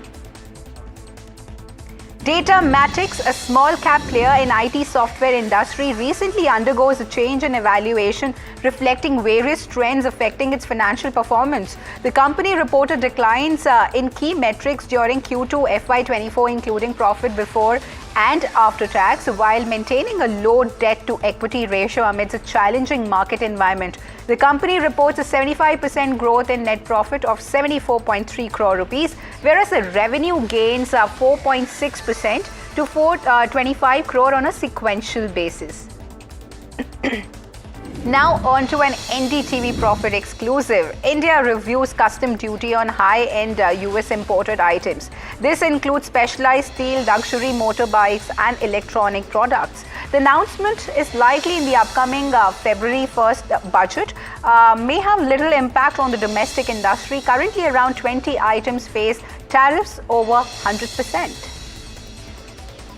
Now, on to an NDTV Profit exclusive. Goa's iconic club Tito's is all set to come out with an SME IPO having a valuation of 1,000 crore. The club owner looks to dilute at least 20% stake through this IPO. The IPO may have a fresh issue, a component and offer for sale in not on the cards yet. But the IPO is in the preliminary stages. ICICI Securities to be finalized as one of the bankers.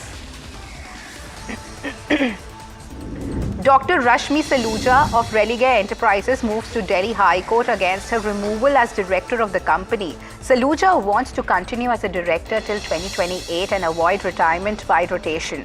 Her plea challenges Section 152(6) of the Companies Act, which mandates that 1/3 of the board, excluding independent directors, has to retire yearly. Hearing in the matter will take place before Justice P.K. Kaurav in Delhi High Court. Another twist in the Religare takeover saga, minority shareholder Sapna Govind Rao moves Delhi High Court to stop Berman family's acquisition. Rao has instead supported the counter offer given by US-based businessman Digvijay Danny Gaikwad. SEBI had returned Gaikwad's proposal. Rao's petition mentions that the conditional approval given to the Berman family by RBI is not in consonance with the acquisition and takeover regulations of SEBI. Bajaj Auto is buzzing after posting Q3 results. There has been a shift in the company's focus. The company is no longer interested in selling commuter motorcycles. Instead, the focus is now growing its market share in the 125 plus cc class. The company also wants to maintain its leadership in the EV space. For the third quarter, the revenue of the company has gone up 5.7% on a standalone yearly basis. EBITDA is up 6%, EBITDA margin is up 10 basis points at 20.2%, and the net profit is up 3%. The OpenAI versus DeepSeek debate continues. However, NetWeb Tech sees DeepSeek as a major opportunity for driving market expansion. It will pave the way for inclusive AI adoption. DeepSeek will lower cost barriers associated with advanced technology. Adoption of platforms like DeepSeek aligns with the interest of local governments and enterprises. It will further accelerate the development of similar platforms within India. Anant Raj clarifies that as AI tools become cheaper, the volume of data processed will rise, driving the need for more data centers. The widespread adoption of AI applications will increase the demand, benefiting current business models. Search is still on by IT department at IIFL company's offices. The management is cooperating with the officials. The company says that it cannot ascertain financial impact on the company as of now. The board of directors of Maruti Suzuki approves reappointment of Hisashi Takuchi as the managing director and chief executive officer for a further period of 3 years. Takuchi's new term will commence on April 1, 2025 and will run until March 31, 2028. L&T Tech jumps over 4% today. The surge follows the announcement of an $80 million multi-year deal with a US-based industrial products manufacturer. The partnership will boost digital transformation, integrating technologies like connected products and digital thread to drive innovation. TikTok sets up a subsidiary in Zurich, joining tech firms like OpenAI and Anthropic that have recently expanded into Switzerland to tap local talent. The social media platform, which is owned by Chinese ByteDance Limited, was registered in the canton of Zurich last week. Here's an update on the Baiju's insolvency case. The NCLT directs reinstatement of Glass Trust and Aditya Birla Finance in the creditors committee. Directs disciplinary proceedings against resolution professionals. Pankaj Srivastava, NCLT directs the creditors committee to select a fresh resolution professional. Remember, the education tech firm was admitted into insolvency in July 2024. Glass Trust represents US-based lenders of Baiju's. As the mega Mahakumbh Mela frenzy continues, a stampede-like situation breaks at the Sangam and raises fear of casualties. Today, the day of Moni Amavasya, marks an auspicious event with many devotees gathering for a holy dip. Word spread that authorities in charge are giving more priority to VIPs than the common man. PM Modi has personally taken review of the situation on a call with Chief Minister Yogi Adityanath. And Chief Minister Yogi Adityanath also takes to social media to express his condolences to the families of those injured. Although he still encourages devotees to come to Prayagraj, he advises visitors to not go near the Sangam nose. He urges people to follow instructions and cooperate with the administration. He also suggests to not to focus on the rumors as people continue to bathe peacefully at the ghats of the Sangam. Central government revises timeline to implement amendments of the legal metrology packaged commodities rules 2011. These amendments to labeling provisions will come into effect on either January 1st or July 1st, subject to a minimum transition period of 180 days. The rule mandates clear and standardized labeling on the packaged goods and works in favor of consumer protection. ISRO hits a major milestone, completes a century of rocket launches. The space body successfully launches its 100th rocket mission by placing an Indian-made satellite in a precise orbit. The GSLV rocket, also called the Naughty Boy of ISRO, carried the NVS-02 navigation satellite and was launched from India's only rocket port in Sriharikota. US with Trump's return to presidency, an array of global leaders are expected to meet the mega man. The first one is Israeli Prime Minister Benjamin Netanyahu, who has been invited to the White House on the 4th of February. Remember, Trump has mentioned that even PM Narendra Modi will be visiting US in February.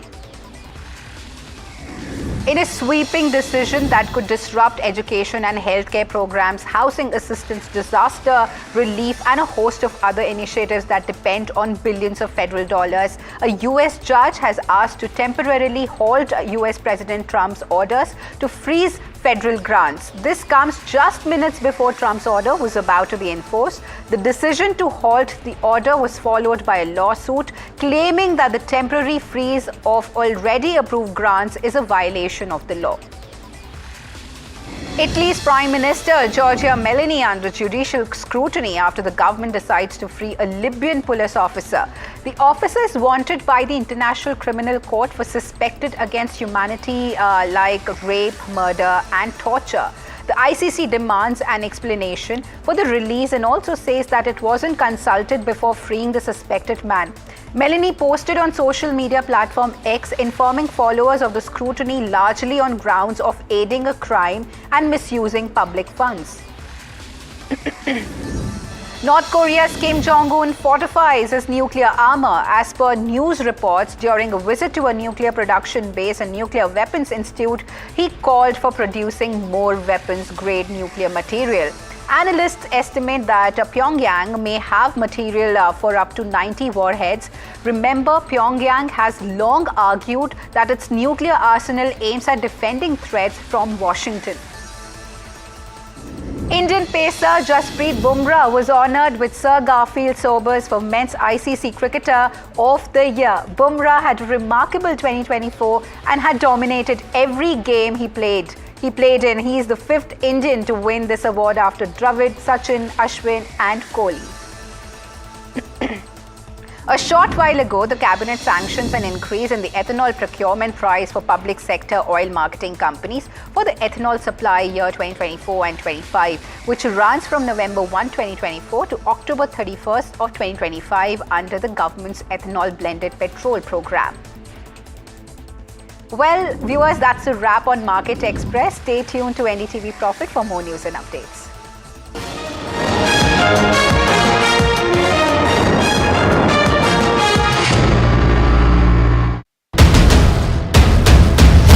This is the day that shapes the future of a billion dreams. From the fields of agriculture to the backbone of defense.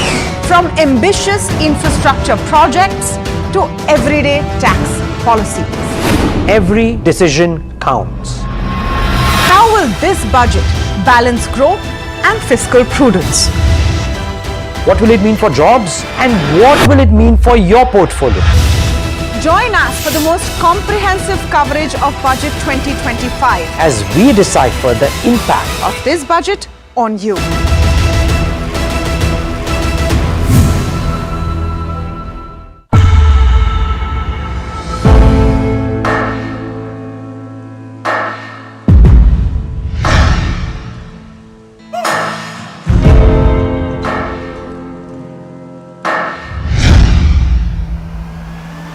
I present the budget for a historic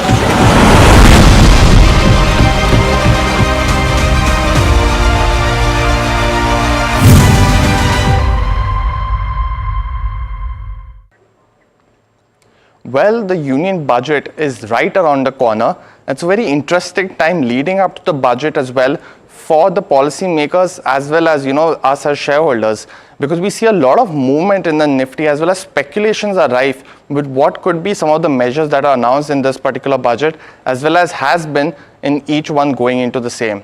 We look at some of the key moves that has seen in the Nifty before as well as after the budget and get you some of the biggest measures that were announced in these budgets and what could have led to the strong Nifty reactions. Let's first look at 2024 because we had two budgets announced in this particular year. One was post the elections as well, and we did see a 1.5% move in just a week after, and that momentum was continued in the month as well. Leading into this budget, there were a lot of speculation, so we saw a downward reaction of the Nifty in the past week, and we did see some of the measures such as the standard deduction being increased to 75,000 for salaried employees from 50,000 earlier, as well as the new tax regime now and having tax-free status for up to 3 lakh rupees per annum for the investors as well. Apart from that, we saw custom duty reductions on mobile phones, gold as well as chargers as well. And these were some of the key moves in this particular budget.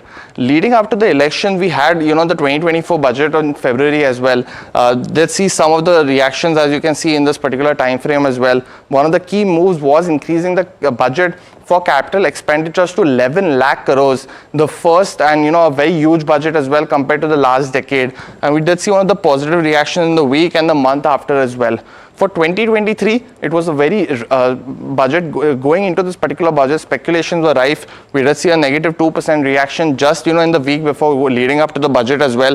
While the momentum wasn't very strong, and in this particular budget, we did see the new tax regime increasing the rebate to 7 lakhs. But apart from that, there was some continuations of policy measures, but nothing big to report as for.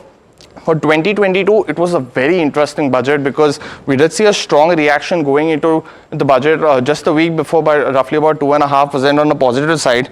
But in the next week, as well as the month after, we saw a sharp reaction of negative 5% of the Nifty reactions. Some of the key measures were like they had involved rupees 2 lakh crores as additional credit to MSME firms. Apart from that, we also saw roughly 48,000 being allocated for building 80 lakh houses. But none of these measures could give the big positive boost, and this was the first such non-pandemic budget, so as to say, because of the other measures were involved as well. In 2021, we saw a very sharp reaction a week after, and that was because the allocation to the health sector was increased by almost 35,000, and that was led by the one of the needs of the pandemic as well. Apart from that, we also saw 20,000 rupee fund infusion in public sector banks, and saw thus a sharp reaction as well in 2021.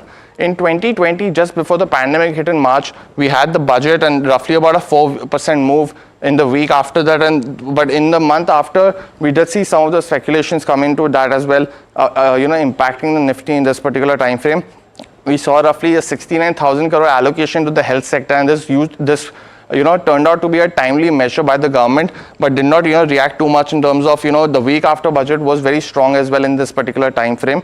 For 2019, we look at we saw 10,000 rupees being approved for 3 years under a FAME 2 reduction. So the automobile stocks were in focus in 2019, and did see a positive reaction about 1.6% in this time frame as well. When we move on to 2018, we saw one of the last budgets being presented by the late great Mr. Arun Jaitley, and this particular budget in 2018, we saw roughly 5.97 lakh rupees being allocated for infrastructure. So we did turn out that it had been increased and doubled to 11 lakhs in 2024. This was one of the key budgets in 2018, although it saw a sharp negative reaction because a lot of allocation was towards the capex as well as the infrastructure, and some form of reactions on the GST as well. When you look at 2017.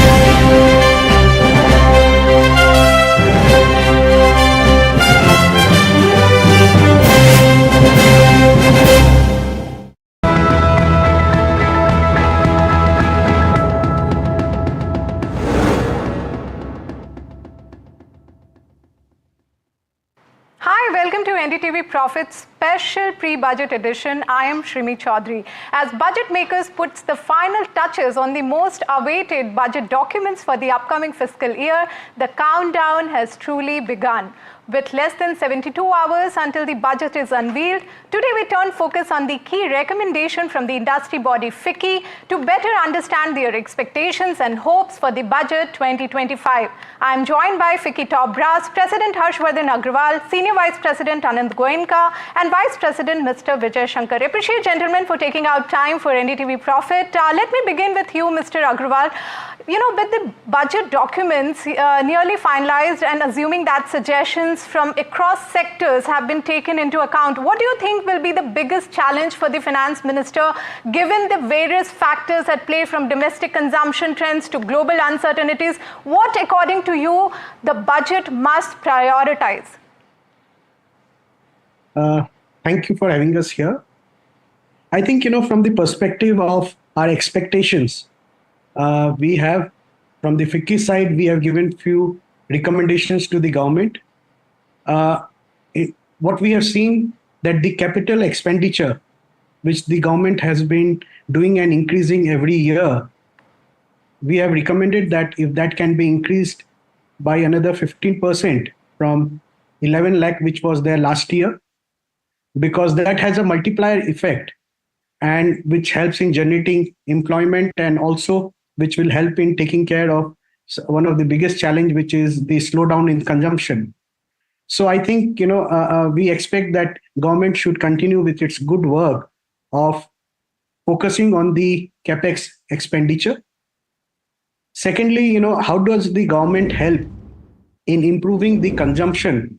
I think that will also be one of the important agenda. Can they take steps, which leaves more money in the hand of the consumers, in the hand of the people, so that they can spend more on discretionary areas. Because if you know that 75% of the spend, average spend, retail spend in India by the consumers is in the area of food and groceries, which leaves very less amount for discretionary spend. And since the food inflation is high, I think that will certainly help. Apart from that, yes, how do the government take initiatives in the area of generating employment, in the area of skill development, in the area of ease of doing business. Tax reforms are some of the other areas which we have recommended to the government.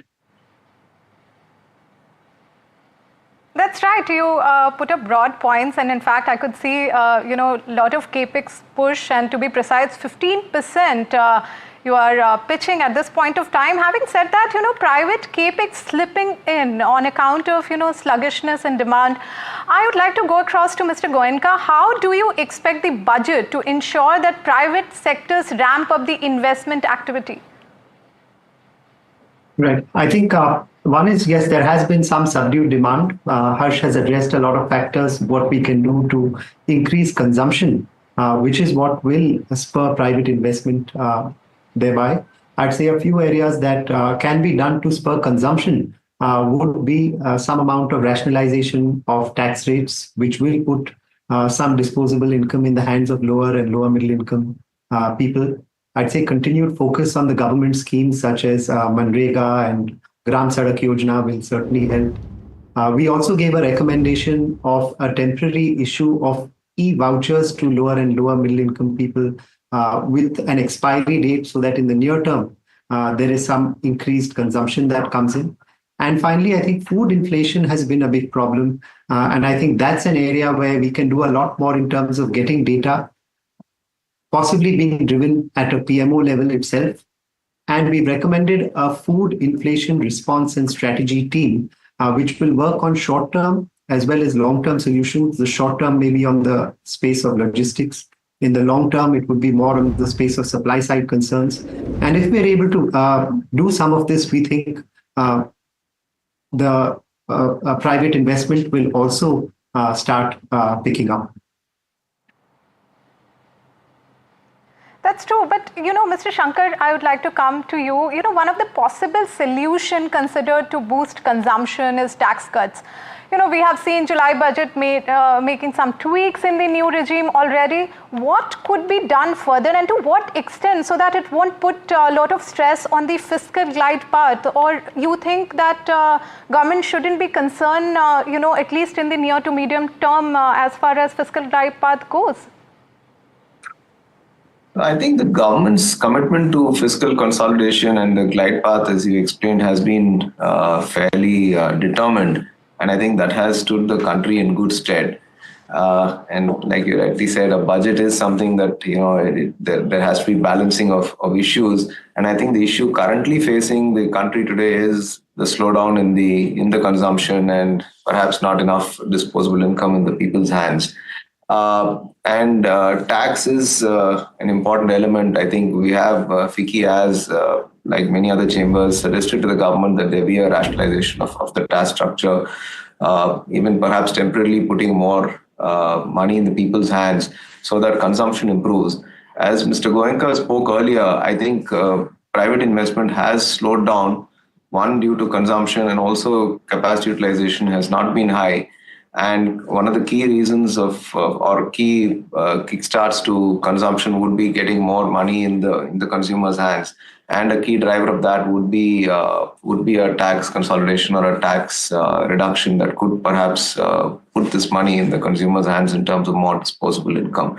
So I think it is a balance. You're right, absolutely right. There's no easy answer to this, but I'm sure that would be offset with some of the growth and perhaps lower oil prices, perhaps a better response to the economic situation overall, which perhaps offsets some of these lower revenues from the tax side. Indeed, lot of measures around that give disposable income, more disposable income rather in hands of taxpayers. Moving on to Mr. Agrawal again, that government has been focusing a lot on the manufacturing, boosting manufacturing sectors, and we have seen initiatives such as PLI, Make in India, tax reform. While PLI scheme has helped, some sectors still are not seeing the expected results. Since manufacturing is a key to, job creation as well, how do you think that government can keep momentum in terms of manufacturing growth and creates more job in the sector? The manufacturing is very, very important for India. If you see, for the goal of Viksit Bharat, the whole area of Make in India, where in manufacturing, it has to grow multifold. So how do we increase that? So PLI, which the government started, it has given good results in some of the sectors like mobile, electronics, and some other sectors. So point is, how do we take this initiative forward?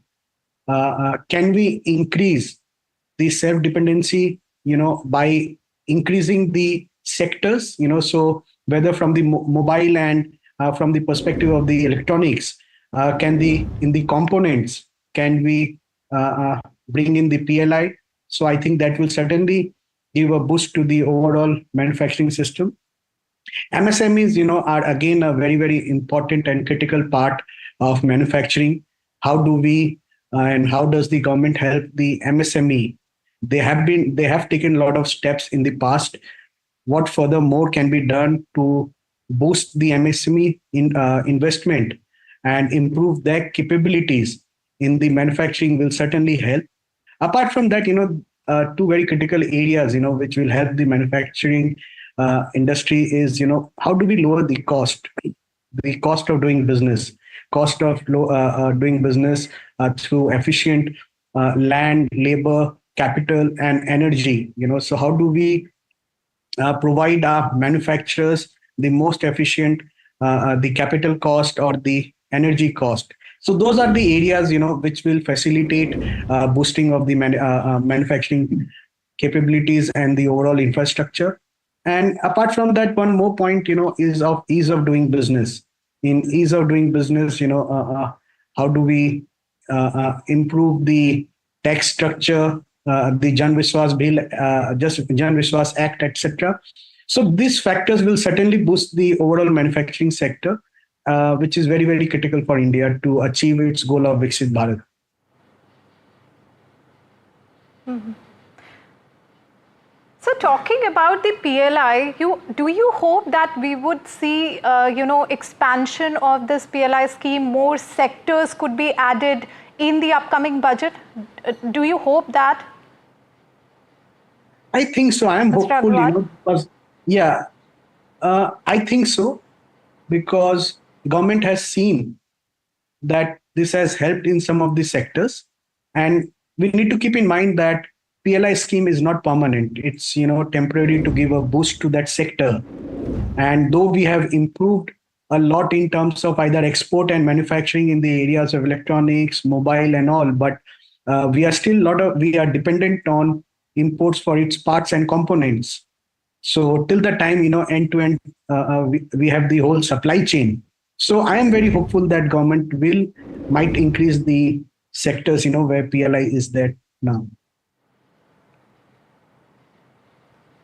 Indeed. Mr. Goenka, what are your expectations when it comes to safeguarding sectors like steel to, kind of further promote domestic manufacturing? Also, to add a point, we have been, talking about and hearing the US admin on the high tariff, threats. So how you think and what you expect in terms of safeguarding the domestic industry? Right. So I think the US tariffs could turn out to be a positive opportunity for India. We do believe that there's a fair chance or higher chance that they'll tax China before they tax India. So to that extent, there is an opportunity for many sectors in the US market to open up for Indian manufacturers.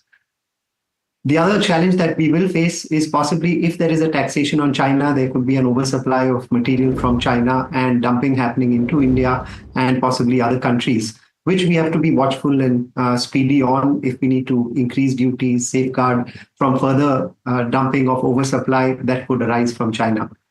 On steel specifically, I think we have to possibly look at how CBAM has affected us and then take a call on whether there is any opportunity to continue to work with Europe and see whether there is some dialogue, because this was done without any discussion. So I'd say that if there is some dialogue we can have with the EU, that would help. True. Mr. Shankar, the additional question again on the US administration that it has made tariff a key focus, both as punitive measure and also as an incentive for domestic manufacturing also. And since Mr. Goenka also highlighted that, but this raises somewhere a very important question about the impact on all the economies, all the, India, Brazil, China. Do you think that this should reflect in the budget? Are you hoping any specific consideration regarding this on February 1st? So, Shrimi, I think, as I said, the Trump regime is here to stay, and the number of executive orders that are out are many, and as are the statements on tariffs. I think the Indian government is cognizant of the fact of the trade imbalance both with China and the US, and the different ways it's having an impact on the statements that we are seeing. And certainly tariffs are going to be a very important element in addressing this imbalance. As Mr. Goenka explained earlier, I think India has an enormous $85 billion trade balance with China. And if the US government does impose tariffs, there is a high chance or high probability that this could further exacerbate with further dumping from China. So I think the Indian government is certainly aware of this. We have read that they're fully prepared to address the situation. It is a very dynamic situation. The administration has hardly been in the Trump administration has hardly been in for 8-10 days or less than 2 weeks. And we've already seen a flurry of activity. But I think the Indian government will certainly be aware of this and be cognizant of this, and I think take cognizance of this and be prepared to fully respond.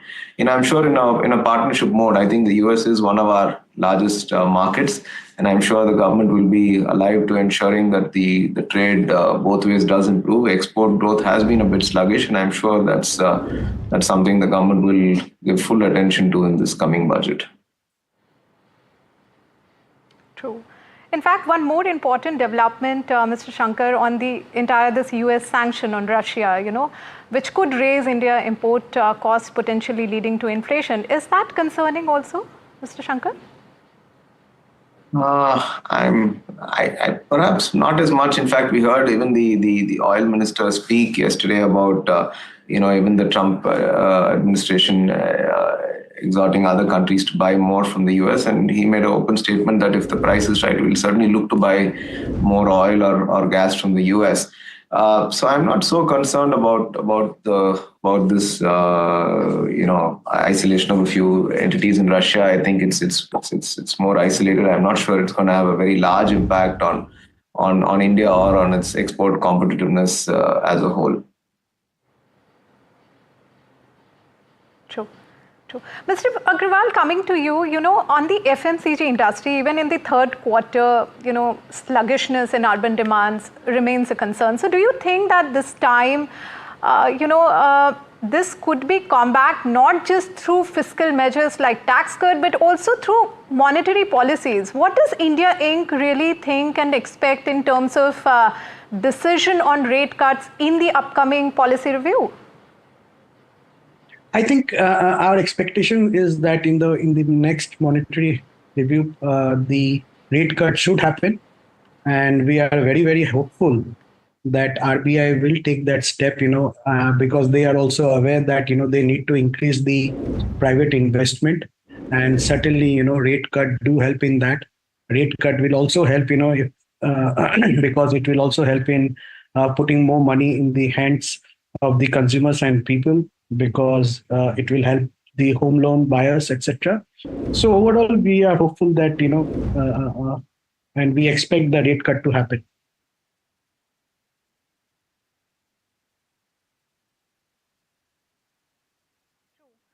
True. Also, Mr. Agrawal, one point around how the job market is, playing out in India, especially with schemes like PM internship scheme. What's your take on that? And do you think that requires revamp? More companies should be added. Maybe more states is expected to, kind of participate in that.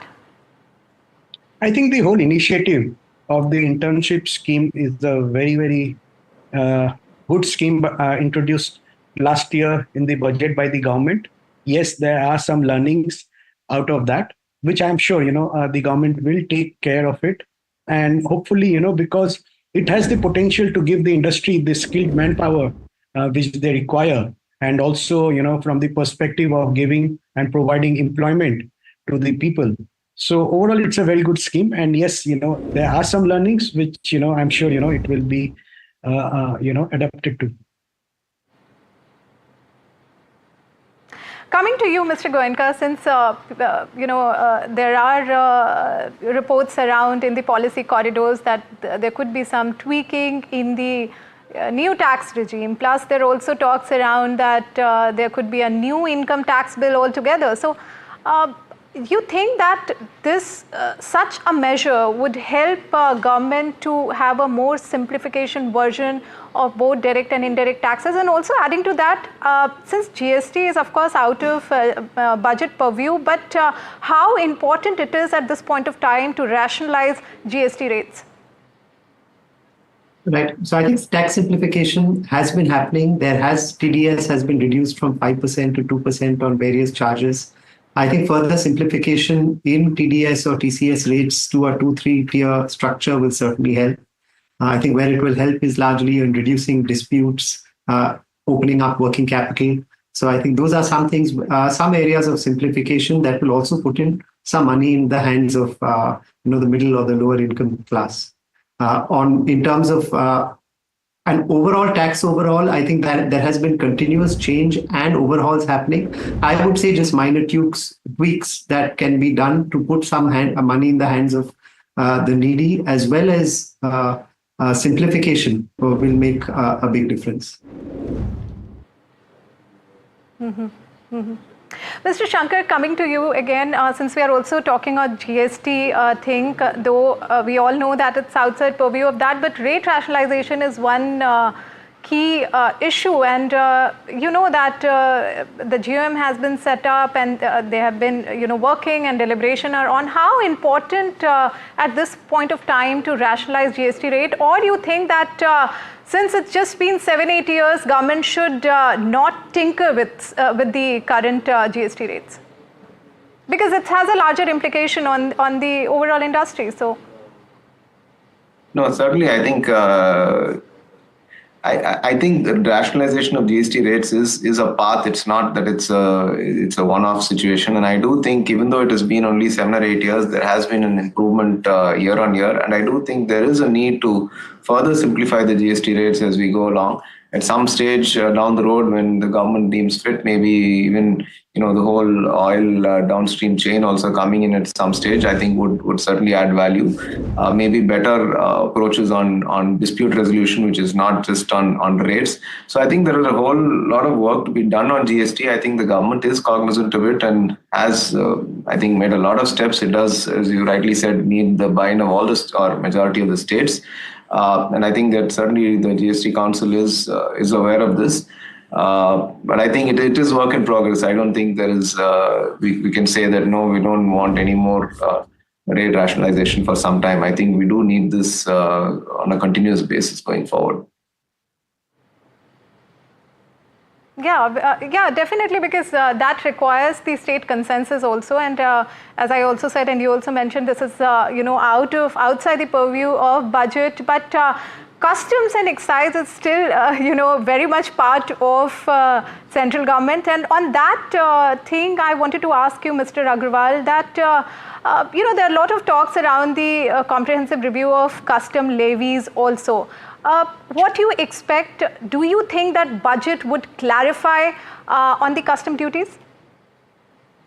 See, I think what is important, from the custom duty part also, ultimately the objective has to be that how does it make the Indian manufacturing industry more competitive, and the cost of doing business, and from the perspective of whether you are importing, how do we ensure that we get the Indian industry is at a level playing field? I think to maintain that is important, and I'm sure the government will look into that, because for them the focus is on Atmanirbhar Bharat, which is manufacturing and make in India. So I'm sure government will look into that, and wherever rationalization or correction is needed, they will look into it.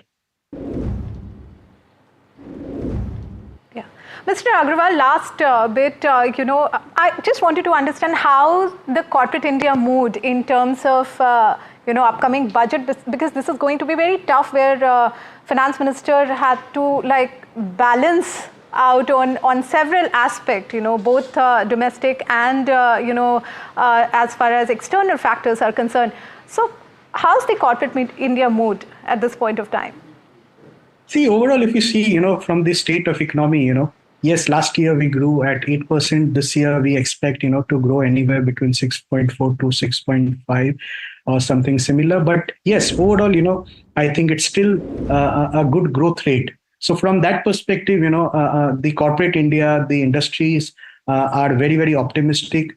They are looking forward, from taking a long-term view where they see India from here growing to a $10 trillion economy, and again to $30 trillion economy. So overall, they are very, very, I would say, positive about the economy. These small challenges will come, but they are looking forward, for more investment, expansion, and overall very positive mood is what I would say.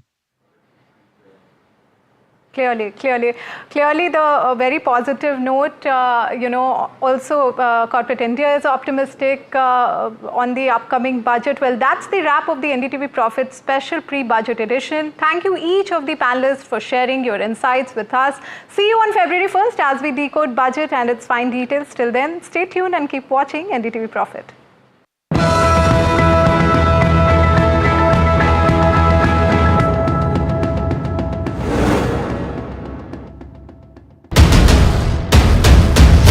This is the day that shapes the future of a billion dreams. From the fields of agriculture to the backbone of defense. From ambitious infrastructure projects to everyday tax policies. Every decision counts. How will this budget balance growth and fiscal prudence? What will it mean for jobs, and what will it mean for your portfolio? Join us for the most comprehensive coverage of Budget 2025 as we decipher the impact of this budget on you.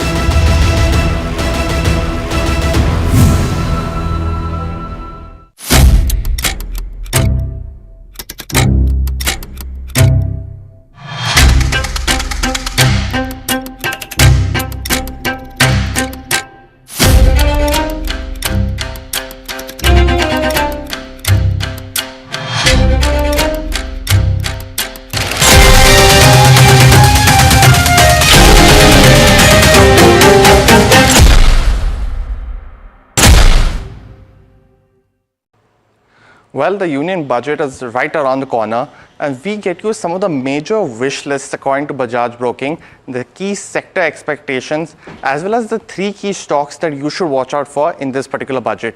Let's start with, some of the key budget expectations in terms of sectors. In terms of banking, they have mentioned that, they're expecting no favorable terms in terms of deposits to come in, but capital infusion for PSU banks as well as insurance companies will be something to watch out for. When you move on and look at the other key expectation from banking, they are expecting that the focus of the banking and the financial space will be on sectors such as cement as well as the metals, which haven't done too well over the last 2 years. Import duty changes to support any kind of domestic production will be something to watch out for, especially for the metal space, because we are expecting and hearing rumors as well in terms of some anti-dumping duties on metals coming from China. When you move on and look at the key other expectations from the infra space specifically, a key sector to definitely watch out for, capex allocation for roads and railways is something that's been standard. It's been increasing steadily over the last 6 to 7 years, and this time again it will be something to watch out for. Apart from that, announcements of any kind of large scale projects according to Bajaj Broking, likely a new freight corridors, will be something to watch out for as well. When you move on and look at specifically from the auto space, it is expected that the allocation for PM E-Drive and the auto PLI policy will be something to watch out for. Do note they've already announced the PM E-Drive scheme. It has reduced the subsidies over 25 and 2026 as well. Any kind of movement in that will be something to watch out for. Tax cuts as well as increased funding for Manrega will also be something, as apart from that the Bajaj Broking expects is something to watch out for as well. Apart from that, any kind of tax break specifically on the housing loan interest as well as increased allocation for housing will be something to watch out for in terms of this budget as well.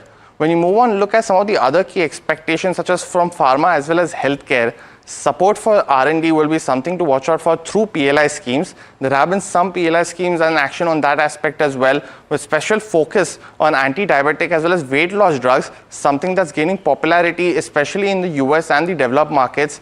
Any kind of move on that will be something to watch out for. Funding for, of course, the Ayushman Bharat as well as institutions such as AIIMS is another key trigger according to Bajaj Broking.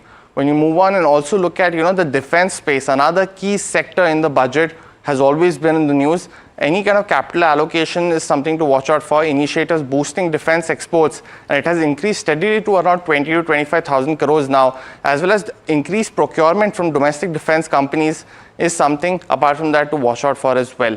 In terms of, apart from other measures such as support for the renewable energy initiatives is something else in the defense space as well.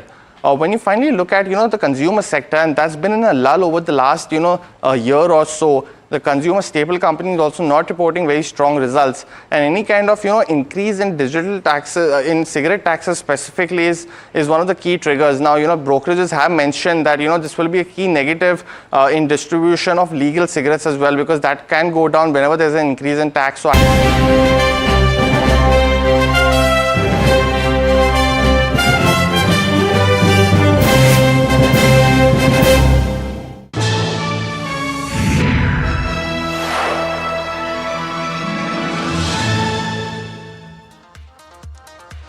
Welcome, this is KYC, a show designed to give regular investors powerful, actionable insights into the fundamentals of a single NSE-listed company every day. Today we're looking at CSB Bank, and I have with me my colleague Harsh Sata to also help us, get to know more about this particular bank. But I'm going to tell you about a little bit about the history. It was incorporated in 1920, and this is one of the oldest private sector banks in Kerala at the moment. In fact, it started off back in the year of 1969. It became a scheduled bank in about 1972. It ventured into Mumbai as well, and since then, at the moment, it operates about 108 branches across India, and it does have 779 ATMs nationwide as well. Just like many others, what often happens is that you usually have a little bit of a takeover, at least especially when it comes to banks of the size of CSB Bank. And this particular bank is of no exception in this case particularly, because we did have Fairfax, in fact, take over CSB Bank back in 2018. But let's get in Harsh to tell us a little bit more about that and give us perspective on whether or not things have changed since then, Harsh. Well, yes, plenty of changes. In fact, Agam, this was a PSU bank prior to Fairfax taking over, and in 2018, Fairfax took over at around 140 rupees a share. Currently, the stock price is between 290 and 310 or 320. And therefore, the kind of band it's trading in does not necessarily mean Fairfax has made a very good return on this as of today. And Fairfax bought around 51% stake in the bank back then, has been told to dilute down to 26% over a 15-year period. So they have time till 2033 to dilute down to a 26%, which is typically the level which RBI allows promoter holdings within banks. And therefore, they'll have to dilute down. Currently, they hold around 40%, and they held around 49% at the start of this financial year, and they diluted down another 9% by selling to Amansa. So Amansa Capital is now also a shareholder. Right. So you've got two very interesting shareholders, more long-term in nature, who've come in and now currently hold the bank. Of course, that will come as part of the shareholding. Right. Lots of management changes and lots of changes with regard to the way in which they are doing their business. Sure. They did gold loans initially, and now gold loans are a large chunk of the portfolio.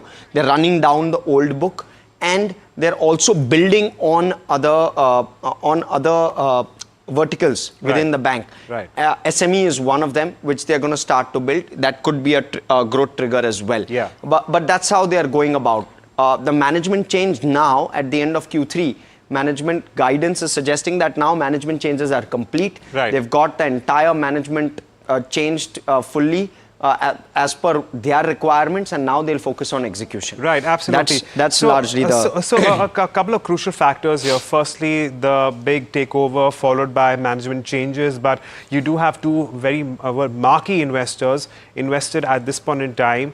The overhang with respect to the management changes is now behind us, but all the way through 2033, if I'm not mistaken, is where you're going to see further dilution in the promoter holding, which currently stands at around 40%, but they have to bring it down to 26%. So that perhaps will be a slight overhang, but because there is a long period over which they can actually bring this shareholding down, it may not be too much of a challenge. But as usual, what we tend to do is we talk about the various parameters that would include the balance sheet, the income statement, operational metrics, along with the asset quality of every bank that we take up on KYC. And looking beyond, we also talk about shareholding, the valuation picture, street credentials, as well as street coverage at this point in time.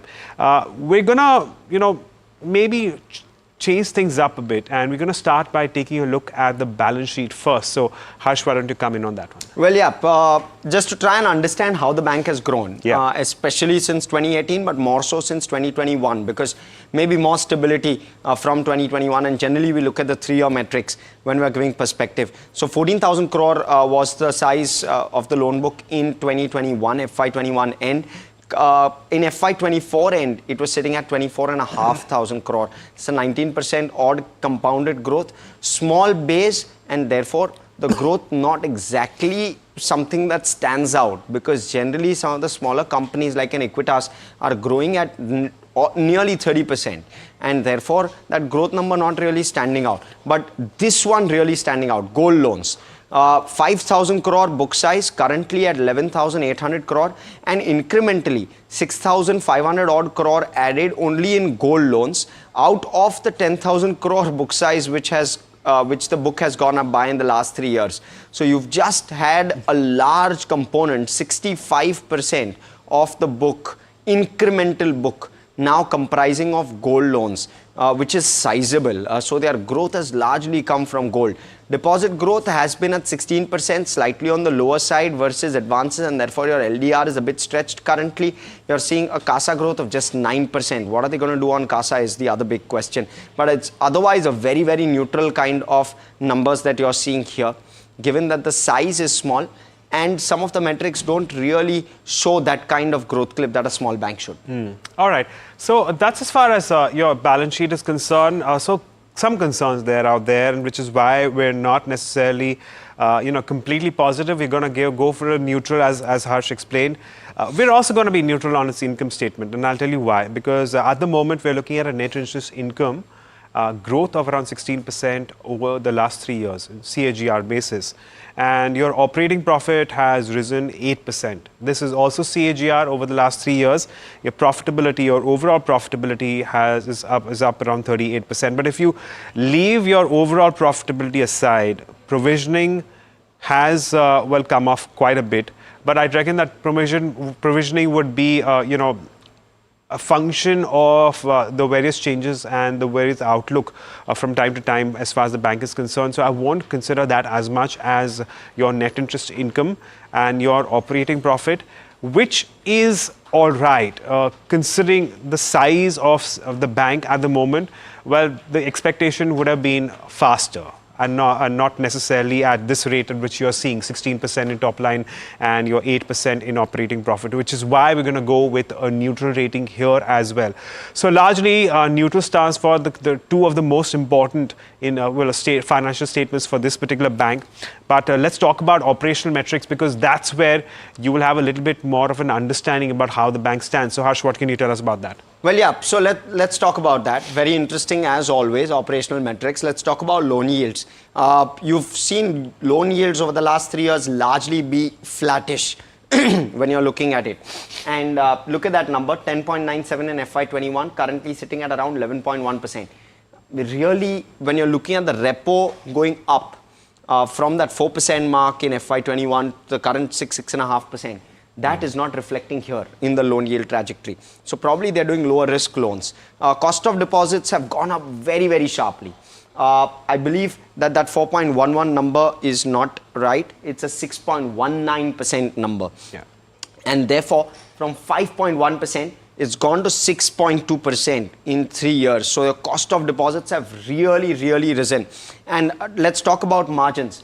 4.81, 5.1 and 4.11. Margins have really compressed by nearly 1% in just the last 3 quarters, which is not good at all. Just shows that the bank is under pressure with regard to where deposits is concerned. And of course, we'll get more perspective on this one as well. Cost to income. Look at the way it's gone up. It was at 50.5%, currently at 63%. That's the other thing which is keeping a lid on operating profit. Right. And you look at your ROA metrics at 1.2% in FY21, it's steadily improved to 1.5%. But we're ignoring FY22 and FY23. When you're looking at FY23, the ROA was 2% plus. So it's come off quite sharply after that. And that's probably the better metric to look at it. Right. And therefore, really unimpressive set when it comes to operational metrics. Right, so cost of deposits, margins, as well as cost to income, and of course return on assets, if you just consider FY20 to 23 problematic, which is why, as far as operational metrics are concerned, well, Harsh is going to give it a thumbs down. I'd agree with it as well. We'll talk about asset quality just a tad bit as well. We are seeing a little bit of an improvement there. There's no doubt about it. Back in FY21, we had your gross NPA ratio, which stood at around 2.7%. It's come down all the way to 1.5% in, well, FY24. A little bit of an inch up by the end of the third quarter. But again, we'll just wait and watch. As long as there's an improvement, even if you look at this number on an absolute basis and compare it to some of the other peers, this particular number doesn't look very, very big. Also, it's the same for net NPA ratios too. 1.2% back in FY21, well, coming off all the way to about 0.5% in FY24, a little bit of a move up again in the third quarter. I reckon that the third quarter earnings the fourth quarter earnings will also give you a better idea about how the year ends. But at the moment, we're still going to give it a thumbs up, because over the course of the last few years, they have certainly made an improvement there. But moving on, I'm also going to talk about the shareholding, and maybe Harsh can come in on that. Of course, we've addressed quite a bit of that shareholding bit, but at the moment, as we have mentioned earlier, 49.7%, promoter holding comes down to 40% in this particular financial year so far, and this is slotted to move below the mark of 26% by FY23. FII holding has increased substantially from the start of the financial year till now. So that stands at around 12.8% from 4.9%. And we have also seen an increase in your DII holding in this particular bank. Again, a considerable jump to 17% at the moment versus 11.6%. And because of that fact, because of the fact that institutions are buying into the company and are comfortable, even though, the overhang of the promoter holding coming down, yes, to a certain extent, the institutional holding going up will, of course, will be one of the reasons too.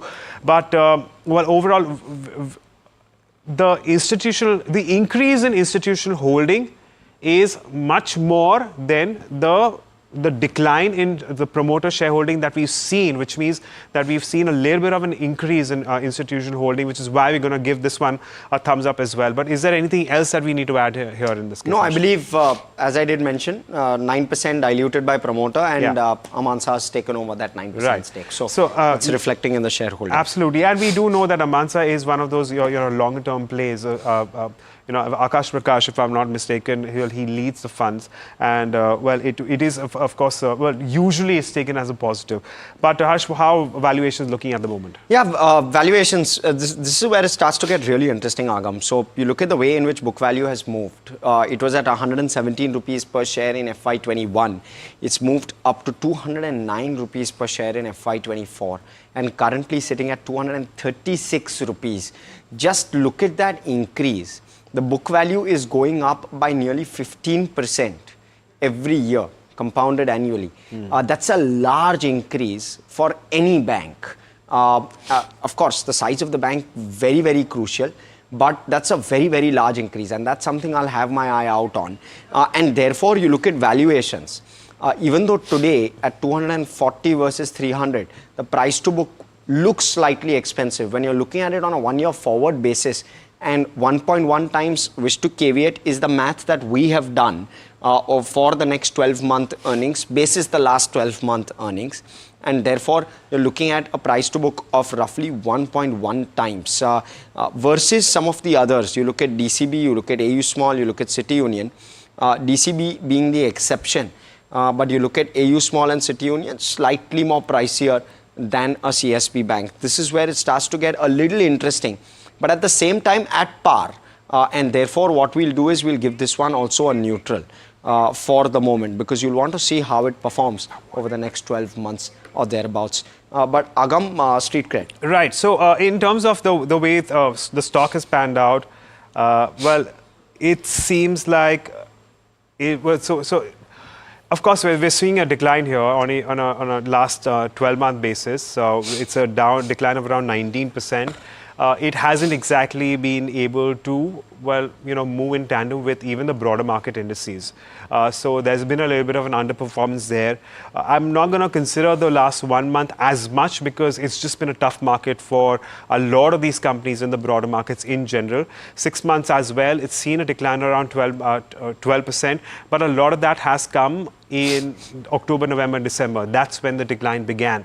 So I'd reckon even if you consider the 1 year movement, it's a decline of around 19%, underperforming the benchmark indices, the broader market indices specifically. So it's going to be a thumbs down there. What about street coverage, Harsh? Well, just 6 analysts cover it. All 6 have a buy rating. A 32% upside is the average upside that analysts are seeing over the next 12 months. So 34%, I beg your pardon. This is as per Bloomberg estimates, and therefore quite constructive, the analyst community on this one. Okay, so we have the management standing by, but before we go across to the management, let's add up all our ratings and see where that particular that stands currently. Of course, these were the various metrics that we spoke about among the other set as well. Street credentials, leaving it aside, mostly neutral and thumbs up, and that gives us a total score of about 4.5 out of 8. So that's something to bear in mind. But on that note, let's get in Pralay Mondal. He's the MD and CEO of CSB Bank. Pralay, good morning, and thank you so much for joining in. My question first is to do with the growth, net interest income and profitability. If you consider the way things have moved in the last 3 years, sure, it's been volatile, but can we expect the bank to grow at a faster pace as compared to what we have been used to of late? Good morning, Agam and Harsh, and good morning to all your viewers. Good morning, sir. I was going through the analysis which you're doing, very credible way of handling how the bank has performed. Having said that, our bigger picture is not really quarter to quarter or year to year at this point of time. We are rebuilding the bank from scratch, and our entire leadership team, management team is fully focused on that. And the kind of growth story and the kind of franchise build-up which you are doing based on the technology advancement or the transformation which you're doing is really the story for us on SBS 2030 vision, is what we achieve by 2030 and how we are performing vis-a-vis what we had committed to the investors. And that's why probably you're seeing that a lot of investors, whether it's DIIs or FIIs or some of these other analysts, are happy with the progress which you are making. So on such a small balance sheet, a little bit numbers here and there really is not something which you're focusing on as a leadership board or management. Having said that, on your question on growth, yes, I think this quarter we have seen that we have grown by 25%, 26% on assets and 22% on liability, which is exactly double of where the market has grown. Again, it's a small balance sheet. The percentages don't matter. And we are kind of chugging along exactly the way we had planned for the year and for the longer term vision of SBS 2030. So we are happy that we are progressing on that front. On NIM and NII, which you just talked about, yes, it has been flattish and NIM has been coming down primarily because of two reasons.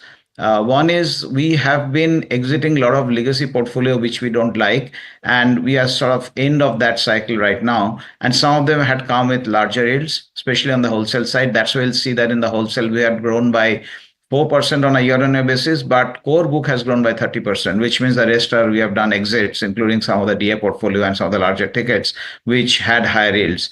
And that de-risks the bank quite a bit.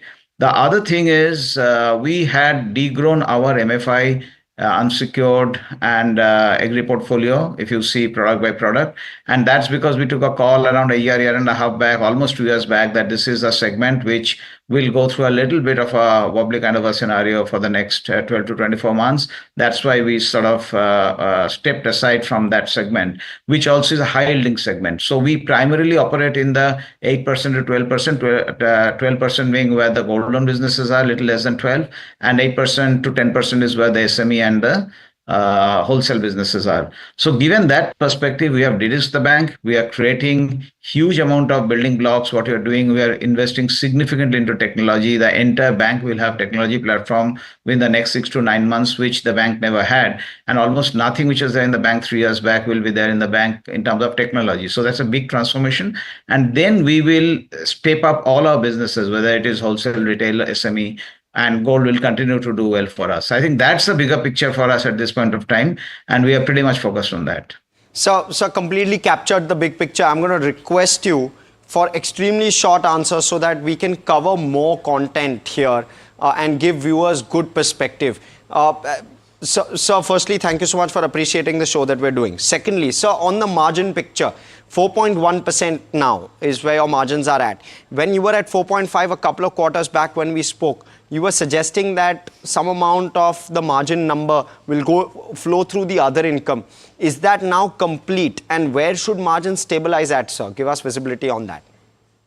Yash, what is happening on the margins is because of penal interest, what I told you a few quarters back, is something which is no longer there in the banking ecosystem because of regulatory norms. And typically we lost around 25 basis points on the interest income. A high single digit is what we are able to get back to the penal charges. That's why we're seeing that we have grown overall on the fees side pretty well on a quarter to quarter as well as on a year-on-year basis. But yes, I think some part is coming back. On the view on margins, I think it will remain at the similar level, maybe a little lower, because even a 4% margin is not bad in the current scenario. So we are pretty much happy anything between 4 to 4.2, and we are on that track. But we are going to focus on growth, and growth, we can sacrifice little margin for growth, which you're okay with right now. Okay, so point taken. So will you hold at 4 or will you go below 4? Are you okay with going below 4? Dissect the numbers so much also because given the liquidity situations in the market, it's very difficult to guess which way it is going. So it's some of the measures which RBI has taken yesterday or day before yesterday and last 2 days, if that works out, maybe the cost of deposits will stabilize. But we have to wait and watch and see the liquidity situations. But we'll broadly be there. I mean, we don't want to split the hair on few basis points here and there. Fair point. So 85 basis point increase in cost of deposits in the last 9 months. Is this pressure real for you? And I believe that your liability franchise in the South was strong. Is there something you're doing with regard to this thing? And is it a problem you recognize? We always said that we are building the liability franchise, and that will be built only after our core system is in place and our entire surround system is in place. So our real work on building the liability franchise along with retail assets franchise and supply chain and everything will start only from FY 26-27 onwards once we have the entire technology in place. Right now, what we have done is we continue to do well on the fixed deposit growth and incremental. See, we grew by 25%. Had we grown at 12%, which is the market, then we would have a much lesser cost of deposits because the incremental deposits comes at incremental cost.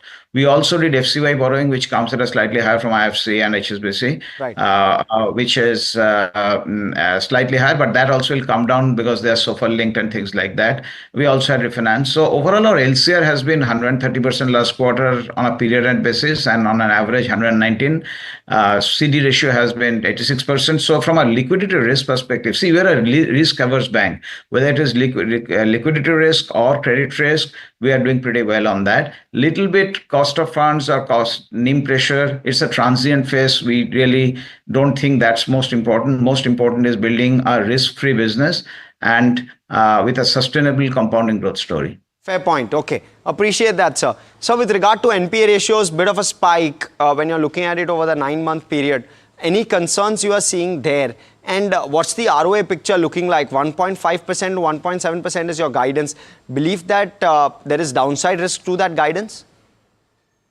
Let me first take the ROA part. I think 1.52 is where we were. We're slightly higher than what we did last quarter. Yes. I think we'll be broadly in that level till the NIM pressure subsidizes. We are able to manage the fee businesses and operating cost matrices also are doing pretty well.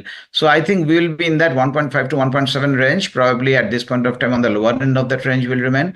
On the overall, I think, what was the other question you had asked? NPA, right? Spiking up a bit. Is that a concern at all? So NPA actually went down by 10 basis points on a gross basis quarter on quarter, and 5 basis points on Q on Q. But yes, on a year-on-year basis, if you see, it has marginally gone up. And that's primarily because of one account which slipped on the wholesale side in the beginning of the year. And right now, as you know, the entire industry has some challenges on the unsecured MFI and agri kind of businesses. Our challenge is much lesser, but still there will be certain challenges, transient challenges. I see that we'll remain in the similar kind of a range where we have, because our slippages has been 0.87%, just around 62 crores. So slippages has actually been lower than last quarter marginally. So overall, I think on the NPA side, it's a good story to tell for us at this point of time. All right, so we'll leave it at that. Thank you so much for joining us and taking us through your view and now the outlook for CSB Bank. We look forward to hearing a lot more from you going ahead, sir. Thank you, Agam. Thank you for having me. All right, and on that note, we are at the end of this edition of Know Your Company. Lots more lined up on the other side. You're watching NDTV Profit.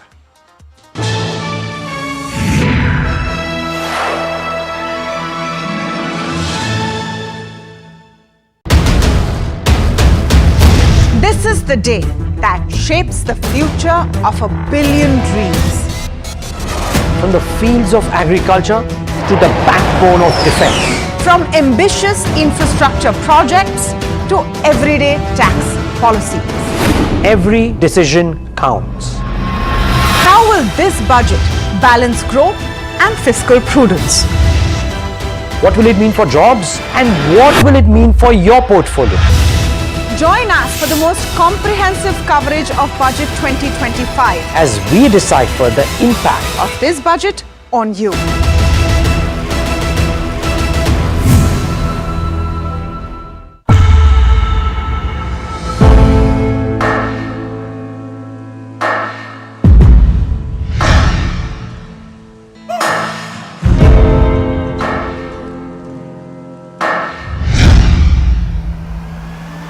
I present the budget for a historic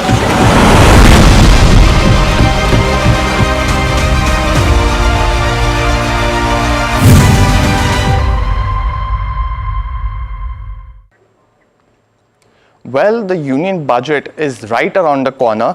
It's a very interesting time leading up to the budget as well for the policymakers as well as, us as shareholders, because we see a lot of movement in the Nifty as well as speculations are rife with what could be some of the measures that are announced in this particular budget as well as has been in each one going into the same. We look at some of the key moves that have seen in the Nifty before as well as after the budget, and get you some of the biggest measures that were announced in these budgets and what could have led to the strong Nifty reactions. Let's first look at 2024 because we had two budgets announced in this particular year. One was post the elections as well, and we did see a 1.5% move in just a week after, and that momentum was continued in the month as well. Leading into this budget, there were a lot of speculation, so we saw a downward reaction of the Nifty in the past week, and we did see some of the measures such as the standard deduction being increased to 75,000 for salaried employees from 50,000 earlier, as well as the new tax regime now in having tax-free status for up to 3 lakh rupees per annum for the investors as well. Apart from that, we saw custom duty reductions on mobile phones, gold as well as chargers as well. And these were some of the key moves in this particular budget. Leading up to the election, we had, the 2024 budget in February as well. Let's see some of the reactions as you can see in this particular time frame as well. One of the key moves was increasing the budget for capital expenditures to 11 lakh crores, the first and a very huge budget as well compared to the last decade. And we did see one of the positive reactions in the week and the month after as well. For 2023, it was a very budget going into this particular budget. Speculations were rife. We did see a negative 2% reaction just in the week before leading up to the budget as well. While the momentum wasn't very strong, and in this particular budget, we did see the new tax regime increasing the rebate to 7 lakhs. But apart from that, there were some continuations of policy measures, but nothing big to report as for. For 2022, it was a very interesting budget because we did see a strong reaction going into the budget just a week before by roughly about 2.5% on the positive side. But in the next week as well as the month after, we saw a sharp reaction on negative 5% of the Nifty reactions. Some of the key measures were like they had involved rupees 2 lakh crores as additional credit to MSME firms. Apart from that, we also saw roughly 48,000 being allocated for building 80 lakh houses. But none of these measures could give the big positive boost, and this was the first such non-pandemic budget, so as to say, because of the other measures were involved as well. In 2021, we saw a very sharp reaction a week after, and that was because the allocation to the health sector was increased by almost 35,000, and that was led by the one of the needs of the pandemic as well. Apart from that, we also saw 20,000 rupee fund infusion in public sector banks, and saw thus a sharp reaction as well in 2021. In 2020, just before the pandemic hit in March, we had the budget and roughly about a 4% move in the week after that. But in the month after, we did see some of the speculations come into that as well, impacting the Nifty in this particular time frame. We saw roughly a 69,000 crore allocation to the health sector, and this turned out to be a timely measure by the government, but did not, react too much in terms of, the week after budget was very strong as well in this particular time frame. For 2019, we look at, we saw 10,000 rupees being approved for 3 years under a FAME 2 reduction. So the automobile stocks were in focus in 2019, and did see a positive reaction about 1.6% in this time frame as well. When we move on.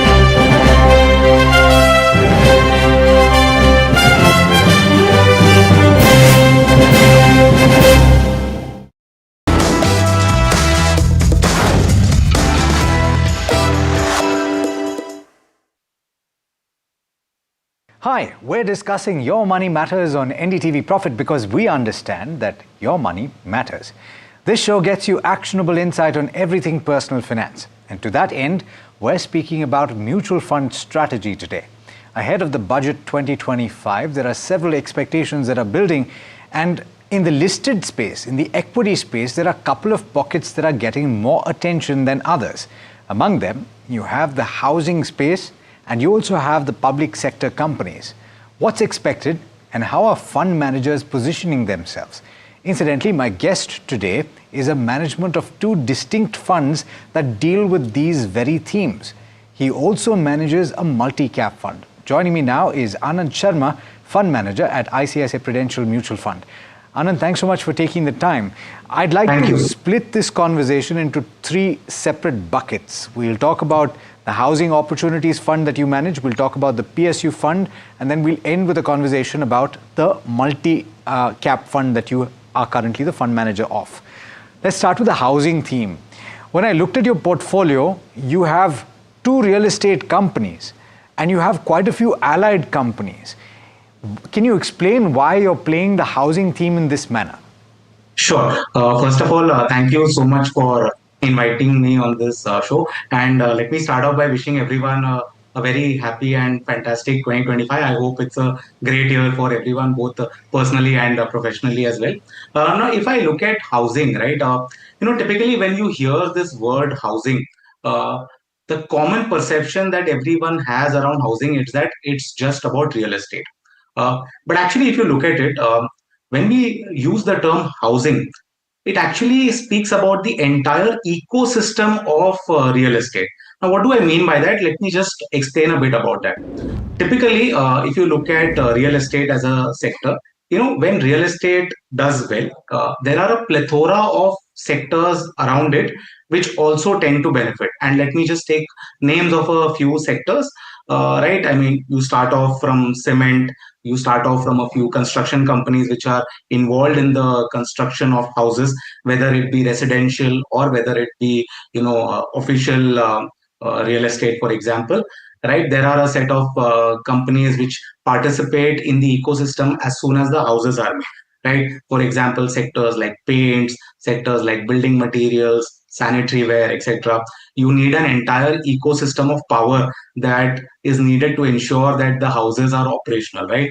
And after the houses are ready, you need a set of white good companies, which are essentially your consumer durable companies, your kitchen appliances. So all these sorts of companies tend to benefit when real estate or housing as an entire segment does well. And that's why the focus of housing is never been on just real estate. It's always been on the ecosystem of real estate per se. Now, if you actually look at it, there was a very famous research paper which came about 15, 16 years back. And the name of that research paper was Housing is the Business Cycle. And if you actually look at some of the major financial crises also that have happened in the past, and specifically in countries like US and Japan, a lot of it have been caused by what's happening in the housing sector. So in my view, it's necessary to also spend a lot of time on what's happening in the housing sector. India obviously is going through splurge of urbanization, where I think up from about 35% urbanization that we are, we'll probably reach about 45 to 50% in a few years time. So in our view, there is an entire ecosystem which is going to benefit as we Indians go through this journey. And hence, for example, to your question, right, as to why, for example, housing is not just about real estate, it's actually about the ecosystem of real estate. Point taken. Okay, so from that perspective then, I see that you have close to a quarter of the fund in banks, and you have cement companies, which is the second largest holding. You also have consumer durables, which is about 12.5%. So that point is well made. Yeah. Heading into the budget though, are there any factors that could emerge that you're anticipating that could reinforce certain steps that you've taken in anticipation of that? Sure. So I think generally, if you look at it, again, I'd like to throw one data point. If you go back to the pre-COVID era, for example, share of affordable housing in India used to be between 35 to 40%. Today, that number has come down to below 20%. So I think, in my view, over the next maybe 5 to 10 years or so, there needs to be a lot of effort from the government side as well, to ensure that a lot of homes are constructed both on the urban side and on the rural side. From time to time, we do hear of a lot of schemes which are already ongoing, right? It's been almost 9 years since the Pradhan Mantri schemes, etc., have been going on. So I think, as far as budget is concerned, while it's difficult to call out what will happen, I think there is always expectation in general that over the next 5-7 years, we need a construction of a lot more urban as well as rural homes in the country. So to that extent, any help would be definitely appreciated. Now, do you anticipate, you've seen the earnings come through, and this is kind of tied also to the PSU fund that you operate. Do you think that earnings will improve? Of course, there's been a bit of a patchy report card so far in the third quarter, but based on announcements that are made, there's widely expected to be a measure or a few measures to bolster consumption.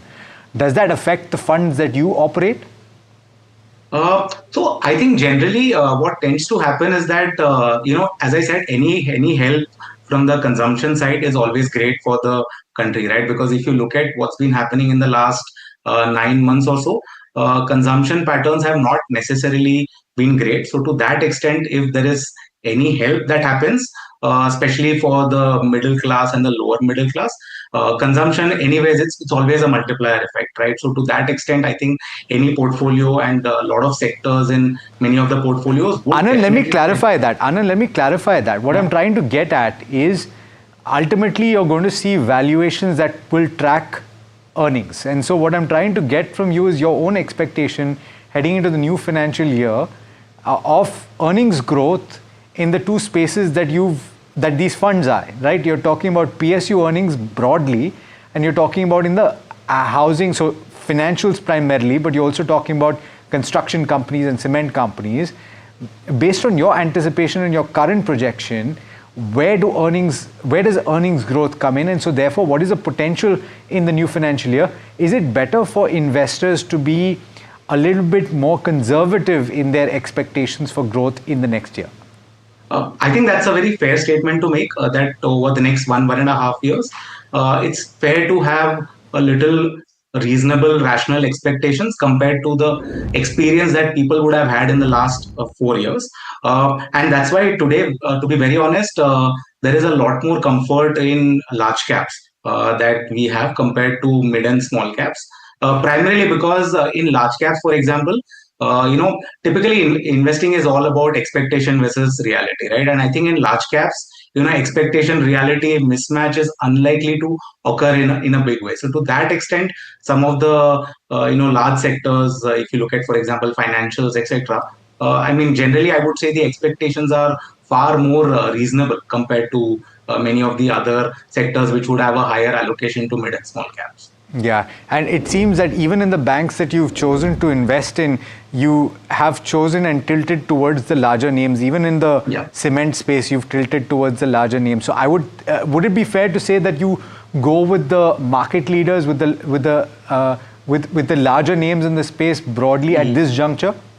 Yes, I think the way we would like to look at investing over the next 2 years is look at companies who can, at least not lose market share. So either they should be market share gainers, or at least they should grow in line with the industry. I think any companies which are likely to lose market share, I think it might have a tough time.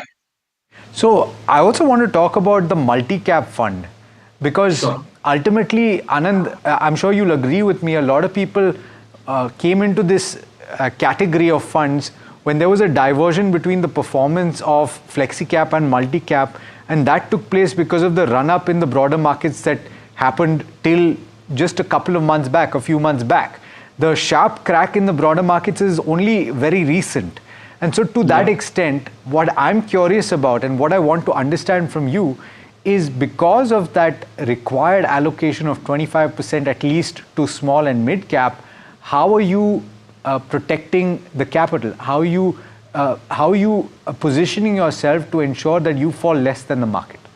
Sure. I think, multi-cap funds have a distinct advantage as well, in the sense that, emotion gets taken out of a fund manager, right? Whether I like it or not, I have to ensure that when I'm running a multi-cap fund, just as you suggested, I have to invest 25% each in mid and small.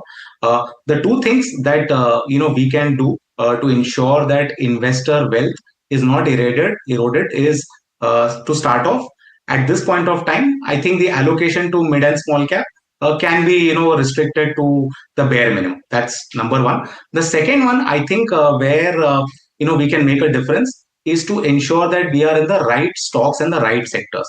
So that's where choosing the best bottom-up stocks in this country, where valuations are reasonable, where growth prospects are also reasonable, and where we think that earnings downgrades are unlikely to occur. I think those are the spaces which are likely to protect investor wealth in an environment of volatility. So as I look at the fact sheet of the multi-cap fund, I see that it's oriented more towards the growth side of things, as you've just pointed out. Help me understand the strategy that you employ and the metrics that you track when you are choosing your portfolio of stocks. Okay, so I think I would talk a bit more about the mid cap and the small cap side, because I think that is essentially also a point of interest. So essentially, the way we would like to look at investing in multi cap fund is basically we use a mixture of growth at a reasonable price. And for me as a fund manager, I think that's pretty important. Growth at a reasonable price, because you will always have great stocks which might be available at very expensive valuations, and if they disappoint, they can really erode wealth. So I think for me, growth at a reasonable price is very important. I would want to ensure that the stocks where I am in the next 3 years, for me, the EPS and the profitability cycle is very important. If, for example, you end up investing in a great set of companies where the profit growth is going to be pretty bad over the next 2 to 3 years, investors are not likely to have a great experience. So for me, that's very important, to ensure that I invest in stocks and sectors where a valuations are pretty reasonable, and obviously there should be some amount of growth over the next 2 to 3 years. And when I refer to growth, I refer to profitability growth. The other thing that we tend to do from time to time in this multi-cap fund is we tend to do a bit of thematic investing. The beauty of our markets is there are times when you can actually make a lot of alpha in a shorter amount of time by actually being in the right theme at the right point of time. So if you can catch those themes, you can actually make reasonably good alpha in probably a shorter amount of time as well. So that's typically the strategy that we tend to use. But at this point, I think one of the paramount things for us is to also ensure that returns, while we have to give good returns over the next 2 3 years, in times of volatility we also have to ensure that investor returns are not eroded, because once you erode returns, right, to get back that capital and then to make money over it, it's not an easy job. Okay. The last point on the multi-cap fund is that I see that your turnover ratio, which is essentially a measure of how often you churn the portfolio for those people that are wondering, is not very high. So are you a fund manager that likes to keep stocks for a longer period of time? And the reason I'm asking this question is, one would assume that at the broader end of the spectrum, you need to be a little bit more nimble. Wouldn't you agree? Yes. So the way we approach this portfolio is typically we tend to take a core and satellite approach. Now, just for the benefit of people who are watching the show, what a core and satellite approach typically means is that you have one part of the portfolio where you would like to take very long-term calls. And when I say long-term, it's typically 2 3 years and beyond. And there is a part of the portfolio where, when I refer to doing some kind of thematic investing, we are okay to take some short-term calls, and if the call plays out, we are okay to get out of those particular stocks and sectors. So that's typically that we tend to what we tend to do. So it helps to have a core and satellite approach. Personally, I have followed it for a very long time, and it's helped us as well. Okay, fantastic. Anand, thanks so much for joining in, for speaking to me today, and pleasure speaking with you. Thank you so much. All right, so that should give you some perspective as to how a fund manager that is operating in the very themes and very spaces that are in focus ahead of the budget is positioning, and what his own expectations are about those spaces.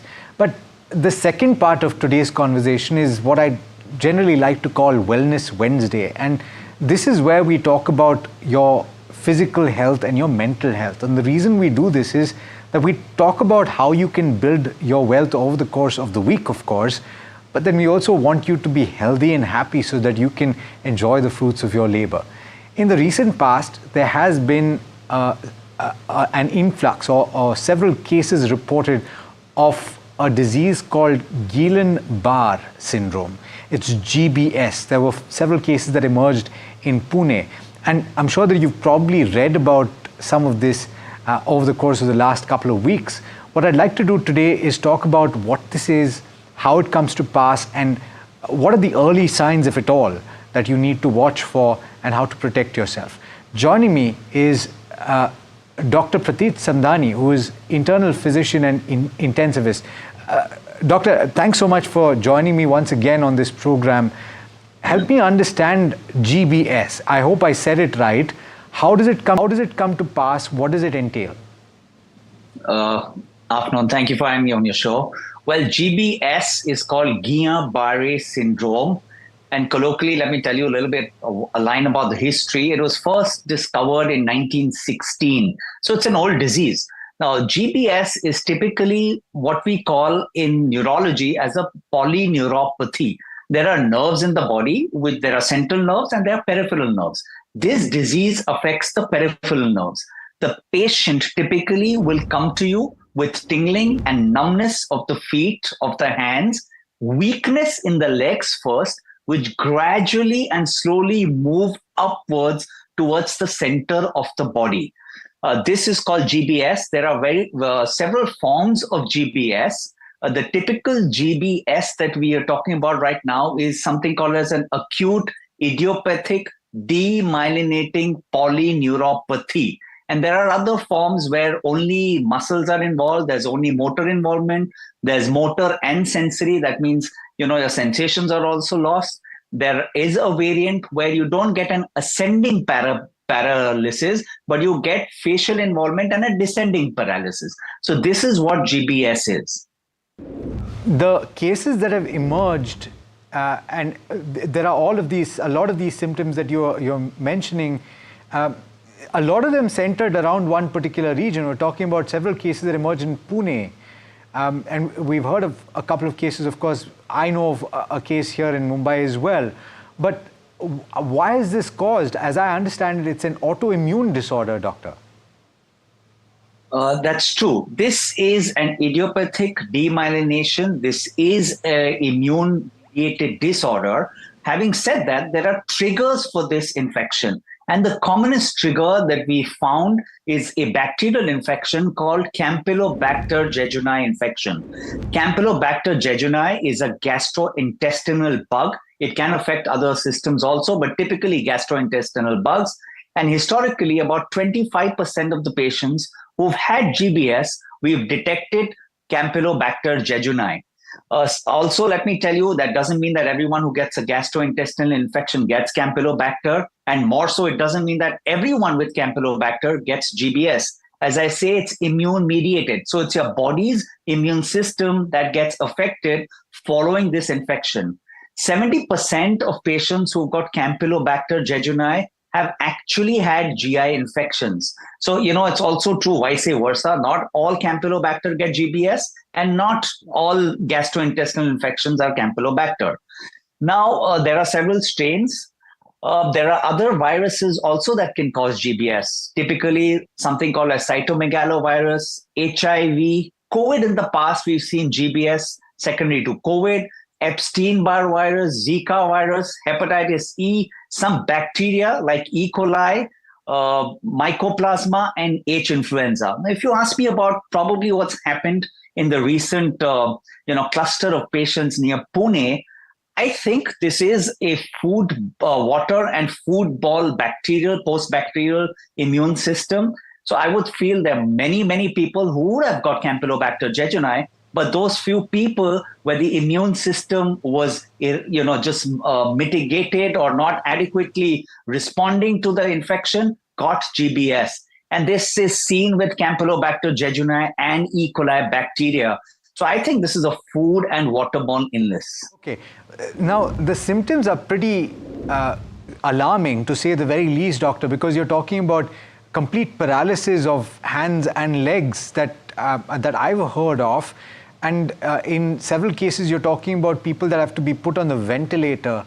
What is the treatment like? And is there such a thing as identifying it early and treating it early so that you can reduce some of those symptoms and maybe even head it off? So your questions are two-folded. Let me go to the second part first. And the question is, can you recognize this earlier? Yes. If you've had a preceding illness, like a gastrointestinal infection, that means diarrhea, vomiting, in the past 2 to 6 weeks, up to 12 weeks, and then you have tingling in the legs, you have weakness that starts from your legs, goes up, you have facial weakness, that means both your sides of the face are not moving adequately, this is an alarming situation of a possible Guillain-Barré syndrome. As this paralysis goes upwards from downwards, it can affect your respiratory muscles. And that's one ominous side effect or disease sequelae where you can go on the ventilator. Well, there is treatment, early recognition. We have drugs called as intravenous immunoglobulins. These are drugs that combat the immune system, your body's immune system, to fight the sequelae of the infection. And we have something called as plasma exchange, which is like a dialysis, where you remove your blood, you filter these antibodies that are produced and re-infuse them. So there are two modalities, but the most important thing is physiotherapy post this treatment. This treatment actually just stops the immune response to flare up, to go further up. But what's occurred, what's damaged already, only is recovered with physiotherapy. Okay, so talk to us about that recovery, because somebody who's gotten this, it's first of all, it's not a cheap process, right? Because you're talking about prolonged periods of time in the ICCU at the very least, as I understand it. Doctor, correct me if I'm wrong. And so therefore, ultimately, you do need some kind of cover if possible. You're not an expert on that, but health insurance, as you said, physiotherapy, that's what we speak about on a personal finance show. But talk to me about the recovery. What is the kind of time that you need to spend, and how much time do you generally see recovery in? Can you make a whole recovery? Great question again. So yes, insurance is mandatory. Thankfully, this government is doing a lot, insuring people for up to 5 lakhs per family, etc., from the government side, which could be adequate for a mild to moderate disease. Now, the recovery typically is anywhere from 2 weeks, and we've had patients up to 3 months and 6 months lingering with this disease. This disease doesn't have a high mortality. It's not got a high mortality, but the morbidity that can come with this disease can be extensive and prolonged. So you can have weakness, which requires physiotherapy. So the cost is also high. Intravenous immunoglobulins are expensive, and the dose really depends on the weight of the patient. The dose is about 400 milligram per kilogram per day, and you require it for 5 days. It can cost anywhere from 80,000 to 120,000 per day for the next 5 days. And so is plasma exchange. So the therapy is prolonged. The therapy is 5 to 7 days, but the physiotherapy and ICU stay can be prolonged. If you have someone on the ventilator, we've had patients on the ventilator for months together. And that, of course, will mount your cost, agony, and also cause you mental health discomfort. Okay. The recovery post, and this is the last question, doctors, we have about a minute. Can you explain that? Because once you leave the hospital also, you're going to have significant recovery, right? So the recovery consists of exercises, rehabilitation, nutrition, and prevention of infections like bed sores and pneumonias, urinary tract infection, because you're almost bed-bound initially until you start recovering. The recovery, as I said, can be 2 weeks, for a very mild case, up to 3 months and 6 months. The good part is about 95% of the patients will have 100% recovery. That 5 to 7% of the patients may have some residual effect or damage, if I may say so, and the mortality is probably less than 5 to 7.5%. So it's just extensive rehabilitation, which can be done at home once the patient is relatively better. Thank you so much for that last word of comfort, Doctor, for everybody tuning in. This is certainly something to take heart from. Doctor, thanks as always for joining me on this program, and pleasure having you. It's always a pleasure to be on your show. Thanks much. All right, that brings us to the end of this particular edition of Your Money Matters. If you've got questions for us, don't hesitate to write in on any one of our social media platforms. Thanks so much for tuning in. This is NDTV Profit.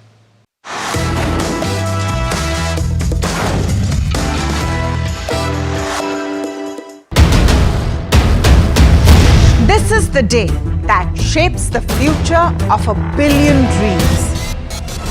From the fields of agriculture to the backbone of defense. From ambitious infrastructure projects to everyday tax policies. Every decision counts. How will this budget balance growth and fiscal prudence? What will it mean for jobs, and what will it mean for your portfolio? Join us for the most comprehensive coverage of Budget 2025 as we decipher the impact of this budget on you.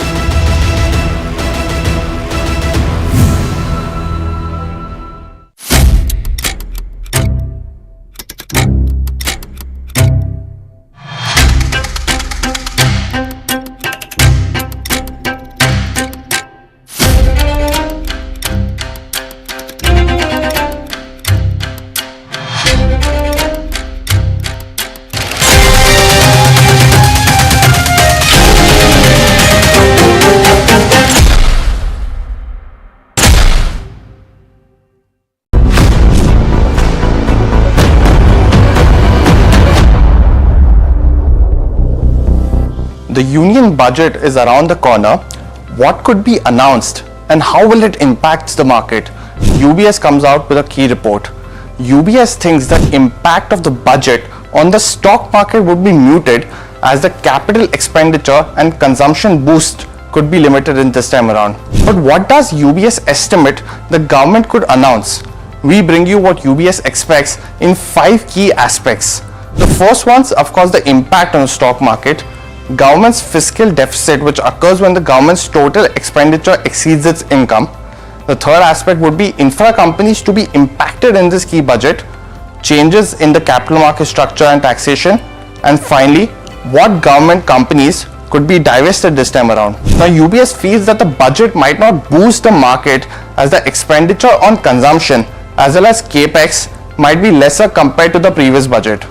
Now, this time it is assumed that if the fiscal deficit is contained at 4.5% of the GDP in 2026, it could of course be a shortfall met by borrowings. Apart from this, UBS feels if the capital expenditure for 2026 is budgeted at a similar levels of rupees 11 lakh crores, similar to the FY25 budgeted capital expenditure, it could be negative for companies like L&T as well as the other core infrastructure companies. UBS also says the importance of domestic orders for the infrastructure companies is now higher given the limited overseas opportunities, especially in the Middle East. In this regard, UBS thinks companies exposed to private emerging infrastructure and power value chains are relatively better placed given the private sector capex growth remains in the double digit.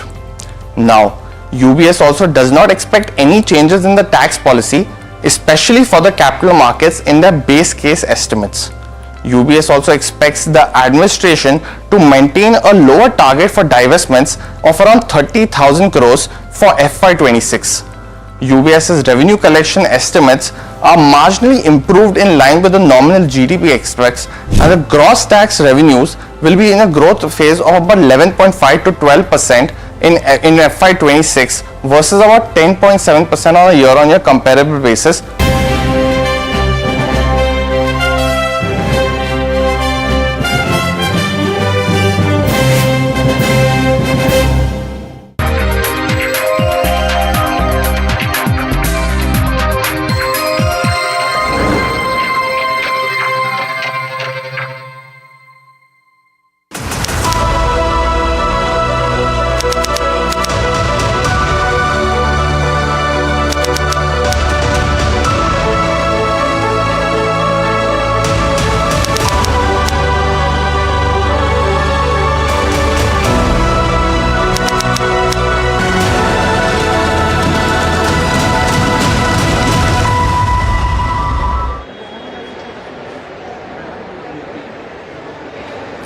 Hello and welcome to this exclusive show on what Gen Z wants from the budget.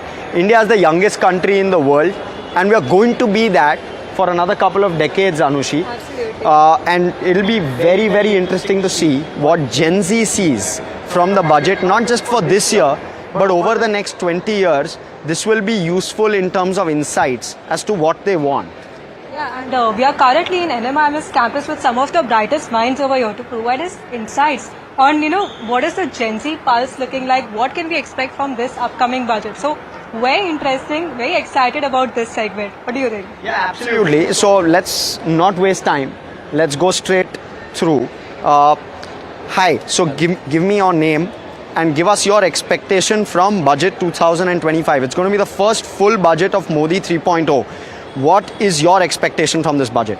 Hello, my name is Ansh Mittal and I expect this budget to do something for the credit access to MSMEs. Like we see that we have MSMEs in this country which do not get credit access, like my family does a MSME business and we have to wait for 2 to 3 years to get the access for credit and the loans, and we can also see the improvement in infrastructure for NBFCs. Like they can also get the approval from RBI for priority sector lending. Very interesting. And for how long has your family been in the MSME business? And what business do you do? basically my father has been in this business for more than 25 years, and now my brother has joined the business, which he has opened a food processing industry. Okay, very cool. We are trying for that for the last 5 years. Understood. So that's where the pain point is. Yeah, but you know what? I just want to talk about this one movie dialogue, which is don't underestimate the power of a common man. And when you talk about that, the first thing that comes to mind is taxes. So I want to get your perspective on what do you think about the current tax system which is there.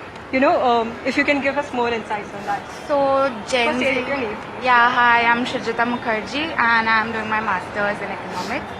So, my take is that Gen Z is going to make the bulk workforce in the upcoming years, and the salaries have stagnated since 2015 for entry and mid-level jobs, but the inflation and the taxes aren't. So, if there is a concession, if there are tax concessions or a slight reduction in the 7 to 15 lakh earning range, then people will have more money to spend. Right. The consumerism will increase, and according to Mospi's data, last quarter consumerism has fallen, which is concerning for an economy which is very dependent on spending in a way. And even if you take the equity markets in consideration, I want to ask you if you personally invest and if there is some sort of relaxation that you look from there as well. I'm an SIP person and I look for safety on. Okay, your take. My name's Amanshu. I'm a master's student here at NMIMS. Personally, I think from the budget, we expect more investment in education, but more than that, as a student, I want a simpler tax code, something I can understand, something I can interpret possibly, because the GST regime right now, I don't know if you guys have heard of the popcorn meme going around, the salted popcorn and the caramel We're the ones popcorn. creating it. Yeah. So if you have a look at that, when I go about constructing my personal budget for the month as a young professional, as a student, I want to know how much of it will be going to the taxes so that I can structure it accordingly. I don't want to be so confused.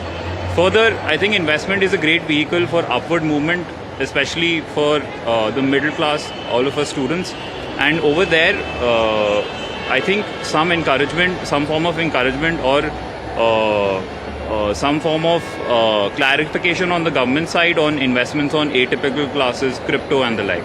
Very interesting. So, really diverse set of views coming through, Anushi.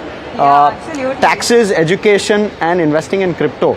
But let's also talk about some of the big sectors that are there. You know, you have your railways, your infra, your defense. So let's put attention on that as well and see what are the sector expectations like. I want to take your take on this.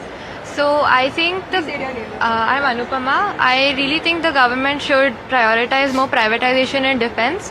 It has already started in that direction, but I think in that sector, in the defense sector at least, there should be more privatization, get in more private players.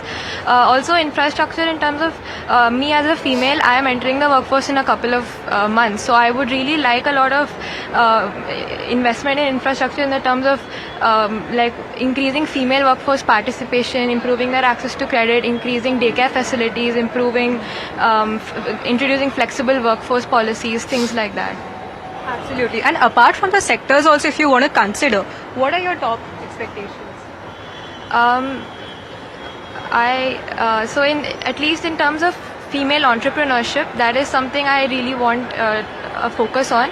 For example, improving at least access to credit, increasing incubation centers for women who are at least interested in the data science, tech-oriented fields, like improving women entrepreneurship in that area. Absolutely, Harsh. That was, even very important, women workforce improvement in that aspect. But what more should we expect? Yeah, so please give us your name, give us your take. What do you expect? Hi, I'm Jagruti Jain. From the upcoming budget, I expect it to prioritize job creation and quality of work with fair wages. I mean, we Gen Zs have right knowledge, right skills, right education, but still we don't have enough jobs or a good healthy environment to work in. So if the budget can incentivize the corporates in the right direction so that they can invest in a healthy environment, a fair wage, then I think we will progress, and with us the country will progress as well. Well, very interesting. Job creation is one of the asks. Let me come on this side of the aisle. Yeah, please tell us your expectations and your name first and then your expectations. So myself, Naman Bashir. So from the upcoming budget, I have an expectation that there should be a a targeted tax incentive R&D program for the companies investing in R&D sector, simply because the Indian companies have been very laggard in terms of expanding in R&D, where only 37% of our spending is done through private sector. And if we look at the numbers, also only 0.7% of GDP is being expended right now on R&D, and especially it mostly done by the government. So our targeted would be that in the terms of the benefits, it will be tied. Any specific sector where you would like targeted R&D? So that's why. So it's the benefit should be tied to the deliverable outcomes. So for example, number of patents filed or the products ready for the new products ready for commercial development. But any place where you feel India should work more on R&D, any particular space? And so I want it to be only in priority sectors like AI, healthcare, and pharmaceuticals, as well as in defense and in IT services. Perfect. Very specific. Create one interesting situation. Let's imagine that you are the finance minister for 1st of February. So if you were the finance minister, top 3 things that you would want right at the top of it on your budget expectation. So my name is Harish Sarda, and if you are coming from finance, so I am a chartered accountant only. So coming to the points, like first of all, the income tax reductions that the common man would expect, like the middle class is expecting cuts in the tax rates. So first of all is this, and second is coming on the education sector. If we see the, like if I am Gen Z, so if the education sector, they should more spend on that. And coming to the third is the healthcare sector, because that's one of the most important sector, and doing some preventive maintenance healthcare, so that the diseases that are coming in is not a big challenge for the country in the future. So these are the 3 expectations. Let me come to you. Let me have your take with regard to what you expect. So my name is Suchetan, and I am currently in my final year of MBA. So my expectations from this budget, as I know the government is being fiscally prudent, but at the same time they should see that consumption is going down. So they should do something that can spur consumption, because we know private consumption in India, household consumption is about 62% of the GDP. So government should incentivize consumption, because that is also affecting the private capital expenditure. How do you think they should incentivize consumption?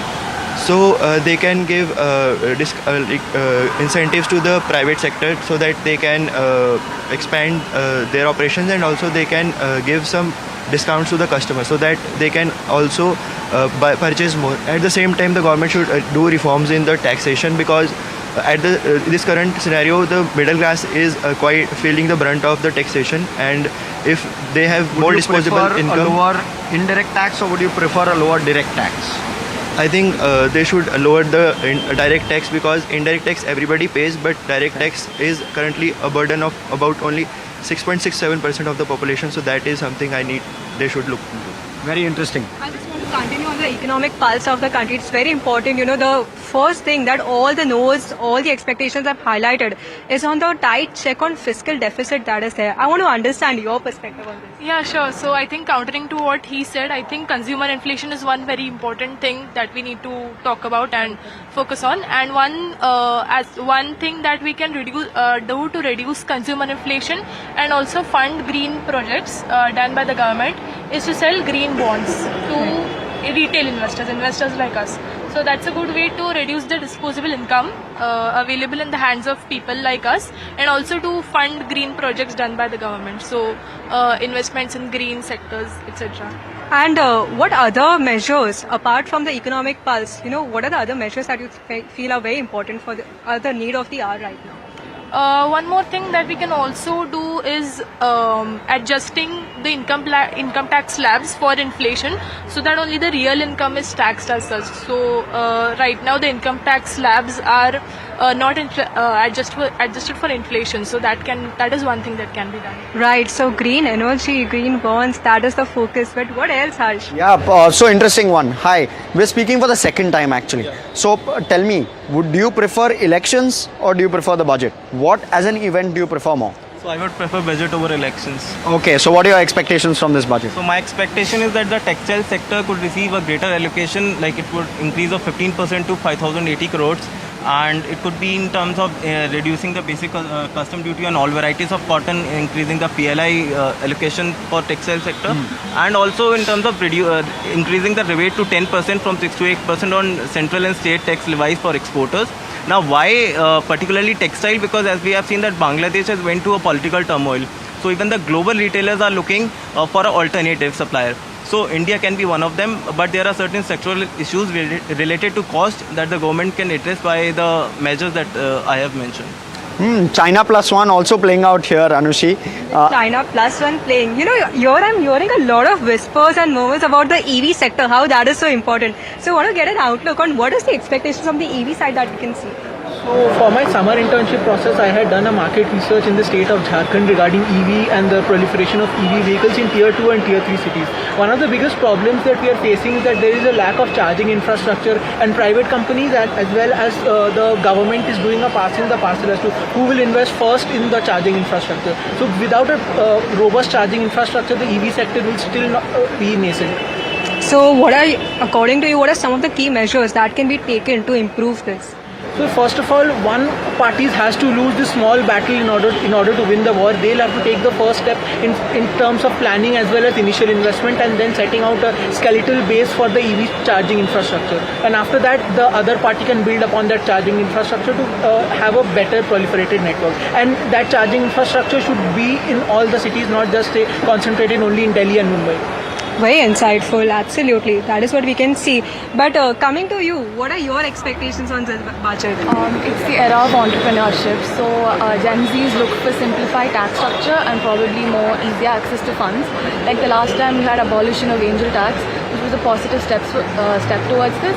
So probably easier access to capital, and also probably not complex tax structures, especially for like tier 2 and tier 3 cities.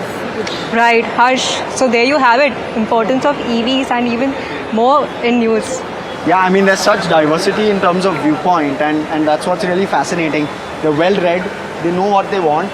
Let me come to you, buddy. What's your expectation? Your name first and then your expectation. Hi, I am Yash Asrani. The one thing I've realized last 2 quarters, urban consumption has hit a roadblock, indicating that middle class is now suffering. So the upcoming budget should focus on reviving the urban economy, especially by giving more money to the middle class. How do you do that? So you make the taxes more progressive in terms of a couple of times brackets were changed, probably because of election years. You make them better. For example, if I am entering the workforce soon, I would prefer simplified taxes. That is one of the things I could think of. And do you believe that the new tax regime versus the old tax regime is more simplified, or do you still believe that there's still a fair amount of complexity there? I think it's pretty complex because the direct benefits of either of them, especially the new tax regime, aren't seen to us for now. Plus the new tax regime is especially like after 7 lakh, that is directly targeting the middle class. So the number of people who pay taxes has fallen after the new tax regime because more people are getting exempted now. Very interesting. Again, those views coming through. Let me come to you, ma'am. Your name as well as what you expect. So I'm Janvi Shah, and what I expect from the budget is the government should really focus more on diversifying the skill sets that our youth are facing. So it's very difficult to get a quality job after professional degrees, even in postgraduate programs. The government should really diversify into AI, cloud computing, and a lot of coding-based skills that are really not a part of curriculum anywhere. So there should be updated curriculum. So they should update the curriculum. They should introduce a new education policy. Is that what you are proposing, even at a senior secondary level? No, so the education policy is already in place. So they really have to start building up on all the promises made in the previous budgets. We have been talking about it since 2020. So fair point, absolutely. Employment opportunities, EVs, railways, infra. But I want to understand your view on what do you expect from this budget. So I think there are a few contradictions in our current system. Our tax on insurance is 18%, which is in direct contradiction to our Viksit Bharat goal of having insurance for all by 2047. So I would really like to see tax exemptions for insurance, for life-saving medicines, and just increased allocation for healthcare overall, so that we can provide better working conditions to our medical doctors and stuff, and also better mental health services and so on. Right. And what do you think, like, for the growth of the country, other than what you just mentioned, in terms of the economic pulse? You know, someone was just speaking about the rural consumption which is missing. What is your take on that? I think I agree with all the points that are suggested, but I don't have anything. Okay, thanks for that. But yeah, let's move on. Let's get more views, Harsh. So what do you think? Let me come to you, buddy. Give us your name and tell us what you expect.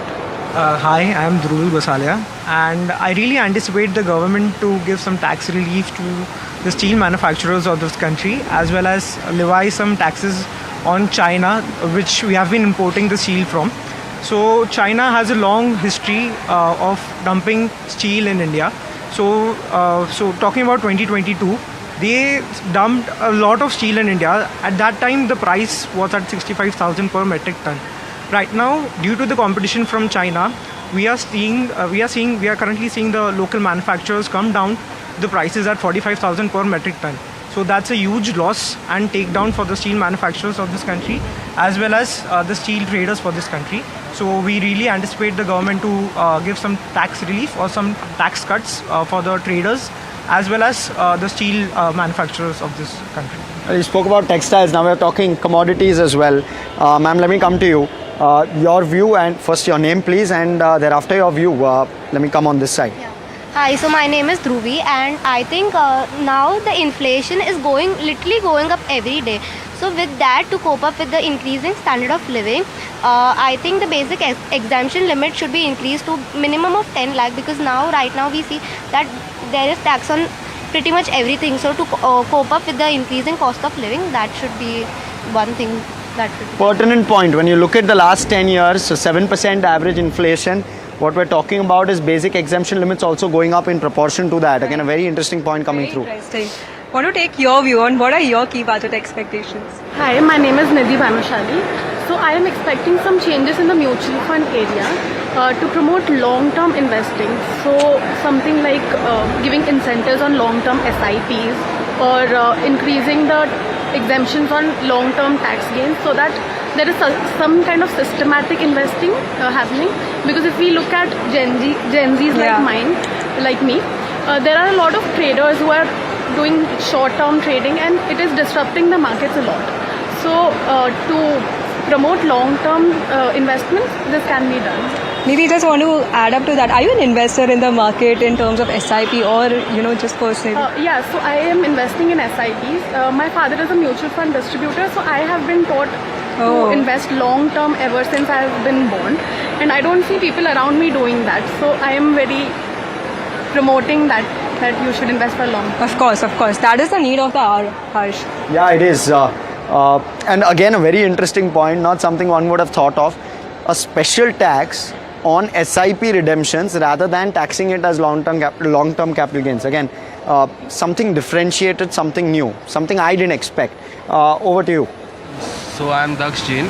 So the people are expecting for the tax rates to be lowered in this budget, and also the tax rates should be lifted in the education sector, and we as students we are expecting that the GST rate should be lowered for us in the education sector, and also as per our Prime Minister's vision of $10 trillion economy by 2030. So we are expecting that the budget will be more focused on the AI sector, and also the rural development, the infrastructure in the rural development, that should be also considered. That will be also considered in this budget, like the internet infrastructure in the rural sector of our country, the rural villages. By doing that, there will be more focus on the digitalization, and the people will get more exposure to the digital markets, which will help us to grow.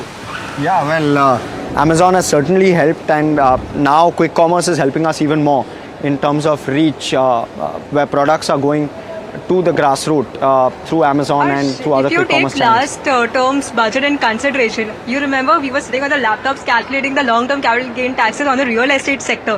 That is one of the important sectors in focus. I want to understand your viewpoint on what are some of the other highlights that we can see. Hi, myself Vanupa Daru. I expect that government, I'm just adding to his point. Of course.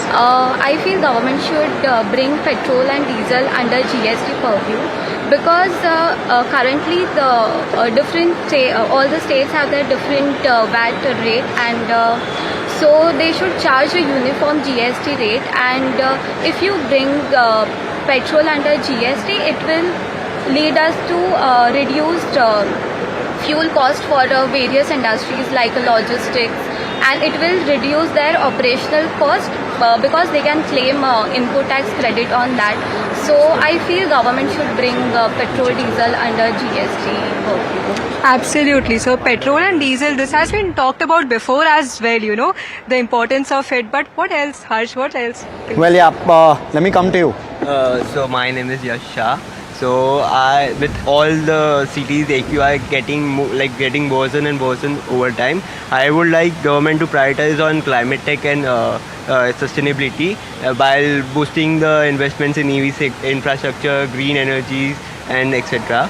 So they can boost the environment by introducing tax incentives or green bonds to promote private investments and corporations to get into it. They can also expand the rural solar energy, then also work on waste management policies, etc. Very interesting. Waste management, but more importantly on air quality index and how that can be maybe made better, especially in cities. We've got a lot of insights, but coming to the final one, what do you think? What is your expectation? Hi, my name is Tanya. So I think a lot of us have been noticing the increase of people going outside for foreign education. So one of my worries is that seeing the quality of education, it might lead to brain drain in our population in the future. So one thing I'm interested in seeing is how the government plans to allocate the budget, especially to higher education, specific skill sets, anything that helps to replenish the population that is moving outside to pursue better opportunities. And also maybe if they would allocate anything to increase the quality of our universities and maybe encourage and stimulate people from outside coming to settle in our country for education. So that will lead to the mixture of cultures and opportunities for more stimulation in the economy. So that would be interesting. Yeah, that would be quite interesting, and it's a very different take as to what we've been hearing. Yeah, and we've gotten a different take from nearly everyone. We've not had a repeated take. What I'd really be interested in also knowing while I'm here taking this opportunity from all of you, just show of hands, I hope I'm audible, just show of hands, how many of y'all invest in mutual funds? Okay, interesting. Are any of y'all, hands down, how many of y'all worried that markets are under pressure and therefore thinking of recalibrating your SIPs, if y'all have any, or planning to pull out from mutual funds? How many of y'all? Show of hands. Okay, so minority. Okay, how many of y'all directly invest in equities? Okay, how many of y'all worried right now that equities are facing pressure? Okay. Oh, okay. So a few more hands coming up. Let's also get that perspective. Yeah. What's the sense like? 2025 is, how many of y'all think it's going to be a washout here? Where there's going to be no action. Okay, everyone's positive. Everyone is positive. This is interesting. That's a good indicator. Yeah. Okay. And how many of y'all sitting on losses and holding on? Okay. Thank you for being honest. How many of y'all do trading? F&O. Okay, there you go. How many of y'all do crypto? Okay, I need to speak to him because he's raised his hand the most. Okay, so tell us your views on crypto now. Bitcoin at 100,000 plus. Do you expect it to go higher? What's the sense? Personally, I feel like the volatility within the crypto space means that even if it does go higher, me, like I said, as a student piling my savings into it, I stand to lose too much because of the price jags more than the other investors.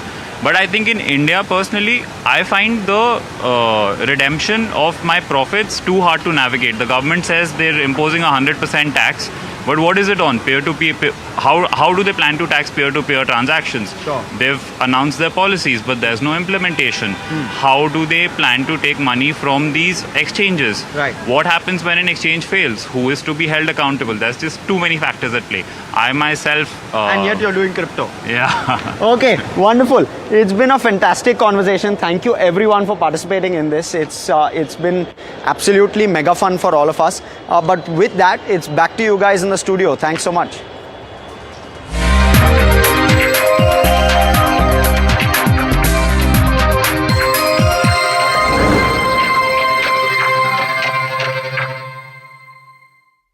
Co-presented by Intelligence Meets Art with Motorola H50 Pro. SBI, the banker to every Indian. Co-powered by Weka, India's largest selling UPVC window. This is the day that shapes the future of 1 billion dreams. From the fields of agriculture to the backbone of defense. From ambitious infrastructure projects to everyday tax policies. Every decision counts. How will this budget balance growth and fiscal prudence? What will it mean for jobs and what will it mean for your portfolio? Join us for the most comprehensive coverage of Budget 2025 as we decipher the impact of this budget on you.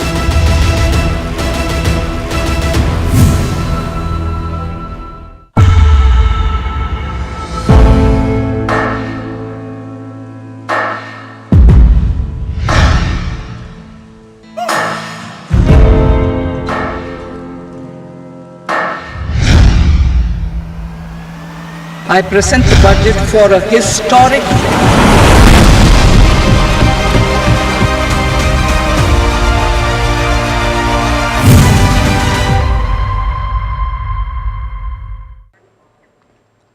Well, the union budget is right around the corner. It's a very interesting time leading up to the budget as well for the policymakers as well as, us as shareholders, because we see a lot of movement in the Nifty as well as speculations are rife with what could be some of the measures that are announced in this particular budget as well as has been in each one going into the same.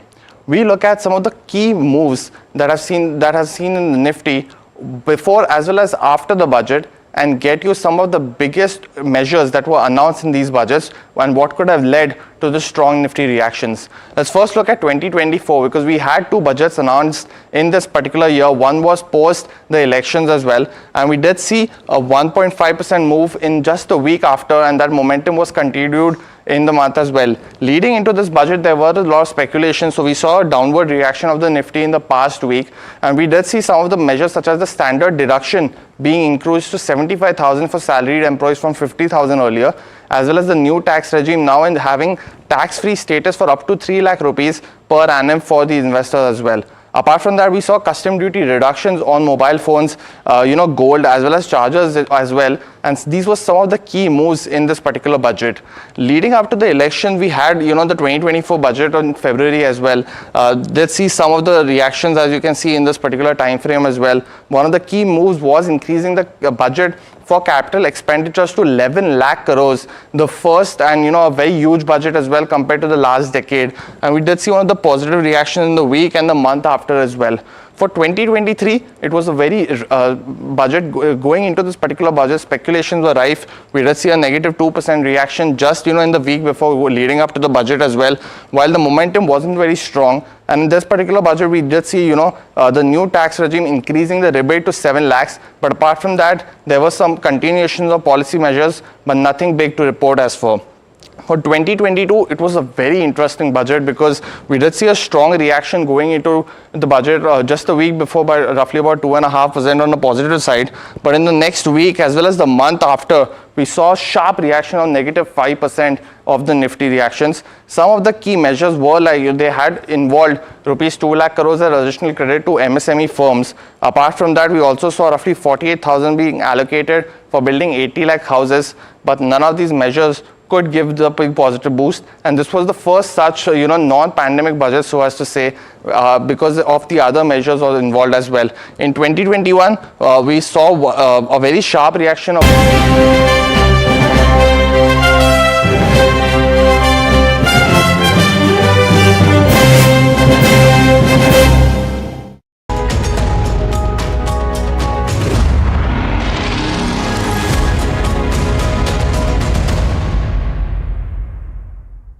Welcome, you're watching Meet Tamanna Inamdar. As Donald Trump settles in as the 47th US president, and what a settling it has been so far, all eyes are on what Trump 2.0 might mean for India-US relations.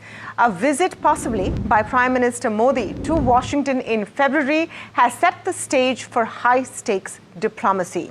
In the first Modi-Trump era, the leaders enjoyed a warm relationship with the Howdy Modi rally in Houston and the Namaste Trump spectacle in Ahmedabad, apart from key defense collaborations and a boost in trade ties. This time round, the leaders held their first telephonic conversation earlier this week. It was the first direct exchange since Trump took oath as the president. Terming the call as productive, Trump said that Modi is expected to visit the United States next month. There has been no confirmation on this from the Indian side yet. But if the meeting does happen, Prime Minister Modi will be one of the first leaders that Trump will host, underscoring the importance and priority that US attaches to India. In fact, in a post on X, Prime Minister Modi also said that both sides are committed to a mutually beneficial and trusted partnership. The possibility of this high-stakes diplomatic event comes at a time when Trump has not minced words when it comes to tariffs all around the world and even on India. He's also called India the tariff king, tariff abusers, and tremendous tariff maker. Trump has threatened to impose tariffs on Indian imports as well. He's also targeted India along with other BRICS nations, saying that he could impose up to 100% tariffs if they were to continue with their de-dollarization efforts. Now, in an effort to combat Trump's tariff threat, India could be, and this is news exclusive on NDTV Profit, reviewing the custom duty on certain high-end products from the USA. In fact, this decision could come on the 1st of Feb with the budget that will be announced. We could slash custom duties on 7 to 8 high-end imported items, including bikes, electronics, and others.